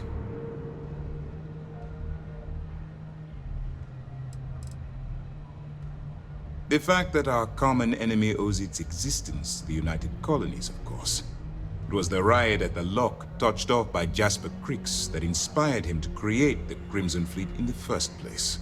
Thanks to your assistance, we'll be able to rectify that mistake, and Mast will authorize an all-out assault.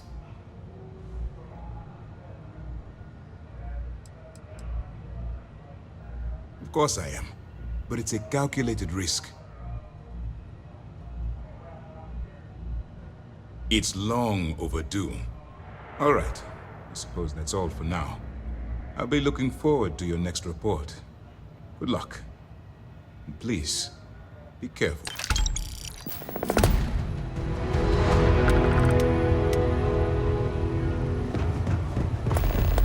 A lot of us have help.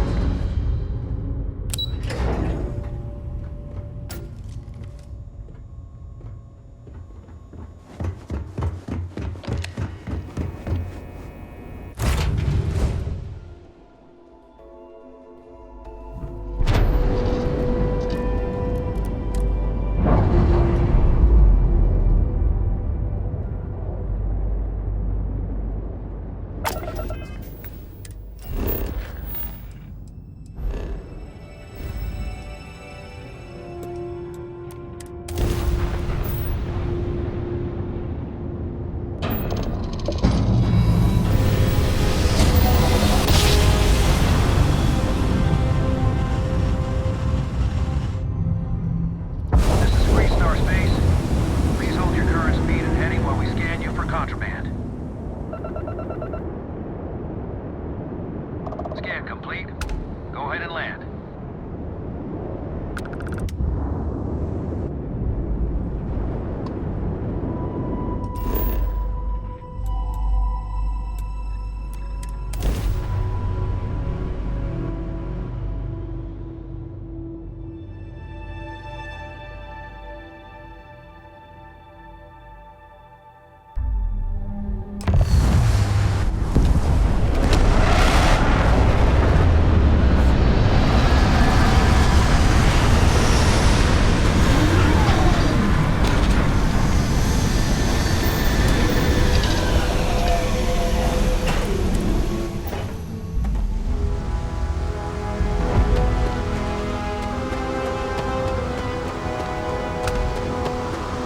See that shroud covering Neon? Believe it or not, you're looking at the only city in the settled systems that powers itself from lightning.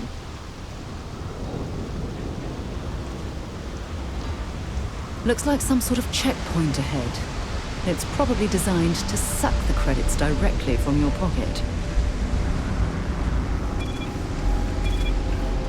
Don't move, Nesha! What the hell's this about? Cut the act. Step in.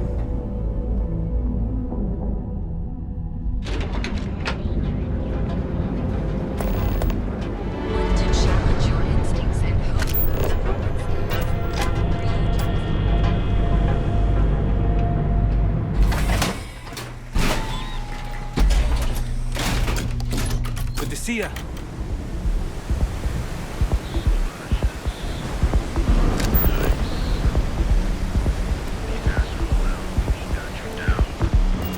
You're in the right place, baby.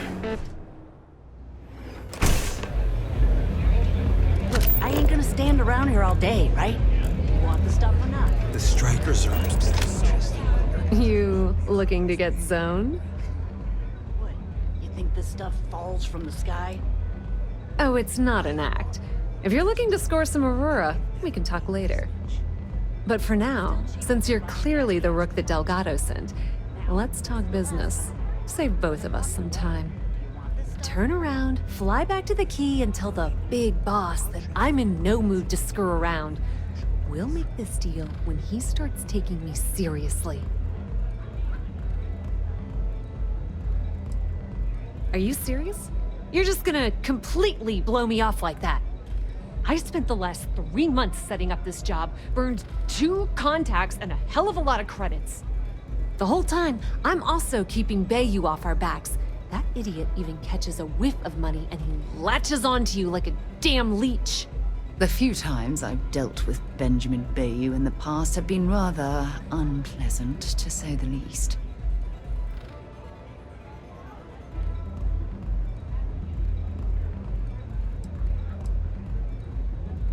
Yep, just like a couple of Model A's.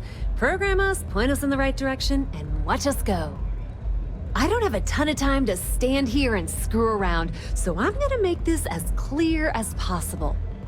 You want the conduction grid tech, then you're gonna have to download it from the power core of Generdyne's facility in the underbelly.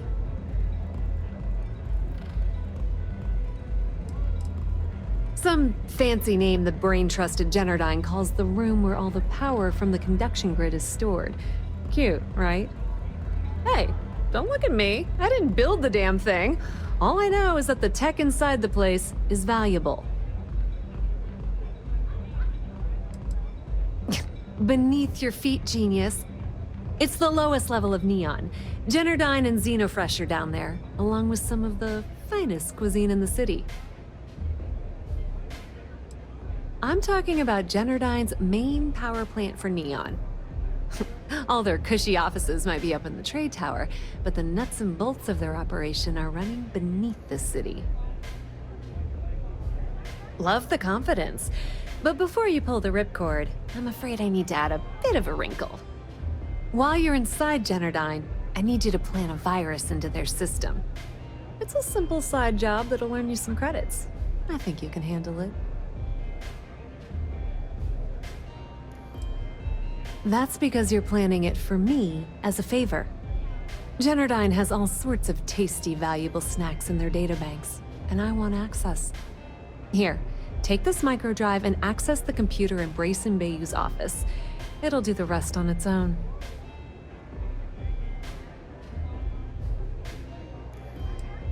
Oh no. Are you scared, little rabbit? Well, don't worry. I've got you covered. Generdyne's got their place locked down tight. But, as usual, the weak link comes from the people that work there. I recommend you start with Ayumi Komiko, an upper-level exec at Generdyne. Get your hands on her security pass, and you'll have the run of the place. The catch is that Komiko's having a little fling with Benjamin Bayou. Anyway, you can find Komiko at Euphorica. Talk to the owner of the place, Micah. She'll point you in the right direction. As for dealing with Komiko herself, she's got an office in the trade tower if you're looking for something incriminating. The rest is up to you, Rook.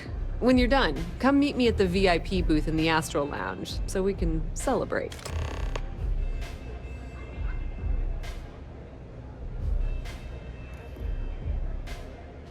Not much to tell, really. Thanks to their nifty little conduction grid, they're able to provide power for the entirety of Neon.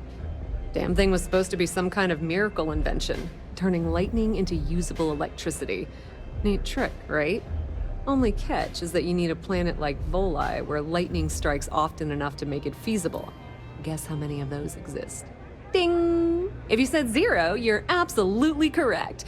So Generdyne has been in dire financial straits for years. You're not the only one. The only reason they haven't folded is because they charge exorbitant fees for power. I'm talking 2 or 3 times what it costs in New Atlantis. Okay, now, on to round 2 of our little game. Guess who has a major stake in Generdyne and soaks up all that delicious profit?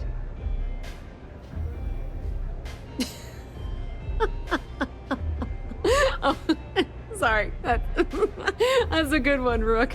No, it's not Generdyne's shareholders. It's good old Benny Bayou. That son of a bitch has a finger in every single pie in the sorry excuse for a city. Generdyne's no different. All off the books, of course. How the hell do you think Brayson Bayou got the job down there? It wasn't because of his good looks or smarts, I can promise you that.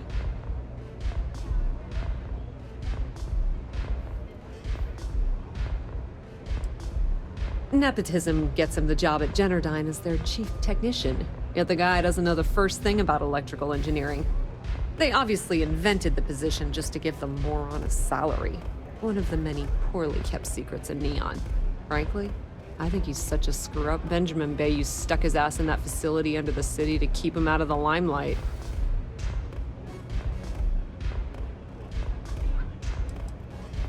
Businesswoman. Tough as hull plating. She's the COO at Generdyne, and I can assure you she didn't get there with her winning smile. As for her relationships, well, that's a bit more complicated. Publicly, she's having a bit of a fling with Benjamin Bayou, but rumor has it that she's just using Bayou and having a little bit of fun on the side with Micah, the owner of Euphorica. If I were you, I wouldn't bother trying to appeal to her good nature. She's a manipulative person who uses people to get what she wants.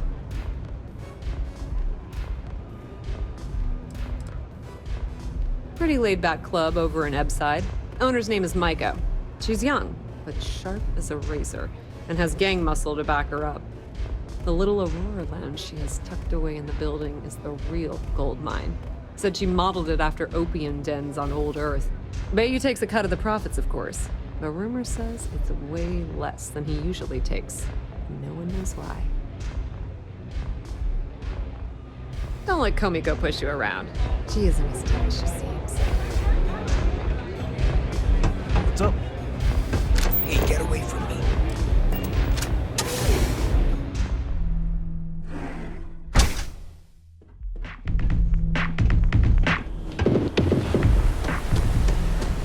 Whoa, whoa, whoa. Bad part of town, buddy. I'm gonna do you a favor. Head back to Bayou Plaza before the disciples get you. Hey, it's your ass, not mine on the line. Whole area's gone to hell. Us crate rats used to think the Ebside strikers were awful, with all the muggings and shakedowns, but now that they're on the ropes, kinda wish they weren't just holed up in Madame Sauvage's. Streets are getting bad. Real bad. Well, you'll find them at Madame Sauvage's. They're always holding auditions, as they call it. Looking for new blood. So, for being so helpful, chance for a donation. Come on, might be saving my life. What with the disciples and all. Have a heart. Hey, thanks. Look, I mean it. Go back to the plaza. Ain't nothing but shit and misery over here.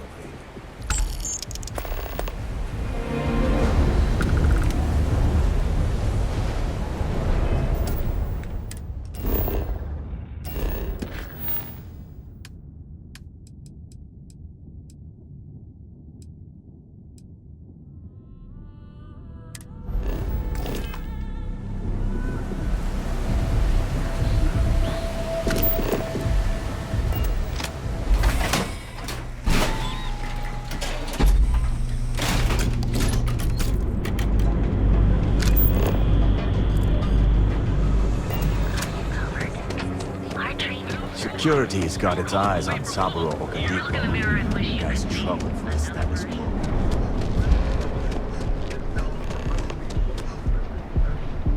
If Benjamin Bayou's ego was as combustible as helium-3, he'd be able to provide enough fuel. I've heard that Benjamin Bayou has a private penthouse at the top of the tower. The view.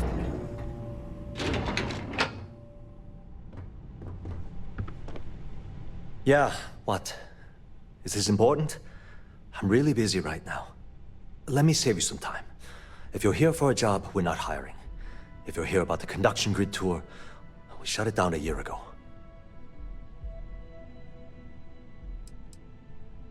See that big yellow thing that's draped over almost the entire city? That's the grid, or what the locals call the span. Besides looking like some sort of madman's modern art piece, it's actually the main source of the city's power. Well, like I said, it's shut down. Had to cut the entire tour staff too. Look, I'm sorry if I'm blowing up at you, but I've got a ton of problems and no time to deal with them all. I'm afraid that things aren't going terribly well around here.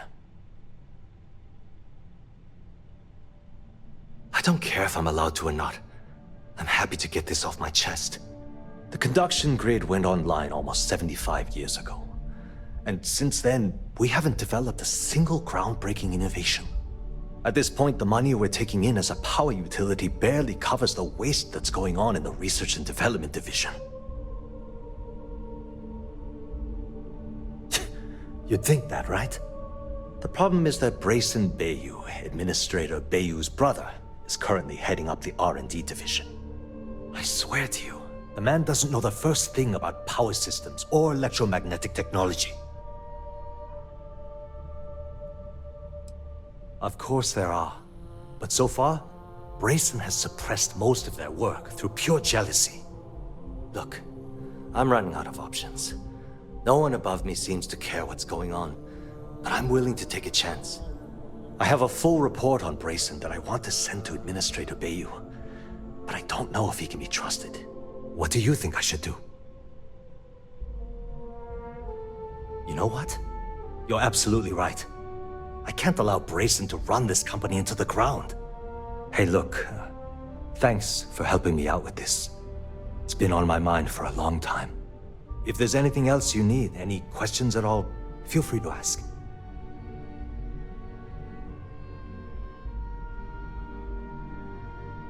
As long as it doesn't get me into serious trouble, ask away.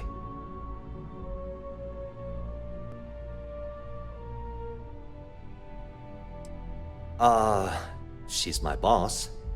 She's fine, I guess. Look, like I said, I don't want to get into serious trouble. She might be a bit tough on all of us, but being responsible for Neon's power grid is a very stressful position. Sometimes that stress trickles down. I've only been working here for a few years now, and she's been my boss the entire time. Well, the big boss is our CEO, Mr. Harada. But I've actually never met him. He lives somewhere in New Atlantis, I think.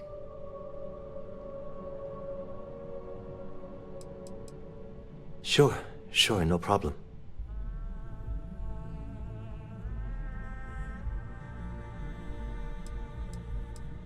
Genodyne was founded in 2232 by the original designer of the conduction grid, Felicia Corbin.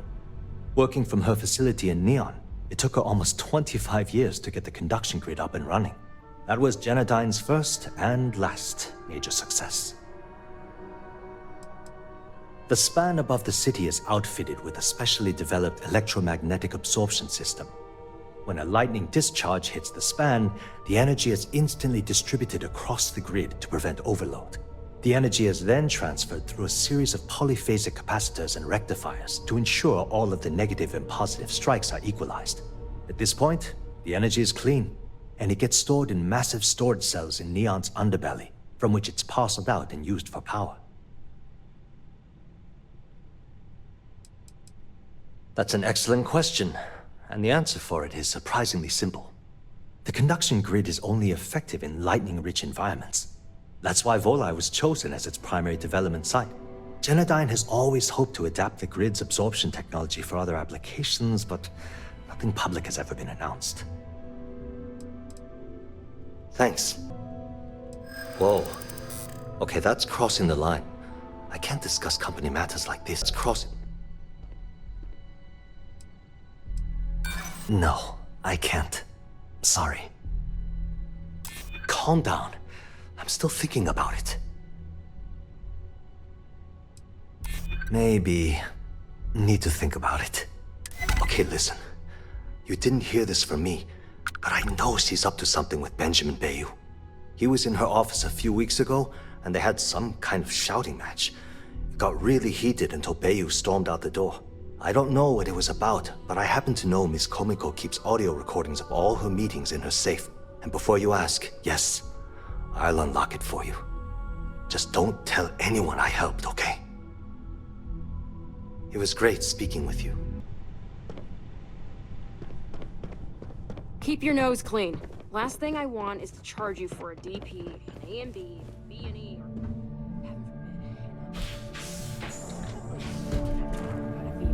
or am I right?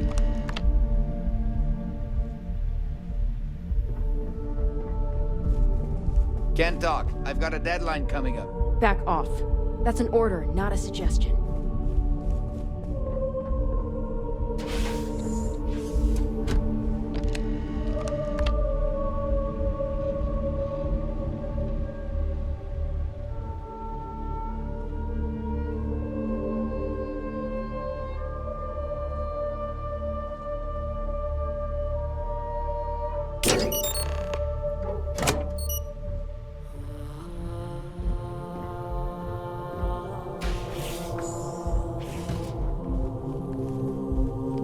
If you want to talk, you'll have to schedule an appointment.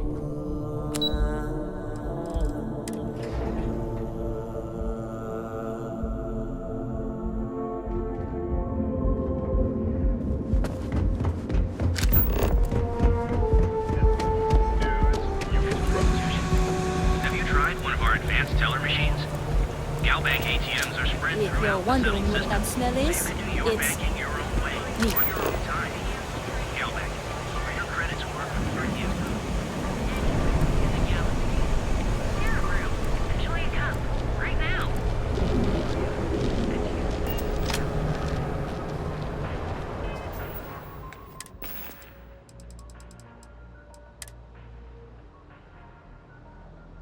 Okay, Carter. Confirming that the latest code to the utility room is 48611. Alright, Ben. What was so important I had to come to the office in the middle of the night? It's the numbers, Ayumi. I don't like what I'm seeing. If you'd stop interfering with my company, the numbers would be better. Your company? That's funny. I thought it belonged to Mr. Harada. Give me a break. We both know you set up that identity so we could both reap the profits off the books. If Generdyne was showing a profit, we wouldn't be having this conversation. How the hell am I supposed to make a profit when all I have is your brother, the idiot, as my chief technician? I'd choose your next words very carefully, Miss Komiko. Raise the utility costs to your clients, cut some staff, I don't care how you do it. I want Generdyne's profits soaring by the end of the month. And if I ever hear you talking about Brayson like that again, well, I'm sure you can imagine the consequences.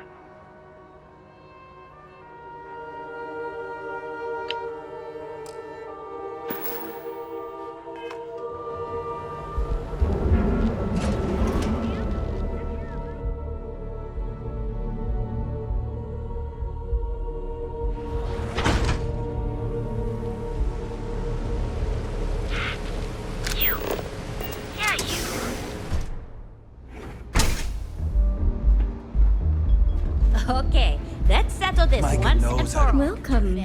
Please, make yourself comfortable. I can offer you a drink, or perhaps you're here seeking access to our members' lounge, where you can enjoy your Aurora experience in peace. See, you just proved my point. Customers choose our lounge because they desire a more relaxed and sedate journey as they experience the joy of Aurora. We have no blaring music, no crowds, no chaos. The mood here is specifically crafted to allow a full range of mindful self-exploration. No, not this again. You people should leave her alone. What do you want with her? Yeah, sure.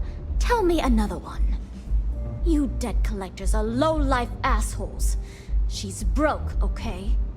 Now get out of my club before I get really pissed off and have you thrown into the street. No, really?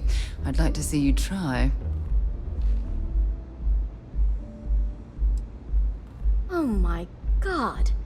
You're offering me money to betray her? How low can you get? Look, I'm getting really tired of this crap. Get out now. The Crimson Fleet? Oh my, I'm sorry. I had no idea. I didn't mean anything by it, really. Sorry, well, I worry about her. Ayumi owes a lot of money around town. I'm trying to help her out, but, you know, I have a business to keep afloat.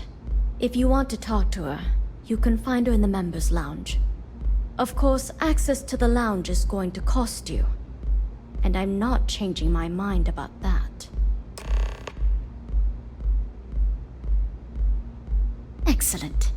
Then here is your access key. Please let us know if anything in the lounge interferes with your comfort. Now sit back, relax, and unwind.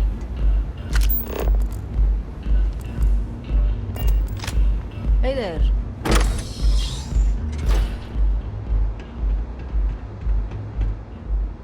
Howdy. Yeah. What do you want?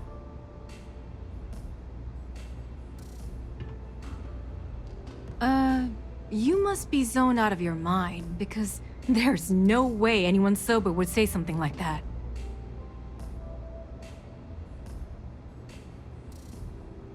How the hell did you find that? It was Estelle Vincent, wasn't it? That bitch. I knew I should have kept that somewhere else. Here, take this pass. It should get you through the storage room entry to the facility. I'm warning you, though. Once you're inside, you're trespassing in a high-security zone. That means they shoot on sight. Good luck. You're going to need it. If you get caught in Generdyne, that's on you. Good luck.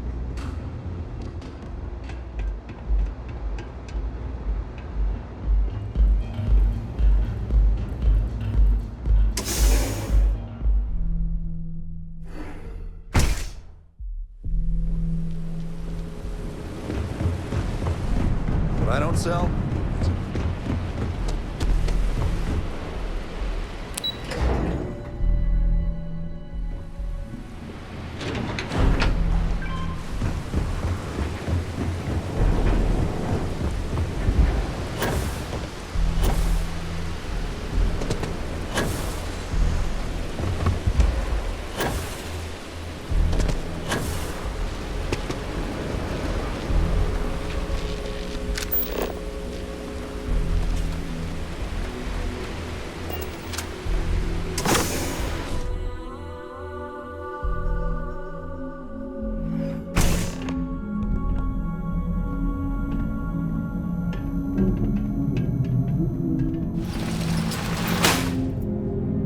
A lot of valuable tech disappearing from Generdyne to justify all the scrutiny of their own employees.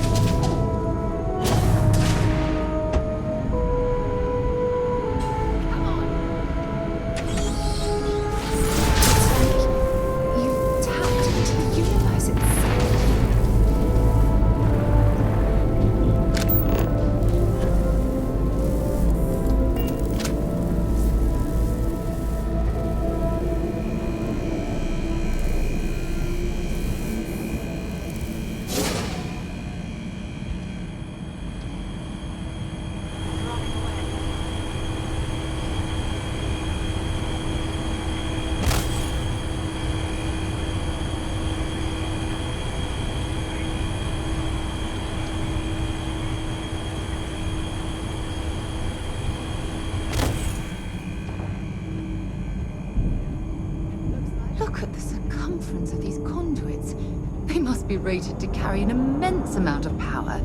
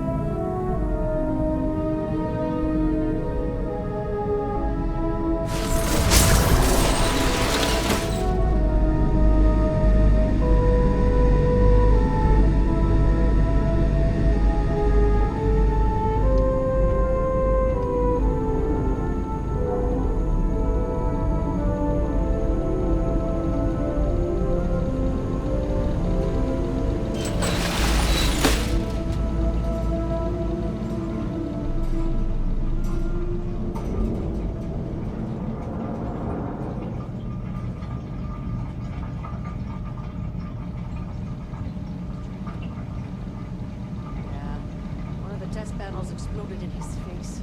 Ruins were so bad, Reliant had to ship him off-world. That's the third accident this year. It's ridiculous. I should file a complaint before someone loses their life. Careful. You don't want anyone below hearing us rummaging through these ducts.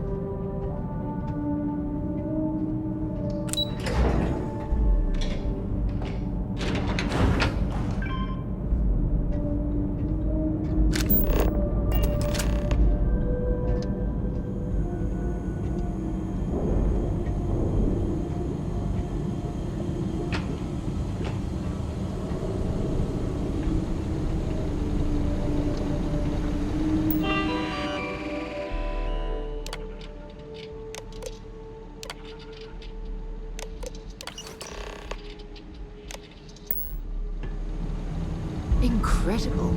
These enormous power cells must be the primary power storage for the entire city.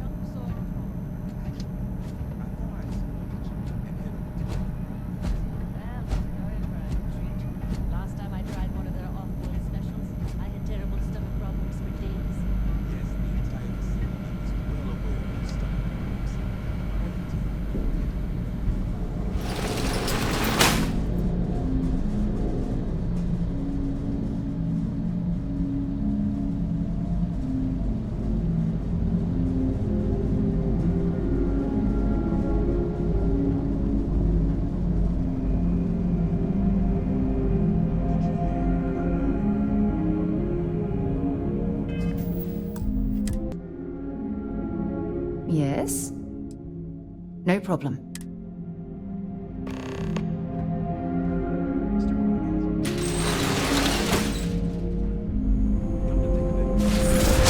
Admit, your abilities are making me a bit jealous.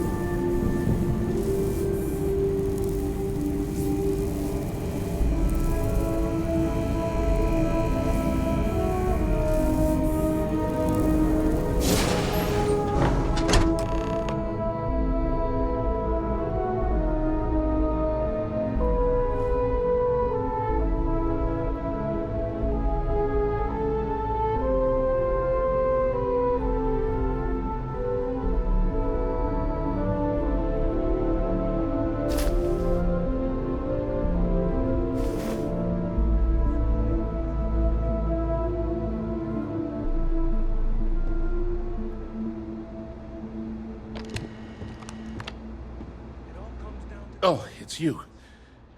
I was wondering how long it would take you to get down here. If you want the encryption cipher, you're welcome to it. I just don't want anyone getting hurt. No catch. I'm not trying to trick you. You want the cipher? It's yours. At this point, I'd do anything to get back at my brother. He deserves everything he's got coming to him. I think you could safely say that most of Neon would agree. You know, I've spent my entire life living in Ben's shadow.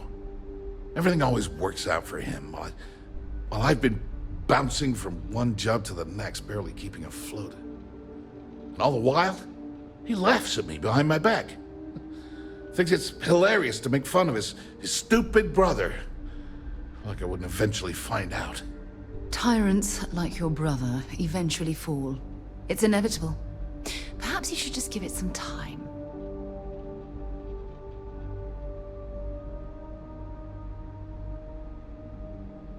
Yeah, that would be nice. Indeed. The only real harm you can do to Benjamin Bayou is through his bank account. You know what? I am sick to death of being pushed around. It's my turn to take control for once. The passcode for my terminal is GEN-41A18. That should give you access to the cipher and whatever else you need. I'm getting out of here while I still can. After you're done, I suggest you do the same. Because he's a two-faced son of a bitch, that's why. It's not like I should be surprised. When we were younger, we never got along very well. I mean, he's 11 years older than I am. We had two different mothers. Might as well have been from two separate families. That's an understatement. I never knew my actual mother. She was my father's mistress. And I was told she vanished from Neon when I was only 2 years old. Ben's mother, she didn't give a crap about me. Wouldn't even let me call her Mom. I just had to call her Liliana. Can you imagine? And then there's Dad. So buried in the day-to-day operations of Neon, he didn't have time to pay attention to his bastard son. Yeah, everyone's sorry. Just as sorry as I am. Look, I appreciate what you're trying to do, and it's nice to get this off my chest, but talking about it isn't gonna change a thing. That's why I gave you the encryption cipher. Anything I can do to stick it to Ben, that's the real therapy. Because he's a two-faced son of a bitch, that's why. It's not like I should be surprised. When we were younger, we never got along very well. I mean, he's 11 years older than I am. We had two different mothers. Might as well have been from two separate families. Most normal families, sure. But mine was anything but normal. I never knew my actual mother. She was my father's mistress. And I was told she vanished from Neon when I was only 2 years old.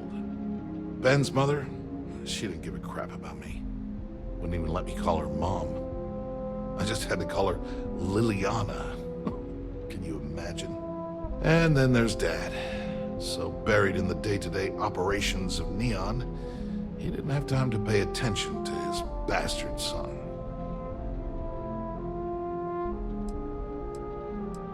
Yeah, maybe. Or he could just be a first-class asshole who takes after our father. Look, I appreciate what you're trying to do, and it's nice to get this off my chest, but talking about it isn't gonna change a thing. That's why I gave you the encryption cipher. Anything I can do to stick it to Ben, that's the real therapy.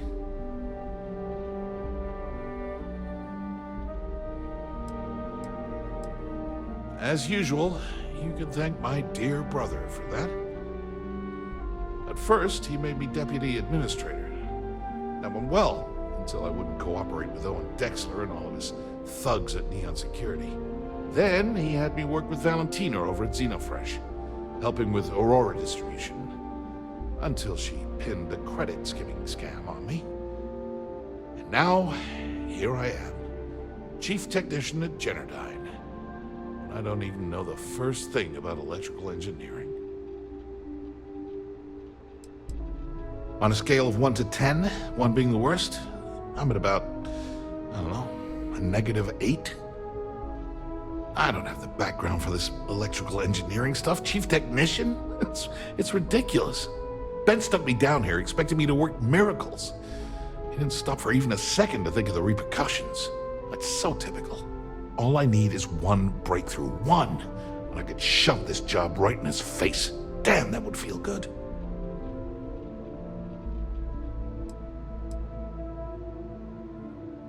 Holy crap. You might be right. I mean, it would take some time, but I bet I could figure it out. Huh. All this time I've been trying to develop something new, and it's been staring me in the face for years.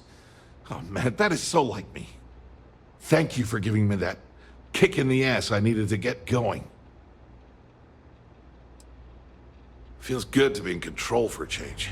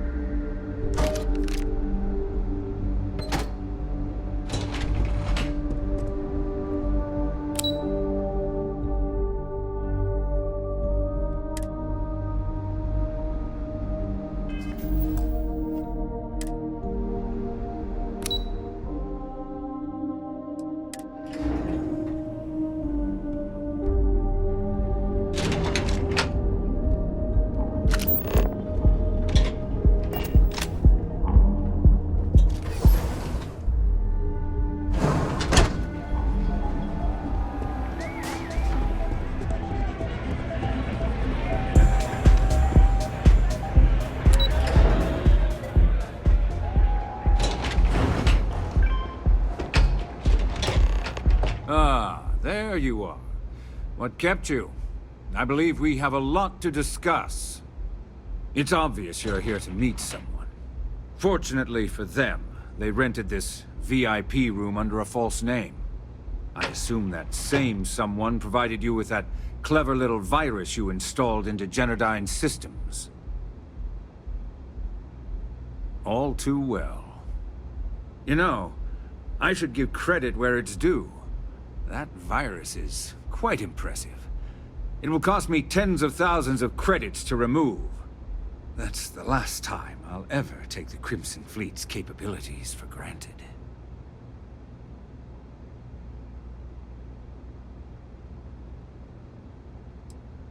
And I'm a businessman, which means I know when to walk away from a deal. You want to know why? It's because I don't negotiate with pirates. They don't understand commitments or contracts, how to get the deal done with finesse. No. For your kind, it's only brute force and violence. Shoot first, take whatever you want, and ask questions later. That's not how I do business.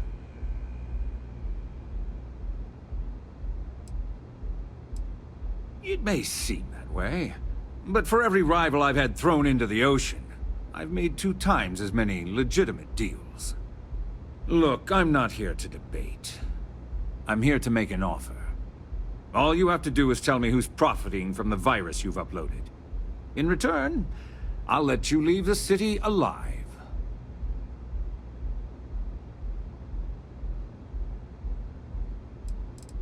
You don't have to worry about that in the least. You point me to our little mole, and I'll do the rest. You don't even have to get your hands dirty.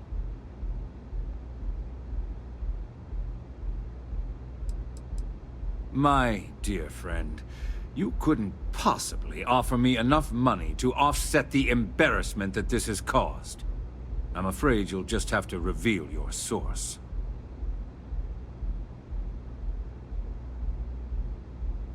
Really? That's the story you're going with? Very well. There's a body that Neon Security is going to be discovering very soon. One with concrete evidence that links you to the murder.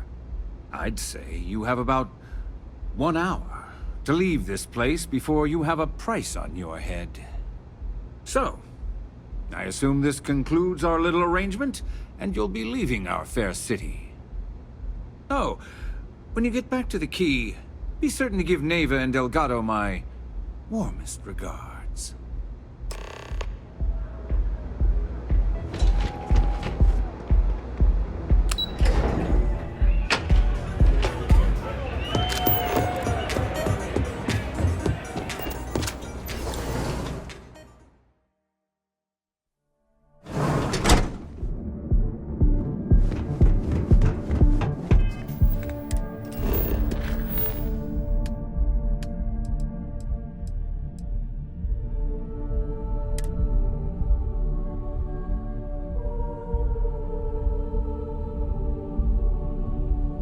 After you, Captain.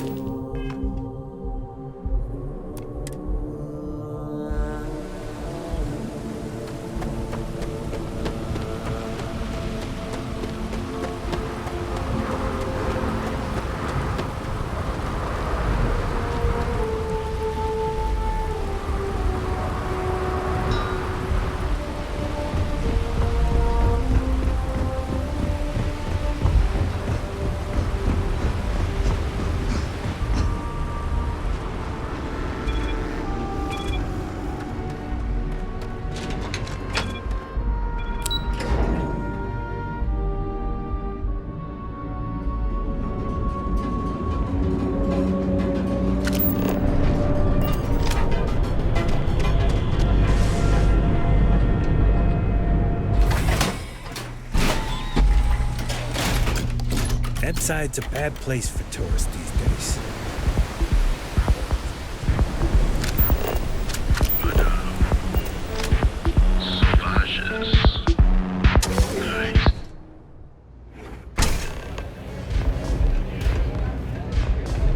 Love your fit.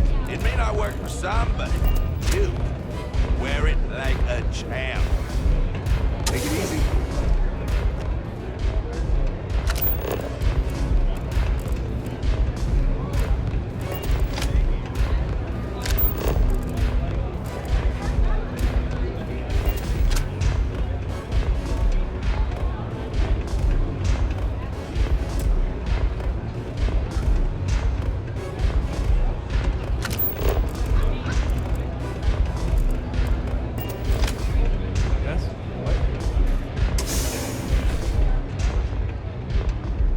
Glad you're back. Sorry about the whole Benjamin Bayou thing at the Astral Lounge, but I didn't have much of a choice. Can you believe the nerve of that smug son of a bitch? The man is priceless.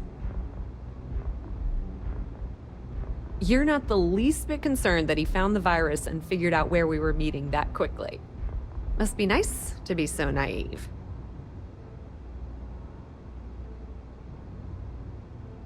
Well, I'm glad someone's happy. Since Bayou flagged the virus, I can't risk accessing the system now. All that work I did trying to crack Generdyne is gone. Now I'm in a bit of a bind. The prep work for this job put me in deep for a bunch of cash, and I have no way to pay it all back. That's pretty cool of you to offer, but I know what he's gonna say. Sorry, Estelle. This was your scheme. You're on your own. Believe me, he's not gonna be much help. Look, I was hoping you'd pick up on what I was trying to ask. What the hell with it? I'll just ask. Can you cut me in for a little bit of cash you're making on this job? I mean, I did get you inside and practically hand you the data on the grid. She's right, you know. Without her help, you never would have found your way into Generdyne. I appreciate that. I really do. Having each other's back is what makes the fleet stronger, you know? How much are you willing to part with? Wow, that's way more than I expected. I had no idea you'd be so generous. I had no idea either, but we do appreciate everything you've done, Estelle. All right, I guess we're done here. Tell Delgado if he ever needs me for anything else. I've still got his back. And hey, you won't be hearing Rook from me anymore. As far as I'm concerned, you're one of us now. Lifeblood of the fleet. If anyone tries to tell you otherwise, you send them to talk to me. Now, how did I know you were gonna ask me that? Honestly, doesn't matter if I believe that Crix's legacy exists or not. What's important is that I believe in Delgado. If the man thinks that chasing shadows is gonna make us rich, then who the hell am I to judge, right? I mean, I'm not gonna jump off a cliff for him or anything, but hey, he needs an extra ship at his side, he's got it. I hear things are heating up back at the Key, so I might fire up my bird and head over to check things out. Rumor has it that Delgado has some solid info on the Crix's legacy story he's been hawking for the last few years. If there's even a chance that it's true, I want to be there when Shinya Voss starts splitting the loot, if you catch my meaning. Completely ruined? Nah. I was hoping it would stay on Generdyne's mainframe for the long term, but hey, at least it's already fed me a huge amount of data. Nix really knows what he's doing, though he charged me about 6 months worth of earnings. With any luck, I'll be able to recoup my costs in no time. Put in a good word to Delgado for me, will ya?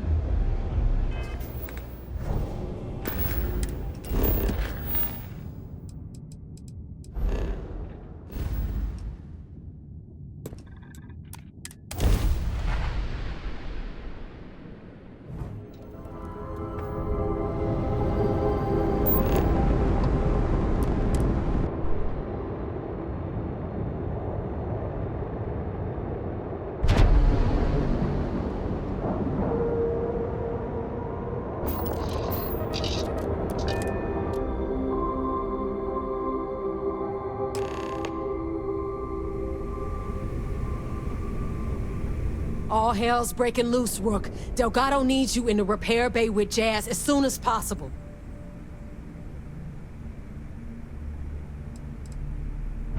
Hooray!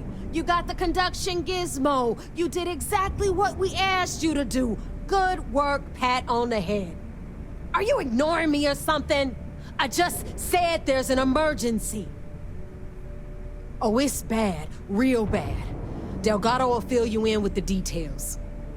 Now get your ass to the repair bay. Go!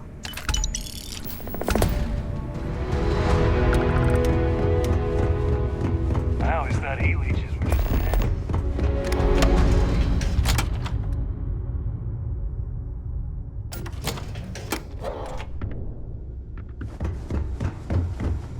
Need a drink?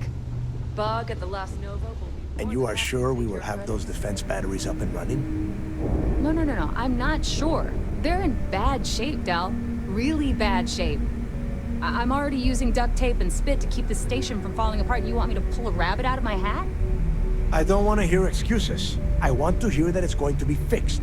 Period. Get it done. All right. I'm on it. You want to quit standing there and hand over the conduction grid data?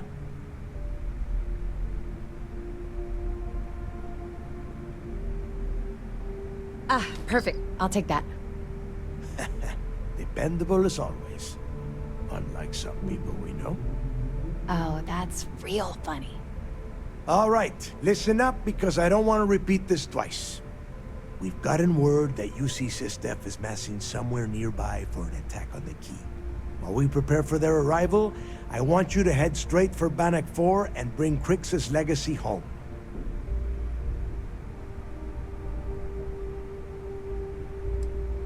Lay it out, Jess. All right, first things first. I'm gonna upload this data you snagged from Generdyne into the Key's databanks. All you need to do is build and then install a conduction grid module onto your ship. Oh, and if you haven't already, you'll need the comm spike module installed as well. While we're at it, perhaps we should fetch your groceries for you as well? Once your ship is ready, jump out to Bannock 4, board the Legacy, and bring us the cash.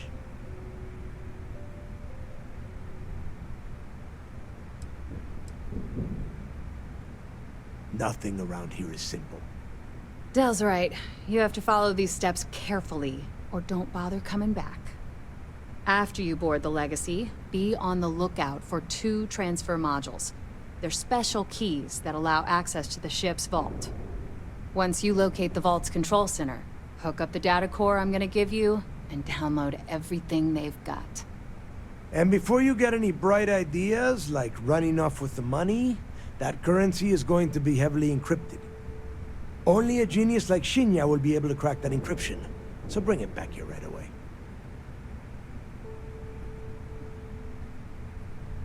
Yeah? I sure hope so. Look, I'm gonna make this real simple for you. If that money ends up anywhere but the key, I will hunt you down and pry it out of your dead hands myself. Now get moving. Get moving before it's too late.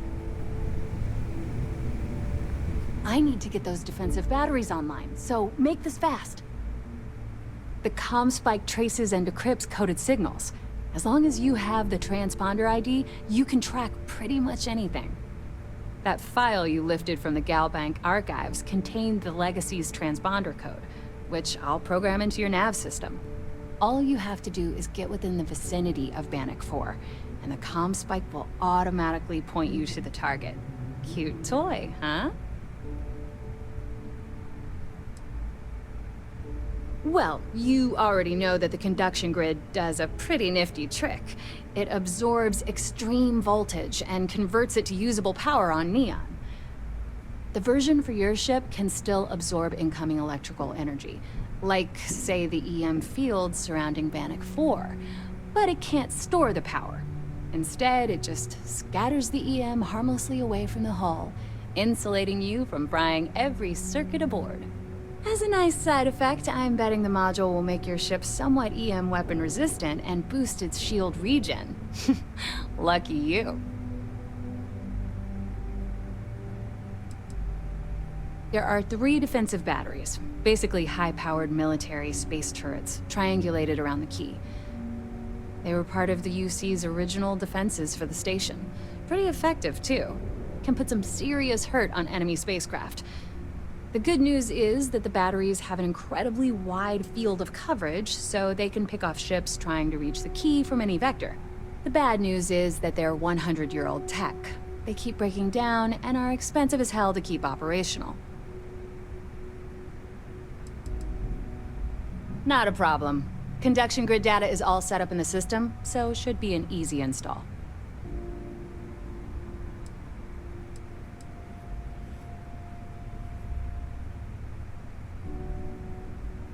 This is it. Don't screw this up.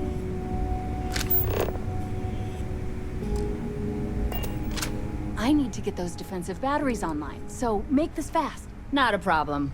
Conduction grid data is all set up in the system, so should be an easy install. I bet you would. I'm just kidding. Let's take a look.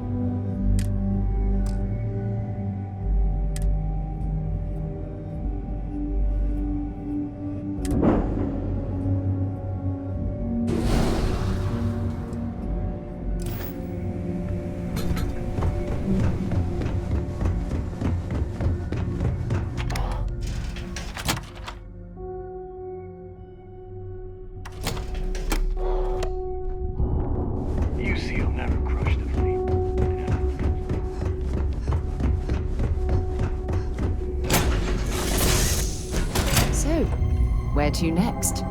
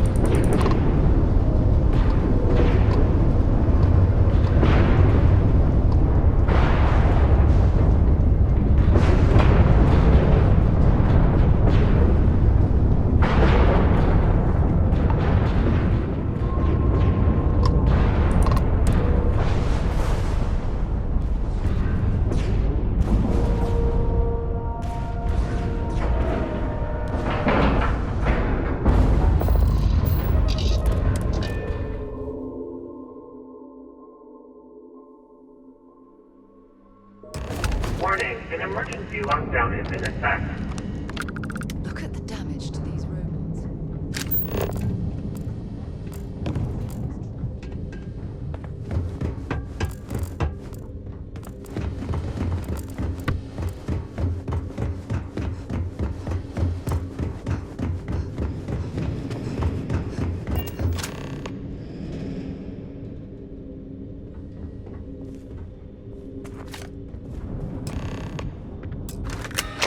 All access approved. Please get clear. I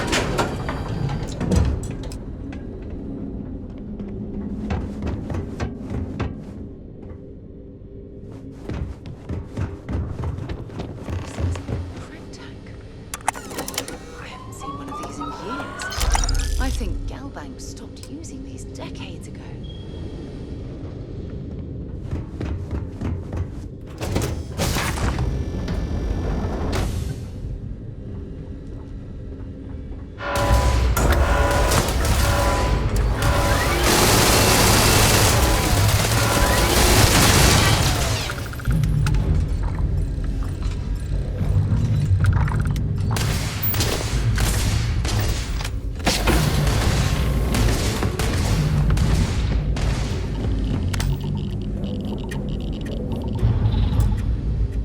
Show me what you've got.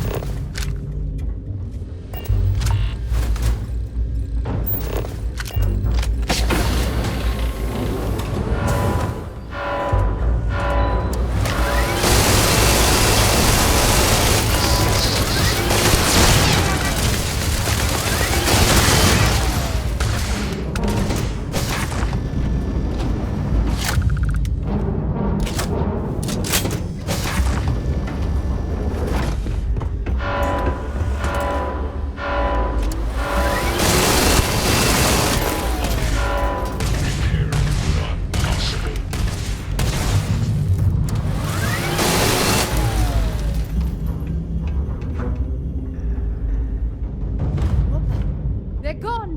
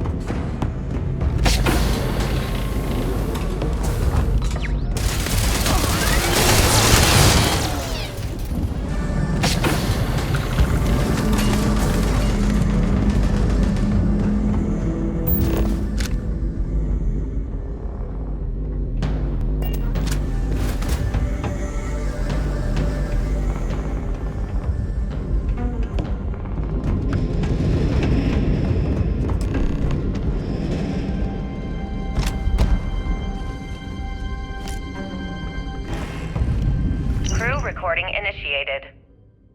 Son of a bitch! Nothing. Complete waste of time. I I've tried everything I can possibly think of, and I end up right where I started. Oh, here I thought I was so clever. Thought I had it all figured out. First, fix my ship and get the prototype shielding back online. Second, shunt the power from the cred tank array back to the system to drain the credits. And then third, haul ass back to my ship before the EM field rips apart the legacy. 3 easy steps, right? Only problem is, I'm stuck at step 1.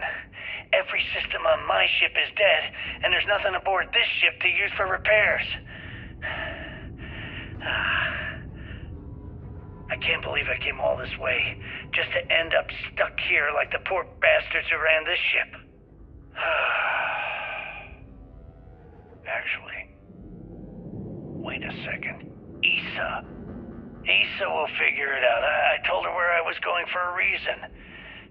She's smart. She'll know something's up when I miss the rendezvous. After all, we're supposed to split the loot. All I have to do is sit tight and wait until she figures out that something's gone wrong. Then she'll come here looking for me. In the meantime, I should start rationing my food. I could be waiting for a while. Crew recording terminated.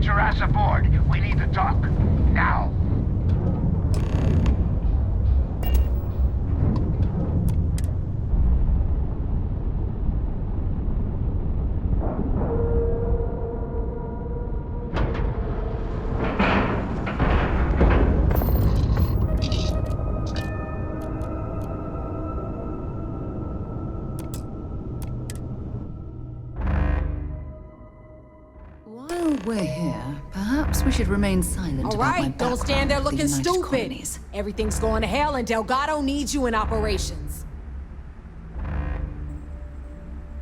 Oh yeah? You think? Ikande's throwing everything he's got at us, but we're planning on pushing his sorry ass all the way back to Jemison.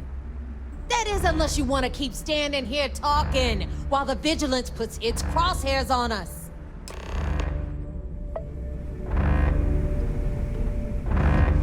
The whole station's on high alert.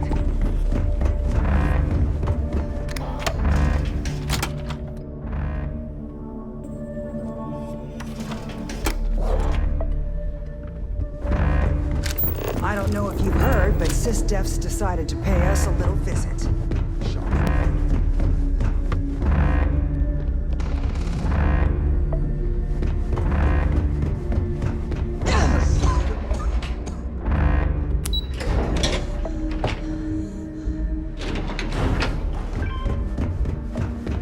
Is that it?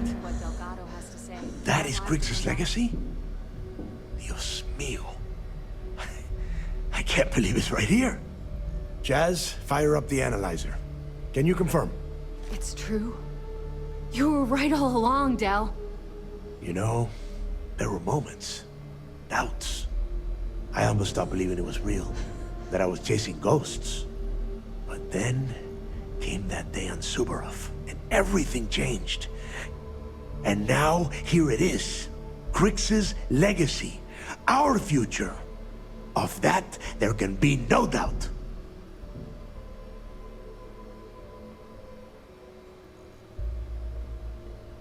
I get what you're saying, but we're not gonna be bankers. These funds will go to weapons, ships, and boots on the ground. Now, only one thing stands in our way. The Vigilance. Speak of the devil. Jazz, what is the situation? Looks like Ikande is starting to move. Typical SysDef. The sharks are so bloodthirsty, they won't even give us time to bask in the moment. You can hardly blame the man. After all, his worst fears just came to light.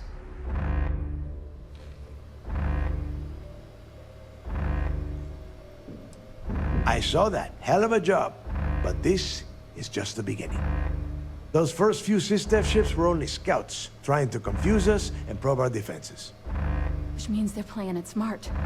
They're gonna try to take out our defensive batteries before bringing in their big guns. The batteries are the only thing we have with enough electromagnetic firepower to punch through the Vigilance's hardened shielding. We lose those batteries, we lose everything.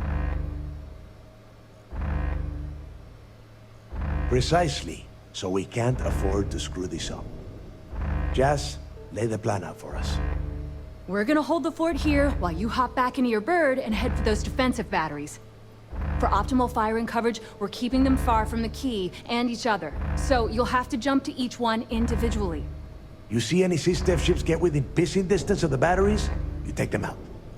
In the meantime, we'll secure Grix's legacy here and have Shinya begin cracking the encryption right away.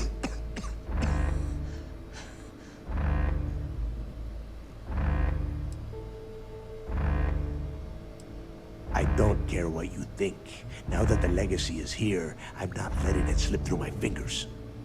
Receiving a cut of those credits is the only thing that is convincing the fleet's captains that it's worth risking their own lives to defend the key. Hey, if it's any help, you can count on one hell of a party when you get back. Amen, Jazz. Once the batteries are online, we will start our attack of the Vigilance. We'll tear apart the shields, board the ship, and bring Ikande to his knees. Then you have your orders. Oh, and one last thing before you go. In preparation for the attack, Ikande arrested some of our people. While you're aboard the Vigilance, you might want to spring them from the brig. All right, that's it. If you have any questions, now's the time. Otherwise, good luck. Yeah? Forget something? All right.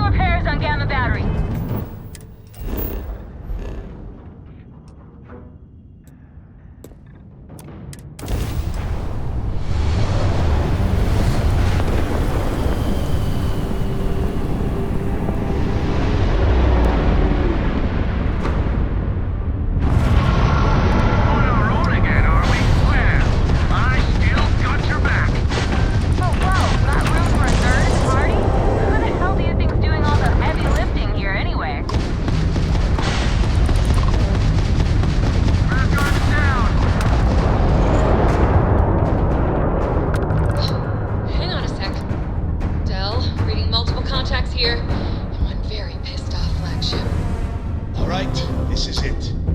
All ships fall back! Defend the key!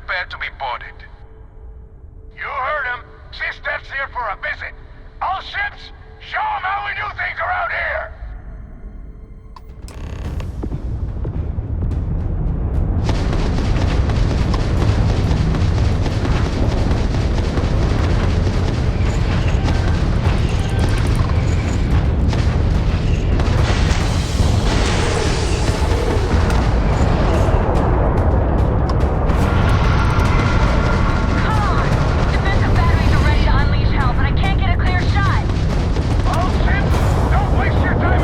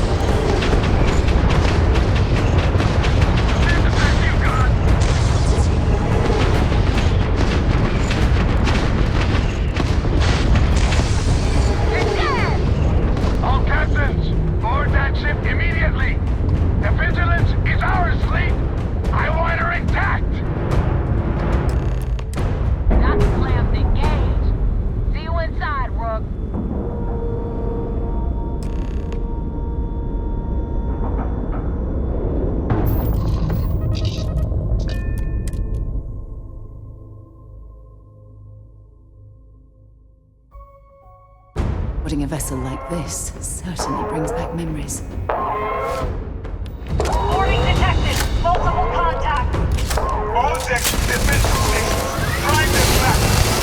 And show them the down off.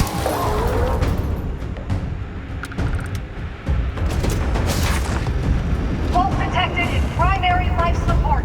Oxygen at 20.5% and falling.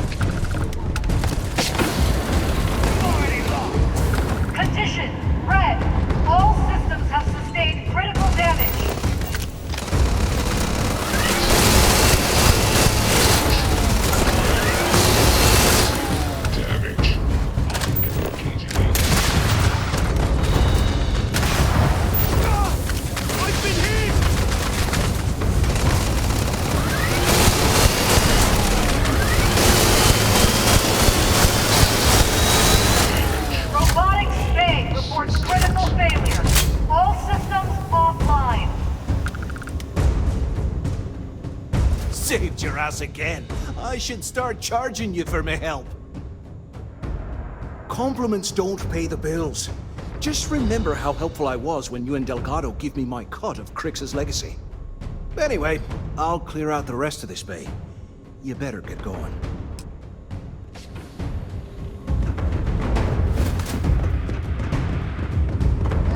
Decided to drop in. What? Heck?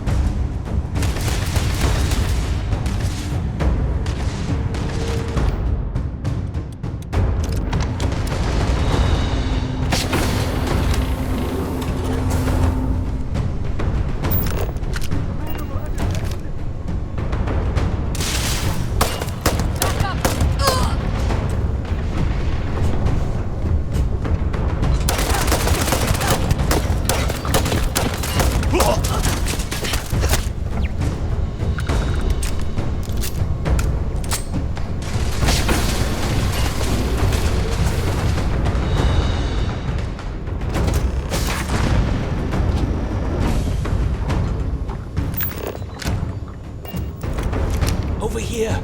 Hurry!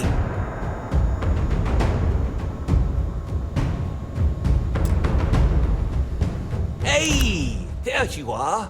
This is a far cry from enforcing debts in Sidonia, am I right? Damn right, it's good to see me. I'm about to hook your sorry ass up a second time. So, section ahead's a bit tricky. Comchatter says SysDev's about to hit us with a squad of heavily armed troops. I've hacked all their bots and turrets to give us some backup, or if you want to move fast, I can find you a way around instead. How you want to play this? No problem. You just focus on the door at the end of the hall. I'll keep everything else locked down.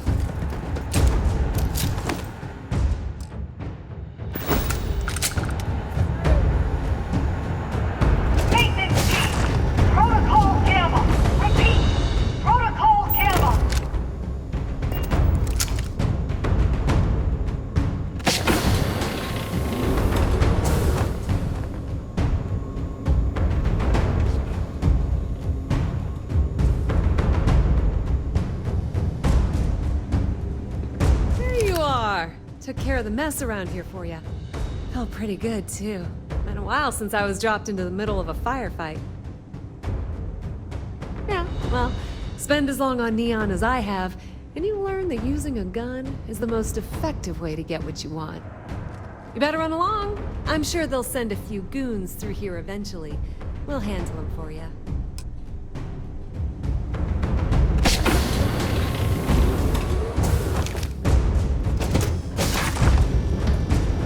Commander Ikande, all hands abandon ship. I repeat, abandon ship.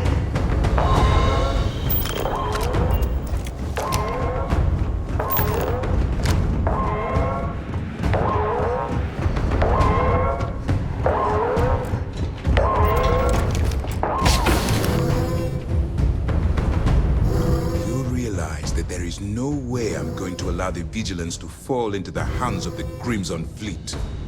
Why are you even bothering to talk? We should drop this asshole right now. Lower your weapon, Gillian. Are you out of your mind? Why? It would be pointless. I have activated the Vigilance's self-destruct. It won't be long before this ship and everyone who remains aboard are going to be incinerated. I am not killing anyone. The destruction of this vessel and the deaths of everyone aboard falls on your shoulders. Whatever caused you to side with these lawless pirates, I hope it was worth it.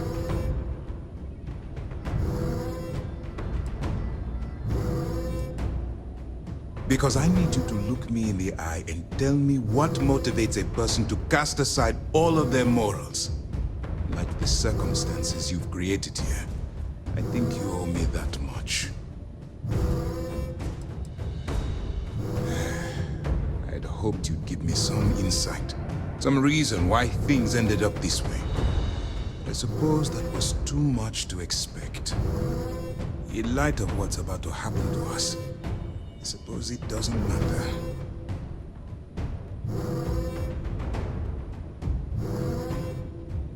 And why would I do that?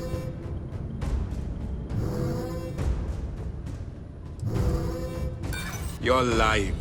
I may have fallen for it once before, but I will not this time. You may be right. Someday you will die. The martyr lives forever. No, I am not. You forced me into this position.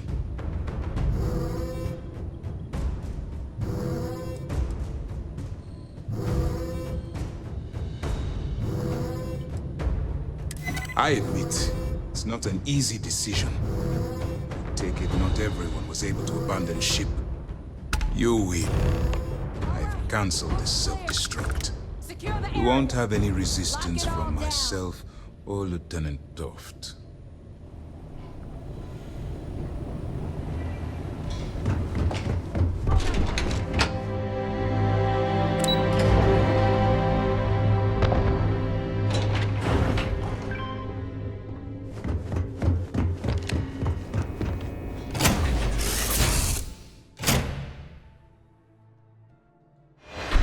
My crew position.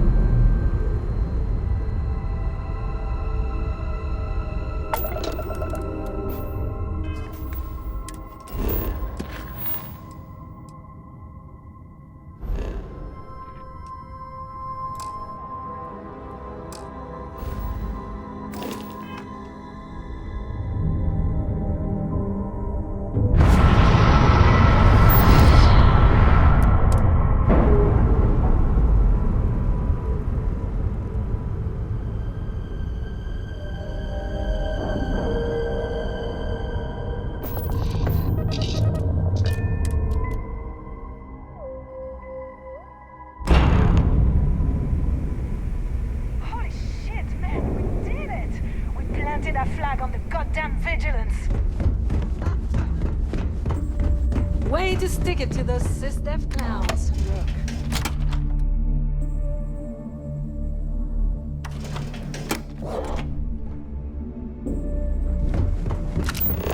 That's one hell of a souvenir you got. The legacy is ours, and no one can take it from us.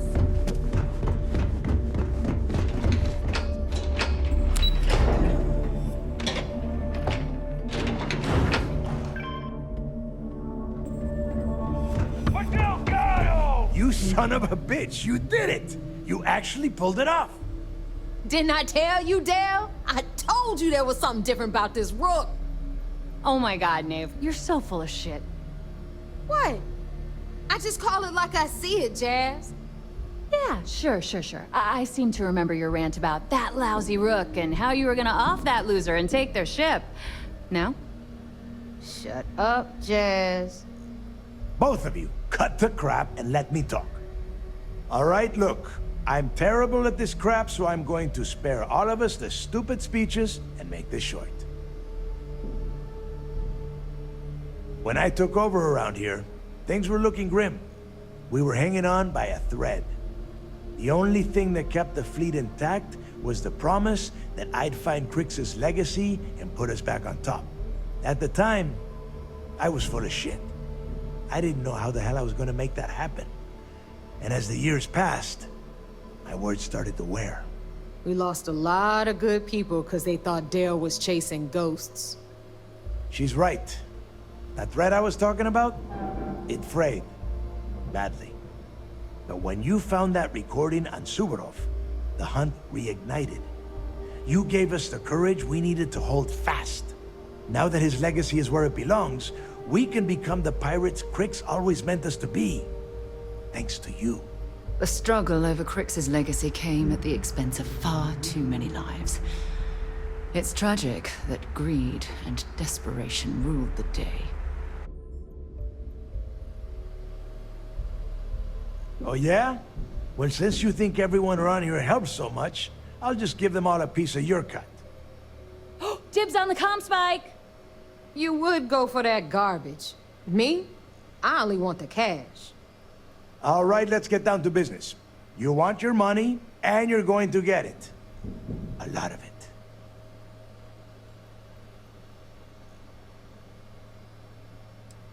I might actually take you up on that offer. Hope you're ready to spend big then, cause I will most definitely drink your sorry ass right under the table. Now that I'd like to see. Okay, let's get this done. Before you head out and get drunk at the Nova, I want you to remember one thing. The fleet always comes first. There are still jobs to run, things to steal, and places to wreck. So celebrate, get wasted, then get back out there and make us some money. For the legacy! Yeah! And for the fleet! Yeah! Hold it. By order of Marshal Daniel Blake, I need to inform you we've got some trouble at Gal Bank. Folks might be in danger, so you may want to steer clear.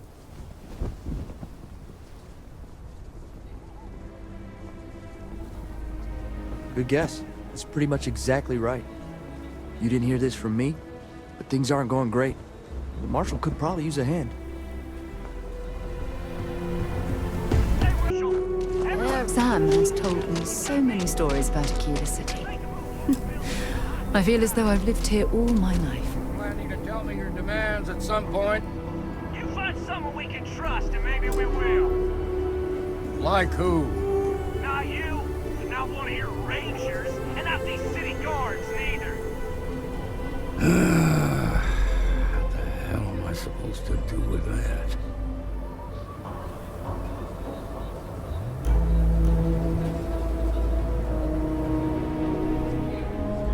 Security around. You need to stand back now.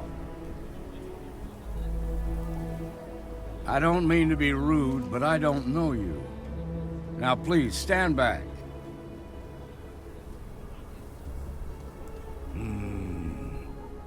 I wish I could say you were wrong, but I'm backed into a corner here. Some folks from the Shaw gang tried to rob the place, but they got spotted by a guard. They took everyone inside hostage, and now they're keeping a watch so we can't move against them. They're using the intercom to communicate. They won't talk to me. Say they don't trust the badge. They want a neutral negotiator. In other words, they didn't have a plan for this, so they're stalling while they come up with one. All right, I'm willing to allow that. But a few things first. Say what you have to, but whatever they ask for, there's no way in hell I'm giving it to them. Also, there are lives at stake, so don't get cavalier. Find out what they want, and then report back to me. I sincerely hope you know what you're doing. Hey, you in the back. Hey, I'm sending in a negotiator, so don't shoot. Hands where I can see him. And don't shoot the negotiator, huh? If you think you're just gonna walk up here and get us to surrender, you're dead wrong. Wilk, so tell me, stranger, how do I know you're gonna deal straight with us? I don't know you, so why should your word mean anything to me?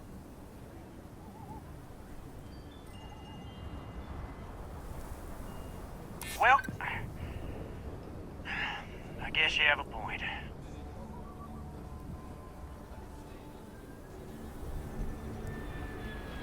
I see what you mean. Yeah? Well, maybe that's just what you want us to think, so we'll give up. Nothing you say is gonna change my mind, so let's just move on. jetpack. Blood on your hands. We want a guarantee. We'll drop the hostages off. After that, we'll raid. But if anybody follows us, we'll... Oh, hell, the Freestar... So let's all try to keep our heads, yeah? Because my guys... What do you mean? Damn it. I didn't think of it that way.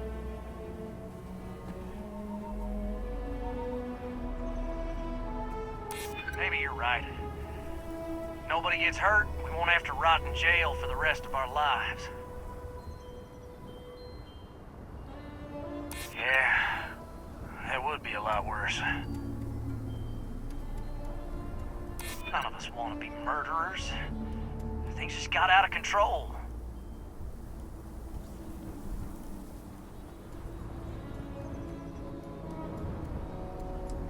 Sometimes bad things happen to innocent people.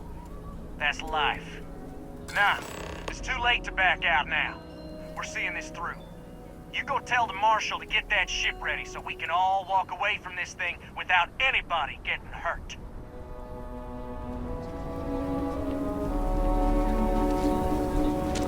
I heard every word. He's talking too loud. Sign of fatigue.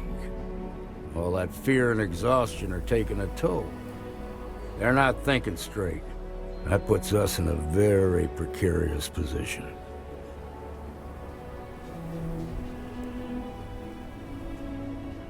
Yeah, you're right. You gave those boys a chance, but now they have to lie in the bed they made. Problem is, they're keeping me and the guards in sight at all times. If we try to move against them, they'll see us coming. You'd be willing to do that? You've got guts, that's for damn sure. I can't deny that you're right, though. They might not see that coming. Now, I see two ways we can play this. You could ask to see the hostages. Once you're inside, you can make your move. If you're quick, I think you can take them out before they have a chance to respond. But you'll have to shoot to kill. There's also a back door.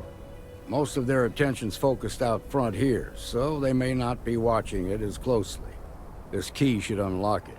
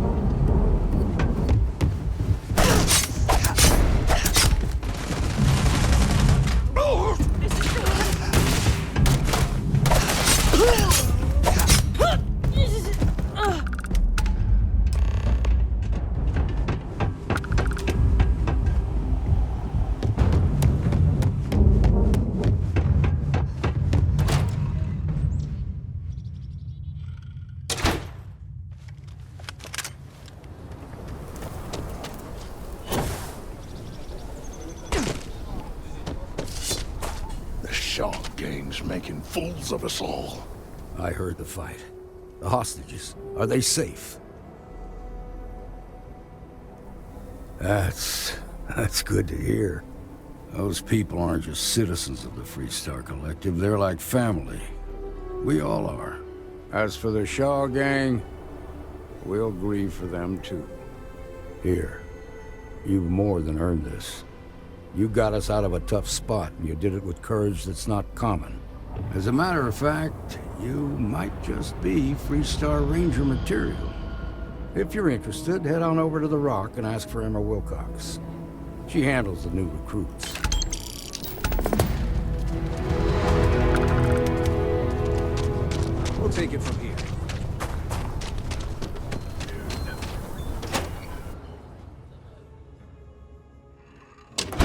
your breathing? Back to normal yet? Mostly. Late one night, Annie. You got some business with me? tried to arrest me for public indecency. Oh. Well, if the Marshal sent you to me, that means he's looking to recruit you. Just so you know what you're getting into, I'll explain who we are and what we do. Well, the Freestar Rangers ensure the safety and security of the Freestar Collective and its people. We might hunt down a fugitive, break up a smuggling operation, investigate a starship theft, or put some would-be bank robbers behind bars. Whatever needs doing to keep the people safe, we do.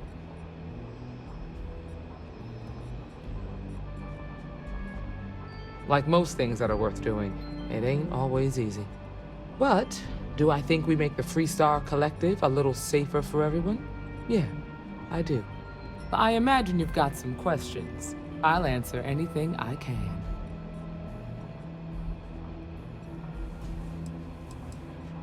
The number's always changing due to retirements, recruiting, and unfortunately, death in the line of duty. But as far as I know, there's never been more than a dozen Rangers at any one time.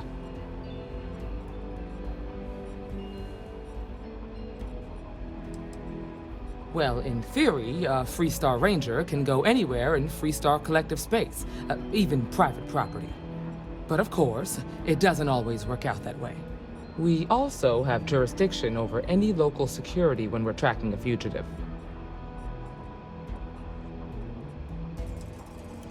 I'll say right up front that if you're looking to get rich, this ain't the line of work for you. But yeah, we do get paid from time to time to help with expenses and such. Okay then. A word about myself. I'm in charge of making sure anyone that wants to be a Freestar Ranger is up to the task. That being said, the Marshal wouldn't send you here if he didn't think you had potential. So, what's it gonna be? Are you ready to sign up with the Freestar Rangers? Before I hand you a badge, I need to know you can handle the job. You helped out with the hostage situation, but sometimes people just get lucky. Tell you what, use the mission terminal and take one of the listed jobs. Your choice. Come back alive, and we'll talk about you joining up. Then I suggest you get going.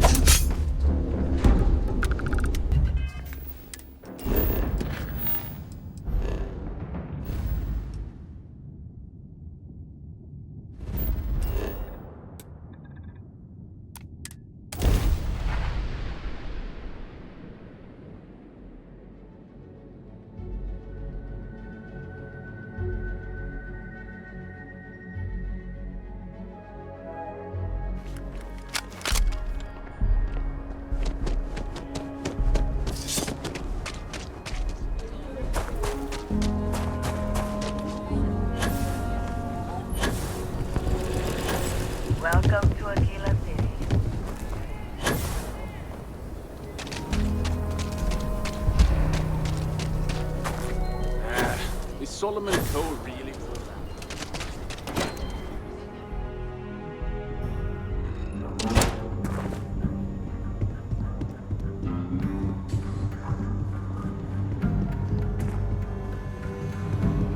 A lot of famous people. Oh, you're back. How'd it go? Back a beer. Never know who you'll meet. Good. You did what I asked, so let's go meet the Marshal. Follow me. Don't be causing trouble now. Pull up a seat, friend. Welcome to the Rock. We're headquartered in the upper floors of the Rock, but we also have remote stations throughout Freestar collective space. Helps us to identify and respond to threats more quickly. Like I said before, there are less than a dozen Rangers in all, and we operate with limited resources. Thankfully, most people respect us and are willing to cooperate. In this job, your eyes, ears, and wits are every bit as important as your badge and your sidearm. If we spend too long in this high-gravity environment, we could potentially suffer physiological damage.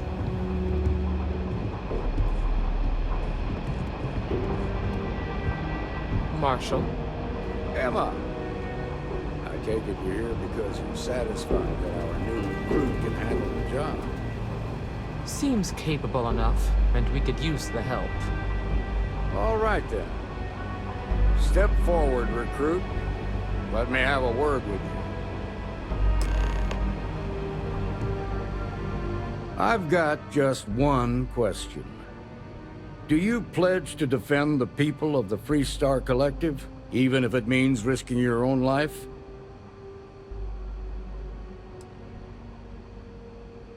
Well, that's not quite the same thing, but it'll do for now. Here, take these. You're now a Freestar Ranger Deputy. I'm assigning you to Ranger Wilcox for some field training. Listen good to what she tells you. Welcome aboard, Deputy. You've made a wise choice, but I trust that your duties as a ranger won't interfere with your service to Constellation. Wish we could throw you a welcome party, but there's work to do. We got word from a farmer on Montera Luna. She says someone's trying to take her farm, and she's afraid she might be in danger.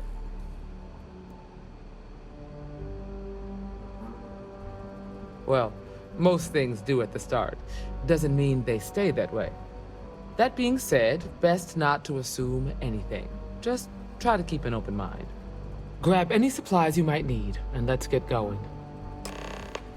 Pay attention to what Ranger Wilcox...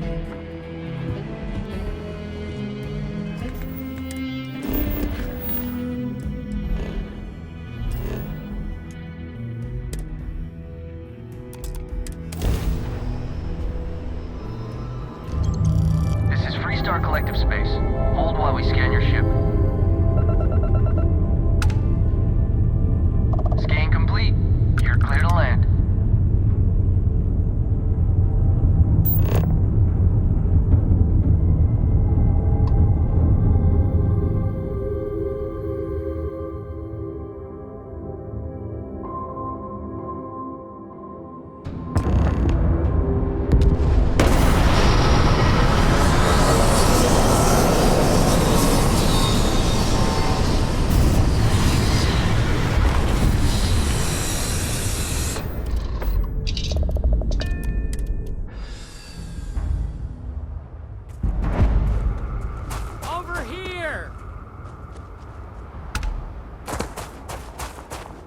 Freestar Rangers.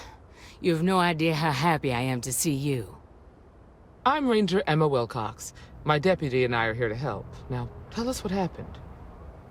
I was out planting in the fields when I saw some men approaching. They looked like soldiers with uniforms and weapons and such. They wanted to buy the farm. Didn't even ask if it was for sale.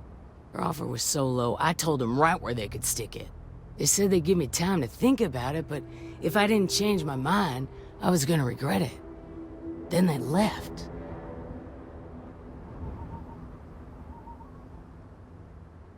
Back behind the house, there's some canyons. They went that way.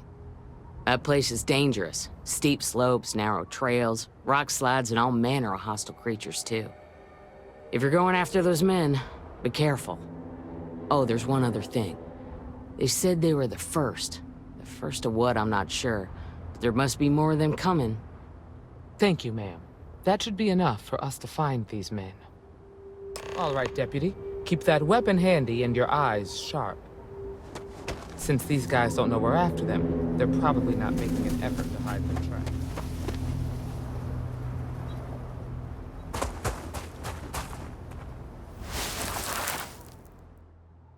Boot tracks. Several pairs by the look. Not too old either. Let's head down into the canyon and see.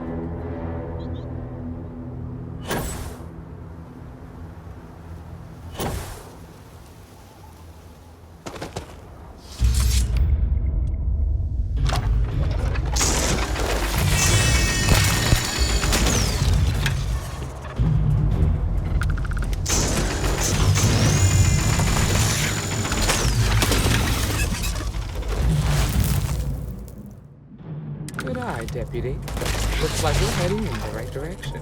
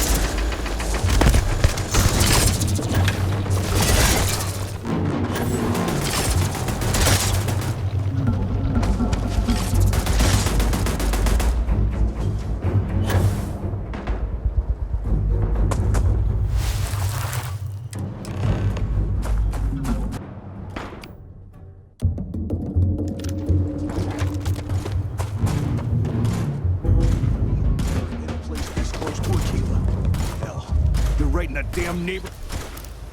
Well now, look who's here. Ms. Wagner called in the cavalry. Except it ain't much of a cavalry. I suggest you turn around and walk away while you still can.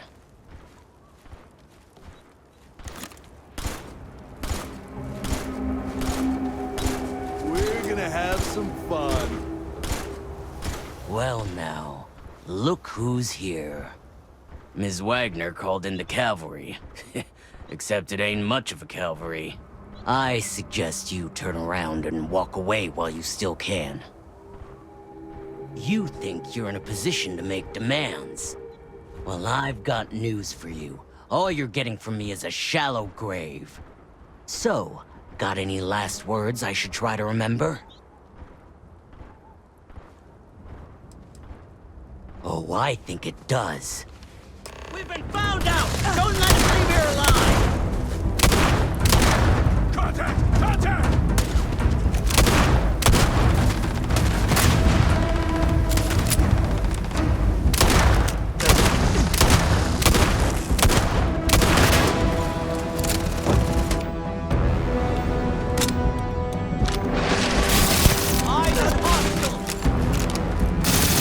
Bring it on!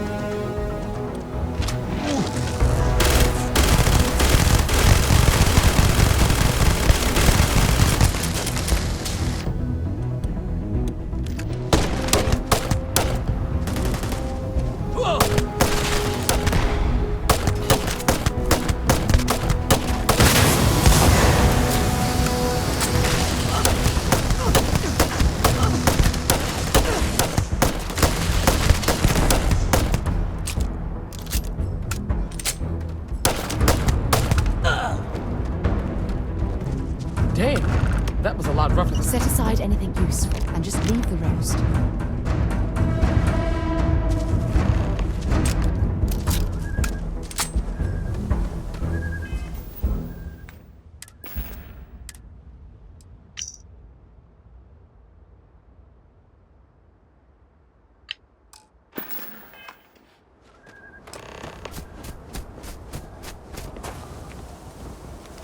Find anything interesting? Let's see what we have here. Interesting. So, their ship was stolen from the Hope Tech factory. Whoever pulled that off must have been one hell of a shipjacker. Well, I guess someone really wants that farm bad.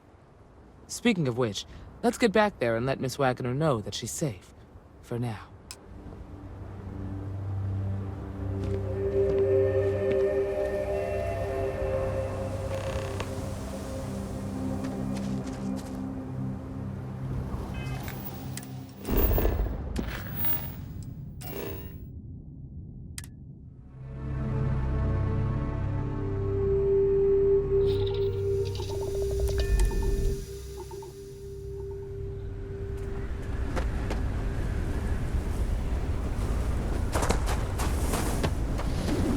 What's the news? What happened? Did you find those men? Well, it's good to see you're all right then. They must have been crazy or desperate, trying to take on the Freestar Rangers. So who were they? And why do they want my farm?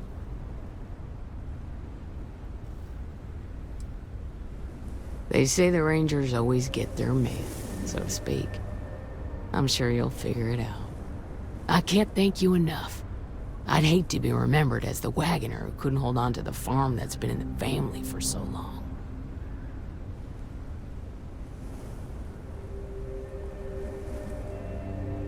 Of course. All the same, I'm grateful. If you have any more trouble, give us a call. We're in system, so it won't take long to get someone out here. All right, Deputy. Let's get back to the Rock. We need to report this to the Marshal.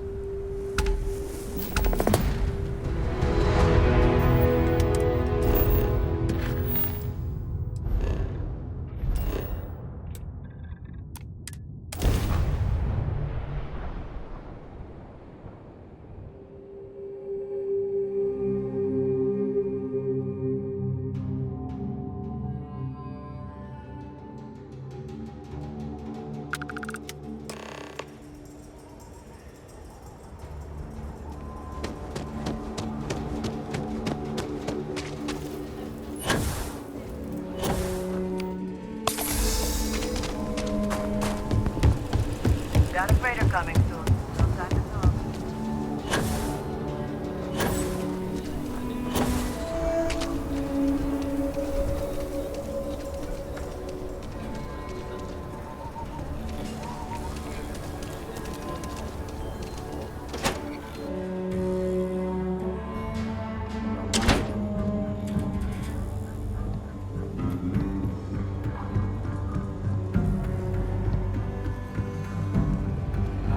Hey, Deputy. Might be hard work, but it sure beats living under the boot. It's really an honor to be able to help.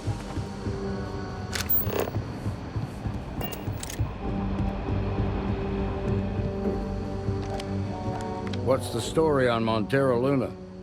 That call we got from Wagner Farm turned out to be a little more interesting than I was expecting. Some men were trying to run the Wagners off the land. They tried to buy it first, but when that didn't work, they turned to threats. We confronted them, and unfortunately, it came to violence. None of them survived. You helped someone in need and came back alive. That's a job well done.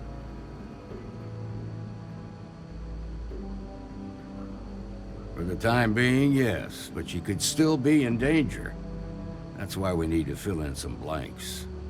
What did you make of these men who were trying to take the farm? If that's true, then someone must have hired them. Now, did you find anything that might give us a lead on why these men wanted the farm?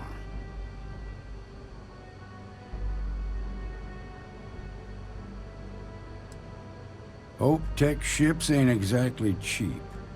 That thief could probably tell us a lot about these men you ran into. There's something else. They were dressed in Freestar militia uniforms. The unit badge was yellow on black with the number 1. Didn't you fight in the Colony War, Marshal? That sound familiar at all? The 1st Cavalry. I was in that unit for a while. But it was disbanded decades ago.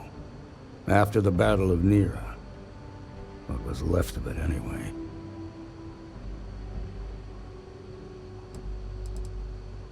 The war between the United Colonies and the Freestar Collective?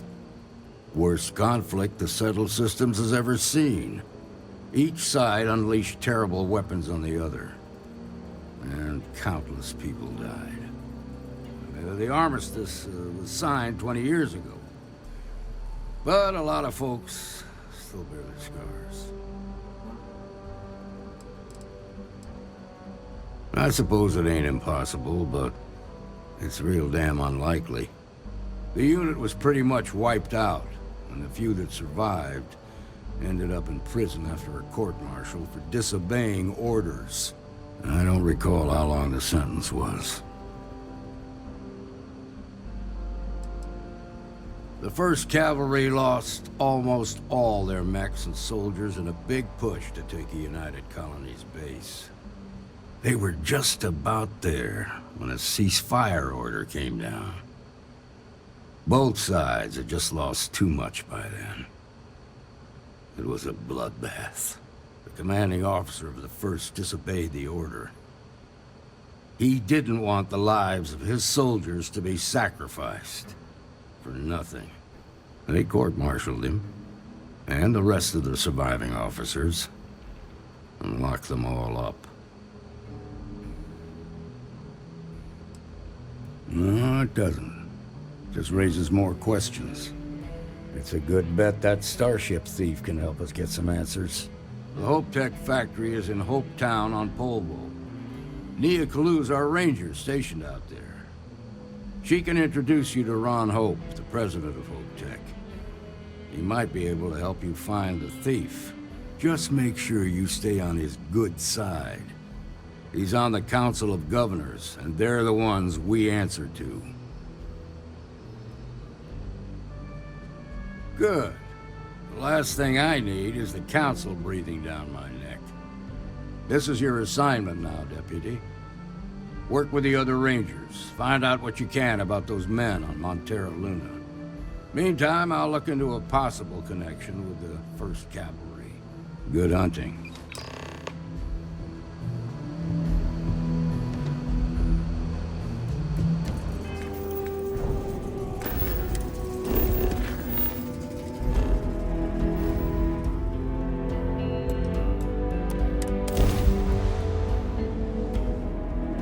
Mayday! Mayday! This is Freestar Ranger Nia Kalu.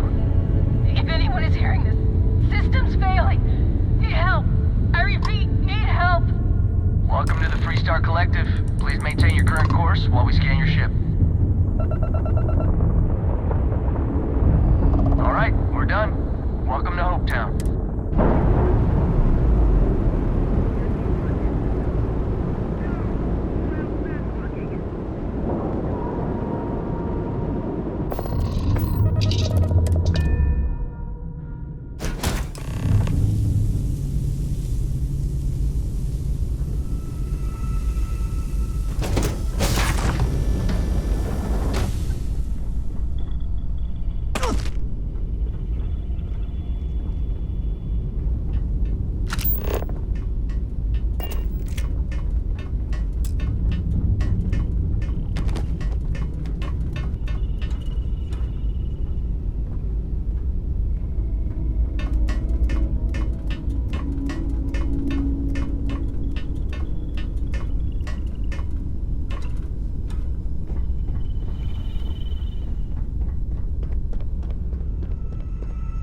Please tell me you're here to help, not to try and steal my ship.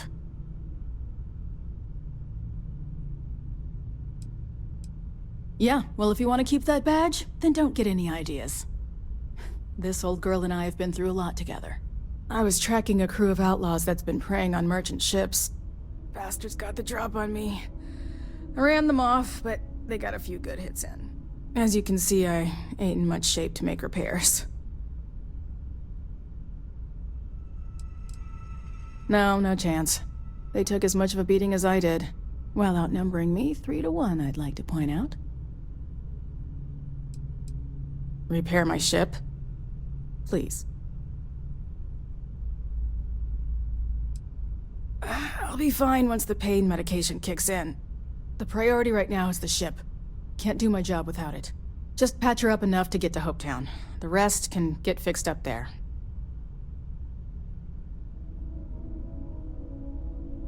Thanks. I owe you one. We're happy to help.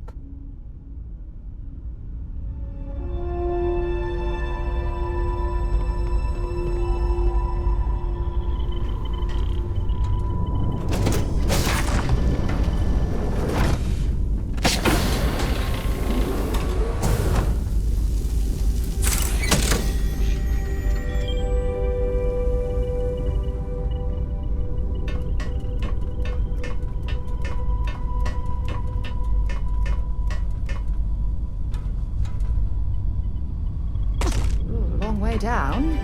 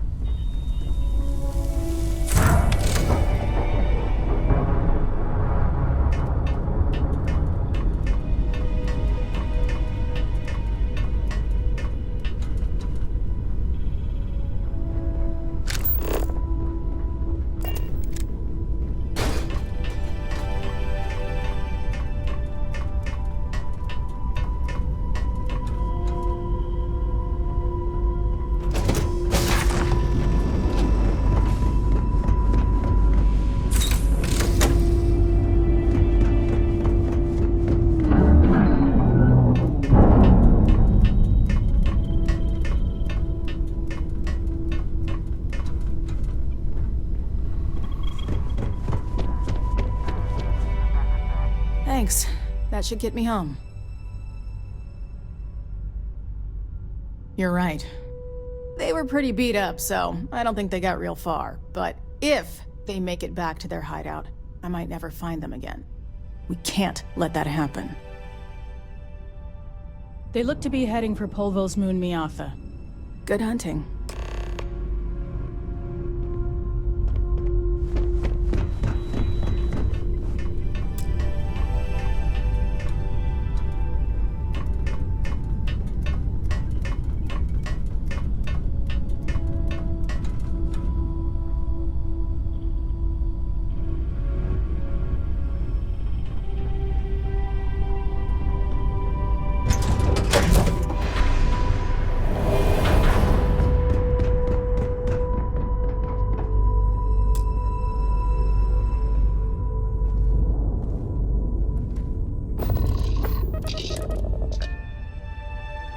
Right, Captain. Where are we headed next?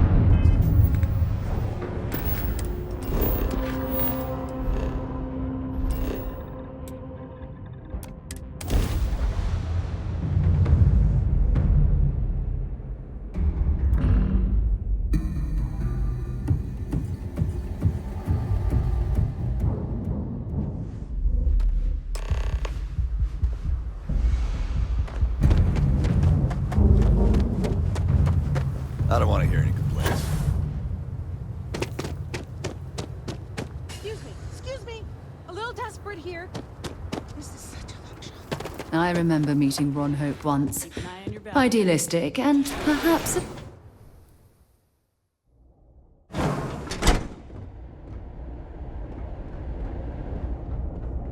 You made it. Those outlaws didn't give you too much trouble, I trust? Good. I'm sure it didn't hurt that I softened them up for you. You've got good timing. A courier just came in from Aquila. The Marshal sends his regards along with a briefing on your case. I was surprised as hell to learn about the starship theft. Nobody said a word to me about it. Anyway, Mr. Hope can see us whenever you're ready. If you need to take a little time first, feel free. His office is upstairs. He's in a meeting, but it should be wrapping up. Come on.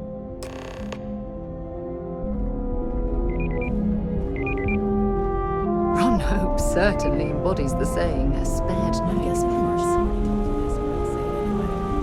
Ron Hope isn't just the founder and president of Hope Tech. He's on the Council of Governors. The Council oversees the Freestar Rangers, so don't rile him up. I've spent a long time trying to build a good relationship with Hope. He comes on a little strong, but there's a lot to admire about the man. Everything you see around you, he built. Pretty much everyone in this town owes him for their livelihood.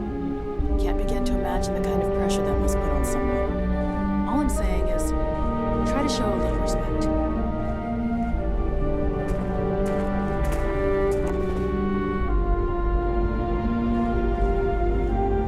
All the way up. Is it just me, or does every executive in the settled systems have an office on the top floor? I guess being above everyone makes them feel like they're, well, above everyone.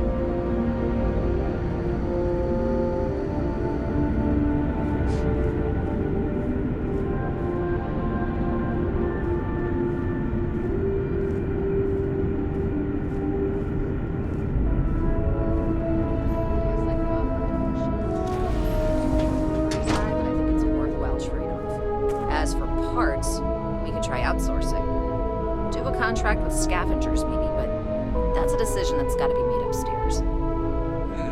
Well, talk to Elaine about the scavengers. It's not a bad idea, provided we get a good deal. And I don't mean a fair deal. I mean a good deal. Remember, it's not just our bottom line that matters. We're also responsible for the welfare of everyone in the factory. We look out for our people here, Bridget. That's a point of great personal pride. Excuse me, Mr. Hope? Well now, the Freestar Rangers. At last! Damn good to see you, Mia. I think we're done here, Bridget. Yes, sir. This is the deputy I told you about. Splendid. Splendid! It's a noble calling, being a Freestar Ranger. We certainly could use more of you.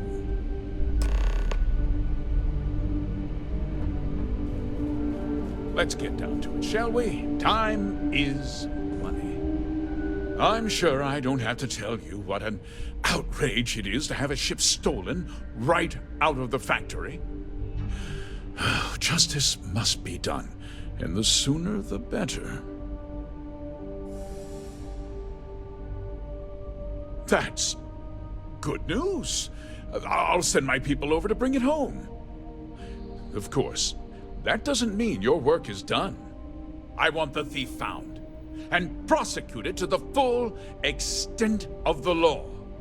I'm sure I don't need to remind you of my position on the Council of Governors.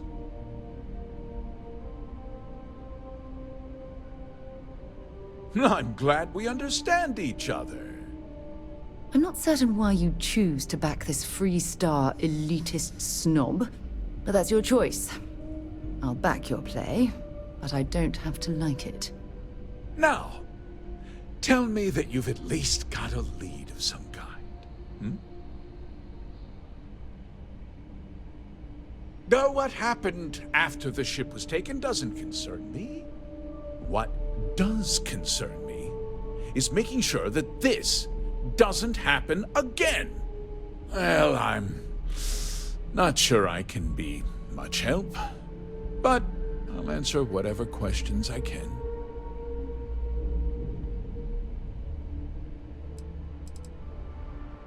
No, nothing at all. It was just a standard Hope Tech cargo hauler. Not that it didn't have great value, mind you. Hope Tech builds some of the most durable and reliable starships in the settled systems. Now, you can bet my ships last twice as long as anything Stroud Eklund makes.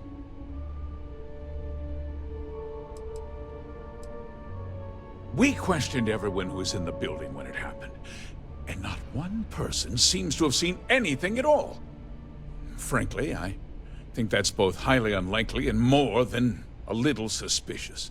However, I can't deny there are times when the hangar is empty, so it's not inconceivable the thief could have slipped in unseen.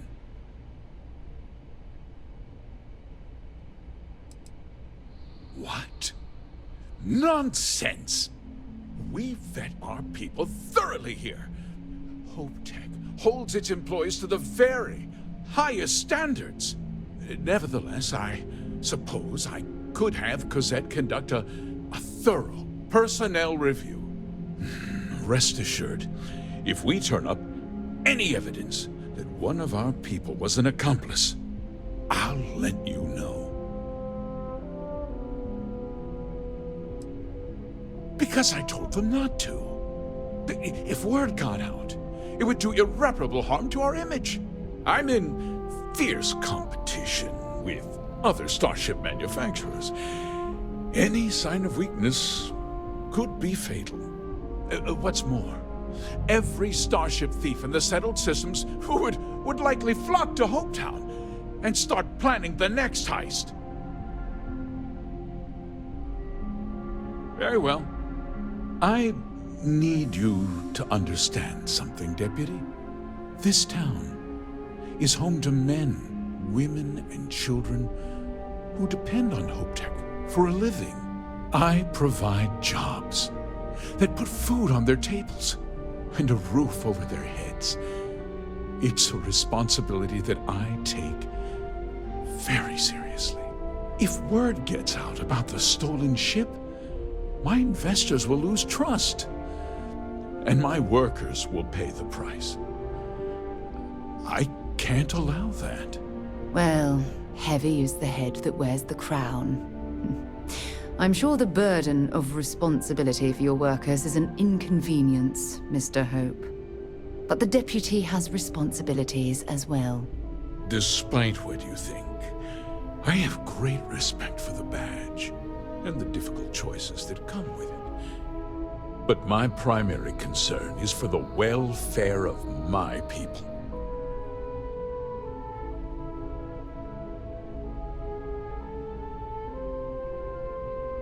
I'm glad we understand one another. I'm sorry to interrupt, Mr. Hope. There's been a development. Not now, Cosette. I'm in the middle of something. But sir, we have new information. I've just received a report that the stolen ship was seen landing at Neon just after the theft. A breakthrough at last. Well, Deputy, it sounds like you'll be heading to Neon, which means I can get back to work. Remember what we discussed. My people are depending on you. Hey, can I get a word?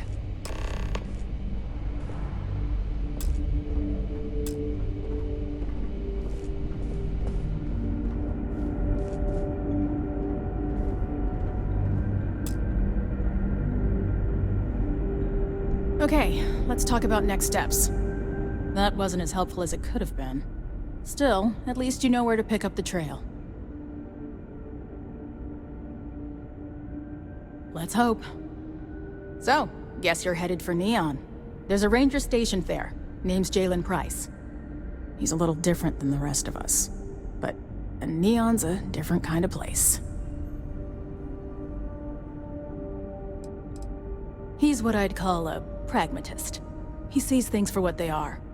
He's also well connected, which means a lot on Neon. You should listen to what he tells you. It'll keep you out of trouble. Well, we could talk for an hour about that. The short version would be that crime, law, and justice don't exactly mean the same things there. The badge doesn't carry the same weight on Neon, so you might have to get creative. He should be able to help you out. Well, we've both got work to do. It was good to meet you, Deputy. Thanks again for helping me out up there. Yeah, the question of who helped the Starship thief is still an open one. Don't you worry. I'll keep an ear to the ground. You be careful in Neon.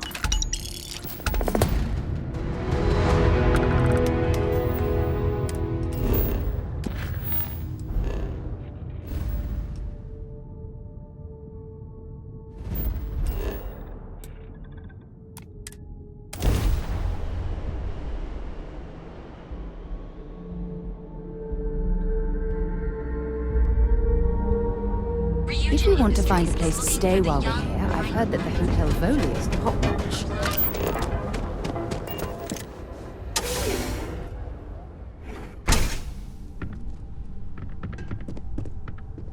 Hey, I don't care who you work for. You can't just...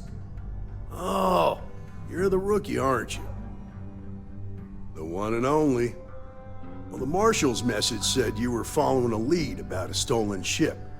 Truth is, a lot of stolen goods flow through here, but this city is real good at keeping its secrets, even from us. Yeah, about that.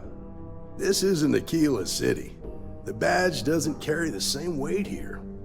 The people who run this place aren't overly concerned about the law. Our job is to keep the peace and make sure the violence doesn't get out of hand. The last thing anyone around here wants is some hotshot deputy looking in every dark corner. Law enforcement isn't exactly welcome in Neon, but that shouldn't deter you from your duty.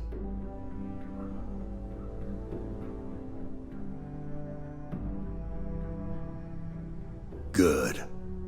I can't believe this.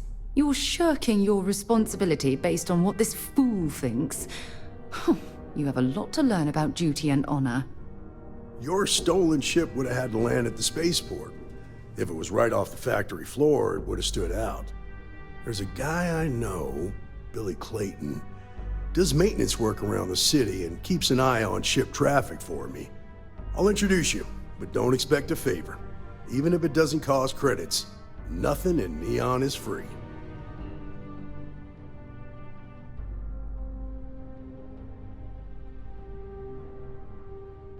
Come on.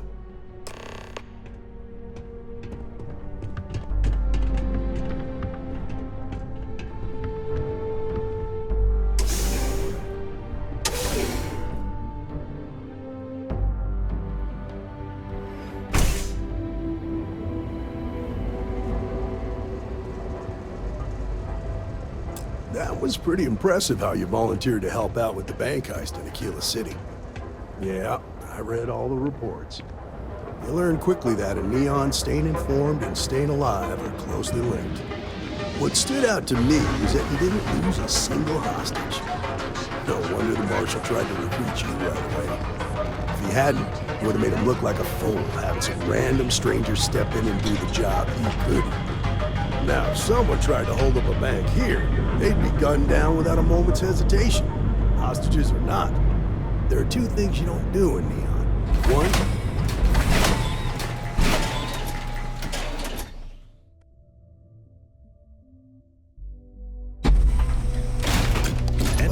you understand, don't you?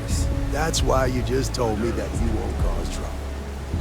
Keep that in mind, you'll fit right in.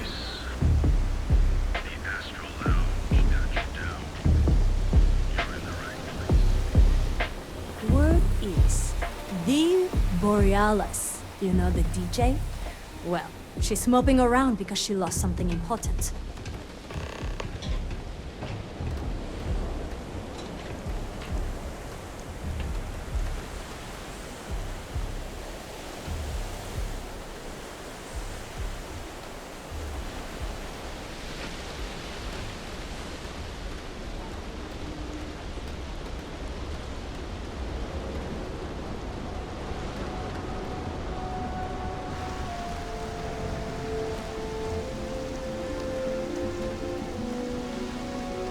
Hey, Billy.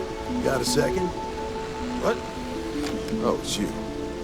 Gave me a good scare. I thought you were one of Goodman's people. Sure, far from it. Our new deputy here is working a case, and I thought you might be able to help. Take it away, rookie. What do you need?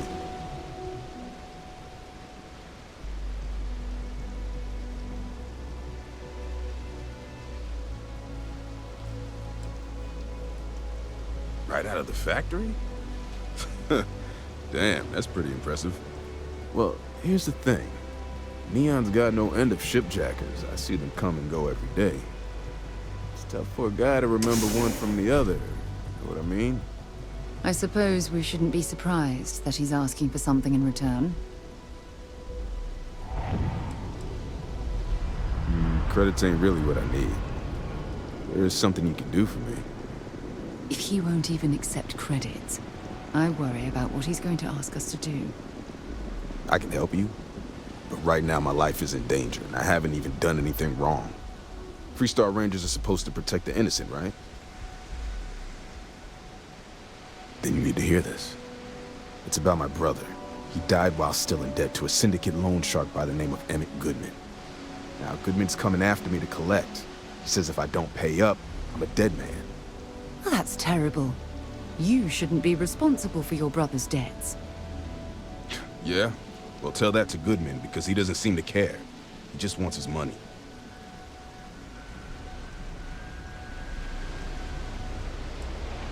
From where I'm standing, it seems like our problems are intertwined like a couple of fuel lines and a thruster assembly.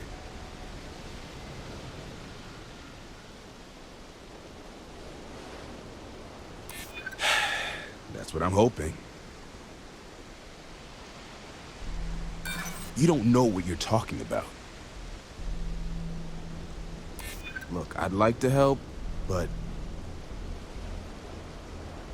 You may think so, but I don't. I'm sorry, but this is my life we're talking about. If you were in my position, I'm sure you'd feel the same. I swear it on my best set of wrenches. Goodman's holed up in one of the warehouses on Ebside. Place is locked up tight, but there's a guard who watches the door, and he's got the key. I'll stay with Billy in case Goodman's men come to collect. They're not stupid enough to tangle with me.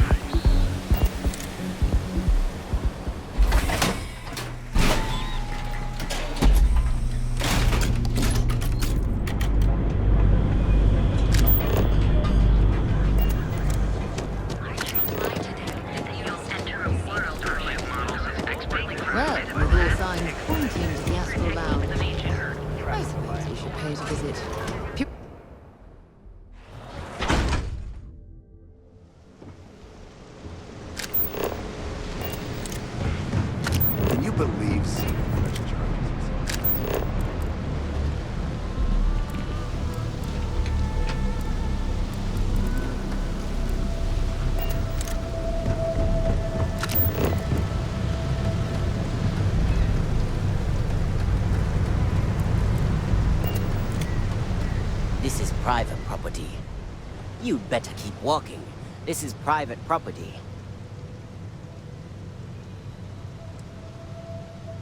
Nah, I don't think so. Neon's got a ranger, and you ain't him. As long as you behave yourself and don't overstay your welcome, I don't see the harm in a quick visit. Here, this will get you in.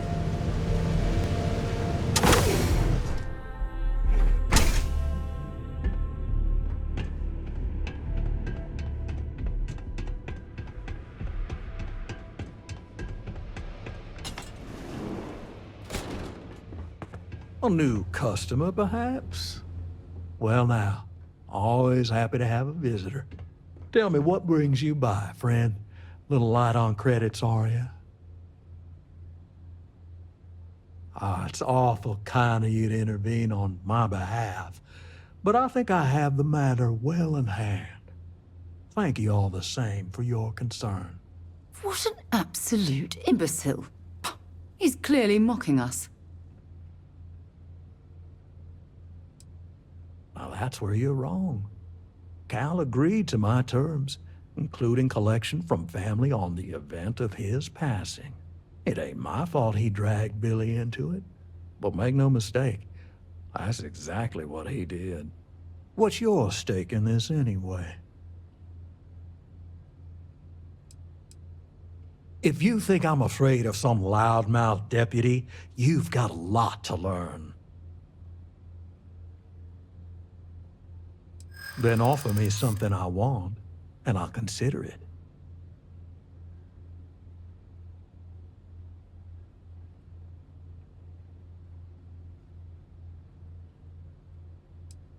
You got something, and something's better than nothing.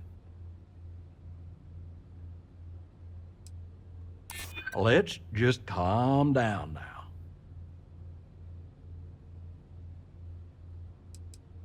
How much time you've got isn't my problem. You come walking in here drunk on your newfound authority, thinking I'm some small-time crook you can push around. Maybe it's time I show you how we resolve disagreements here in Neon.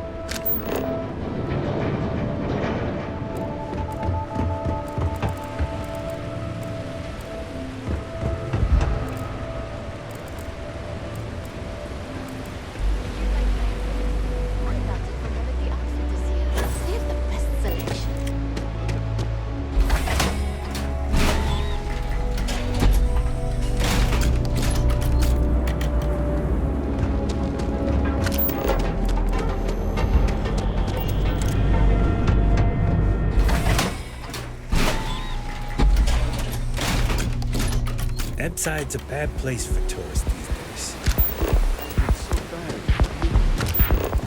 Queue for a cup of coffee.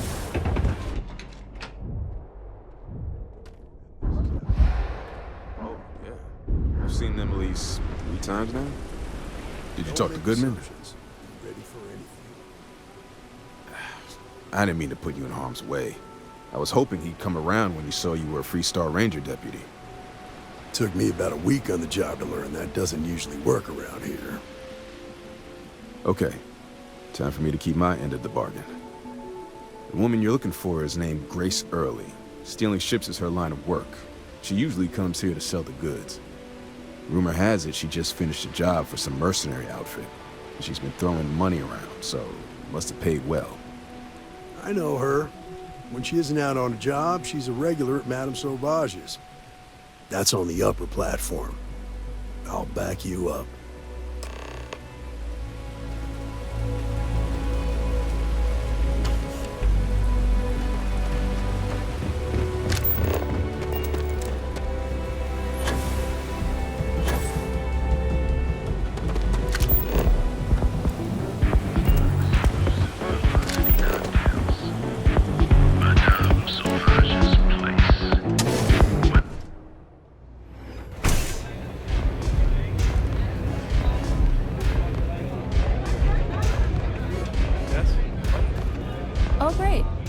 just who I don't want to see. A Freestar Ranger and his... What are you? A sidekick or something? Well, I'm sure your mom is real proud. So how come I'm talking to the sidekick instead of the Ranger? This is the deputy's case. Is that so? And you had to bring backup just for little old me? I'm flattered. Anyway, this ain't my first interrogation, so let's just get on with it.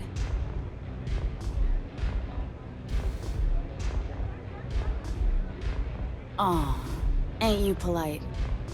I'm guessing this is the part where you tell me that you've got questions and that you expect me to answer them. That sound about right?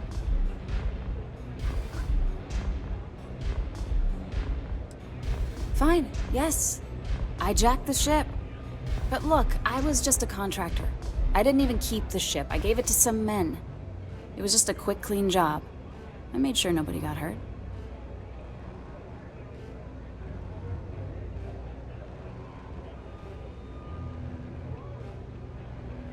That's unfortunate. But I don't know anything about it. Can't say I'm surprised, though. You know how it is out here. The strong take what they want from the weak. You're real cold-blooded, aren't you? If that woman had been killed, you'd be an accessory to murder. Did you think about that? No, I guess I didn't. It's not that simple. This isn't getting us anywhere. Look, I'd like to help, but I do understand. I'm trying to figure out a way to help you, okay? I guess if I can't trust a Freestar Ranger, then I can't trust anyone, right? I was approached by a woman named Maya Cruz. Said she was a senior member of the First and that she had a job for me. She was working with someone inside Hope Tech and pitched me on the idea of jacking a ship right out of the factory. We were deep into planning the job when she had some kind of medical emergency. She said she needed surgery and would be in recovery for a long time. That was a few weeks ago. Haven't heard from her since.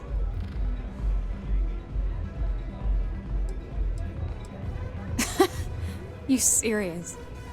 Take your pick. Money, reputation, the thrill of it. All good reasons. Only some kind of offhanded comment about their client wanting to expand the operation ahead of schedule. In my line of work, you learn not to ask a lot of questions. It tends to make people uncomfortable. No, but it sounded serious. She was upset. Seemed kind of shaken, you know? Didn't seem right I should pry, so I didn't. Not long after that, I got a message from a guy named Marco. He said he was the money man for the First, and he offered half up front. Never met him directly, though. It was always through intermediaries and using encrypted slates. Got the feeling he was paranoid as hell. Do you have one of those encrypted slates on you right now? Yeah. Here. Take it. I'm done with all this. Anything else you want to know? Nothing, really. I was told when and where to meet them. They paid me what I was owed, and that was it.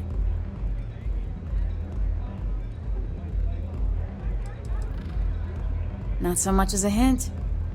I'll tell you. He's as cagey a fixer as I've ever met. Bankrolling the First must take a lot of money.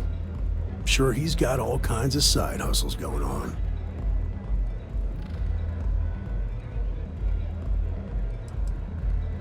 No. Nothing at all. Left me feeling a little disappointed, given how well they paid me.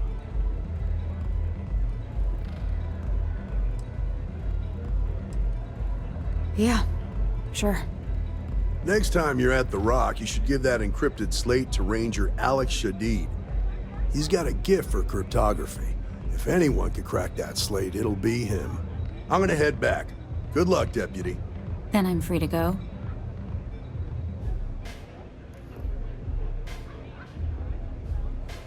Oh. You're welcome. Guess I ain't used to the law being so polite. Pardon.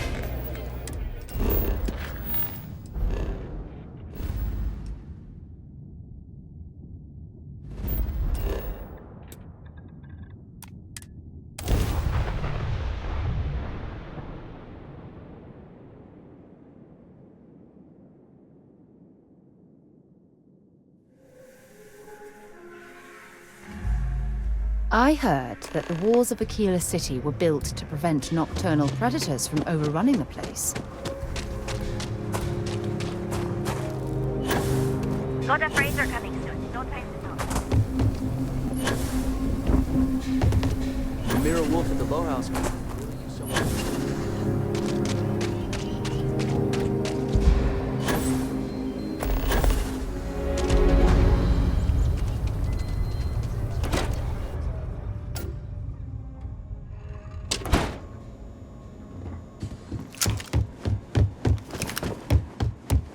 You should try Phil Burns' beer.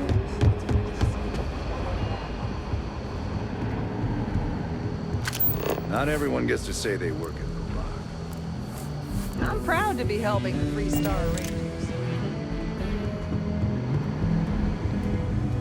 Look who it is. Hey, I wondered when you might come by. I'm Alex. Nia's report said you were heading for Neon? I've always wanted to go there. What did you think?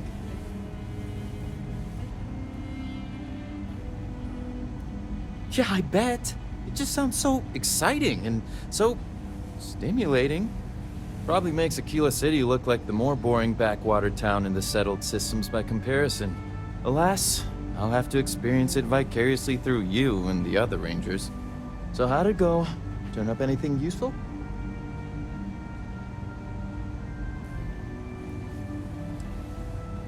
Did he now? Well, in that case, challenge accepted. It's only a matter of time before I know every dirty little secret stored in this thing. Now, if you get any more of these, bring them to me. It helps if I can compare different instances of the encryption they're using. Just look for me up here.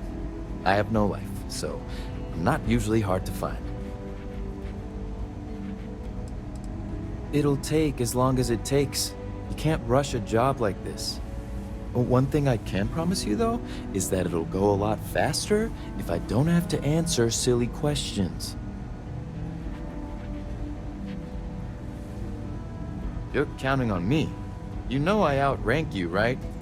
Please and thank you go a long way when addressing your betters, rookie.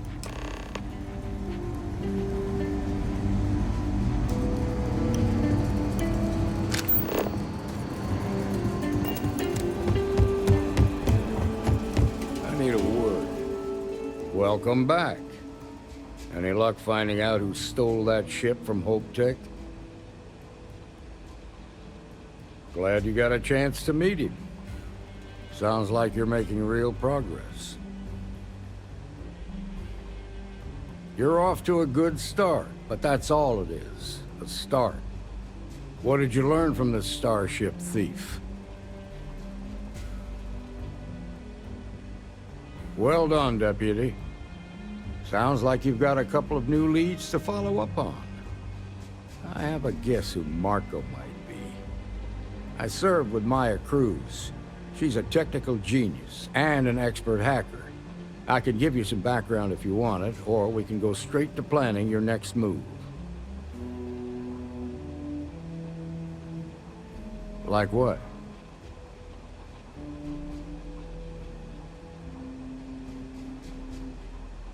Most likely place would be the clinic. It's in Freestar Collective space and provides the best medical services credits can buy. They also guarantee privacy, so it's an ideal place for someone trying to keep a low profile. Ranger Ben Armistead is posted there. I'll send him an update on the situation. Around the time he got out of jail, we started hearing Marco's name in circulation. Word is he's heading up a smuggling racket. Based on what you've learned, I'd presume he's funneling his ill-gotten gains to the First. Ranger Autumn McMillan is out at Red Mile right now, looking into the smuggling operation. I suggest you pool your resources. Just remember, That's outside Freestar Collective space, so we've got no jurisdiction there. Your priority is to gather more intel about the First. What are they planning? Who are they working for? Where are they headquartered? Just remember that your targets were locked up because they were loyal to their unit. They think the Freestar Collective betrayed them. In other words, you ain't gonna get a warm welcome, so be careful. Good hunting, Deputy.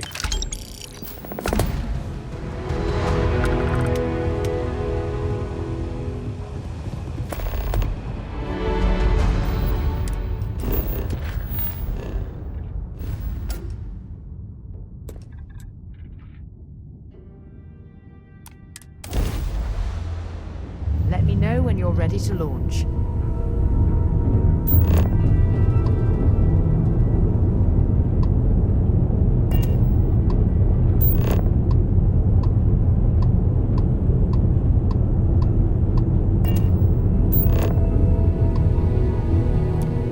Welcome to the clinic.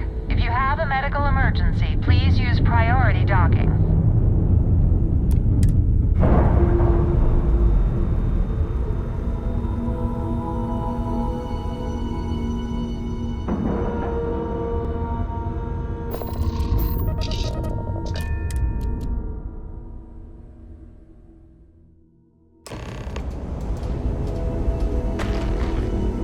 Running this facility is a challenge, even when there isn't an outbreak.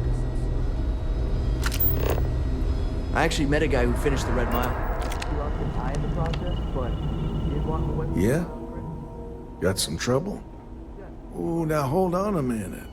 You're the new deputy, ain't you? Yeah, the Marshal's been sending out reports, keeping us all in the loop in your investigation. Yep, I'm pretty well caught up on things. Ben Armistead, pleased to meet you. Well, I guess that's the long and short of it. You're the newest member of the Rangers, and I'm the oldest. So, is one of them first mercenaries here at the clinic? You know, every Ranger knows it's important to trust your instincts. No better place in the settled systems to get medical treatment. You can bet it beats anything them UC piglets got. Ironic, given they're the ones who built it. I know just the man who can help you. Right this way, Deputy.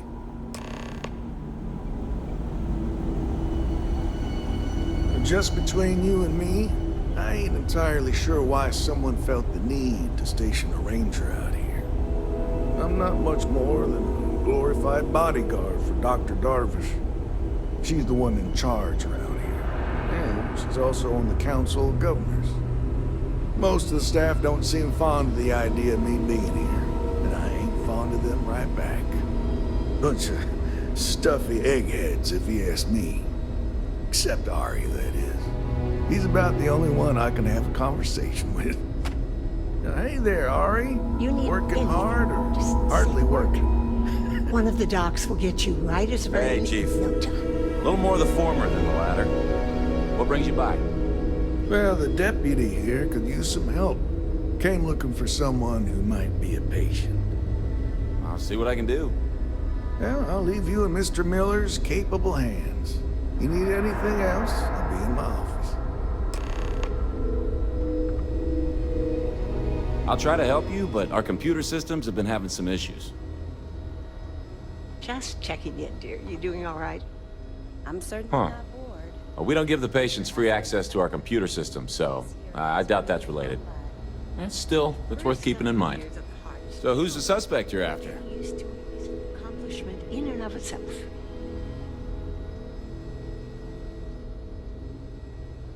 Former soldier, huh? Yeah, they say war changes people forever. Makes me sad, the thought of soldiers who come home and don't fit in anymore. The name's not ringing any bells, but maybe we can approach this another way. Do you know what was wrong with her?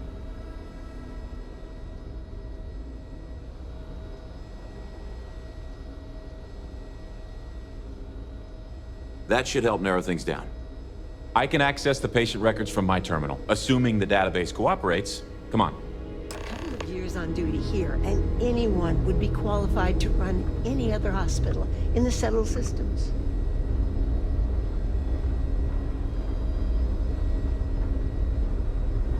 Abby, all right. Everything okay? Okay, give me just a minute here.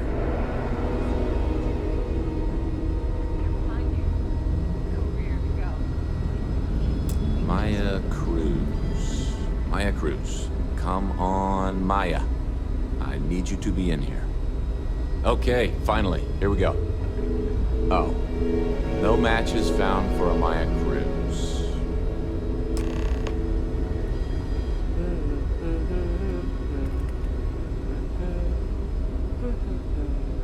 If Maya's here, then she's got to be using an alias. Which actually makes a lot of sense if she's a wanted woman.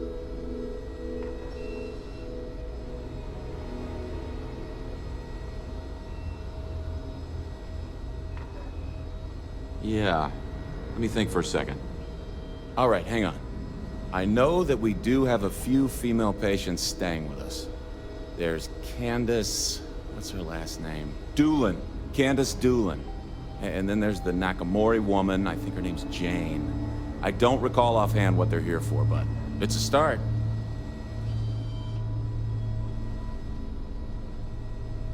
You're welcome to use the Ranger Station terminal.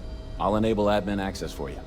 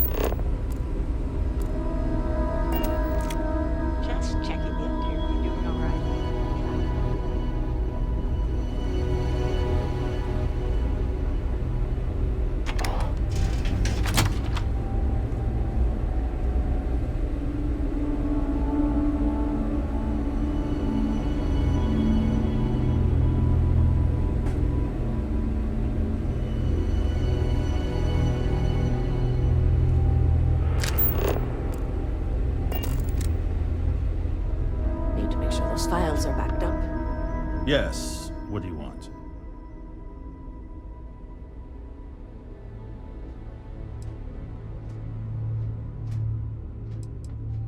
Yes, that's right. I'm afraid we don't take walk-ins. If you want a room in our VIP wing, you'll need to make arrangements in advance. Even if that were true, which I doubt, access to that area is strictly limited. Who exactly are you? You could be Solomon Coe himself, and my answer would be the same. No. The rules are the rules, no exceptions. Oh my goodness. Are we really going to let this bureaucrat block our progress?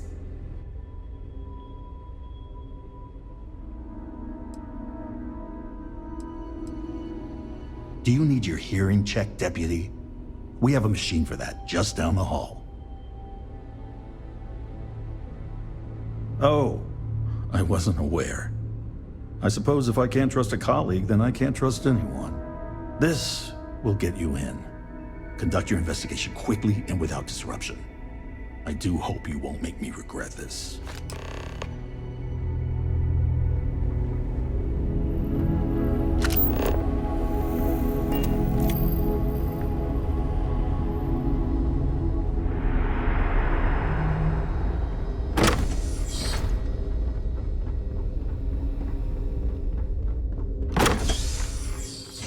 Stopping at the clinic to do a bit of xeno research, eh?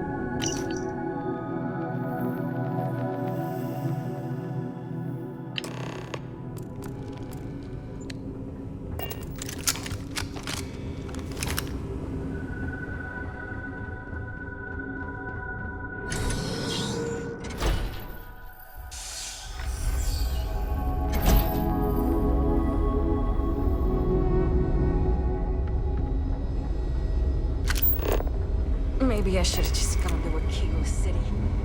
Idiots.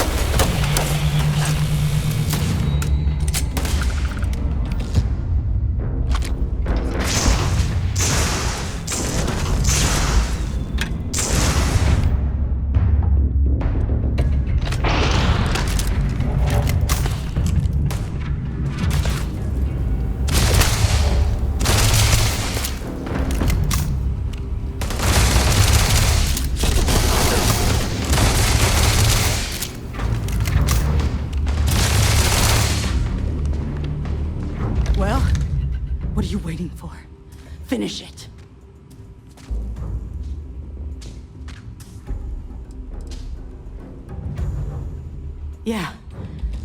We've got a base, a good one, too. Spent months of my life getting that place up and running.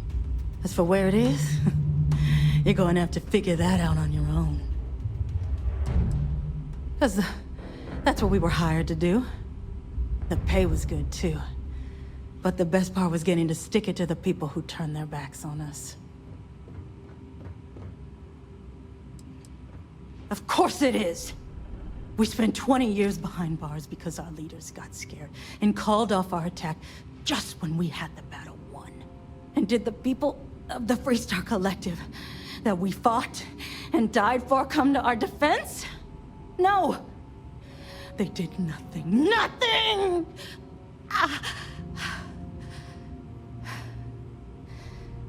Well, now they can die. Just like most of our unit did.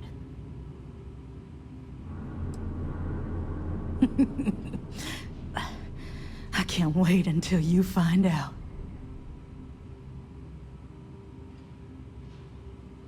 Fine. I ain't feeling conversational anyway. You might not think so now, but it's likely to end up that way. How about I make this real simple for us both? I've got maybe a few weeks to live, and I ain't spending them behind bars. You want to put an end to me here and now? Then fine. Get it over with. Life's kicked me around enough as it is. But if you want to let me die on my own terms, then leave me in peace.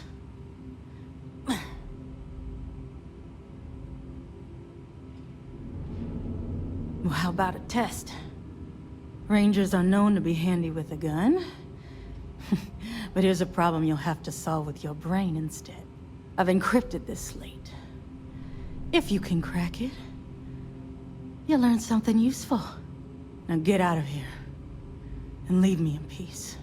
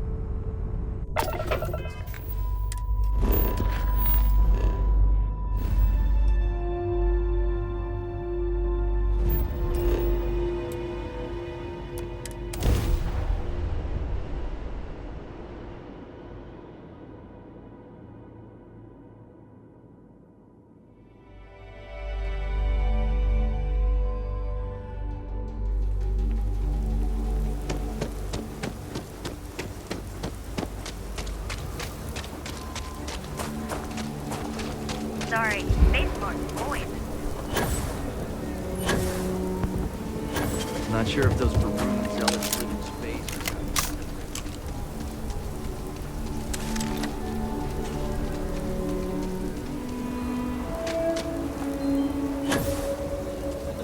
not. You're out there a lot, right?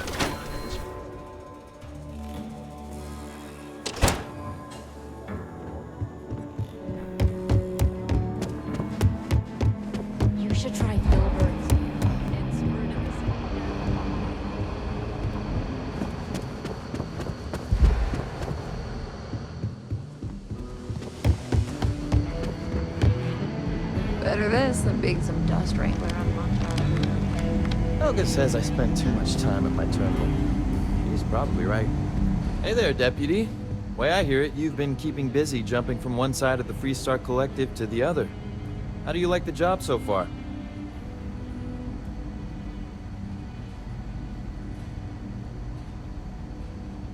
That's good to hear.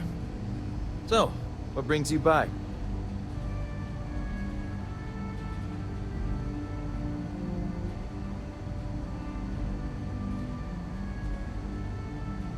Well, well, what do we have here?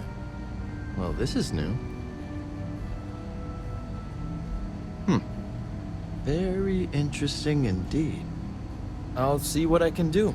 If you can get me another one of these, it'll give me more context for the encryption and should speed things up. In the meantime, you be careful out there, Deputy. From what I've heard, these mercs mean business.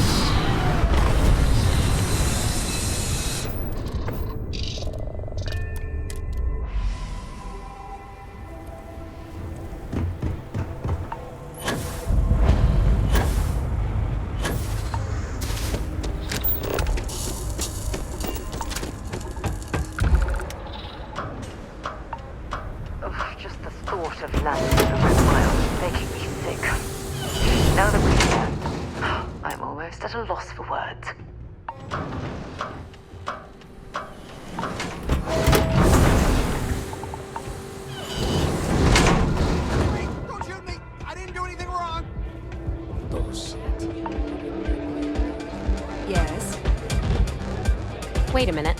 Judging by the wide-eyed and clueless look on your face, I'm guessing you're the new deputy.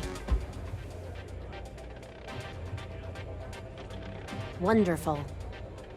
Well, your timing couldn't be worse. I've spent weeks trying to crack this smuggling ring, and I'm about to take a very important meeting. Look, both of you are here for the same reason. So why don't you drop the tough girl charade and learn to work as a team? And I'm telling you, I don't have time to babysit rookies.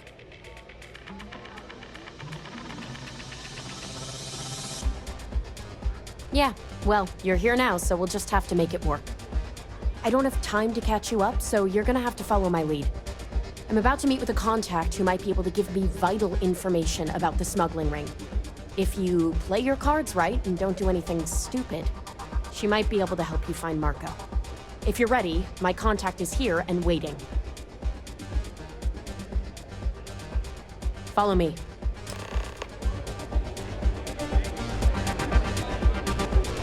Excuse me.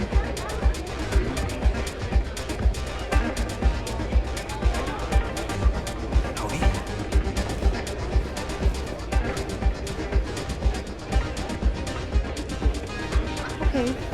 Hello. Sorry, friend. I don't do autographs. Oh, I can't believe people who participate in blood sports can possibly be considered celebrities or heroes. Oh, in my mind, they're worse than criminals.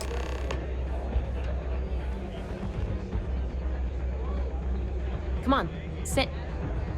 So you're working with Autumn, huh? Who are you? Is that so? The deputy here is interested in meeting Marco to talk about that mercenary company he's been funding. Since part of that money is coming from his smuggling operation, we're working together. So you're investigating the first? Why?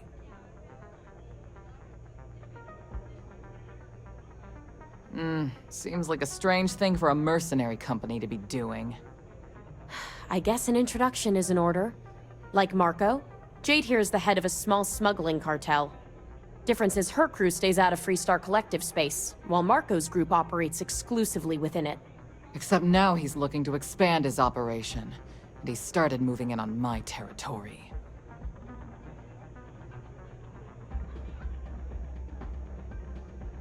Well, thanks for the economics lesson, but I think I know my trade.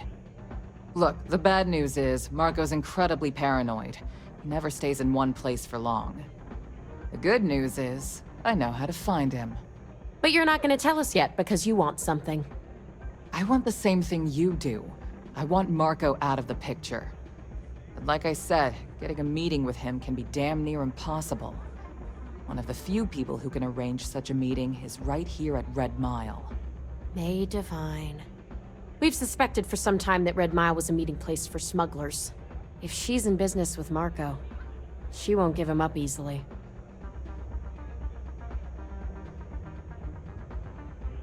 My thinking exactly. I can tell you right now what she's gonna want, because it's the same thing she always wants. She wants runners. It's how she makes most of her money. Of course, people that hard-blooded aren't easy to find. Yeah, well, I'm not going out on the Mile. That's a death sentence. There has to be another way. You've been a ranger long enough that too many people know your face and your name. Runners attract a lot of attention. If someone recognizes you and tips off May, this whole thing is shot. You, on the other hand, are just a deputy. It's pretty unlikely that a lot of people know you. You don't have to do this. We'll find another way to get to Marco. All right. It's your call to make. If it's really as simple as asking May Divine for a meeting with Marco, then I guess that's all you need to do. We'll wait here for you. Try not to die. Will you? You're really going to take on the Mile, huh?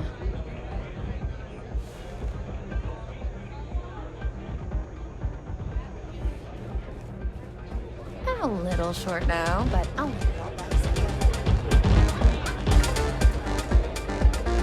Ah, a new face. I wonder, is this the face of a brave runner here to challenge the Red Mile? Or simply one seeking a respite from the burdens of life? My name is May, and I'm the proprietor of this establishment, home of the famous Red Mile. I assume you're familiar.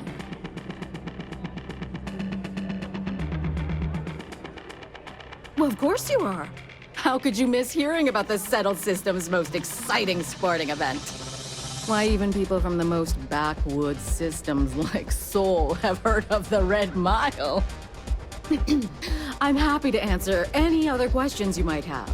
In the meantime, please enjoy our world's famous hospitality. That is true. But Mr. Graziani values his privacy. What is your business with him? Exactly. It's no small favor that you're asking. But yes, I can arrange such a meeting. It's been too long since we've had proper entertainment. If you're willing to provide it, I'll give you Marco.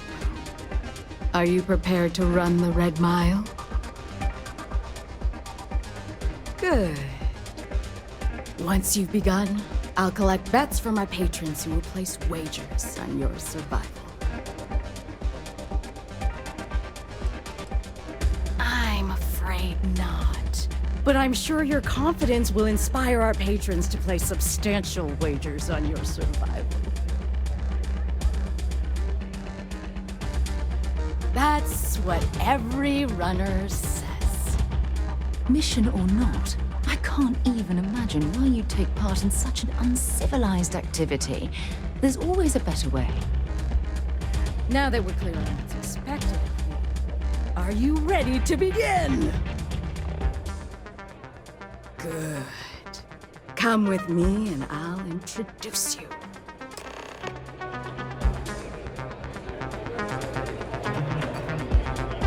I don't make chit-chat with patrons.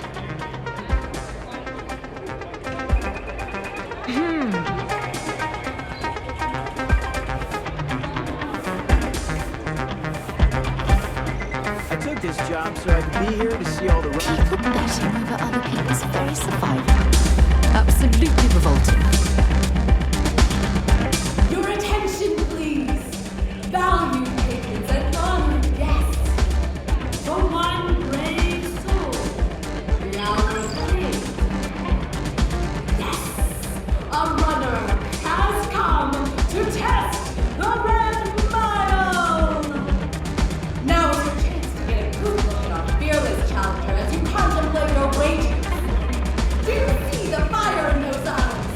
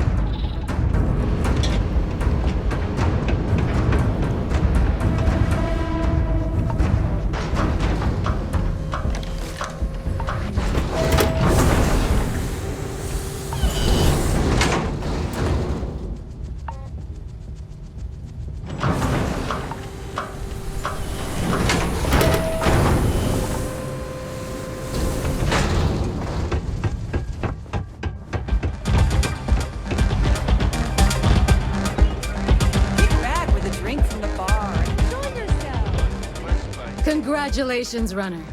You have succeeded where most have failed. In fact, you seem none the worse for wear.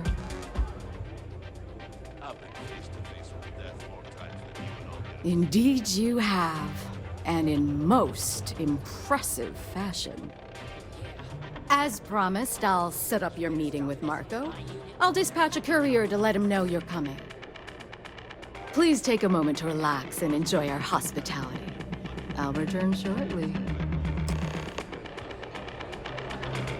I'm on duty. Let's get the hell out of my face. You'd rather go back It's to a the days pleasure when to this have place you. was raided and You made plundered it. on a regular basis. Sure. The occasional pirate raid would set us You must be tougher than you look. The pirates would leave and the guests would return. If it were up to me, I'd fire the lot of you right now. Take my chances with the pirates. Huh. Maybe I underestimated you. You're back. Are you okay? Here's some free advice. Next time you get drunk, try picking a fight with someone who isn't carrying. Really? Either the Red Mile's reputation is exaggerated or you're just that good. Anyway, I'm relieved you made it through okay. Why? Afraid you'd lose all that work you put into your smuggling investigation? I wouldn't expect you to understand. All you see in people is what you can get from them. I'm glad, because that was an incredibly brave thing you did. And we need rangers with that kind of courage. Also, I owe you an apology. I was pretty awful to you at first. I'm sorry about that. How could you possibly... Maybe someday I can... But no. No. Now isn't the time. We need to focus on the task at hand. Once you're on your way, I'll return to the Rock and let the Marshal know what's going on. Come home safe, Deputy. That's an order. You always were the soft one, little sister. Oh, go to hell. Or at least make yourself useful and get us some drinks.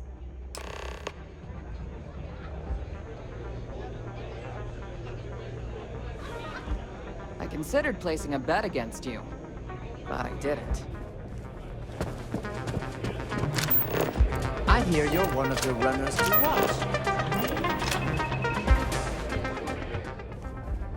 Time for me to keep my promise, Runner?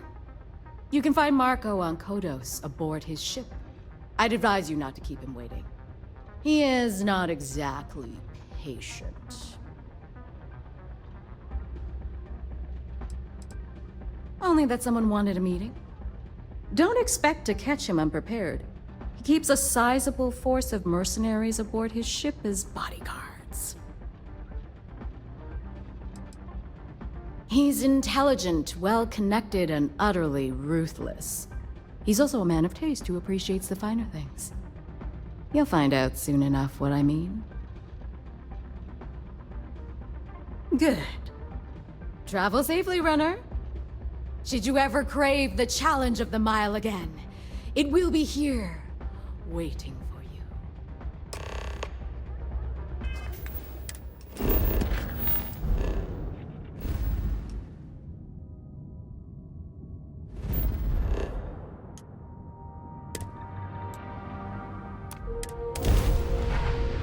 Just give the word and we'll get underway.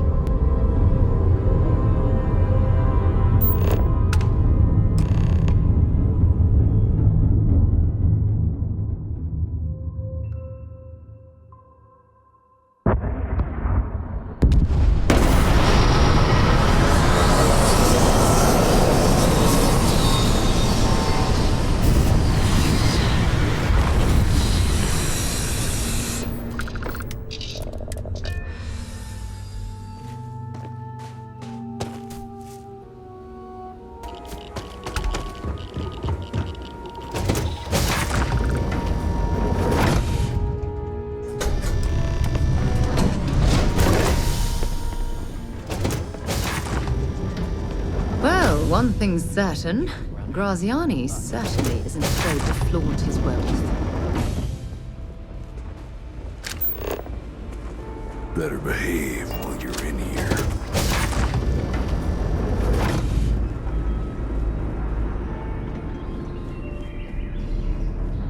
My word, some of these pieces on display are incredible. They belong in a museum.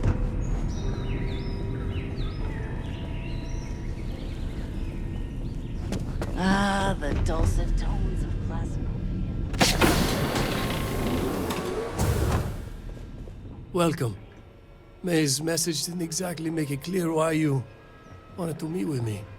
If you're looking for work, my organization is always in need of pilots and security personnel, willing to take risks.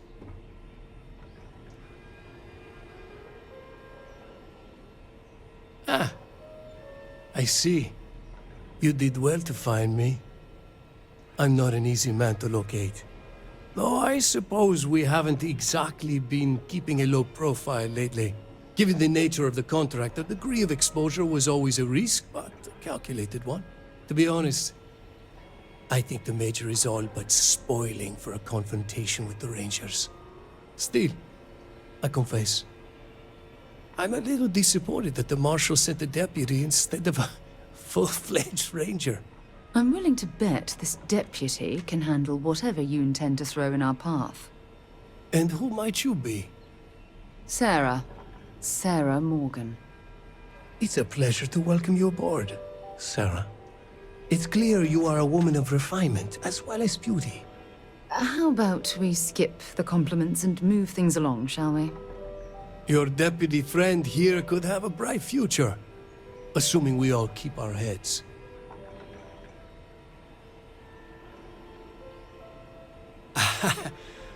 I'm not sure you are grasping the situation here, Deputy. You are on my ship, outnumbered by my guards, who killed you without hesitation. I'm a businessman. If you expect me to cooperate, I'm going to want something in return. I won't tell you everything. I do still have some loyalty to my unit. However, I can point you in the right direction. In exchange, I want the Rangers to let me operate with a free hand.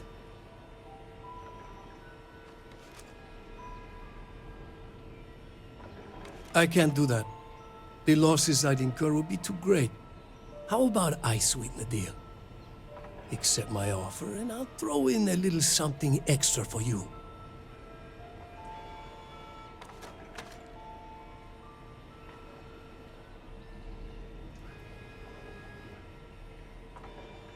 Please, accept this modest donation to the Freestar Rangers, in gratitude for the good work that you do.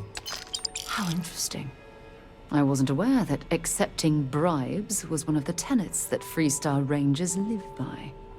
It'd be a shame if an encrypted slate like this one somehow got into the wrong hands. Wouldn't it? Now, before you complain, remember that all I promised was to point you in the right direction. You're free to stay as long as you like. It's not often I get to entertain such a distinguished guest. Grab a room at the Stone Root Inn.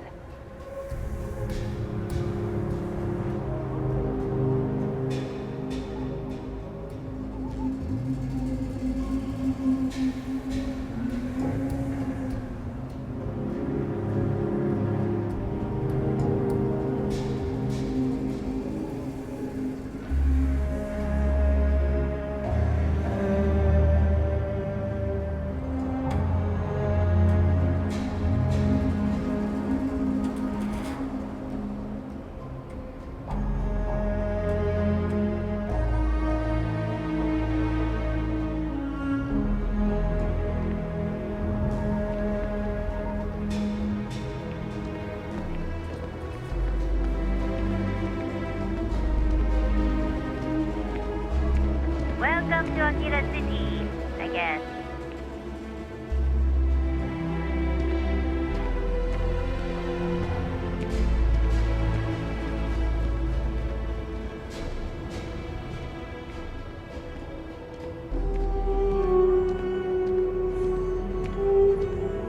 Your ship's not half bad.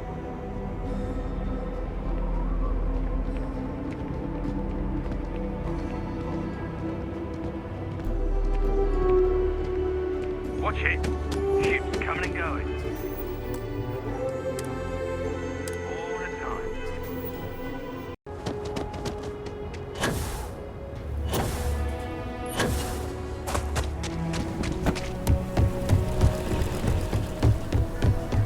ship of yours sure looks like it's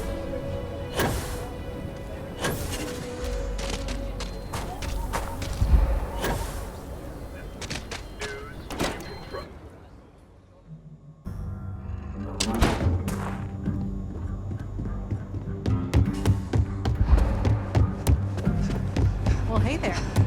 Diego Monroe, at your service.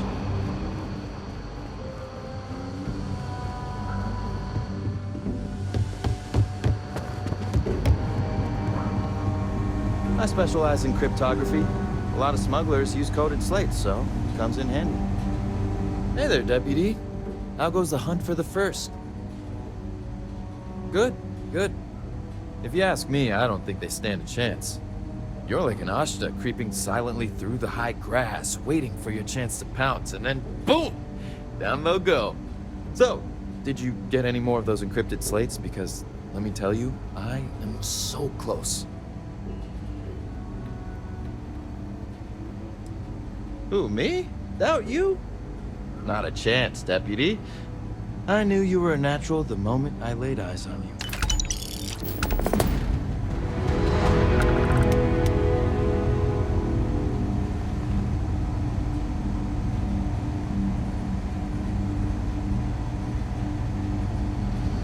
These Rangers are some hard-blooded folk.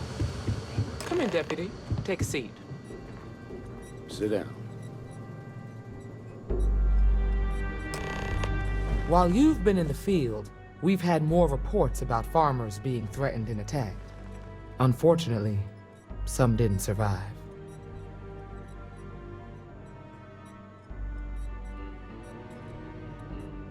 It's worse. It's tragic. How's your investigation proceeding?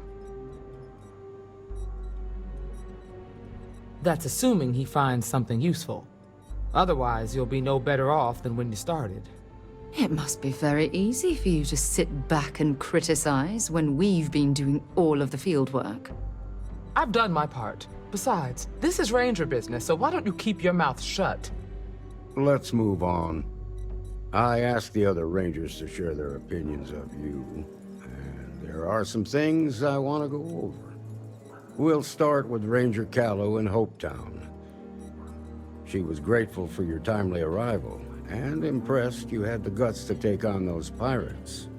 Nia says you were respectful with Ron Hope and didn't push too hard. That shows me you were listening when I said to go easy on him. I can understand that. He can be uncompromising, but he looks after his people. Let's continue. We've got a detailed report from Ranger Price about your recent visit to Neon. He said you took on a syndicate loan shark to help an informant.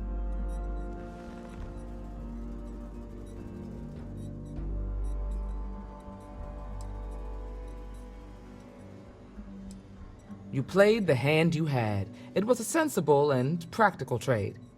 Just make sure any favors you trade in the future don't require you to step outside the law.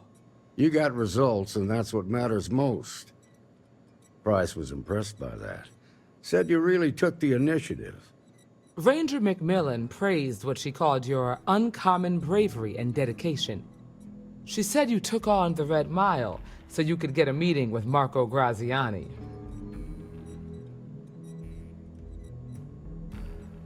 Sounds like you're starting to understand what it means to be a Freestar Ranger.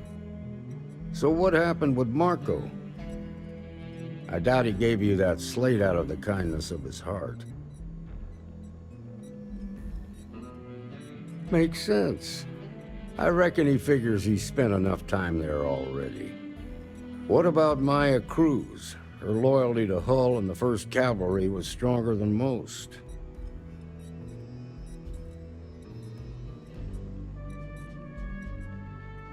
I guess I'd want the same thing if I were in her place. Excuse me, Marshal? Not now, Alex. We're in a meeting here. I know, but this is important. I've done it. I've cracked the encryption on the slates. Now, I don't know exactly where the First are headquartered, but there are references to a place called the Factory. The Factory? That was our nickname for the main facility where the mechs were manufactured. Under the terms of the peace treaty, they shut all the mech factories down right after the war. But they didn't destroy them. At least not all of them. The facility was on Arcturus II. It could be a dead end, but if it's not, then you'd better be ready for a fight. Be careful, Deputy.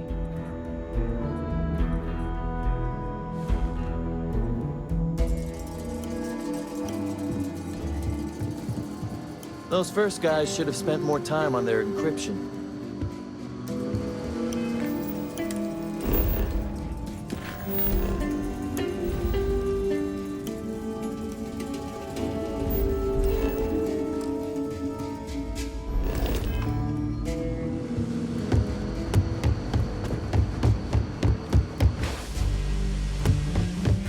Just making my way.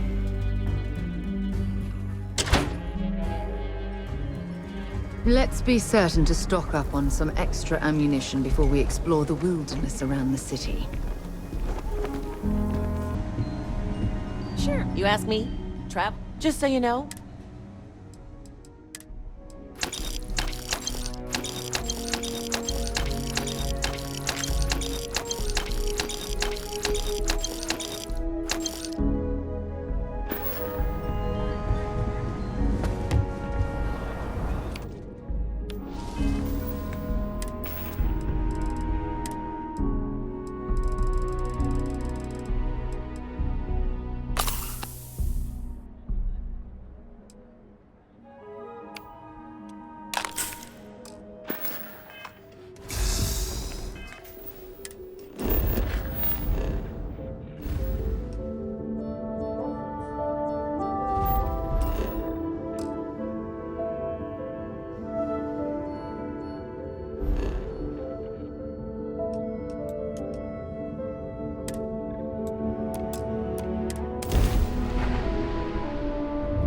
Recycled air.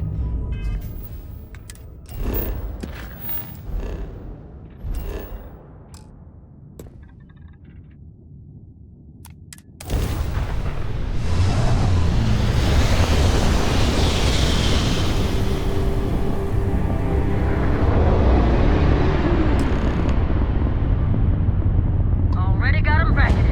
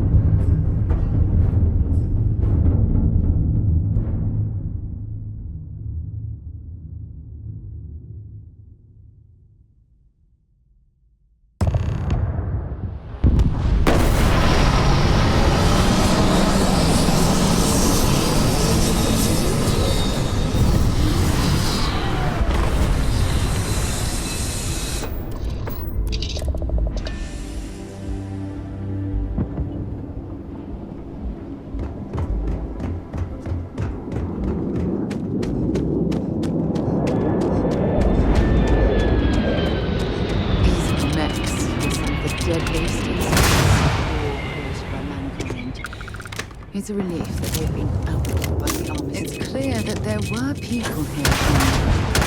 Where they went is anyone's guess. Must be getting desperate sending a lone deputy out here. But I'll give credit where it's due. You're a hell of a pilot. You came here seeking justice. It's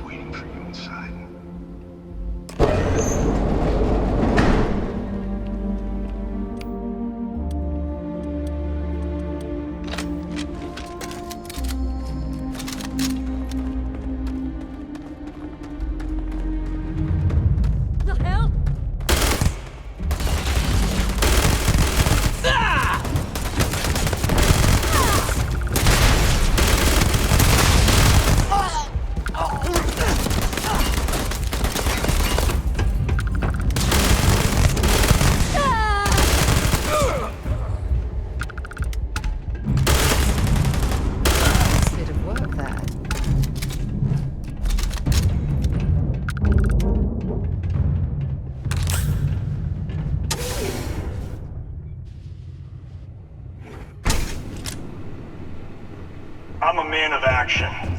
I've got no use for lies. So when I tell you that you're being manipulated, you think the Council of Governors really cares about anything but themselves? They're greedy and corrupt. You're a tool in the hands of the unworthy, just like I once was. I was loyal. I followed orders, and I led you. I'll carry the stain of that dishonor in my grave.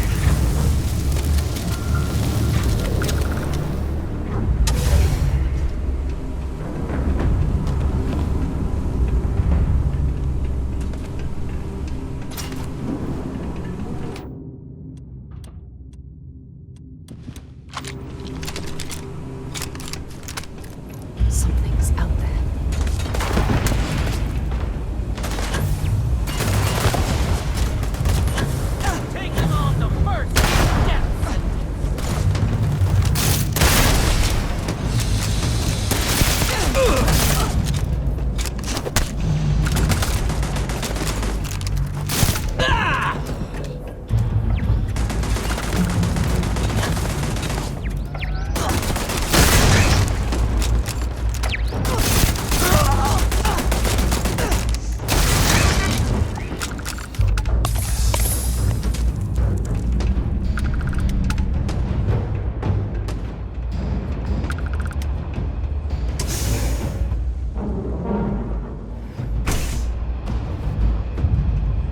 Cavalry was the greatest fighting force the Freestar Collective has ever seen. At the Battle of Mira, the 1st Cavalry was destroyed. Why? Because the generals got scared and asked for a truce. I've got no sympathy for power. For the people who put them in power. I've also got no sympathy. If you're searching them, make it quick.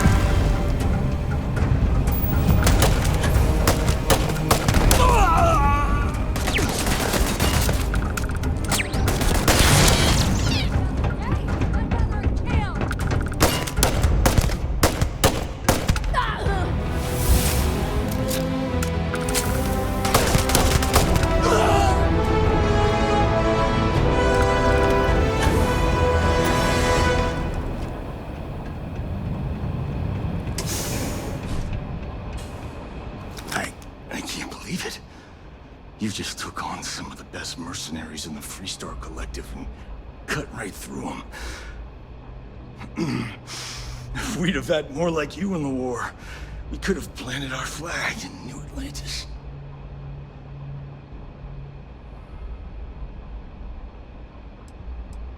What the hell would you know about glory?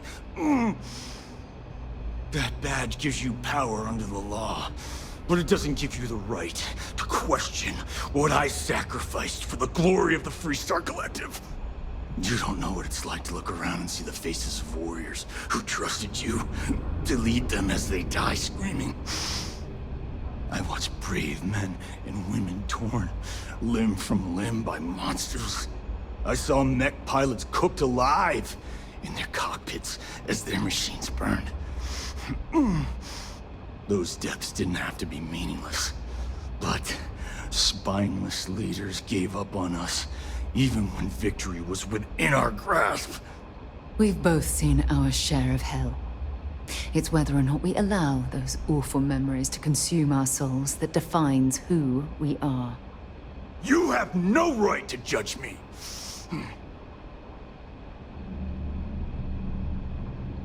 You really want to know? Because you might not like the answer. Last chance, Deputy. You can walk away right now and remain blissfully ignorant, thinking you fight for a noble cause. But if you still want the truth, I'll shatter that illusion for you right now.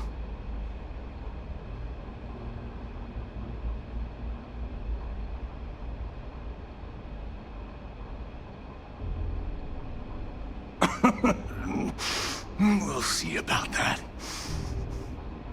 Not long after I started the First, I was contacted by a man who said he represented someone wealthy and influential. I refused to work for a shadow client, so he agreed to set up a meeting. Imagine my surprise when Ron Hope showed up. He offered me a lucrative contract to take possession of certain farms throughout Freestar space. That's quite an accusation.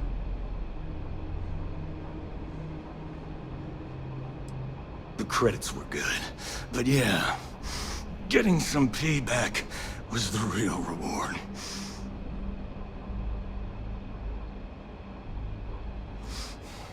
Don't bother. We're trying to take you in quietly. Violence is not the answer, Major. I'm gonna make this easy for you, Deputy. I'm gonna die the way I lived. Weapon in hand, no compromise, no fear. But first, here, take this. Use it to cut out the weakness rotting at the heart of the Freestar Collective. When the next war comes, and it will come, the Collective needs to be strong. Now my unit's waiting for me, and I'm gonna report for duty one last time. Goodbye, Deputy.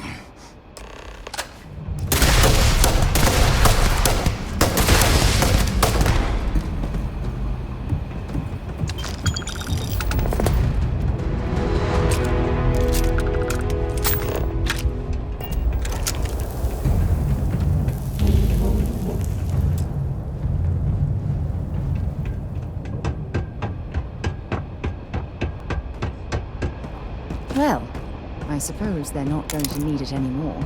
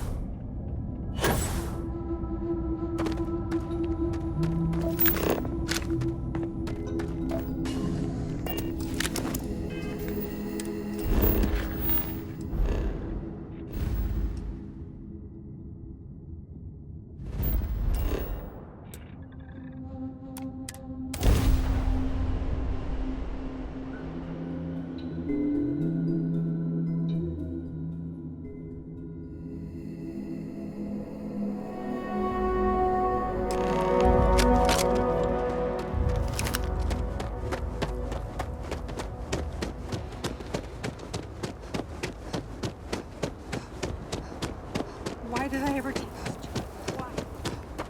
I don't want to hear any complaints.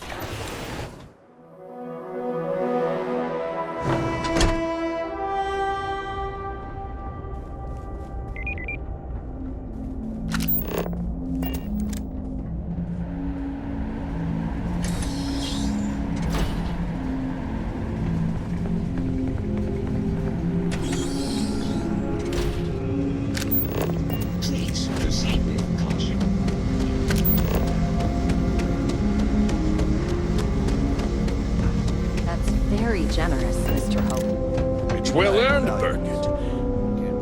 We set some ambitious quotas, and you met every one of them. Well, I won't pretend it was easy, but everyone pulled together and we got it done. I'll let you share the good news, whenever and however you like. Thanks. I appreciate that. Those something more jackasses on line A are gonna be the... Good to see you again. Well, I've just received a report from the Marshal about your progress. He said you had a promising lead on the mercenaries who stole my ship. I trust you're here with good news. Did you now? Well, don't keep me in suspense.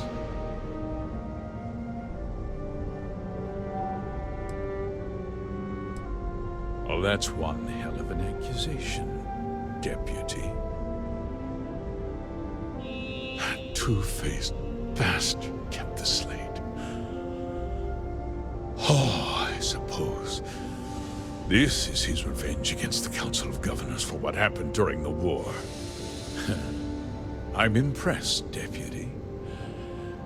It's clear you have a bright future. What's going on? What is this about, Mr. Hope? Nothing that concerns you, Birgit. In fact, why don't you make yourself scarce? I think I'd like to hear what the deputy has to say.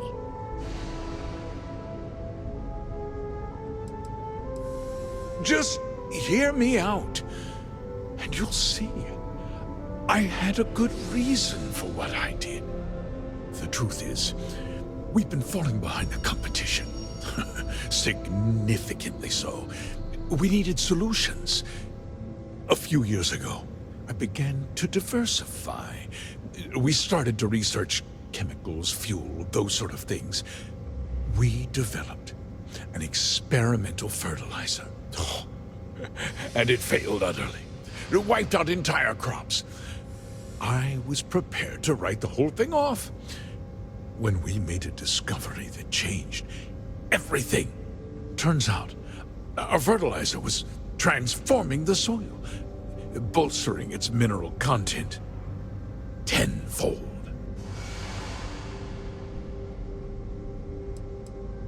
Not all at once, of course, but we could never find anything that would grow in it. Eventually, everything we tried to plant failed and died. Mining is expensive, and so is the cost of raw materials. My mineral-enriching fertilizer solves several problems at once. The farmers provide free manual labor, and once the land is ready, we move in to extract and process the soil. So those farmers poisoned themselves, and you ended up reaping profits. How can you even live with yourself? It's nothing personal. It's just good business. I don't expect you to understand.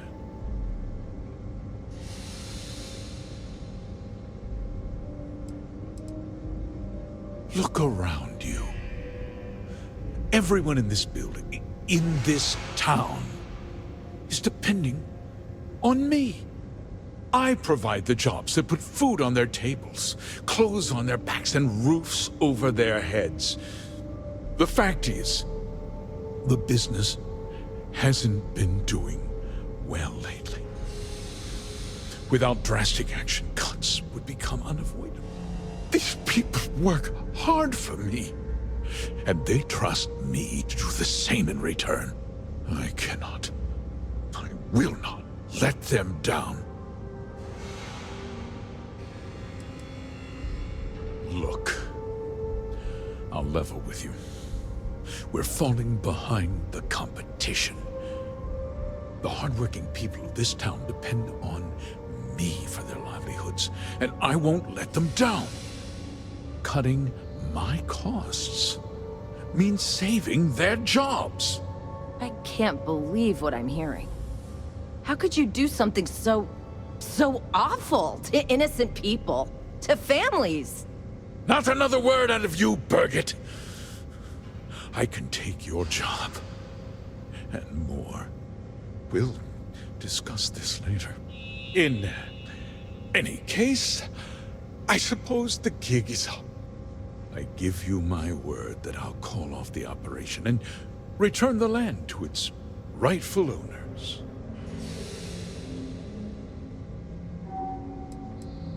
You're right, of course. Something must be done.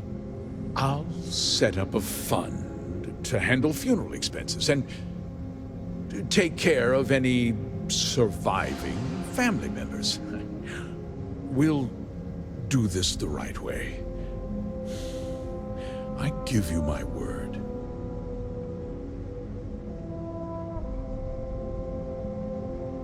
Like I said, I give you my word. Besides, the work was just about done. With that resolved, let's talk about you. As a member of the Council of Governors, I'm authorized to award you a substantial bonus. And of course, we'll both agree to forget about my little cost-cutting endeavor.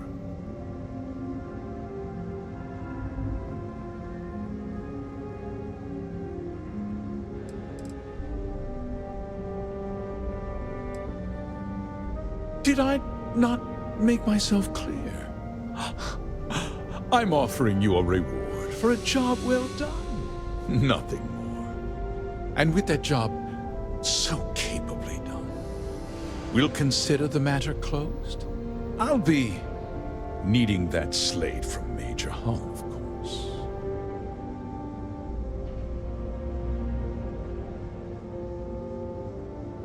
Of course you do. But first, take a moment to consider the big picture. I'll do what's necessary to protect my company and my employees. If you tell anyone about this, you're risking their livelihoods. Do you really want to put all these people out of work and make their families suffer?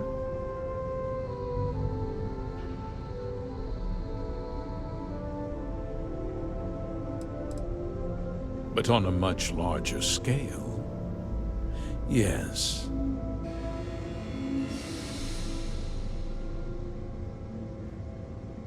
Justice can be complicated, Deputy.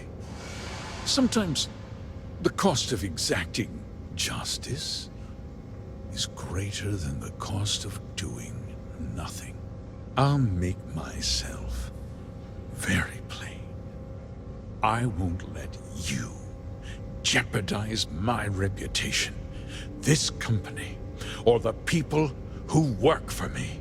If that means you suffer an unfortunate incident at the hands of my security personnel, so be it. I'm important. You're nothing. You're not actually threatening to attack a Freestar Ranger, are you? You're a despicable man, Hope. And I hope you get exactly what you deserve.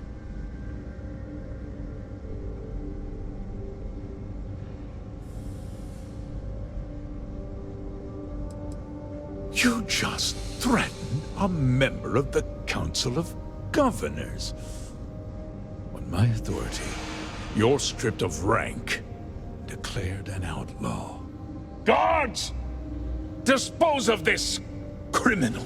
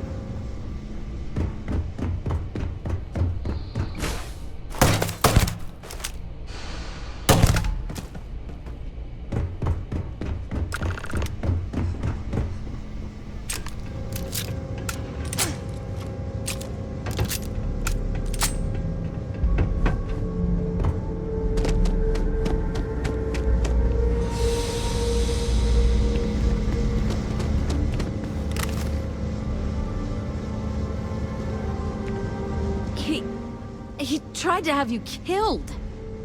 I don't understand. Mr. Hope always seemed like such a good person. But everything he said about the farmers and hiring those mercenaries, it was so awful.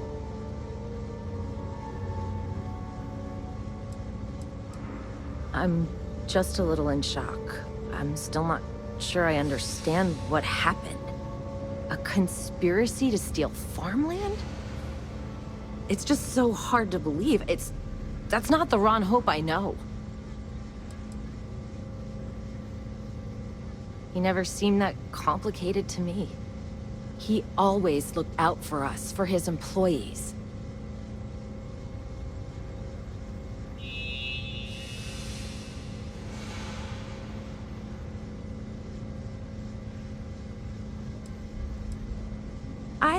We never saw that side of him. And now he's... You killed him. Nobody should ever want that. Especially when it means killing someone who meant so much to so many people. What happens to us now?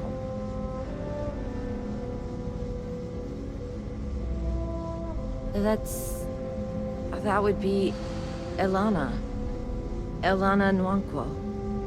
She seems pretty capable. Maybe we'll be okay after all. I guess we'll have to figure things out. Find a path forward. There might be some difficult days ahead, but I wish you good luck.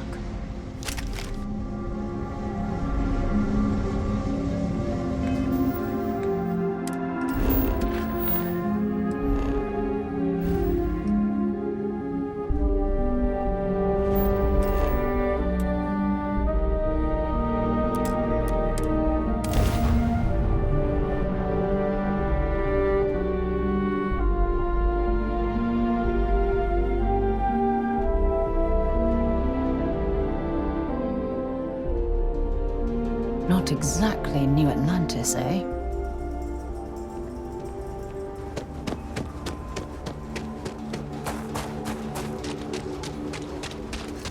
Welcome to Akira City. Saw your ship come in.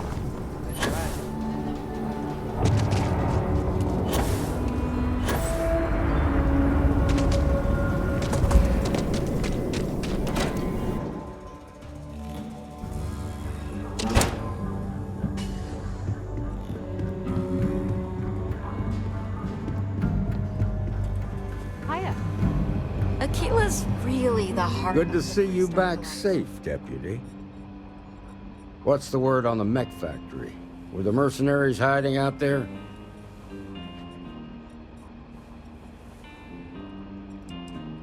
I take it that they weren't too much trouble for you, given that you're standing here. Did you find out why the first was taking over farms?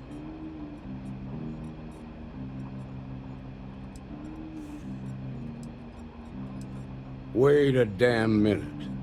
You're saying Ron Hope was behind this whole thing? Are you really that surprised?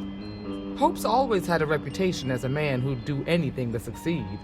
He's on the damn council, Emma. So he can make laws favorable to his business interests.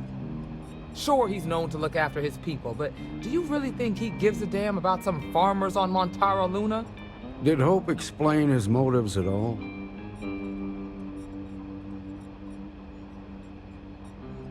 That has a familiar ring to it. I recall hearing about some Hope Tech initiative to help farmers. At the time, I just figured it was a PR stunt. Seems a little more sinister now. Please, tell me you've got some evidence to back up these extraordinary claims.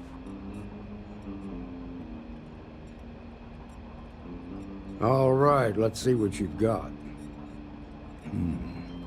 Interesting. Yeah, this is pretty damning. Especially this last bit about destroying the slate. And you confronted Hope about this?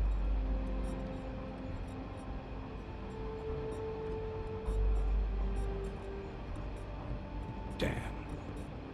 This is going to send shockwaves throughout the Freestar Collective. If the people can't trust their leaders, anarchy could follow. Have a little faith, Daniel. We're not the United Colonies. One bad apple won't spoil the whole damn barrel. Easy for you to say.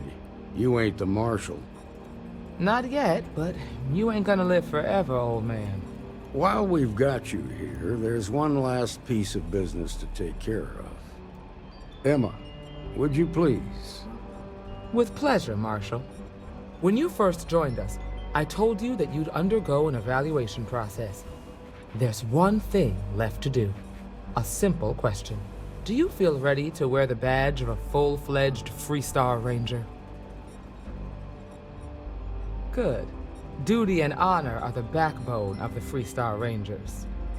Marshal, I approve the deputy for advancement to the rank of Ranger. Thank you, Ranger Wilcox. In your time serving as a deputy, you've shown exceptional courage, fearless tenacity, and a high regard for the safety of our citizens. By the authority granted to me by the Council of Governors, I hereby promote you to the rank of Ranger. Here's your badge. Wear it with pride. But don't forget the solemn responsibility it represents. Thanks to my own personal biases against the Freestar Collective, I was skeptical when you originally accepted the appointment. But seeing you in this moment, I have to admit that I am bloody proud of you. Well done.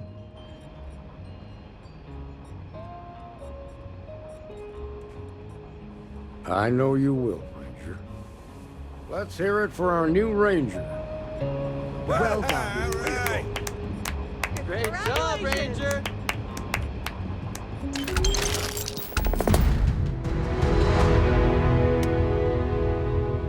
All that junk you're hauling is seriously slowing you down.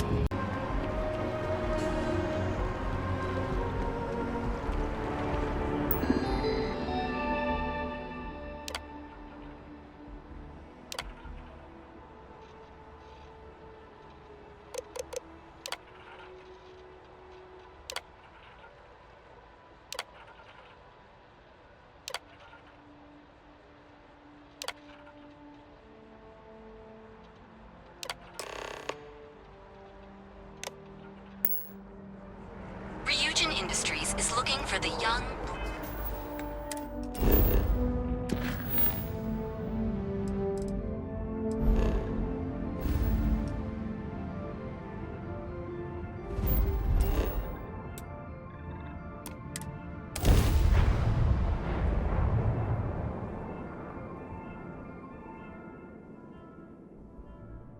Are you working toward that next technological leap? Then let Ryujin Industries help you get there.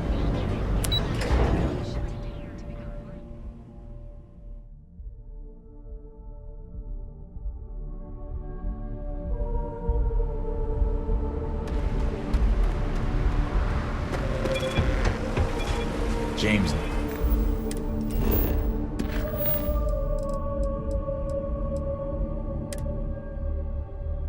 Just give the word and we'll get underway.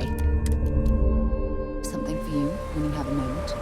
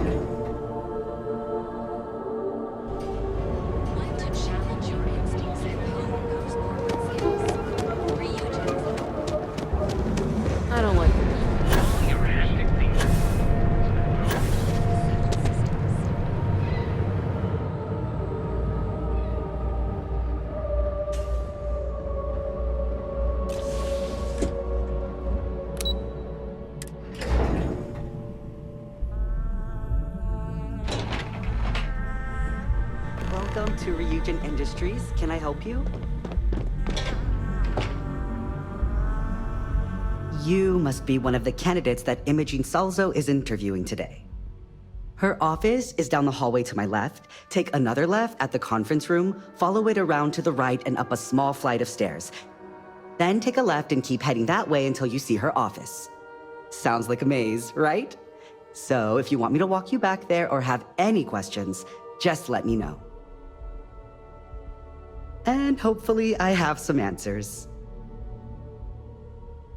Between you and me, I think Imogene is about done with the whole process. You won't believe the people we've been getting. I heard the hiring algorithm Yuko made approved all applicants. And of course Yuko bailed when interview time hit. It's technically her job. And Imogene is furious. Imogene Salzo is my idol. She's ruthless, but still knows how to behave around everyday people, if you know what I mean.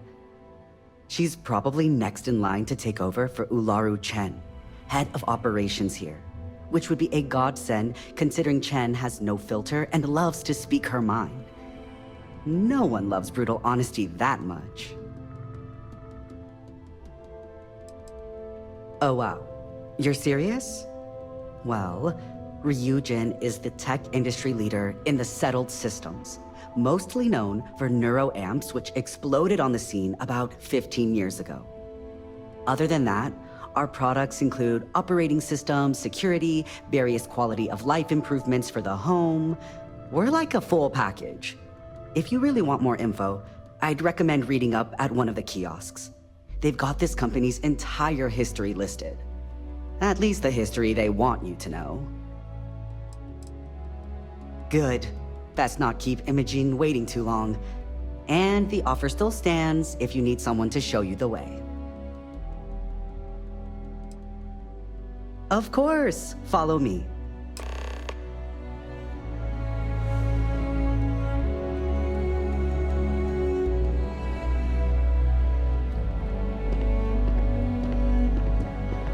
This current floor we're on is the main operations level. It's where the grunt work happens for this department. Research, data entry, more busy work than you can stand. Most of the people here are technicians that report. Oh, I can't imagine being forced to spend my days doing menial work in an office like this, instead of exploring the stars on the bridge of a spacecraft.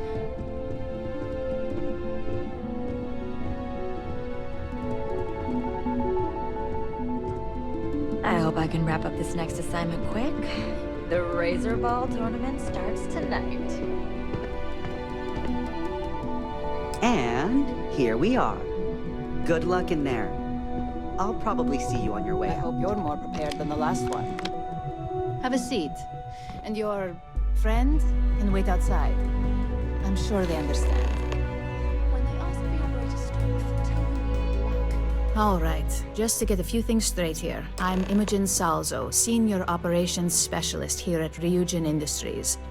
I don't normally do this, but my counterpart Yuko is indisposed at the moment, so here I am. We're looking for someone to fill an entry-level administrative position. Apparently, our algorithm has failed us and believes you to be a decent match, which I'll take up with our technicians later. So, let's get this over with. Why do you want to work for Ryujin Industries?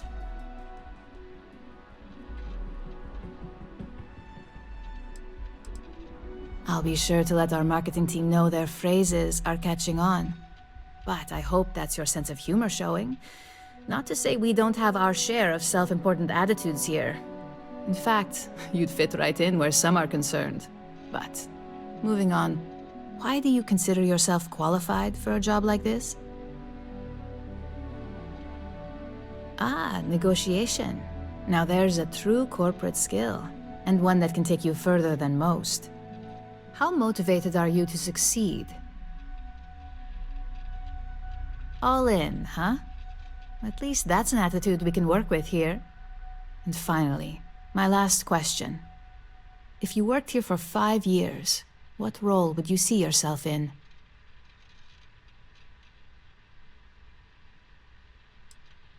If negotiating is your thing, I'd say you'll be well beyond management. So look, since there's a million other things I'd rather be doing than this, not to mention that this isn't even my job, you're hired. On a probationary period, of course. Especially considering this criminal record of yours. First order. There's a meeting starting soon, and I need you to pick up the coffee order at Terra Brew. Fairly easy, so you shouldn't be able to screw it up. If there's a line, skip it. Tell them you're here for Imogen Salzo, and you should get served right away.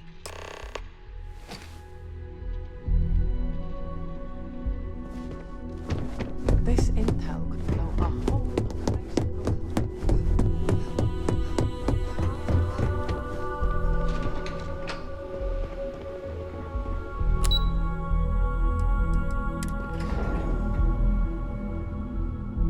Things for you.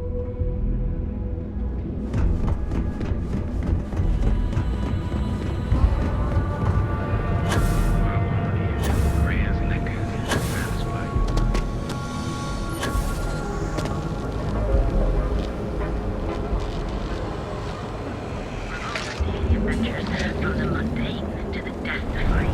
You've been served the best. We are the Emporium. Hi! Thanks for choosing Terra Brew. What can I... Oh, the Ryujin order. You must be new. What happened to Tomo? Did he finally get that promotion? I got fired is what happened.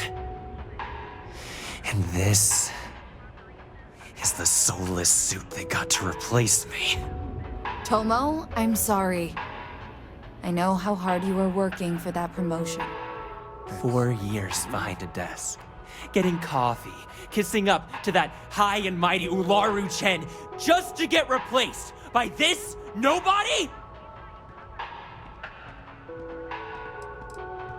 You don't even know your own boss's boss?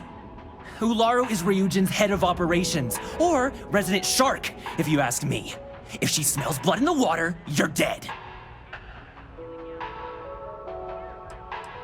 Like, who knows? I looked at someone wrong, the coffee wasn't hot.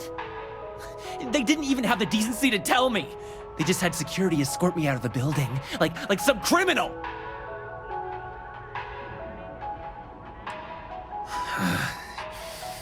Hearing that ad should have been the first sign they were gonna get rid of me. I bet Ularu was just waiting for the moment to hire you. And now that I've been terminated, it's only a matter of time before they send you after me. So I'm taking matters into my own hands. Believe me, it's either you or me. No one's been sent to terminate anyone. Now, why don't you just calm down? Before someone accidentally gets hurt.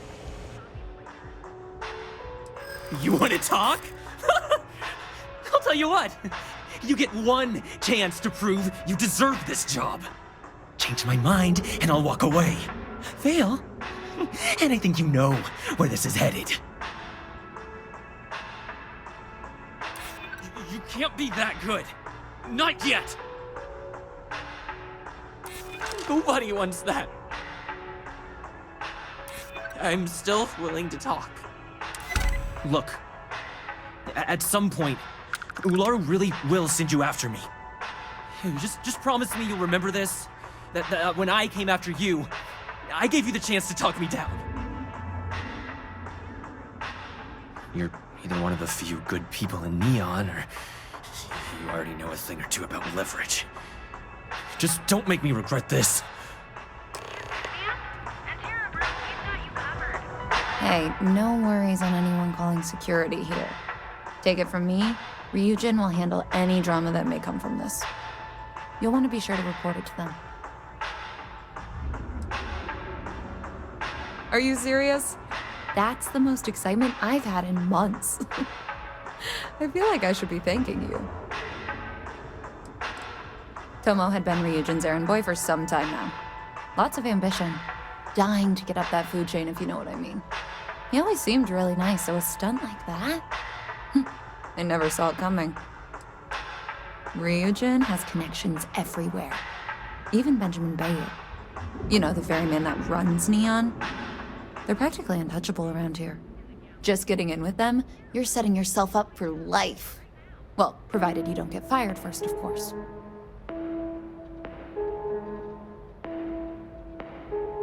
Yes, of course. Here it is. Oh, and please let Mr. Cho know that we did have the recommended maintenance done. I triple-checked the grind myself, and a mistake like that will never happen again. Using the secret techniques of ancient Earth. Each of our baristas undergoes enhanced training to ensure you receive the best coffee anywhere in the galaxy. And you deserve your drone island. You know the ultimate discovery? Step through the Madame Soval always gives me helpful advice. because everything you heard is true.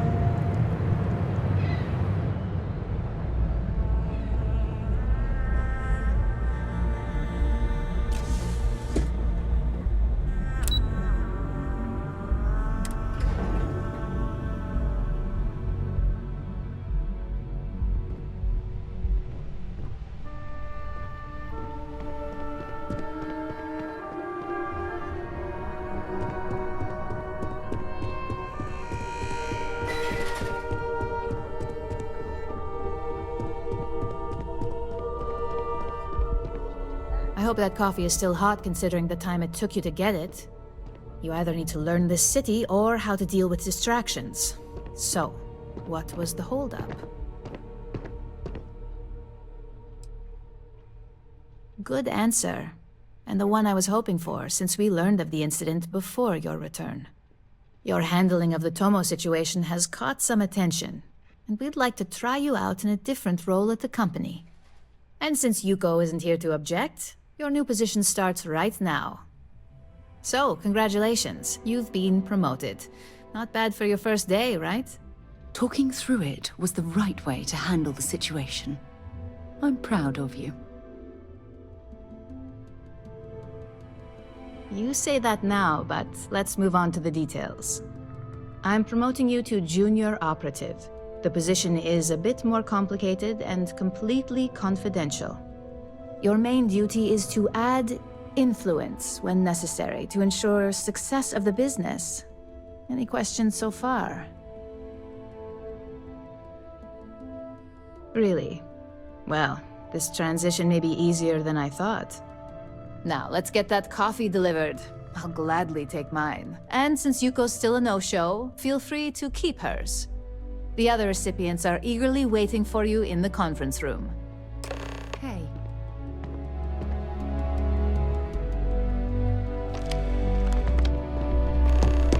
My next assignment soon enough.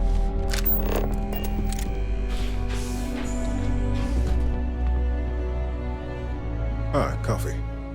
You'd think we'd want to support our own subsidiary and get tranquility more often, but Terra Brew it is. For the past 5 years, Tranquility is a recent acquisition and we've only just begun to develop the brand. You may have seen how several vendors carry the product now. Another tea lover to join the ranks. Christine would love to meet you. Tea talk aside, allow me to introduce myself. I'm Lyndon Calderi, Chief Financial Officer. I'll be the one deducting expenses from your pay every time you manage to screw up, which hopefully won't be often.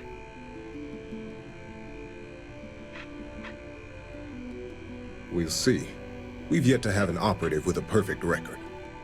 This introduction was not annoying. I hope our future encounters are as productive.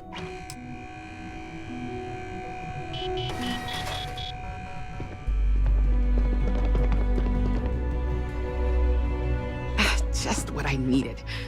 Imogene said she hired someone new. I'm Genevieve, Head of Marketing and Public Relations. Likewise. Anyway, it's good to put a face to the new operative. The only question now is how much work are you going to be? Yeah, that's what they all say. Just know that one screw up for you means a lot of overtime and sleepless nights for me and my team. So, any precautions you can take would be greatly appreciated.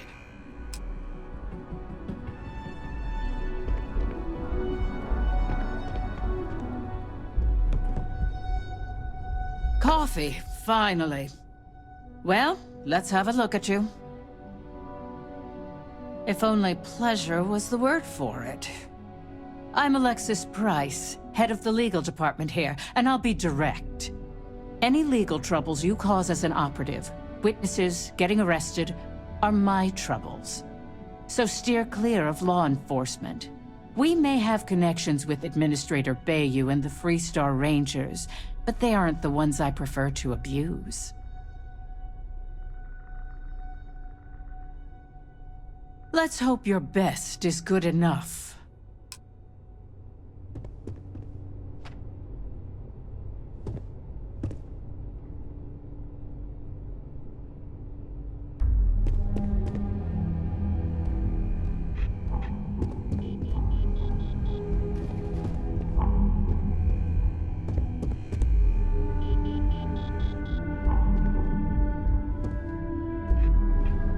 So, fetching coffee one minute, and junior operative the next. Gamden Cho, supply chain manager for Ryujin. We won't work together much, but as part of the same department, hopefully I'll be seeing you around. Yeah, it's always nice to put names to faces. And we rarely see most of the operatives around here. Anyway, welcome to the team. Oh, and just a heads up, people in your position don't typically see the brighter side of Ryujin Industries. But rest assured, this is a great company, and the work we do goes toward benefiting millions. Please do. It's easy to get wrapped up in the bad if that's all you see. Of course, you'll be forming your own opinions as you go. Just keep an open mind. Oh, and thanks for the coffee.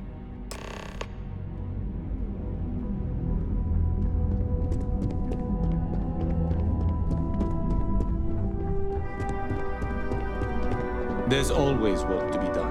I hope you enjoyed your little meet and greet. I thought you'd like to know the execs who you'll be impacting while on the job. I can only imagine. Now that you've met a few of the execs, let's get you started. We have reason to believe that our friends at Kelt Corp are trying to hack into our R&D server, since we're both competing for a contract right now. My words exactly. We can't allow them to win the contract, nor can we allow the action to go unpunished. I'll be giving you a data slate with a file that you'll need to upload through one of their computers. Remember, this is confidential. We can't have anyone at Kelt Corp getting suspicious. When all is said and done, it should be as if you were never there. Here's the data slate. Good luck.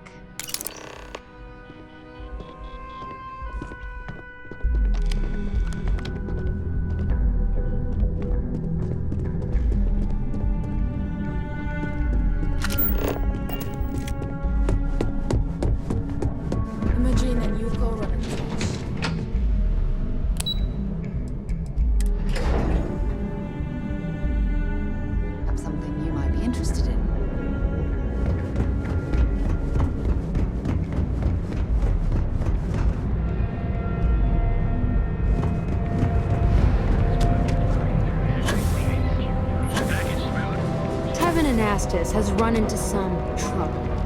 Word to the wise, you don't want it. Range of personal treatment products, so you can take relief with us. It's time to see yourself. If you're wondering what that smell is,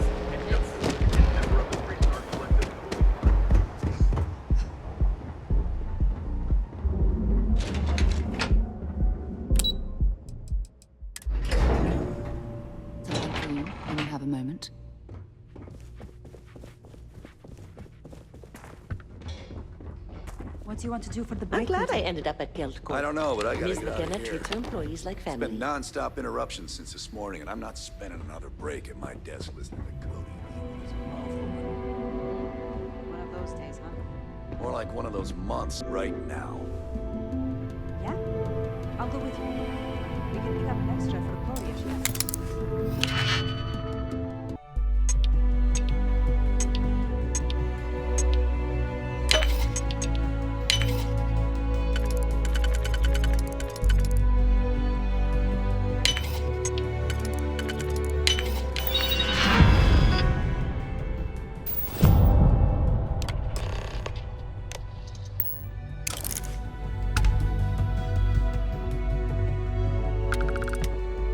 Ever run into spacers? Scumbags and scavengers. They're like vultures.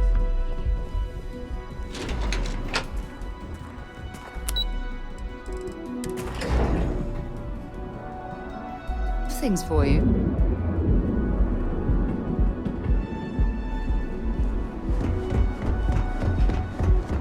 Ever wonder how the Crimson Fleet?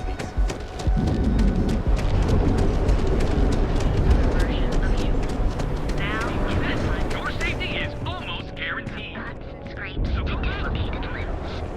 We also sell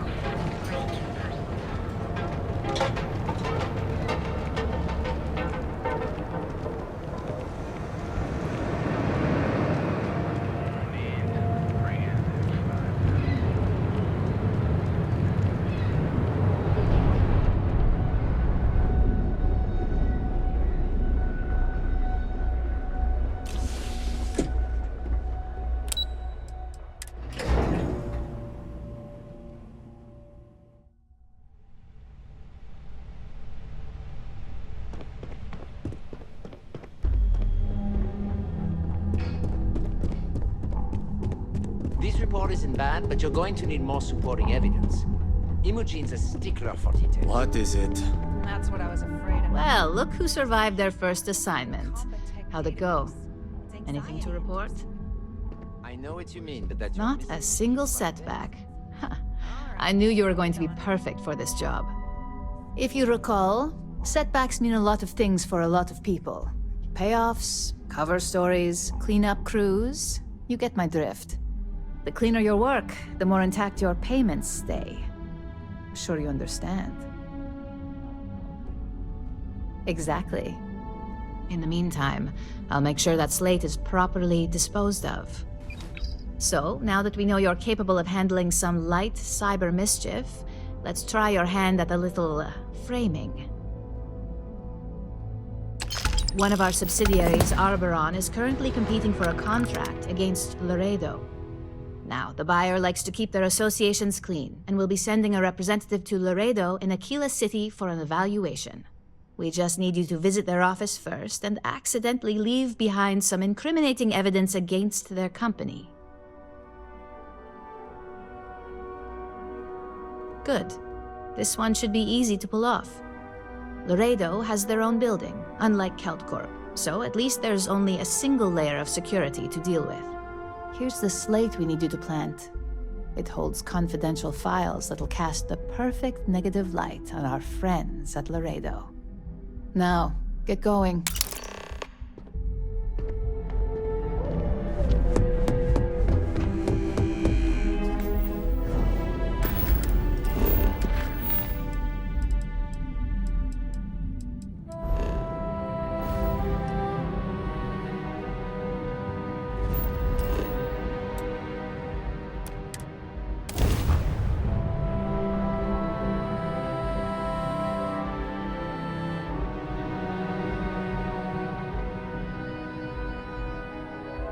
Would it be too much to ask if we stopped by Laredo Firearms and took a look around?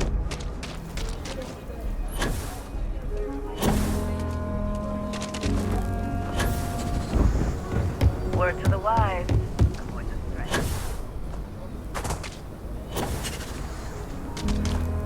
I heard Mr. Wright's gonna be looking for an apprentice.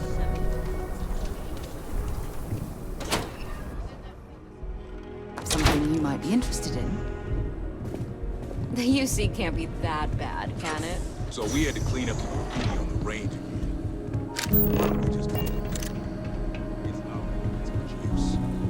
I need someplace to put the prototypes. It stinks. But you know, Stretch. I don't think you lost. Loyalty. Worse. Let them.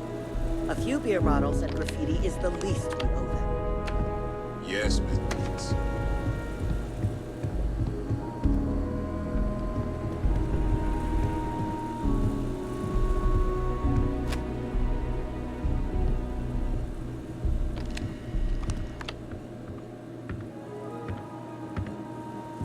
If you need help, Miss Lance is just downstairs. The sales floor is downstairs.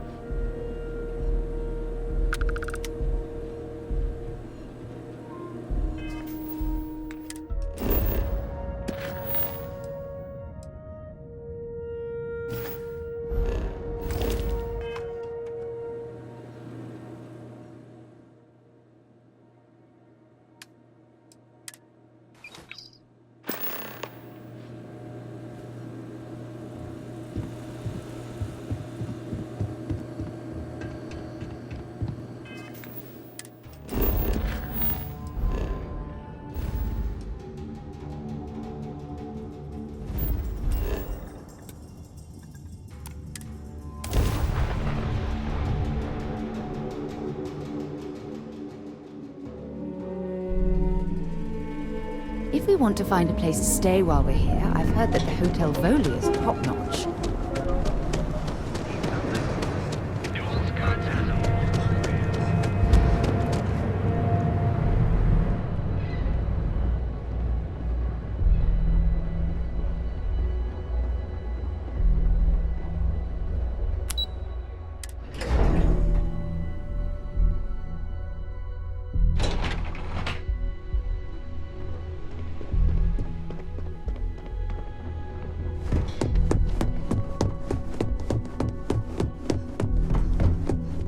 Make it quick. I have a deadline.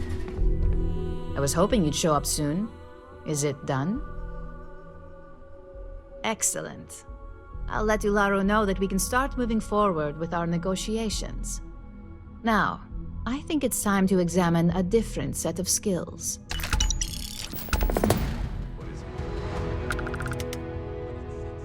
Nice to see I haven't worn you out yet. Your next assignment is to find the security chief and use some creative thinking to obtain their security keycard. And when I say creative, I don't mean with a weapon. Either look the part and be persuasive, or be quick with your hands. Good luck. I'm sure you'll be able to get that keycard without incident. Just remember, if anything does happen, it's up to you to bail yourself out.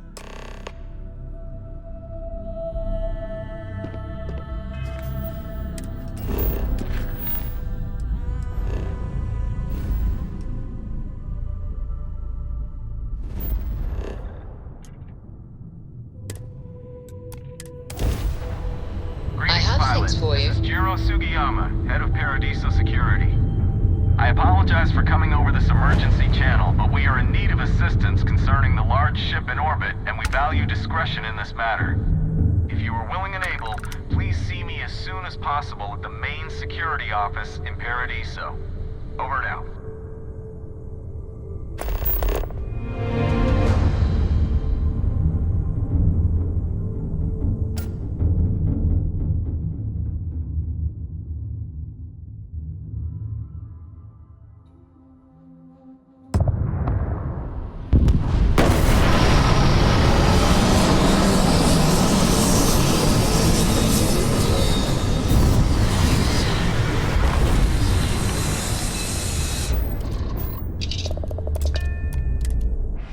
Something for you when you have a moment.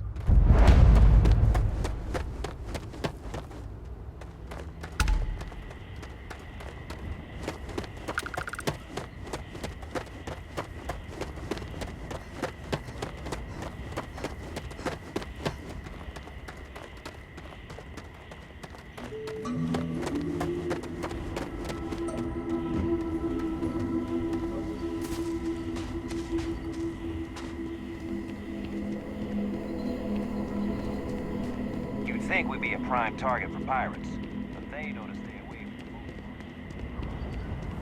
from. You sure you belong here? No loitering. Now move it.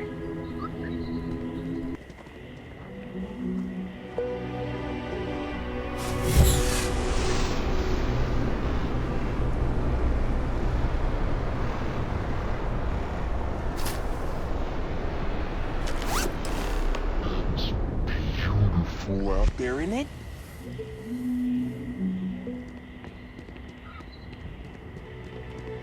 Paradiso Security's only here for your safety. Oh, Paradiso is absolutely beautiful. Can you possibly imagine a more tranquil place for a resort?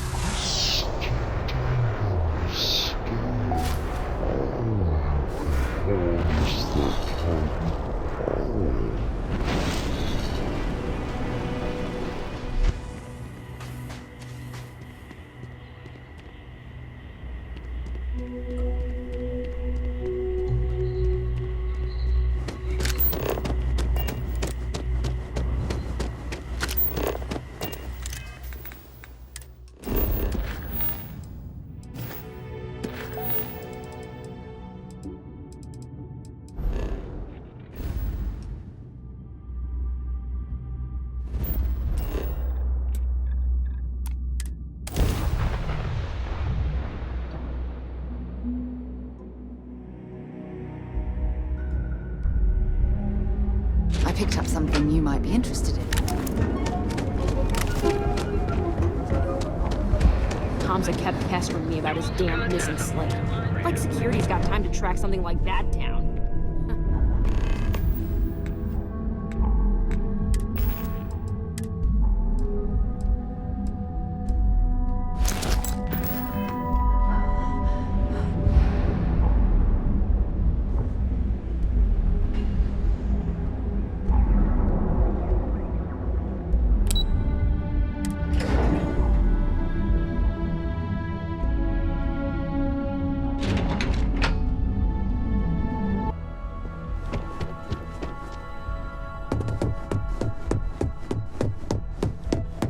If you happen to see Lyndon on this floor, give her a heads up.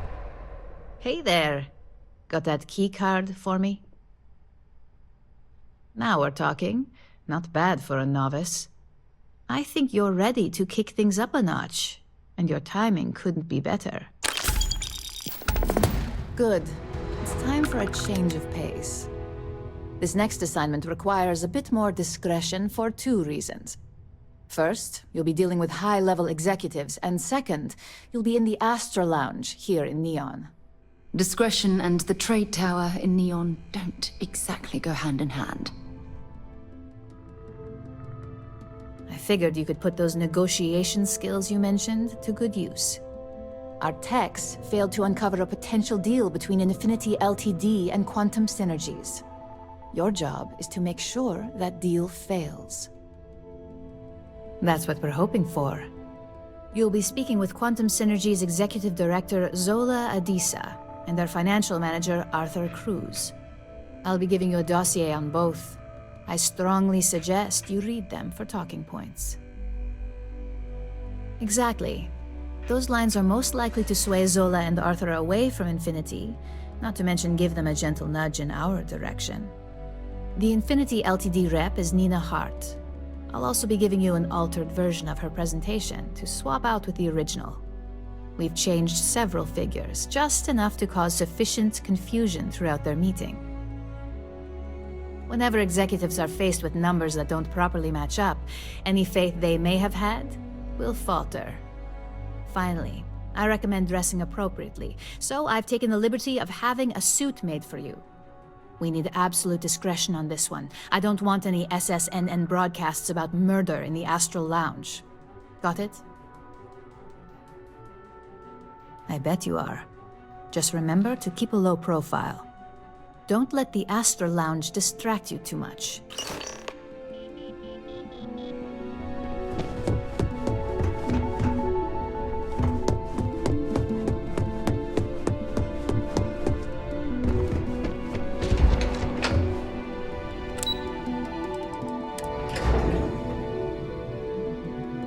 Something you might be interested in.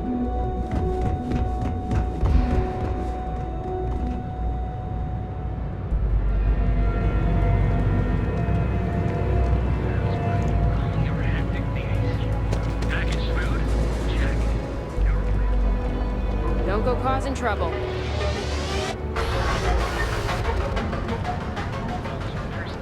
Products, so you can take Reliant medical leave wherever you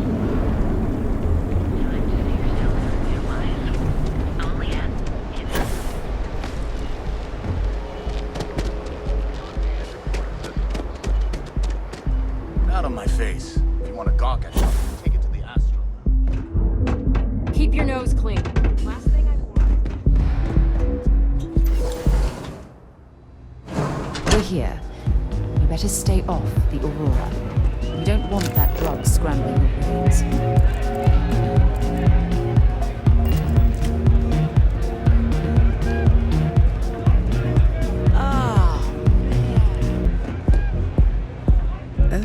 I'm sorry. Can I help you with something? Conversation it is. You have piqued my interest. Besides, I intend to take full advantage of this business trip. Ryujin Industries. A good guess since we are here in Neon, but no. Infinity Ltd. Risky, you say? By all means, Enlighten me. Cuts corners. If they are sacrificing quality, be sure we will uncover it. We are a trusted business and would never partner with another company that may jeopardize our reputation. A surprising conversation, and one I would never expect from someone such as yourself. I suppose the old saying, never judge a book by its cover, is appropriate here. It seems I have quite a bit to reconsider now. So it looks like the pleasure aspect of my trip needs to be postponed. Thank you for the insight.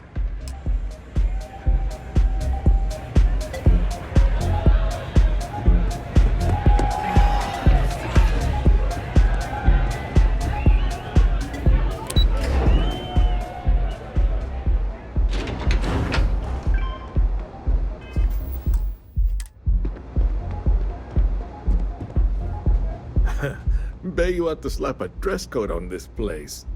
Keep it classy for appearance's sake. Ain't that the truth? Wait a minute. Please tell me you're not from Infinity Ltd.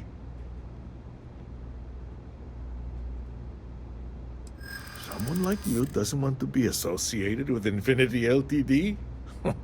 Now this I've got to hear. Preliminary reports checked out, but it doesn't hurt to do some extra digging. If they're trying to hide something, you bet I'll find it. Well, it's been interesting. Just goes to show how wrong first impressions can be. Unfortunately, it sounds like I have some data I need to revisit. So take care, and maybe next time, dress to impress.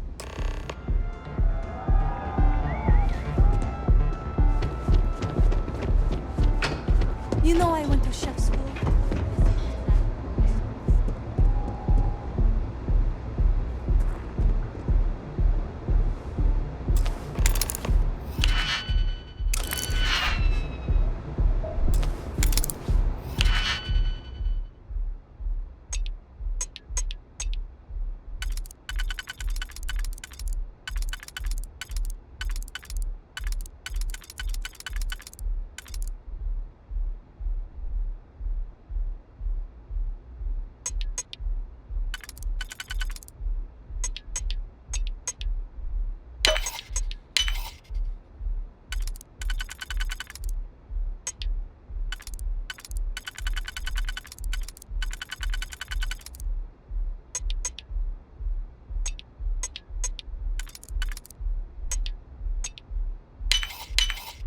I'm hoping there was a good reason that was locked.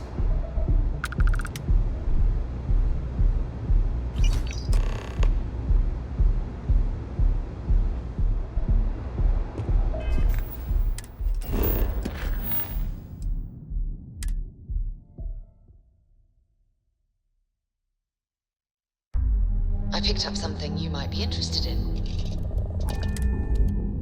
Have things for you.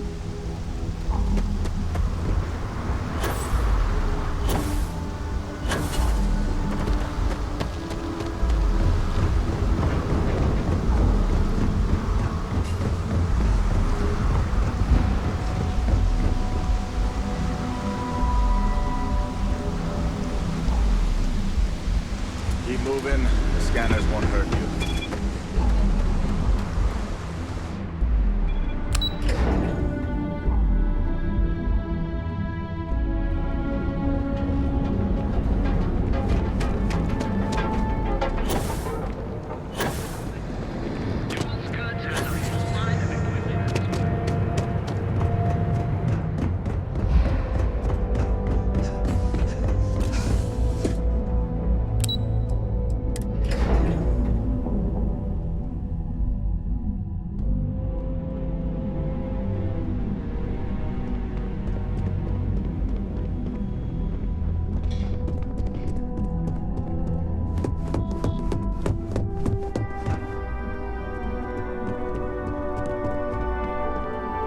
Ready to report?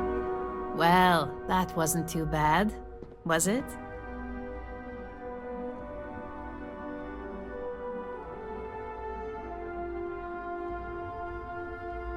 You're a natural. I'm not just saying that because I hired you. The Astral Lounge can be overwhelming for some, with all its bells and whistles. Tie that in with manipulating people who are the equivalent of their boss's boss, most junior-level ops would start to show their cracks. Overall, not bad for your first high-profile assignment.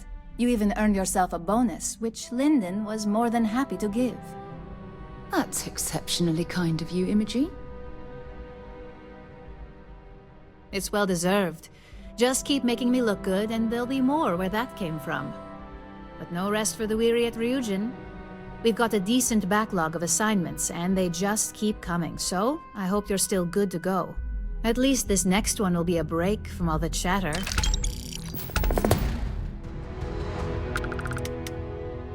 Your next assignment is to remind the competitor of their place in the corporate food chain. Some call it retaliation, but we like to think of it as tough love. Most corporations live and die by public perception. Trusted products lead to a good reputation, which leads to profits. And, like it or not, we're all here for the profits. Your assignment is to plant an ARC device. The ARC will allow us to frame our competitor for gross negligence and tank the public's perception. Good. All you need to do is plant the ARC on the service panel of your target. We can handle the rest from here. Do your best to make sure you aren't seen. The key is to make this look like a malfunction. And good luck. Keep it up, and you'll probably have my job soon. There's got to be something less valuable you can drop.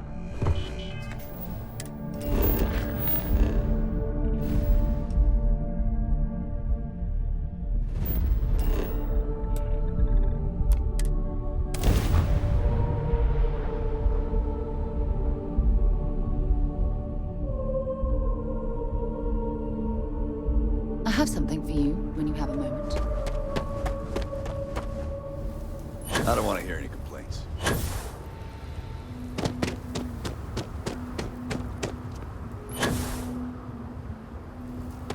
Keep an eye on your valuables. When you have a moment.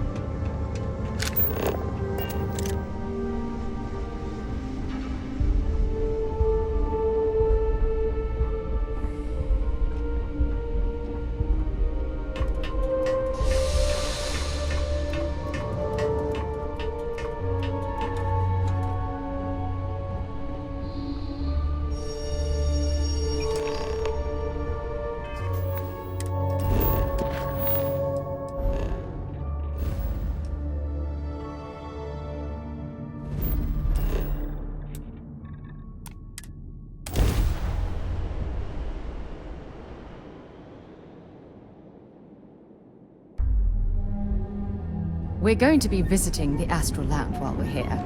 I mean, that's a given, right?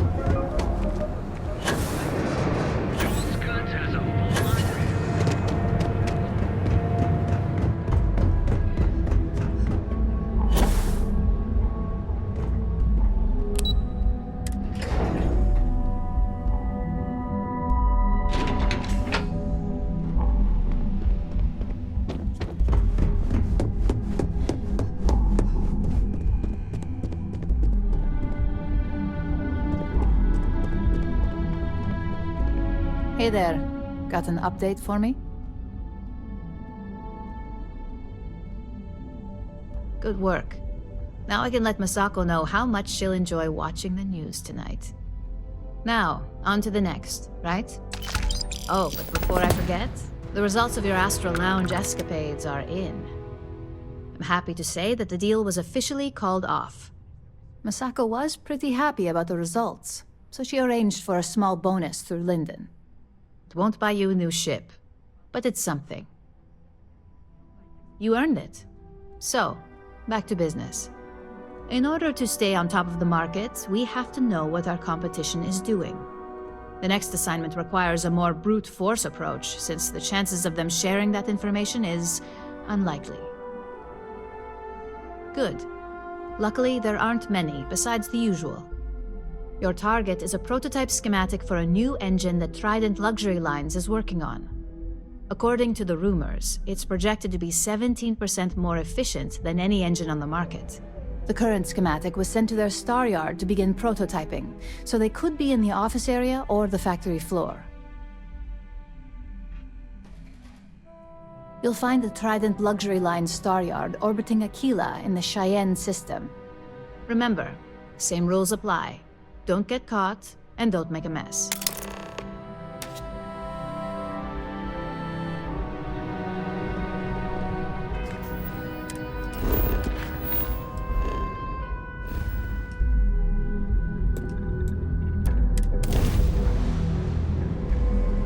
I'll head to my Welcome crew to Freestar position. Space. We're gonna do a quick scan for contraband. You could be on your way. Scan complete. Go ahead and land.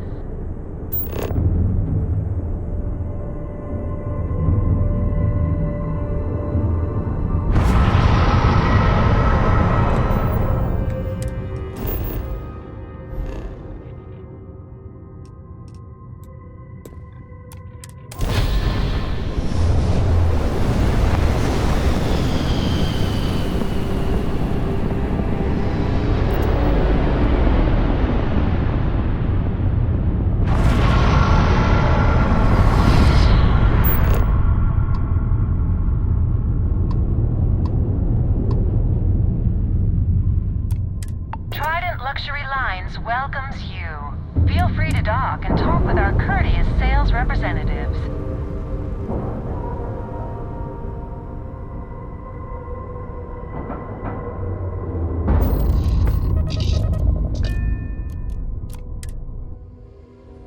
I've things for you.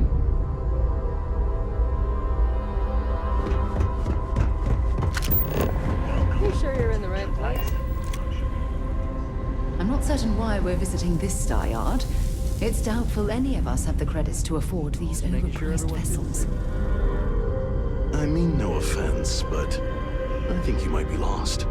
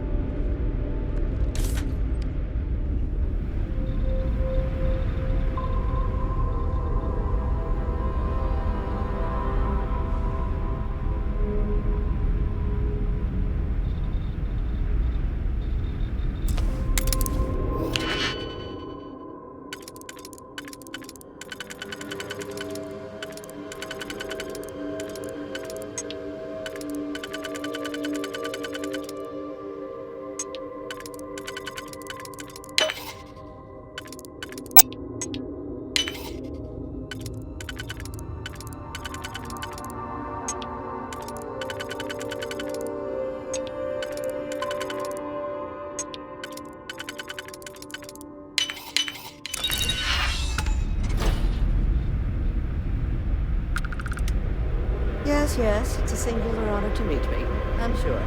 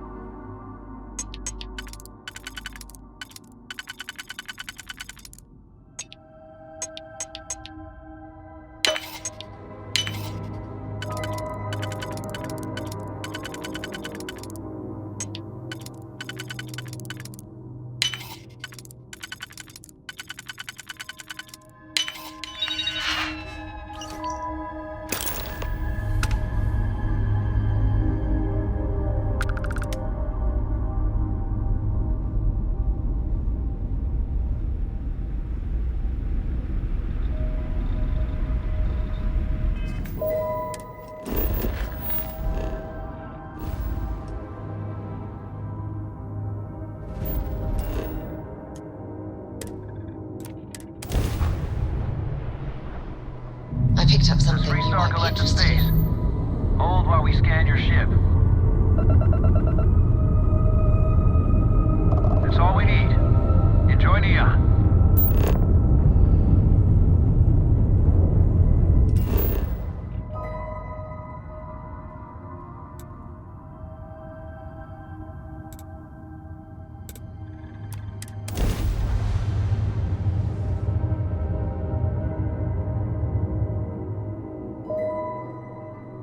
I have things for you.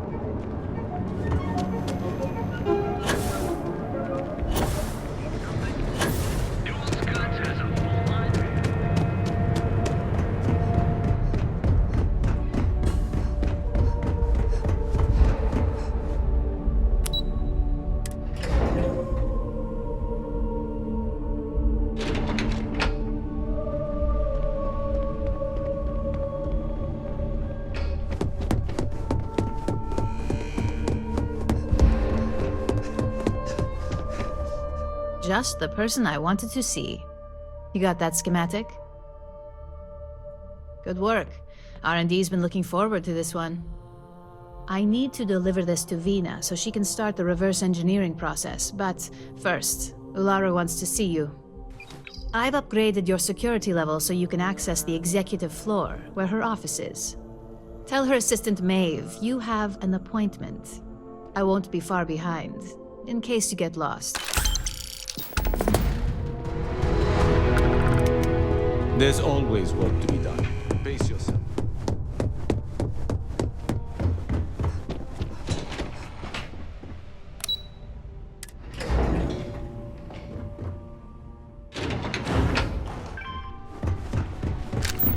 I think that was the single most stressful thing.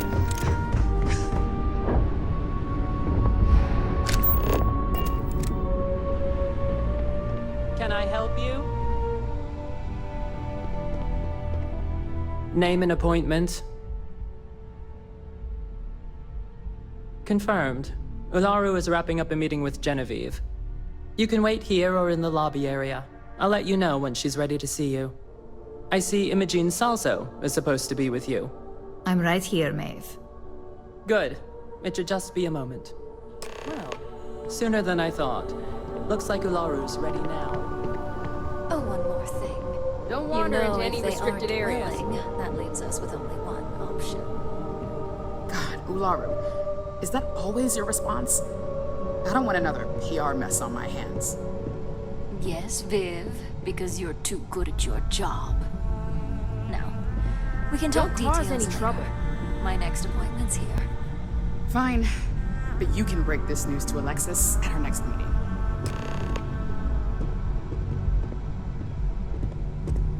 Good. You're finally here. The one I've been hearing so much about. I'm Ularu Chen, head of operations here at Ryujin. So tell me, what do you think of your new job so far? In that case, it sounds like our initial impression of you is turning out to be quite accurate. Now, my dear Jeannie here says you've been through the basics of what we do, and pulled off success every time. 5 successful standard assignments, and 1 specialized. And on top of all that, a flawless record.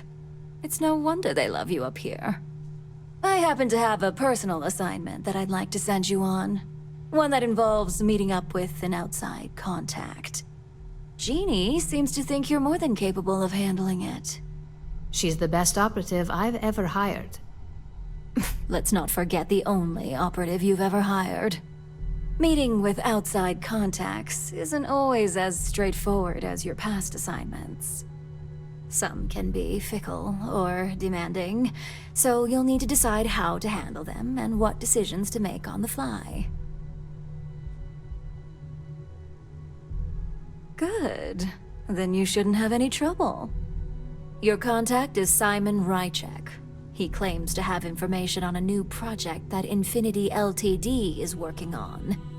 He said it's a game changer that Ryujin would be especially interested in. So his asking price is the big thing to consider. Finance will reimburse up to 1,000 credits. So if you have negotiation skills, use them.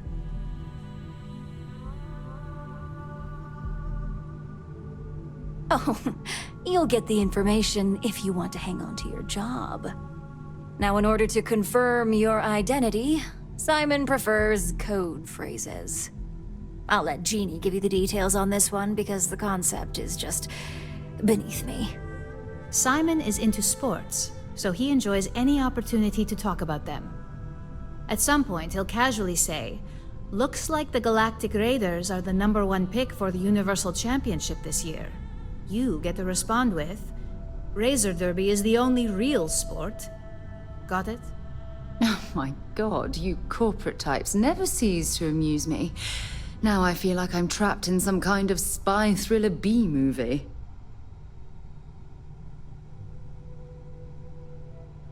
You'll find him in Sidonia, so I hope your ship's fueled. Just look for him above the Lux condos in the plaza. You spoke very highly of this one, Jeannie. Let's hope she doesn't make a liar out of you. Now, if you'll excuse me, I have some things to take care of. Thanks for the vote of confidence. Keep out of...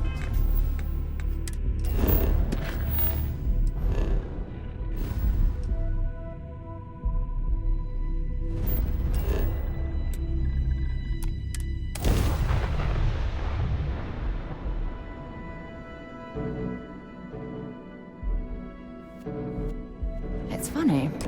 I bet I've spent more time exploring the Martian surface than roaming around Sidonia itself.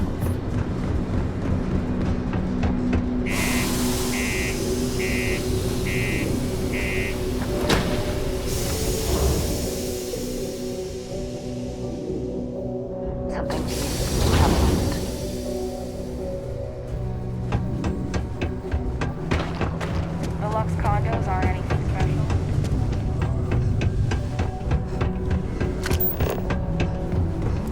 Keep a lookout. Notify us.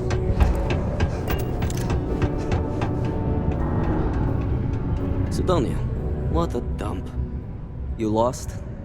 Or just come to ask an out-of-work miner how his day's going? Only good thing worth talking about these days is sports. Speaking of, looks like the Galactic Raiders are the #1 pick for the Universal Championship this year. You're damn right it is. I heard they were sending someone new. Nice to see you made it. I have information on a deal being proposed between Infinity Ltd and Deimos Stockyards. It's my belief that your employers would be highly interested in the details. So I'm upping my price. It's steep, yes, but that is why I'm also offering a little side job if you can't pay up. Well, that's a bit of a steep price for the information. I think you're overreaching. You've got a good sense for value, my friend. The information I have is on a deal for something called Project Dominion. I'm giving you 2 slates. They contain surveillance and interaction data for Stanley McMillan, the Infinity rep, that I obtained myself. I'm also giving you a 3rd slate because you're going to need to download the files on Project Dominion off his computer yourself. Nice doing business with you.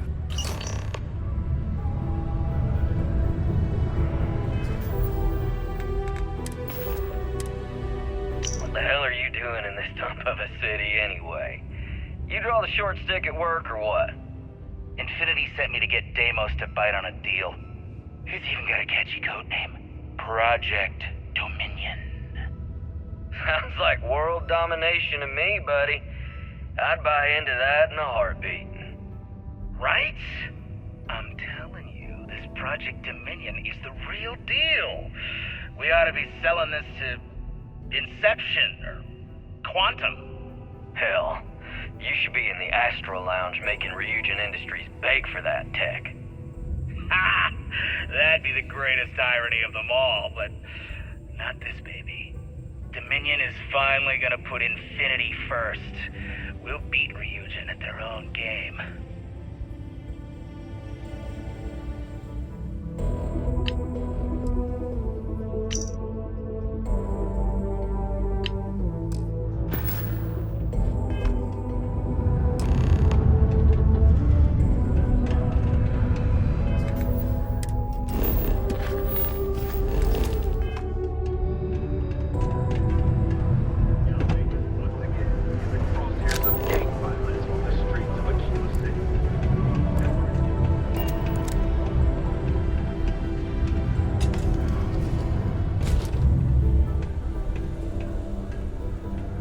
Sometimes I feel like these mines just run themselves. I like to think that's the... Did you know Deimos makes the majority of the ships for the UC Navy? If you ask me, that's a hell of a lucrative contract. Yeah, fun job. Or else why would we keep getting so many applicants?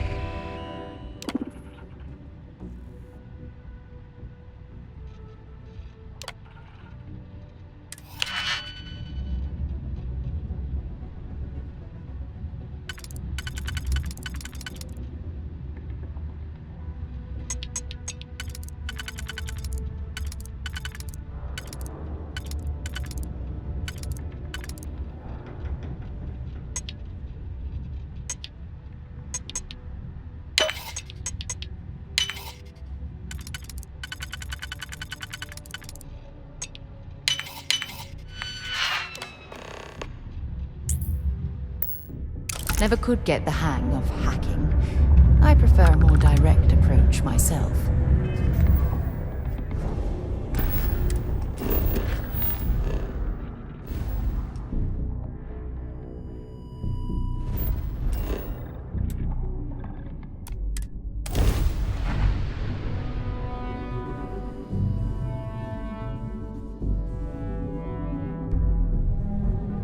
I picked up something you might be interested in.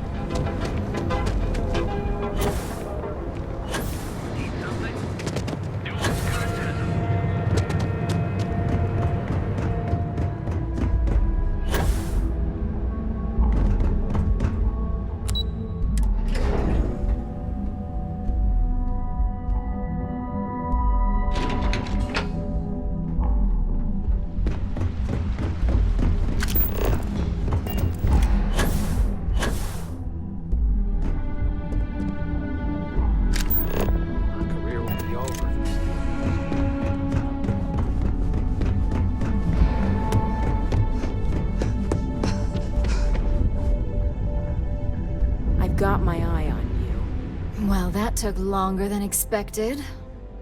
I hope whatever information Simon had was worth it. Project Dominion? That can't be right. Give me a moment to run a decryption. Let's see. Got the key, deciphering, and done. Well, well, well. Looks like our friend Simon wasn't joking. Project Dominion isn't an Infinity LTD prototype. It's one of ours. They didn't even bother to scrub the name, meaning someone never thought they'd get caught. And come with me. Masako needs to hear about this.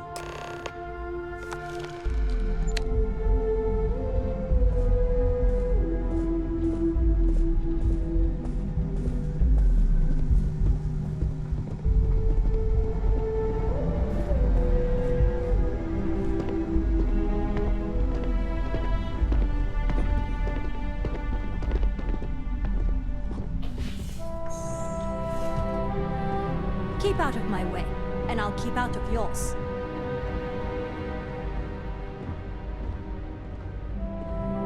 Hey, Ularu? What is this about?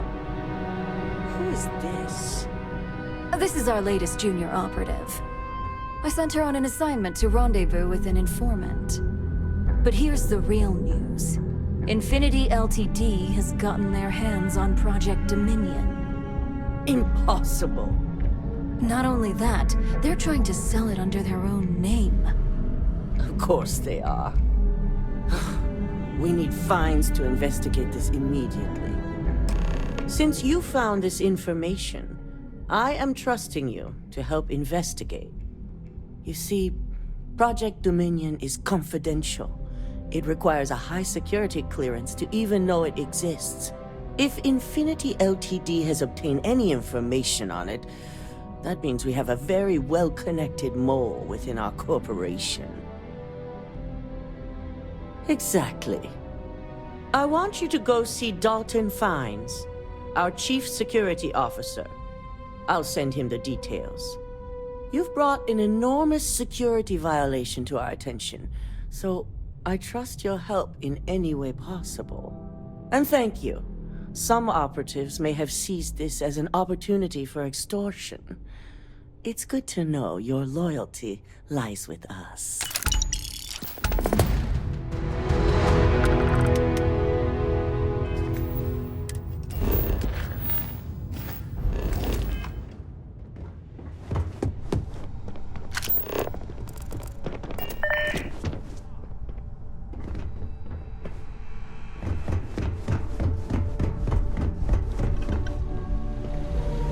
Good. You're here. So, thanks to your work in Cydonia, I'm told someone here has leaked information on Project Dominion to our adversaries at Infinity Ltd. A mole within the company means a failing in my department. We're initiating Security Directive Theta, which means a full sweep of every employee in this building, Masako and myself included.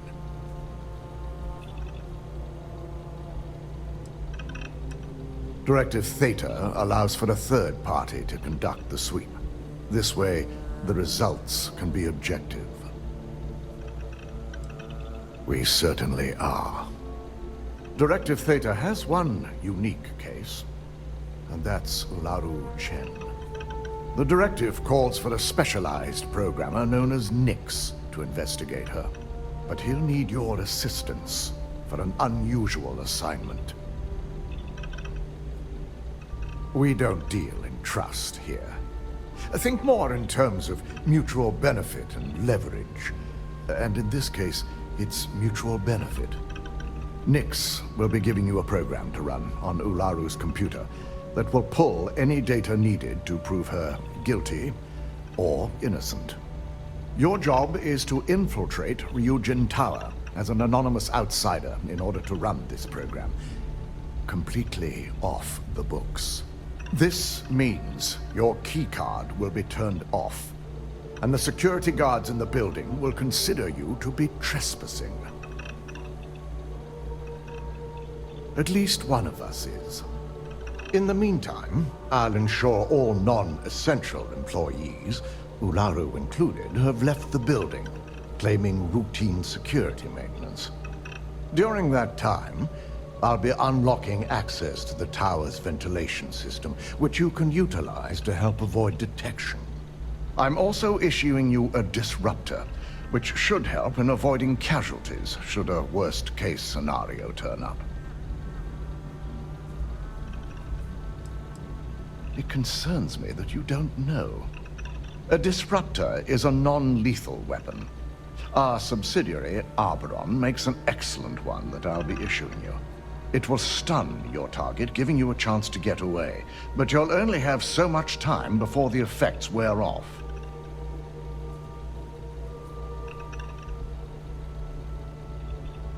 Good. No one can know about this, not even our own guards. So stealth will be of utmost importance. You'll meet Nix at Madame Sauvage's place. He knows Directive Theta has been enacted.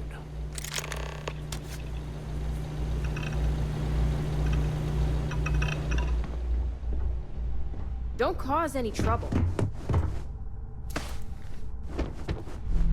This could be the most.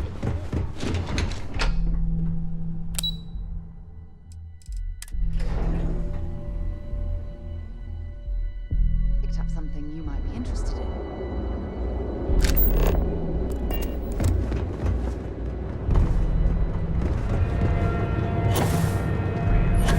Accessible.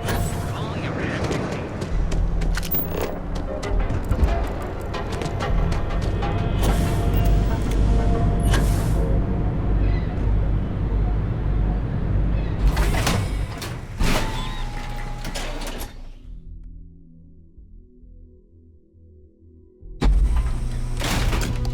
Outside's a bad place for tourists these days. Sauvages. Nice.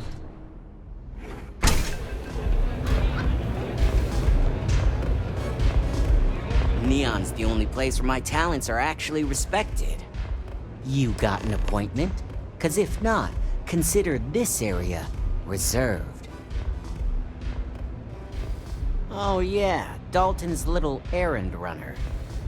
I've written up a program just for the occasion, but as Ryujin knows, it's yours for either a price or a favor. A pleasure, as always. Your job is simple. Just run this little beauty on Ularu Chen's computer, and the program will take care of the rest. Once you're done, bring the slate back to me at my place. Whatever encryption Ularu has is bound to take some real work, more than my little setup here can handle. It's nice to see you know more than just sneaking around and talking a good game. Here's the slate. I'll be waiting.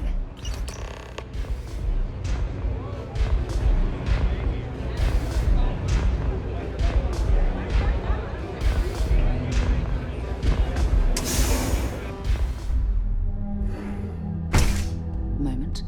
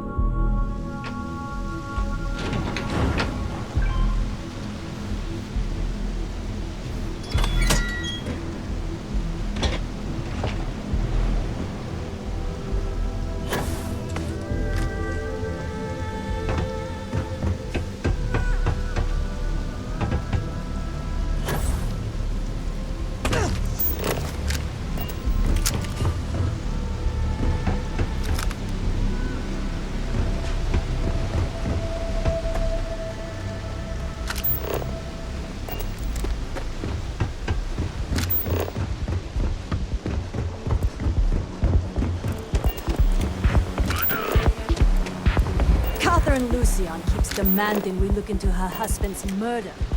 Murder. Yeah, right. Hysterical old broad.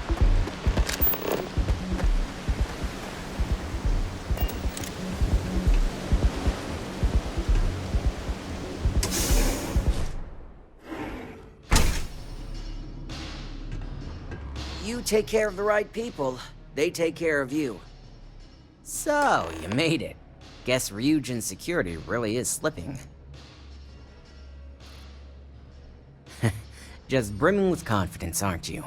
But I've seen your work in the trade tower, so I'll at least give you some credit. Now, I'll take that program back that I gave you, and let's give the data a look.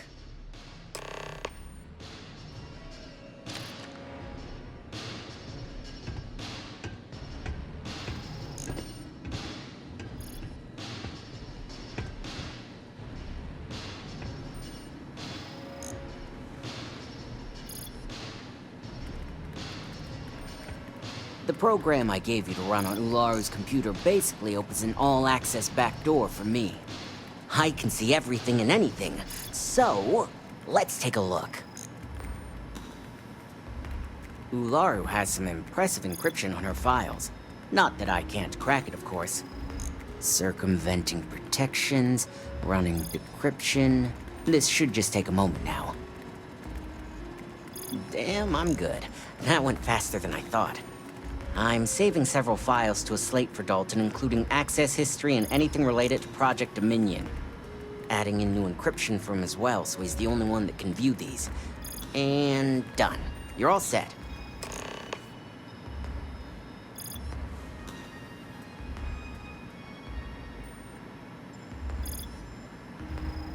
I've got the new encrypted slate. Let me tell you, it looks like fun times ahead for Ryujin. Technically, I'm not supposed to look, but it's kind of hard to not see what's going on while running all my software. You do that. Here's the slate. As usual, always a pleasure doing business with Ryujin.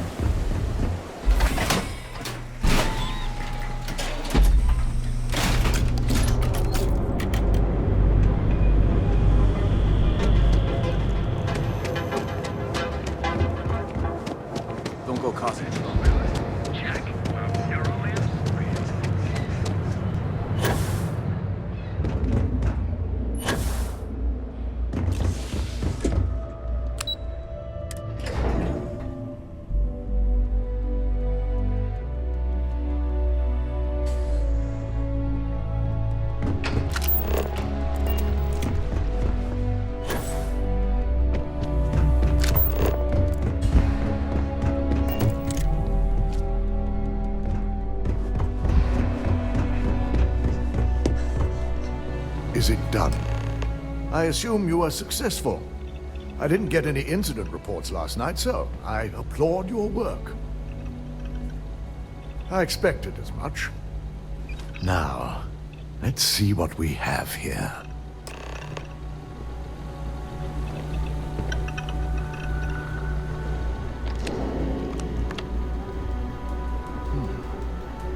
I didn't think it was possible. But someone's been accessing Ularu's files remotely. It's quite a complicated trace, too. I'm impressed Nix was able to track all of this. Damn. And there's our culprit.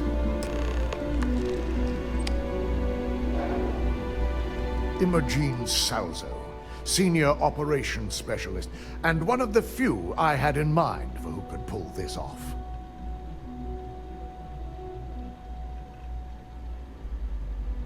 She has the means and access. But things are rarely so cut and dry. Well, before we make any harsh decisions, I'll need to question her myself. I want you to head to her office and escort her here. You have to make sure she doesn't try anything before I have a chance to speak with her.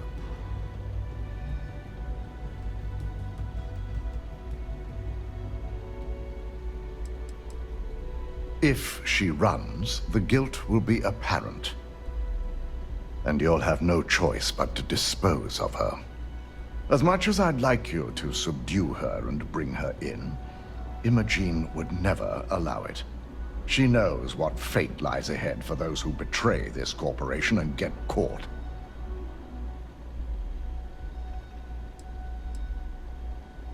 I just want to avoid a scene. Sending you keeps the rumor mill at bay.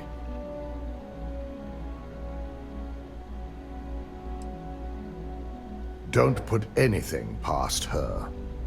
When you're dealing with corporate workers, discerning the truth from the lies is the hardest part.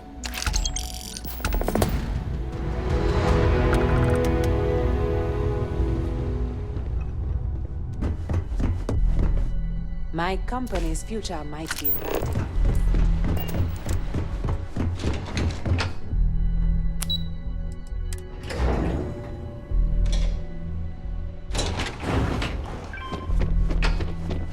I warn people that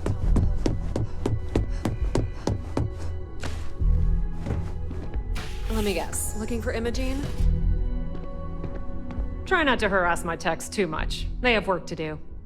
I'm sure you can tell by now, she isn't here, which is a shame since I have several documents I need her to sign off on.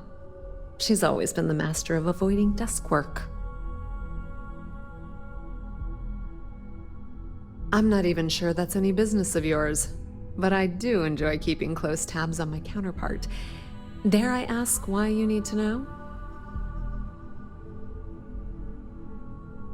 Yeah, no thanks. Getting information out of Dalton is like talking to a wall. Besides, speculation is far more fun. I have Imogene's last location at Frankie's Grab and Go, which we all know is a front for the Sioka Syndicate.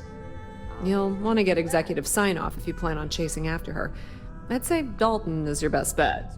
Perhaps we need to get Dalton's permission to relieve ourselves as well. Good lord, this corporation keeps you on a short leash.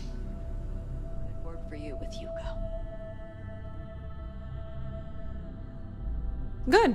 I'd hate to see what sort of drama might get stirred up if you went around him. Or maybe I'd love it. Keep the workplace interesting, right?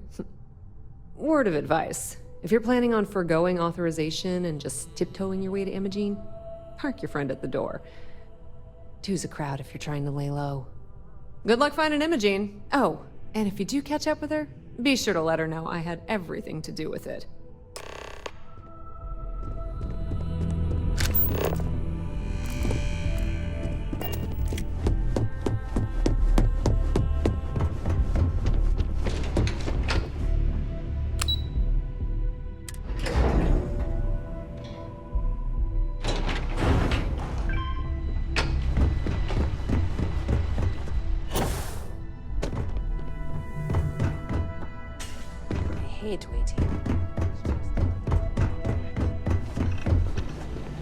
No Imogene, I see. Could she really be onto us already? Of course, Yuko would know. If Imogene's with the Syndicate, I can't just send you after her. You'll need to speak with Benjamin Bayou. We have to make sure he's aware of the situation. If we're lucky, he may even help us get to Imogene. Good. Because without it, this adds a complexity that we do not have time for. Head over to the trade tower and be discreet.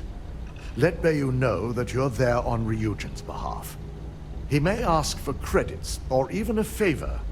Just give him what he wants. You're right. If he asks for anything, tell him I'll guarantee to support his fundraising proposal. You'll know what that means.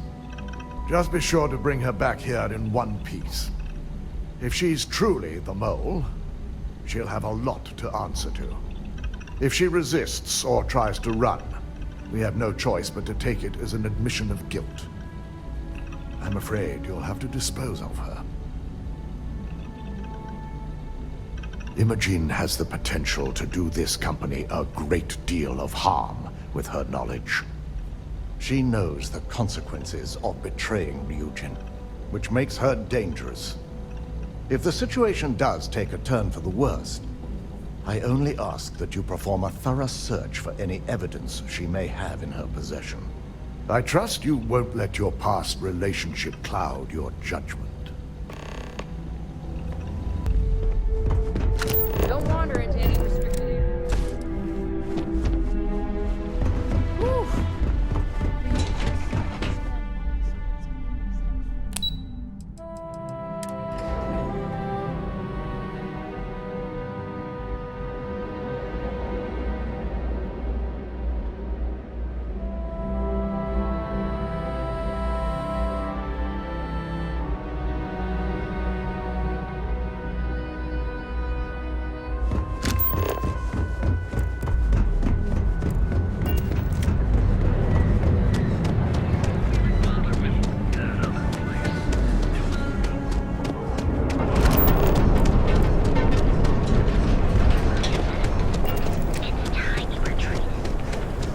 There's shortages over at Reliant Medical.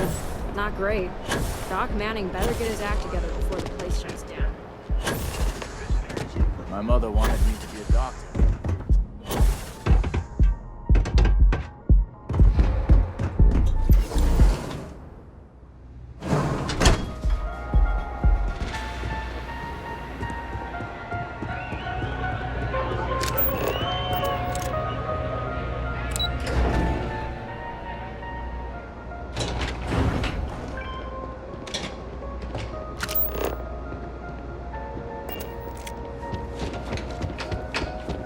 Be careful if you run into those ecliptic jets.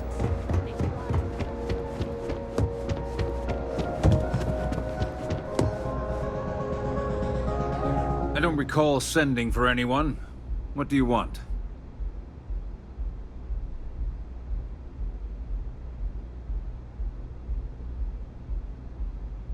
No. You can always make time when it comes to an old friend. So, what would be the reason? I may consider Ryujin an ally, but Dalton especially knows I don't give anything blindly. As long as it doesn't involve the Syndicate members themselves, I'll tell you what. I'll make sure the Syndicate lets you in hassle-free, provided you do a little something for me. Will he now? Well, this is a welcome surprise, and one I intend to take full advantage of. Check in with Ms. Moore at Frankie's. I'll send word along that you're to be expected, so she shouldn't give you any trouble. Fair warning, the Syndicate should let you search any common areas, but if anyone catches you snooping around private quarters, I'll just say, be prepared for some hostilities.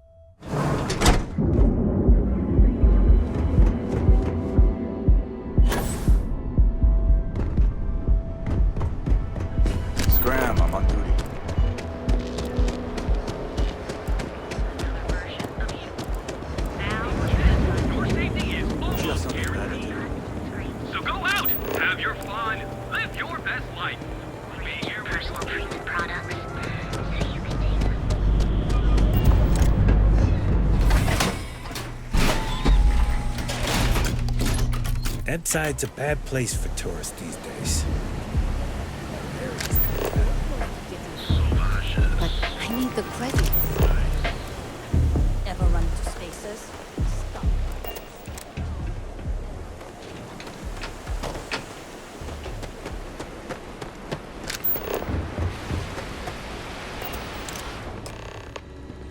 Hope you're a paying customer.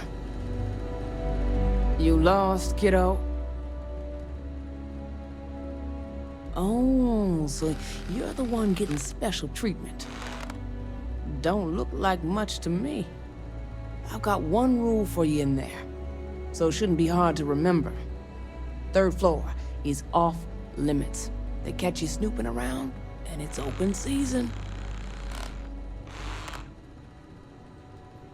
That's what I like to hear. For the record, I'm only granting you access because I have to. You'll find that young lady you're looking for holed up in a room almost straight ahead. Just remember to keep your eyes on the prize. The less you consider this an open house, the better.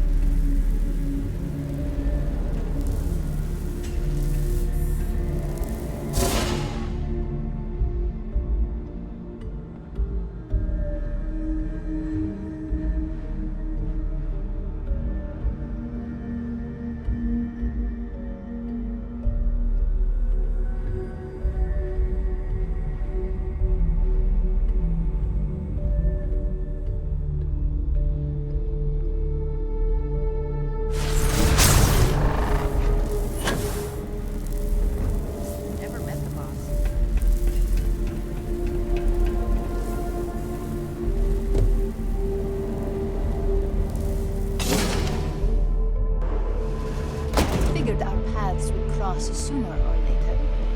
Not that I thought I was safe, but I never expected anyone to just slip by all the syndicate here. I had a feeling you'd be the one to come after me. I know this doesn't look good, but I had no choice. Ularu set me up. Yes, I've been acting as a double agent, but because she ordered me to. The assignment was meant to deceive, not benefit.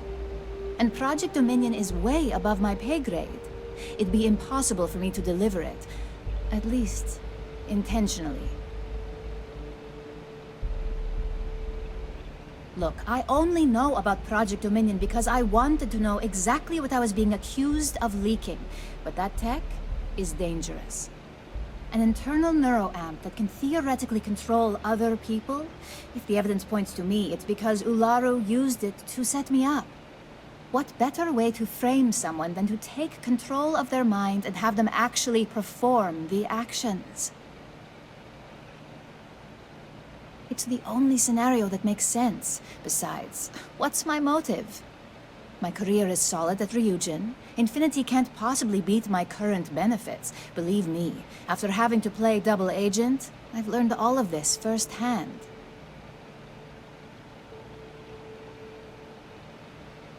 That's exactly what I've been doing here.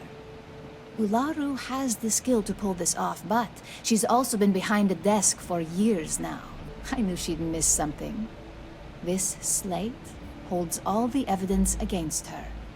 I just need you to deliver it to Dalton. It's the only way I can prove I'm innocent.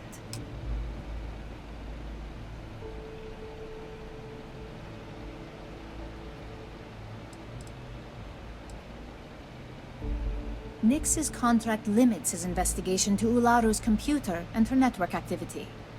I hacked into building security and was able to recover deleted records of her accessing the Project Dominion prototype. I guarantee the third-party company Dalton is using for his security directive Theta won't even notice it.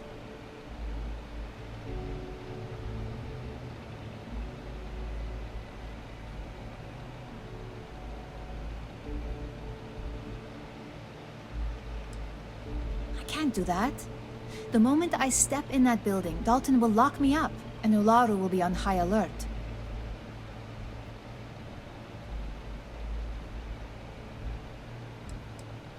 You really are naive when it comes to corporate culture. Once I'm back at Ryujin, Ularu will be looking to tie up any loose ends. So I can stay here and deal with you, or I can go back and deal with her. Which is why I'm hoping you'll take this evidence to Dalton. Of course you do. Look, if you just bring this slate to Dalton, I'm sure he'll understand, but if I go with you, everything is ruined. It's your choice. Do you want the truth? Or do you just want to be Employee of the Month?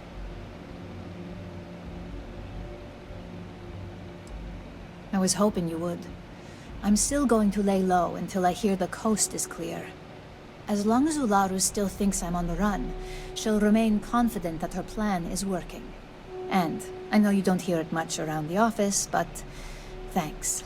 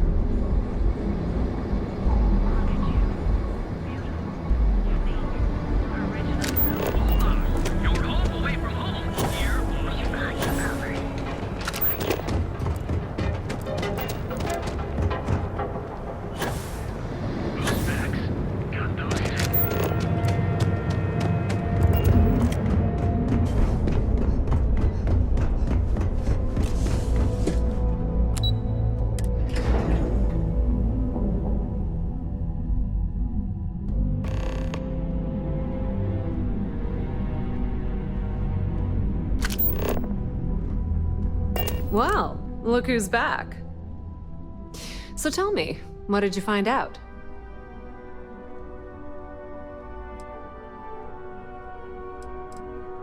Inside the Syndicate?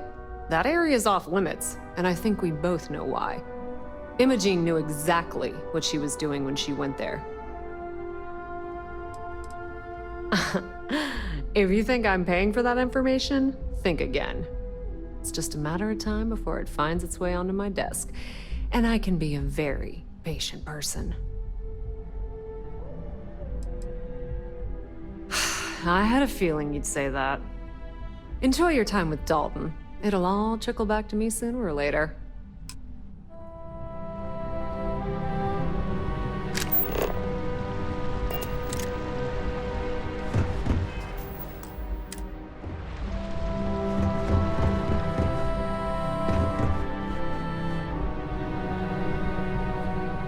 Ryujin CEO is no joke in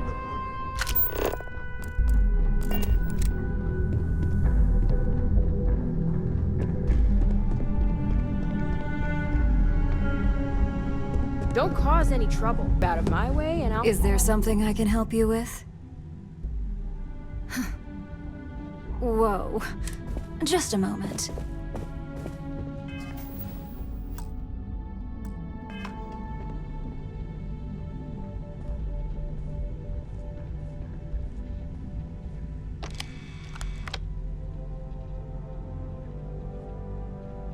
Shutting the door and engaging locks.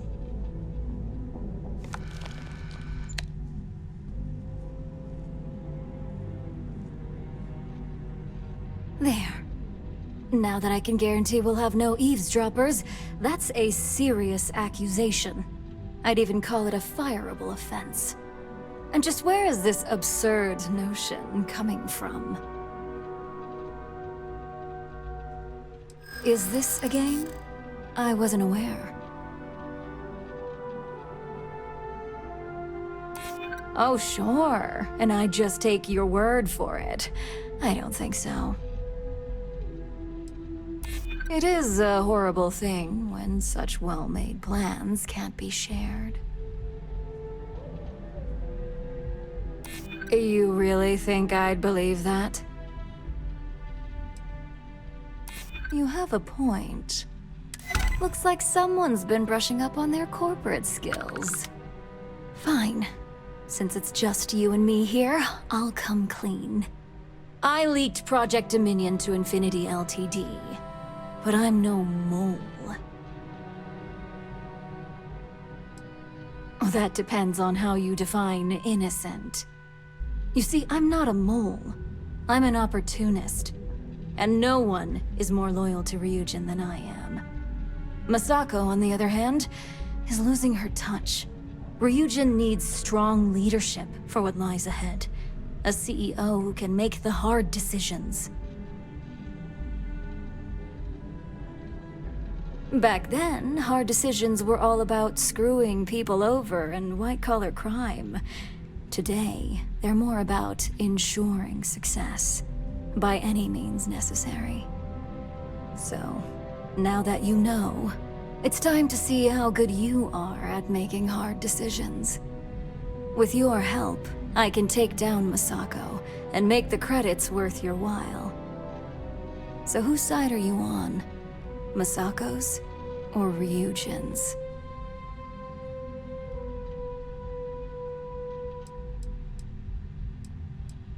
I'm disappointed in you, Op. And here I thought you had a good eye for opportunity. Go ahead. I guarantee any evidence you have is circumstantial at best. I've created the perfect scapegoat in Imogene. It'd be your word against mine, and I'm pretty sure the odds are in my favor. We'll see about that.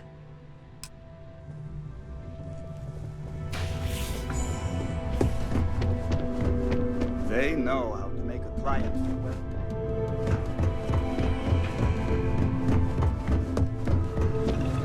You're back. And Imogene?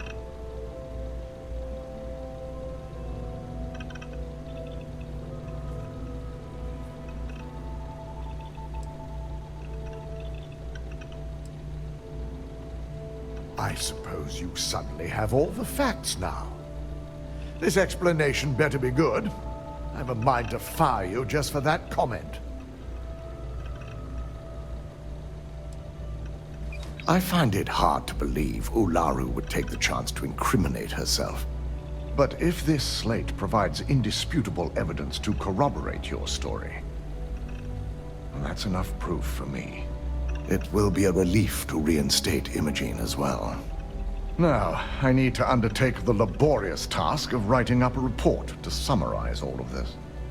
In the meantime, Masako has requested your presence in R&D. She wants you to meet her in Vinakara's office. Once I've examined this evidence, I may need your help in moving forward. And not a word about this to anyone. I'll present what I have to the board once I've completed a full report.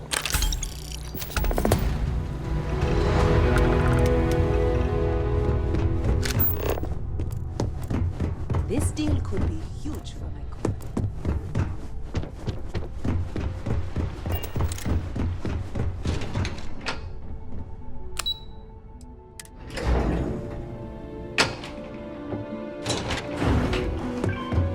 Got my eye on you.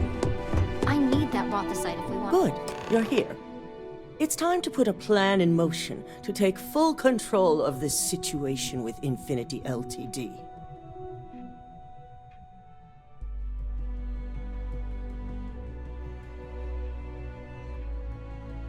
In due time. We don't know to what extent Infinity has taken the current neuroamp schematics, so our top priority is completing our own.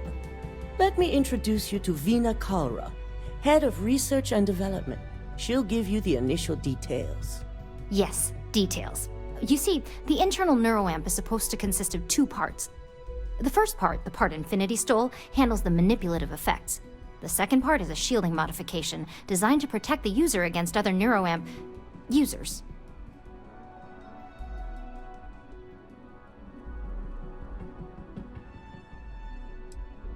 You got that right. No one wants their greatest asset used against them. Once Vina can complete the internal neuroamp and shielding mod, the plan is to outfit you with both and have you infiltrate Infinity Ltd. We can't risk the assignment until we know your mind has the necessary protection. Good. I'm glad you see this as an opportunity. And I love a willing subject. Now it's just a matter of getting the key ingredient. The final kink in both designs was finding compatible materials to use for conductivity that the human body wouldn't reject. I've finally created the perfect alloy, but it requires a newly discovered refined element called Rothicite. Which is where I come in. We have a confidential contract with Consolidated Mining to gather, refine, and ship the Rothicite straight to us. Their last shipment is late, and neither we nor Consolidated Mining have had any communication with the Carinae station.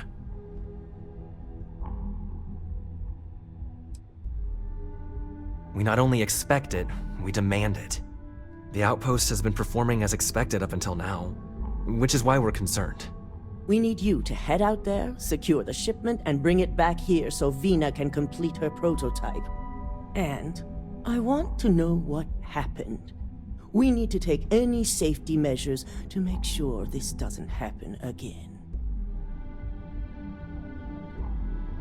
The mining station is CM Station RC-1. It's on a moon called Carinae 3A in the Carinae system. The shipment should be in the research and control tower, but the outside doors are kept locked down. This keycard will let you enter the mines so you can access the tower from the inside. Good luck. The entire station was wiped out by something. Don't worry, we'll figure it out and get that shit.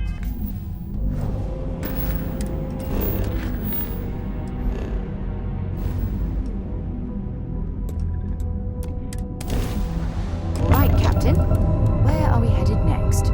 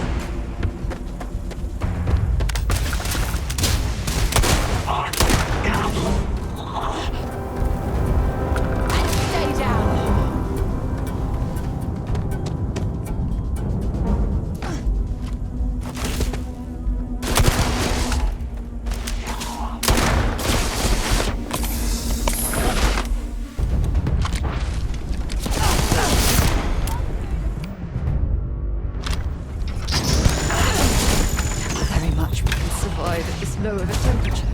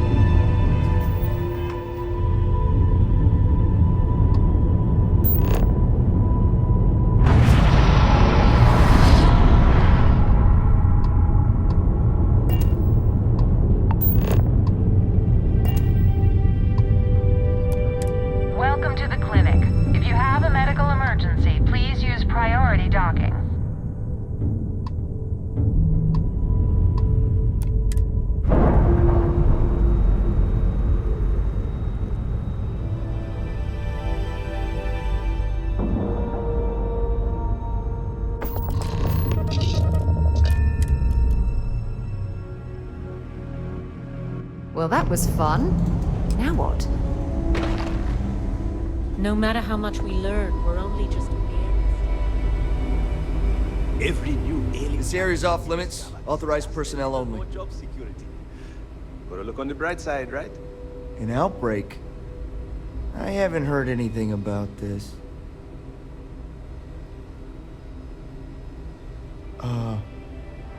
Understood. Here's an access card. Good luck.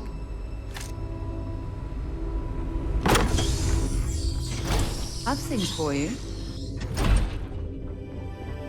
Sean, I don't want to go over this again. I'm tired, all right? Just not today.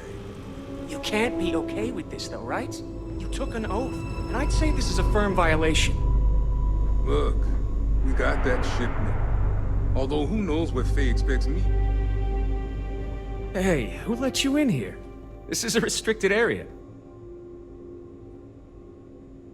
Fine. I'll tell you. We're on a private contract with Infinity Ltd. It's for something they call Project Dominion.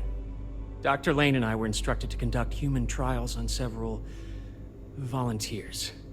So far, only one patient has survived.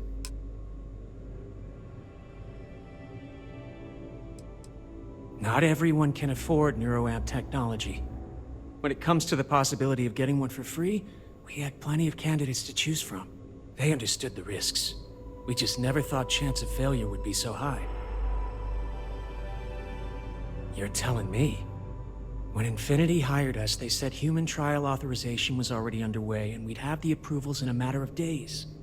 But days went by and nothing. Every time we'd ask, it was always just days away, but we kept working. Between the money and potential success, it was easy to tell ourselves that they'd come through. Sean, what the hell is going on here? Who is this?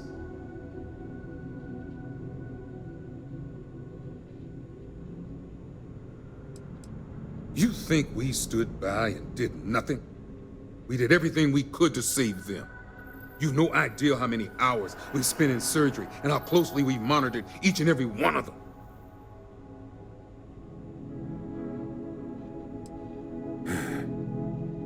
It's moments like these when I think I just need to hear someone say it out loud.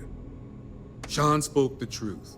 We thought the approval would arrive any day, so we continued with the project. By the time we started to catch on, it was already too late. We were too immersed in the line. Oh my god, this is ridiculous. Those are human lives we're talking about, but you're treating them like data points on a slate.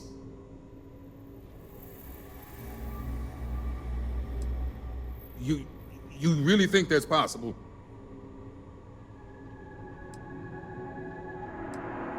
Don't you think the guilt of living with this would be enough punishment? No, she's right, Ken. It's what you and I both deserve after going along with this mess. How long have we talked about walking away or refusing to work? We oversaw the death of 9 people here, and it may as well be 10. Infinity may have lied to us, but they also paid us well enough that we did nothing. You'd let some stranger like this just ruin our careers? Yes, and you're going to let them too. Go ahead. Get whatever information you need to take this place and Infinity down. I'll make sure Dr. Lane remains cooperative. I never should have put my pride before the lives of others.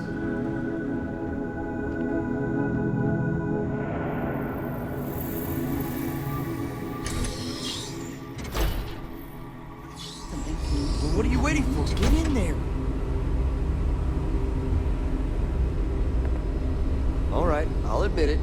It's a damn fine suit you got. Whoa! Now that... I have things for you.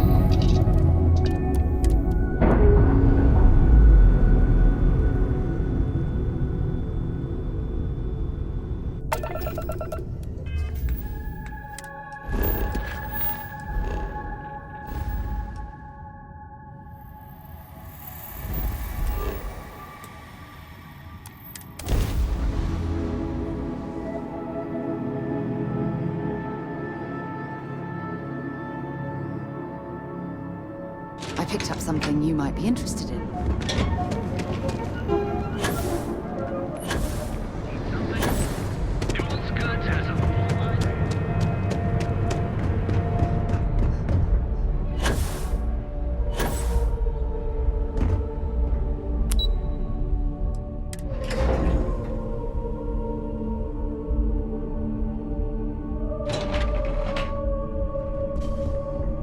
Keep out of my way and I'll keep out of yours. Just hand Vina the shipment. Is that my beautiful shipment? You were right about this one, Masako. Looks like it. This should be more than enough. Now, I shall excuse myself and get to work on finalizing this prototype. So, what did you learn about CM Station RC-1?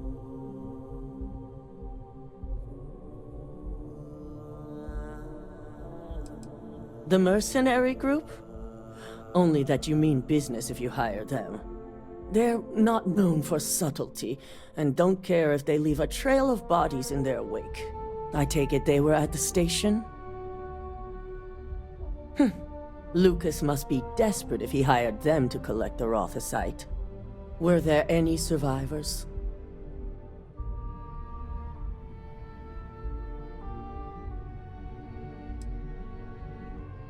Seeking ecliptic on a station with nothing but miners and scientists? Corporations can sink low, but this is a new level. Now, I also had a report that you were spotted at the clinic. I take it you traced the shipment there? I figured it was related. And were you able to determine the purpose of this secure wing? So, it sounds like Lucas has reached a new level of desperation to ensure his future as CEO. To hell with corporations and CEOs and profit margins. People have died, and you aren't showing the least bit of remorse. Ugh. I'll make sure Yuko's team extracts every bit of information they can from the clinic's database on this.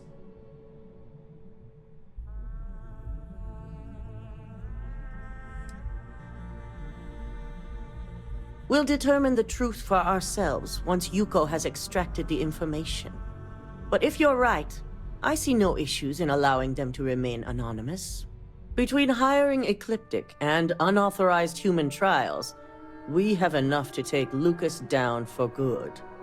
And with the Rothosites secure, it's almost time for us to make our move.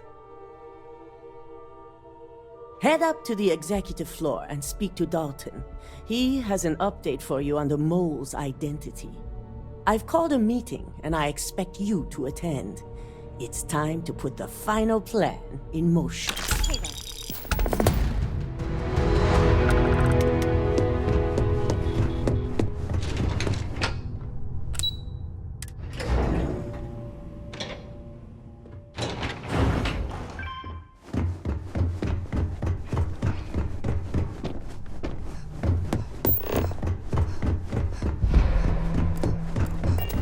Don't wander into any restricted areas. Good. You're right on time. I re-evaluated all the evidence. It took every resource I had, but the final answer is clear. Ularu is the mole. I had a feeling Imogene wasn't responsible. That poor woman.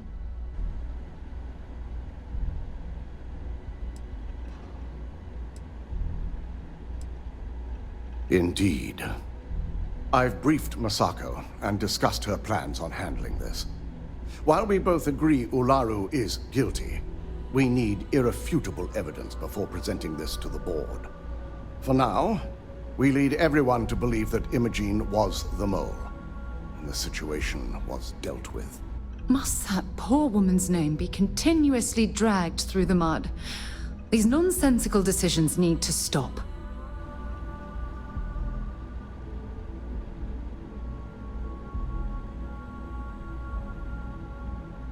Good. Keeping Ularu in the dark is the key to taking her down. Masako has tasked Ularu with writing the program to bring down Infinity Ltd. We believe she'll take the chance to incriminate Masako within the program, so this could provide the evidence we're looking for. You will be tasked with the assignment to infiltrate Infinity, so before you go, I want you to bring that program to me.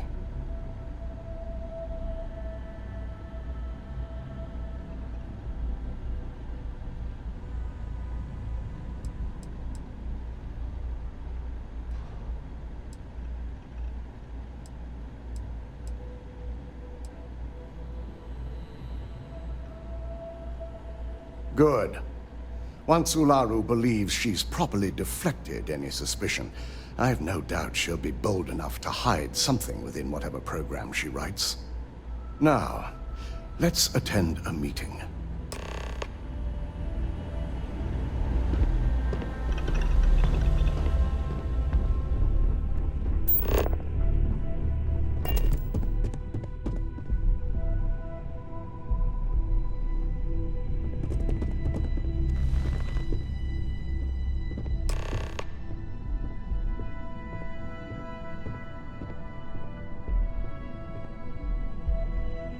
We called you all together to discuss a recent security breach. We discovered a mole within the company who leaked vital information about Project Dominion to Infinity Ltd. You've got to be kidding me. Just don't tell me it's Vina. I think we've all noticed she's not here. Before you speculate any further, no, it's not Vina. The guilty party is Imogene Salzo, much to my disappointment. Our operative here obtained the evidence to confirm it.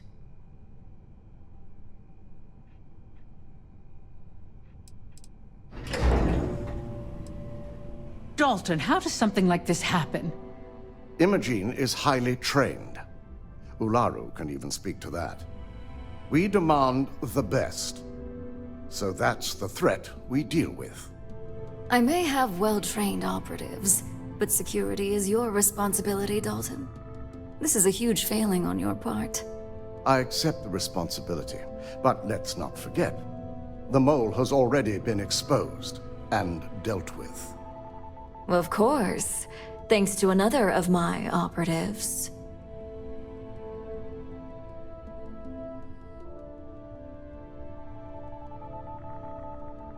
Watch me. Imogene's been dealt with, so bickering is pointless. All I care about is reacquiring our property and what this might be costing us financially. Vina is completing the internal neuroamp prototype as we speak. Our operative will receive the implant, infiltrate Infinity Ltd, and obtain any and all research. I have it on good authority. The experimentations they've done to replicate the missing pieces of our work have resulted in fatalities.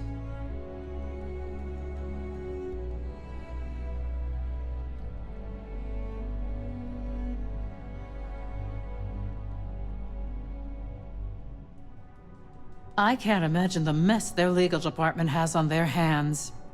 If I may make a suggestion, we should give this evidence to David at SSNN. It's the best neutral method of releasing this information to the general public.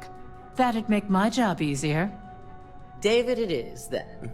Misako, the internal neuroamp is ready if you want to send down the candidate. I hope you're ready for this.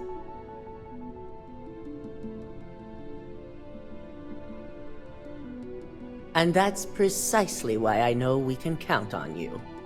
Vina will be waiting for you in the neuroamp division in R&D. Once you're done, meet me in my office. Be ready to discuss the details of your next assignment.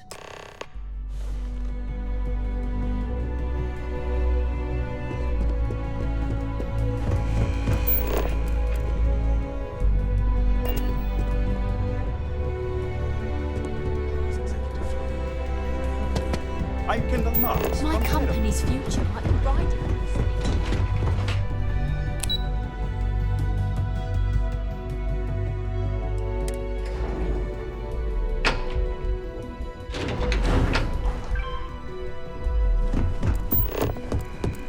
Are you sure you're okay? Don't cause any trouble. I have to admit, I'm a bit jealous of Ryujin's gorgeous design aesthetic. Or perhaps I should have their Here's architects my lucky renovate the candidate. launch. I hope you're ready to embark on one amazing journey.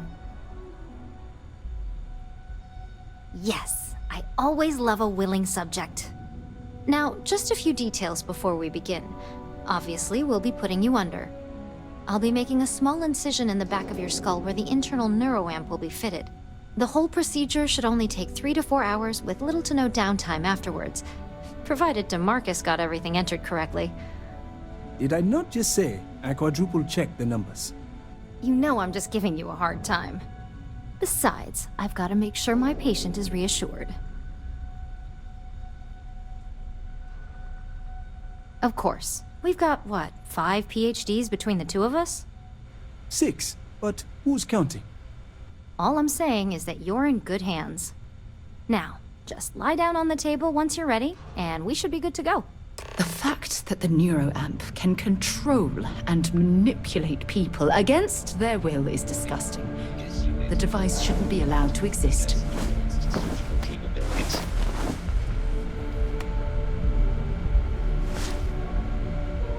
All right, let's get this party started.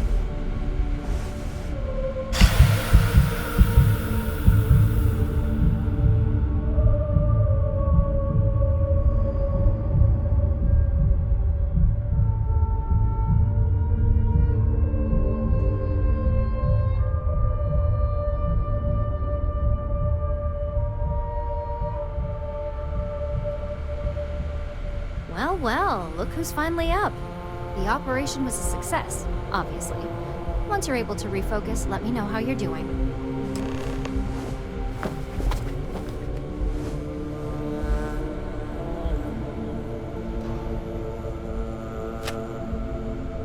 So, how are you feeling? You look good? That's exactly what we want. Just a couple quick notes before using the internal neuroamp. First, you can only influence one person at a time. And second, the effect is temporary, so be prepared if you use it in a combat situation. Great. Now let's test this sucker out. DeMarcus has graciously volunteered for science, he says. That's the spirit. DeMarcus loves being hands-on and experiencing things on his own.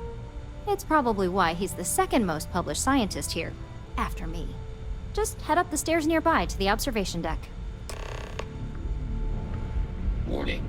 This unit is not suited for addressing.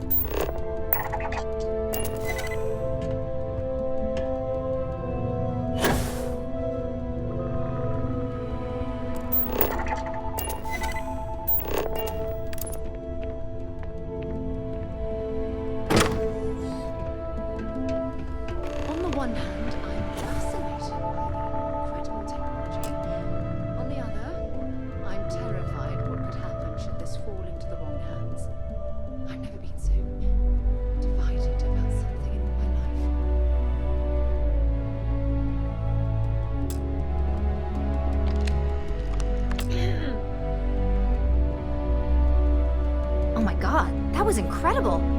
What was it like? Wow. How to describe it? 1 minute I was excited about seeing how the experiment would go. The next, I had a brief moment of disorientation and figured I must have lost my train of thought. It felt eerily natural. And yes, I admit it, just as you predicted. I knew it, I knew it, I knew it! I can hardly wait to finish writing up my latest dissertation. And you owe me 100 creds. I'll be keeping myself under constant surveillance now.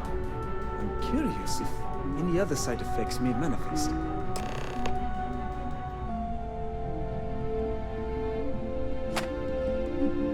So, tell me all about it. How did it feel? Any side effects? Yes. Good. Hear that, DeMarcus? That's 2 for 2 now. I heard.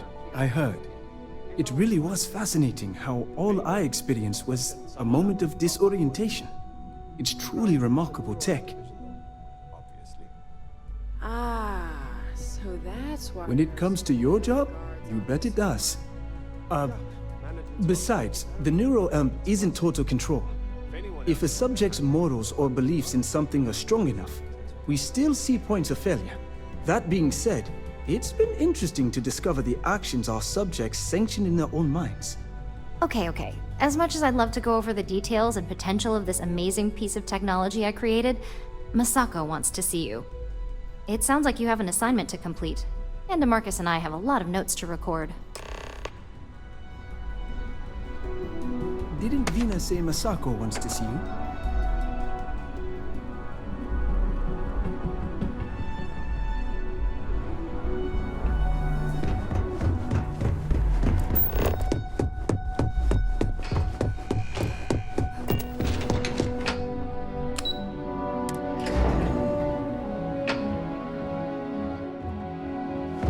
Got my eye on you.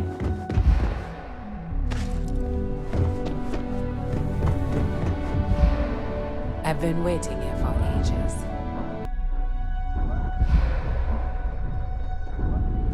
My career will be over if this deal falls through. Good, you're here. Now that you've been outfitted with the internal neuroamp, it's time to put that tech to work. We're sending you into Infinity Ltd. Lucas Drexler is about to learn exactly why you don't steal from Ryujin Industries. And wish he shall, every day, while he rots away in prison. All right, Yuko has provided a layout of Infinity Ltd. You have 2 options for this assignment. We'll be providing you with the means for both. Option A, you gain entry through their maintenance access on the roof. Option B, we give you an assigned identity and arrange a meeting for you.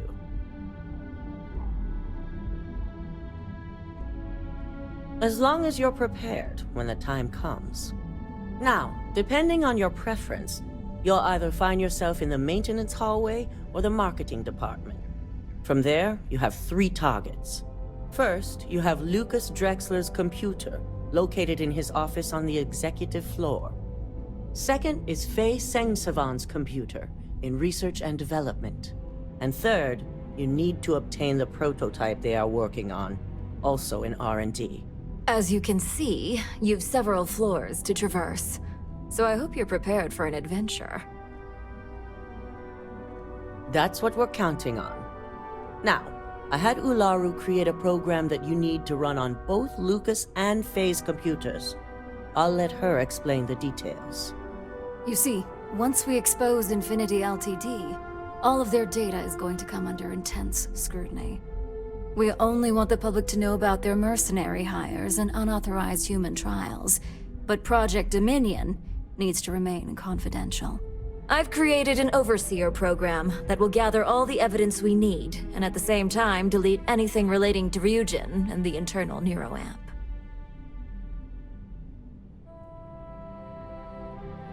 Exactly.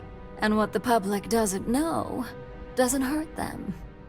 With tech like that, I can see why you'd want to maintain control of the narrative, though I strongly object to the methods. If the media were to draw their own conclusions, I'm certain they'd just create a panic among people. Controlling the narrative is of the utmost importance. Oh, let's just hope this program is as thorough as you say then, and as safe. No, we don't want to mess on this one. A body count will only distract from what we're trying to accomplish here.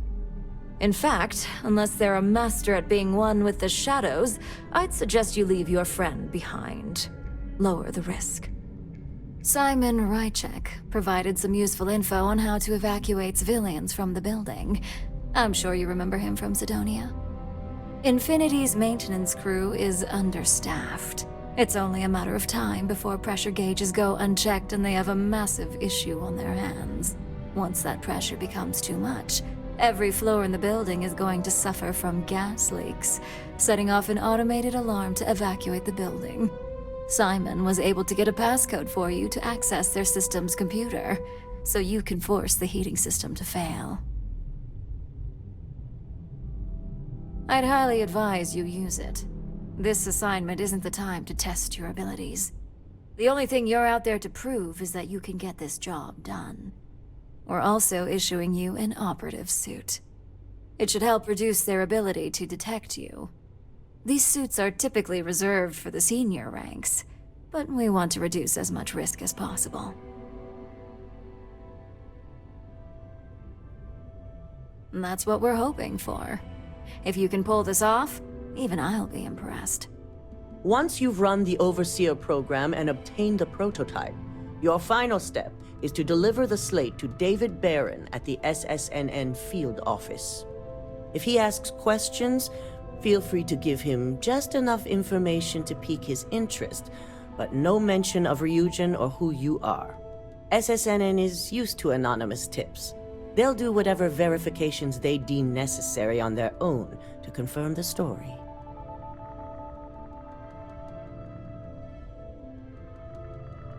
It certainly will, and we'll have front row seats.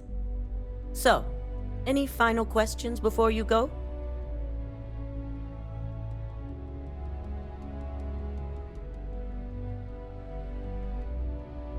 Good luck, and be sure to report directly back to me when you return. Here's Simon's passcode, your operative suit, the Overseer program, and your cover identity. Your cover ID card is encoded with roof entry and elevator access, so that's your ticket in, either way. Don't screw this up. Skylar Lumen?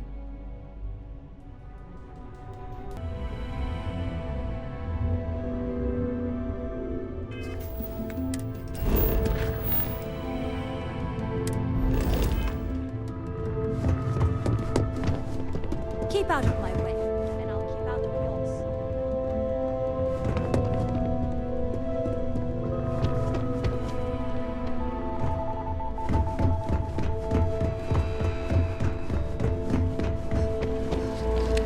Do you have the program? With pleasure. So, let's take a look.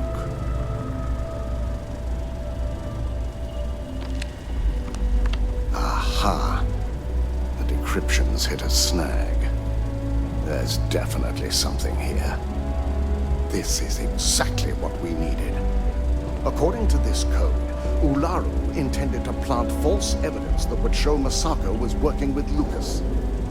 The moment you launched the Overseer program, a series of fabricated communication files would have been uploaded to the Infinity Ltd network.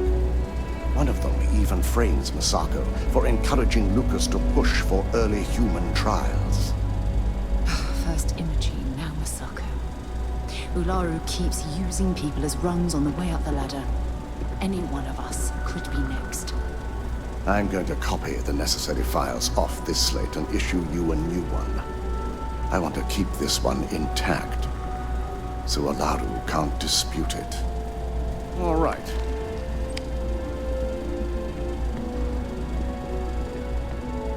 Now, we finally have the evidence we need to prove Ularu's guilt. Good. Then let's nail Ularu right to the wall. She deserves everything that's coming her way. Yes. And had you not brought this program to me in the first place, you would have been the one planting the false evidence. Without that falsified evidence, Ularu is in for a big surprise. I fully expect she'll be eagerly awaiting SSNN's broadcast, anticipating Masako to be accused alongside Lucas Drexler. Here's the new slate with the revised Overseer program. Let's get this assignment finished the right way.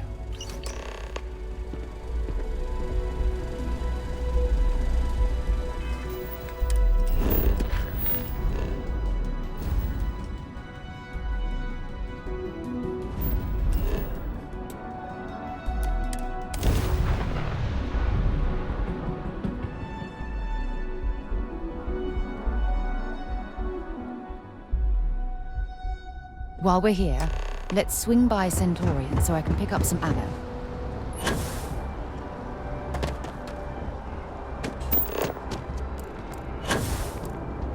You will be scanned as you enter the city.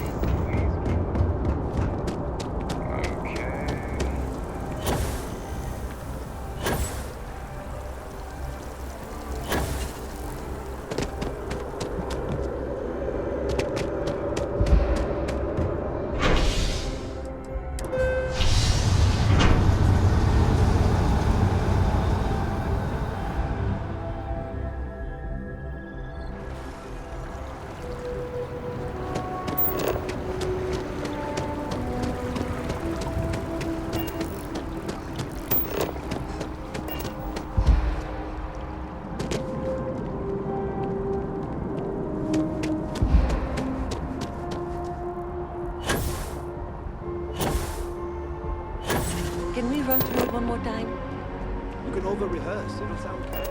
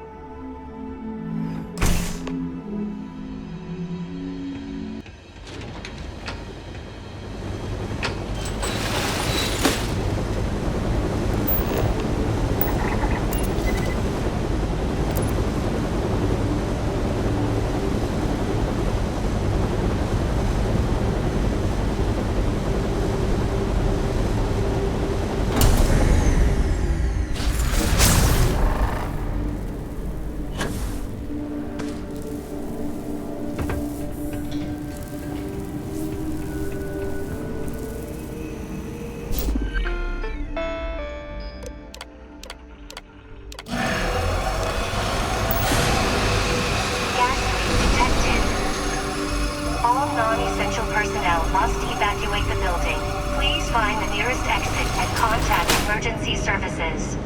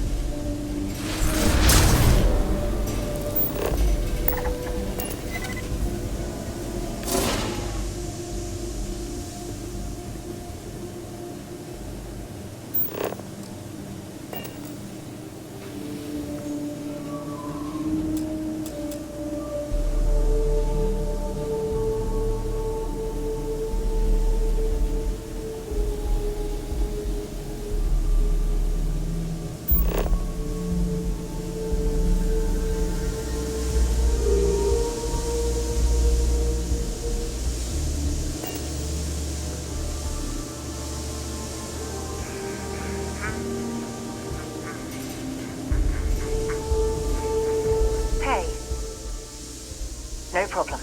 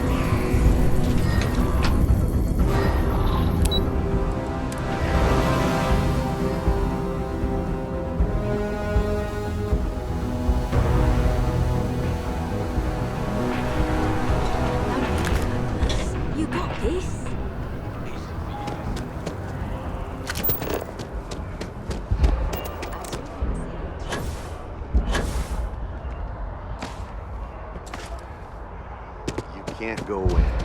You just can't. It's important that the people of the United David's my Colonies friend. can trust their He writes primary me. news source. I hate to break Can I it, help you? but his PA's the one who signs all those cards and headshots. Mr. Barron's a very busy and important man. Is that so? Spoken like a true tabloid reporter. What's this so-called story about? Maybe get you a ticket to a speaking gig he's got. That's all I can do. You are the best! Corporate greed claims victims once more. And you have evidence to support this claim.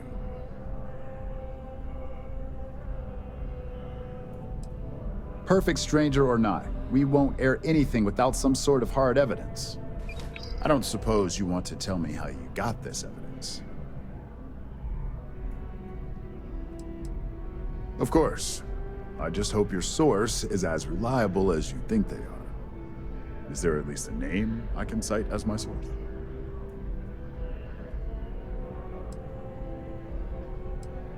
Why am I not surprised? As long as the evidence is adequate and verifiable, I expect it'll be aired within the hour, if not sooner. Now, if you'll excuse me, I obviously have some work to do.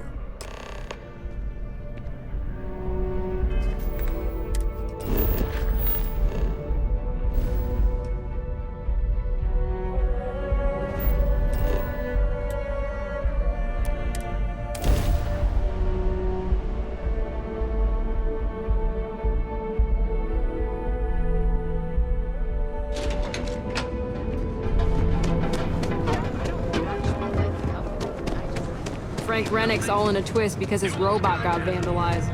We had a good laugh about it back at the station.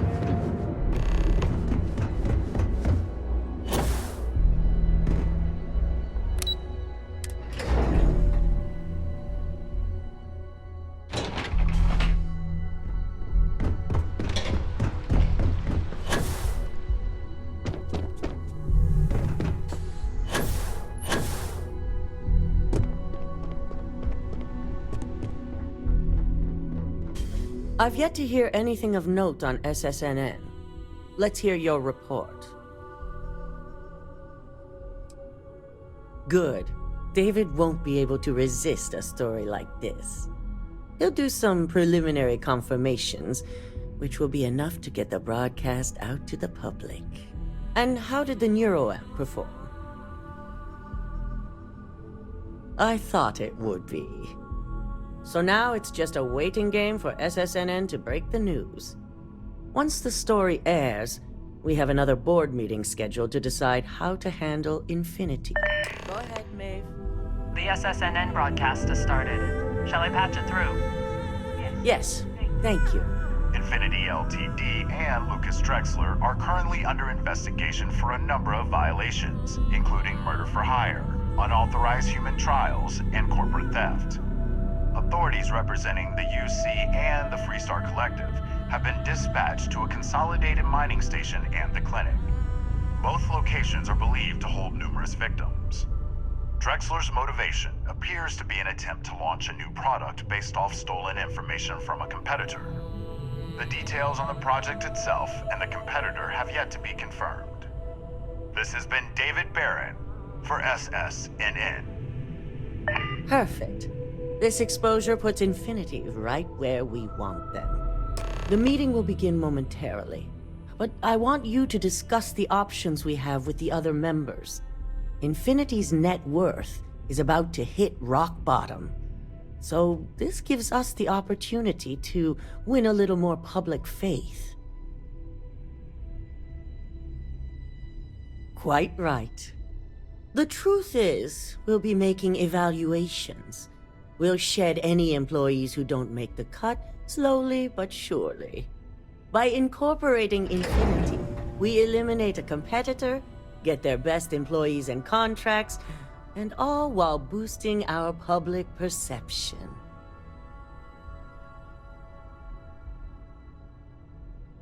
I'm glad we're on the same page. Which is why I'd like you to talk to the board to convince them this is the right move. There are several who might disagree, and you have the perfect tool to help sway them. Good. You'll find most of the board members in their offices preparing. Vina is also here, waiting for the meeting to start. We'll need at least 50% of the vote to go our way. In the event of a tie, I will make the final decision. I trust you'll get it done.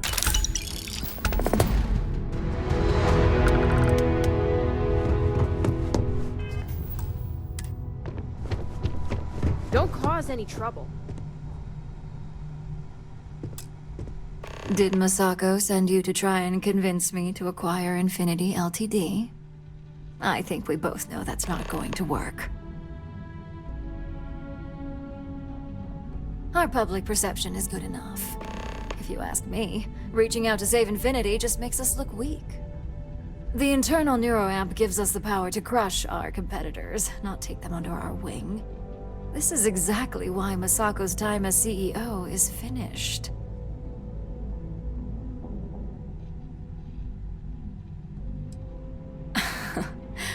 I'll overlook your poorly educated statement. For now. Throwing your competitor a lifeline when they're about to crash and burn hardly seems wise. Well, it does make Ryujin look good, and we do gain a wider customer base, which means higher profits. You're oddly right about this one up. I guess you are worth keeping around. As long as everyone has Ryujin's best interests in mind, this should make for an interesting meeting.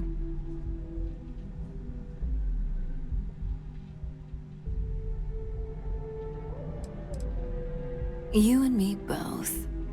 Now, if you'll excuse me, I still have a lot of preparations to make.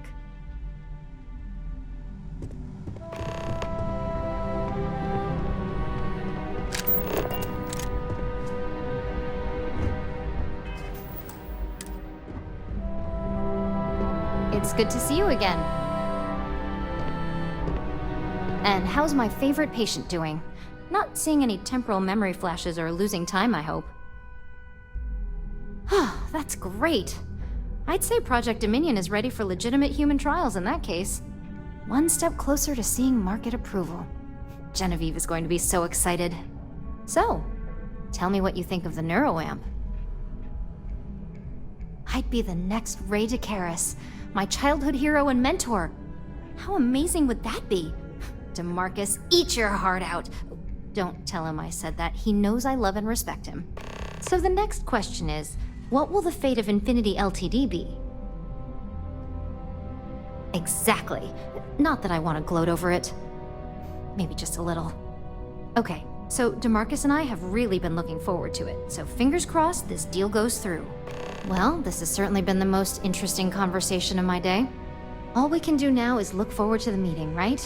See you in there.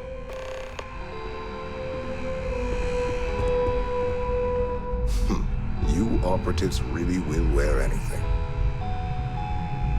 Just the person I wanted to see. I want to get all the details locked down for this meeting, and I believe you to be one of the best sources available. Good. I prefer first-hand feedback when available. You've had the chance to encounter members of Infinity Ltd throughout your assignments here.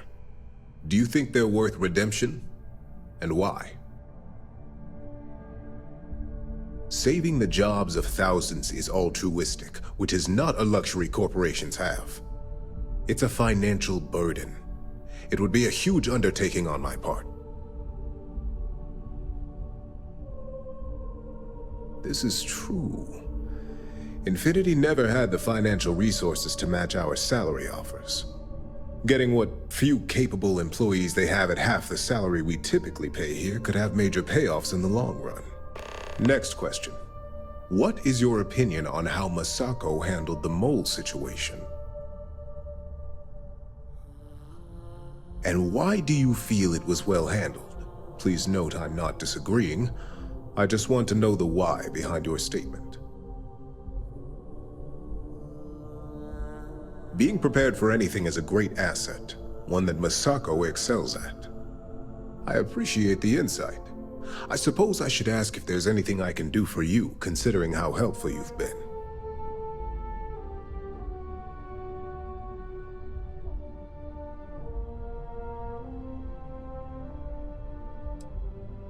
This has been rather enlightening for me. I appreciate the time.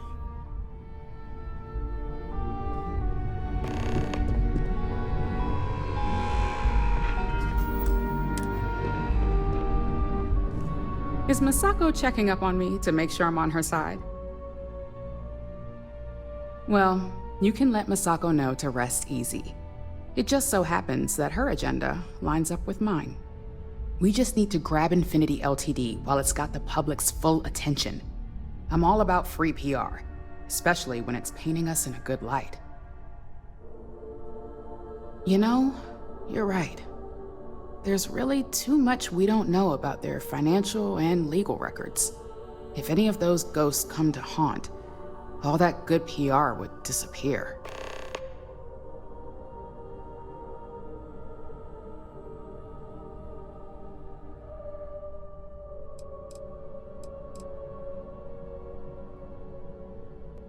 All right, I suppose you've earned the right to voice your opinion after everything you've done, qualified or not. So let's hear it.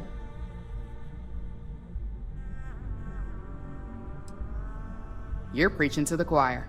I have every intention of using it to our full advantage. In fact, I already have an entire marketing campaign in the works, and ready to pitch once it's officially approved. Well, it seems your talents really do stretch beyond just being an operative. Good talk. Maybe I'll even consult you on future endeavors.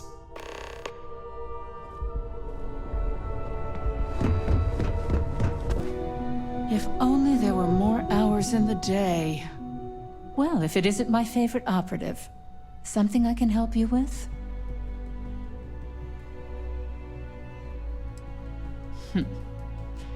Choose your words carefully.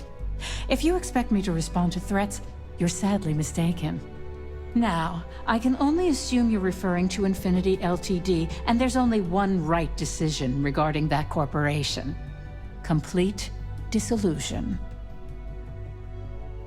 All right, I could use the entertainment.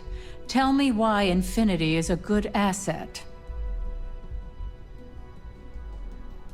You're right. Perhaps I am focusing too much on the negatives.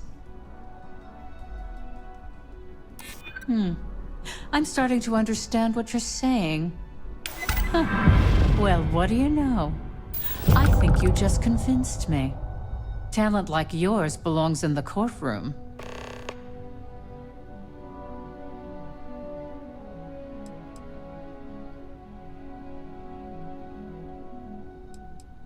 Are you trying to add to my stress right now? First off, if I find out you used that device on me, I will tie you up in court on whatever charges I can conjure for the rest of your life. Second, that tech is one major human rights violation that no legal team wants to fight. I'll do whatever I can to make sure it's either severely delayed or collects dust in storage. In an ideal situation, yes. And I suppose creating that ideal situation is within my power. Now you've made it sound like a proper challenge that I can't help but accept. Masako is lucky to have you at her disposal, you know?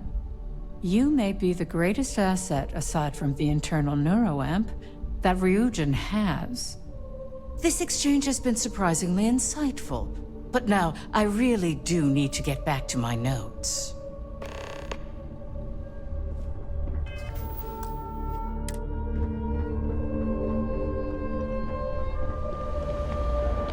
This meeting should prove to be very interesting.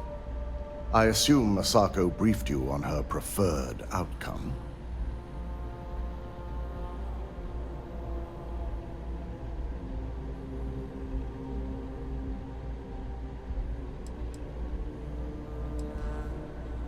That's because you're the one with the tool to do it. As long as Masako has the internal neuroamp on her side, she can't lose. If it were up to me, I'd have shut down Project Dominion a long time ago. I knew it was a grave security risk, and look what happened.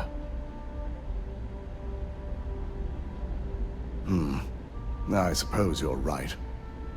As long as I'm fully aware of the risks, I can properly account for them.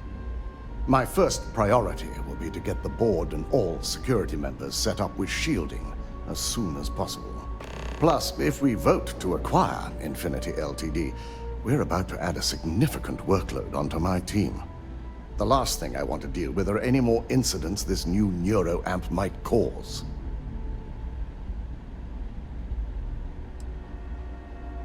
I imagine we're looking at months of work. Infinity Ltd. is obviously not known for their security. I only hope that Masako and the others will be patient with the process. Now, if you excuse me, I have some preparations to make. We'll be announcing Ularu's termination of employment at this meeting, so I need to have security ready to escort her off the premises.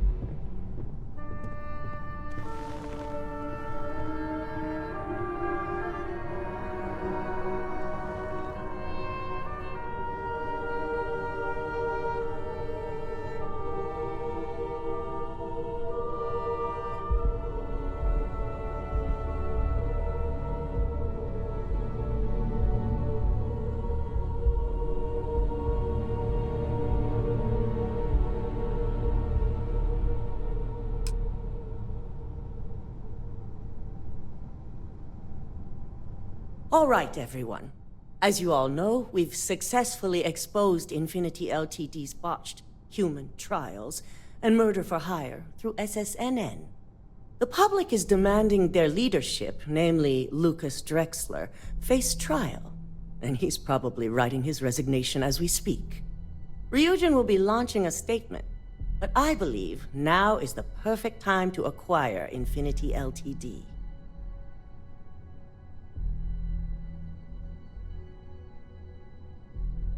Believe it or not, I agree. The acquisition has risks, and it's going to create a lot of work for all of us. But the overall payoff will be worth it. That and Infinity Ltd's current situation makes them more affordable than ever. Arguments? None? Excellent. Moving on, then. I think what we're all overlooking is what led us to this situation to begin with. Yes, our security was compromised.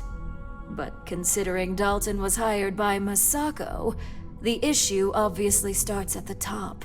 In fact, I propose that Masako be removed from CEO altogether.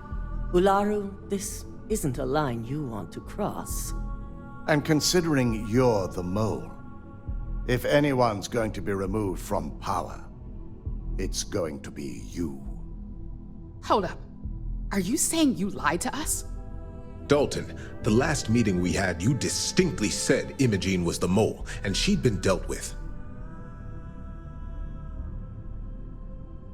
Do you even have any proof to back up this outrageous claim? Of course we do. The malicious code you hid on this slate to upload incriminating evidence against Masako onto Lucas Drexler's computer. To put it bluntly, Ularu, you're fired. Security will hold you in your office until a proper exit interview can be done. This isn't right. I should at least have the opportunity to resign. And allow you to still be marketable to a competitor? I don't think so. This may be news to me, and I will be reviewing the evidence closely. But this isn't something you just get to walk away from.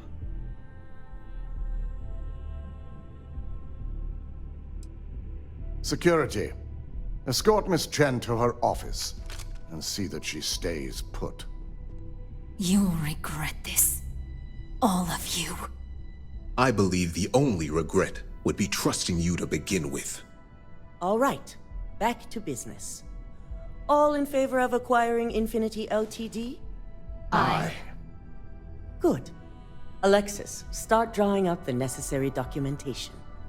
Anyone have anything else they'd like to bring up? If there's nothing else, this meeting is concluded. I'll be following up with a few of you shortly.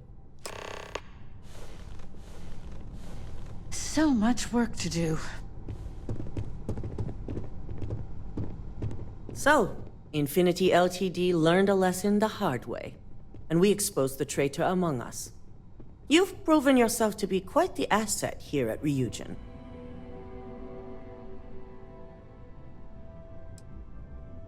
Of course, but these particular assignments required a certain secrecy that most do not. I truly appreciate the work you put into exposing Ularu. No operative has ever had to investigate our own to the extent that you did. I can imagine it may have been a lot of pressure, considering you were fairly new at the time. My thought exactly. Imogene's instincts were right about you. Now, as promised, I have your bonus. I hope you'll find it appropriate for all you've done. And I'm promoting you to senior operative.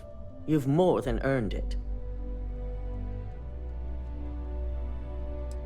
It's well deserved.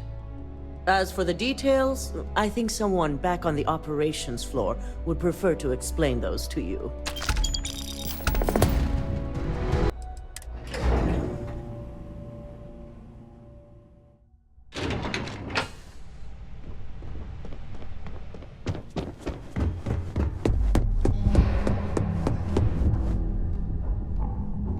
As technicians, we handle prep and post-op. You've certainly shaken things up around here. I still can't believe Ularu tried to frame me. An obvious misjudgment on my part. But now that's all in the past. It's time to get back to your typical day-to-day.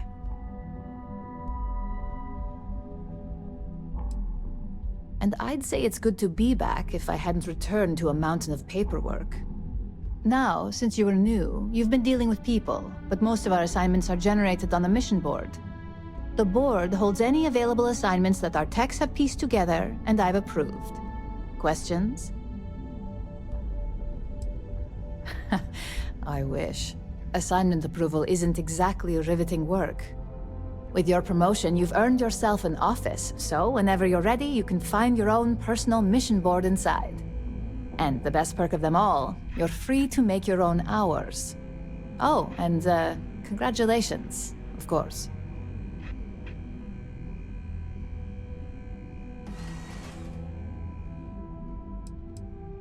No, only within the tower. The security risk would be far too much to allow access to that data in a public space.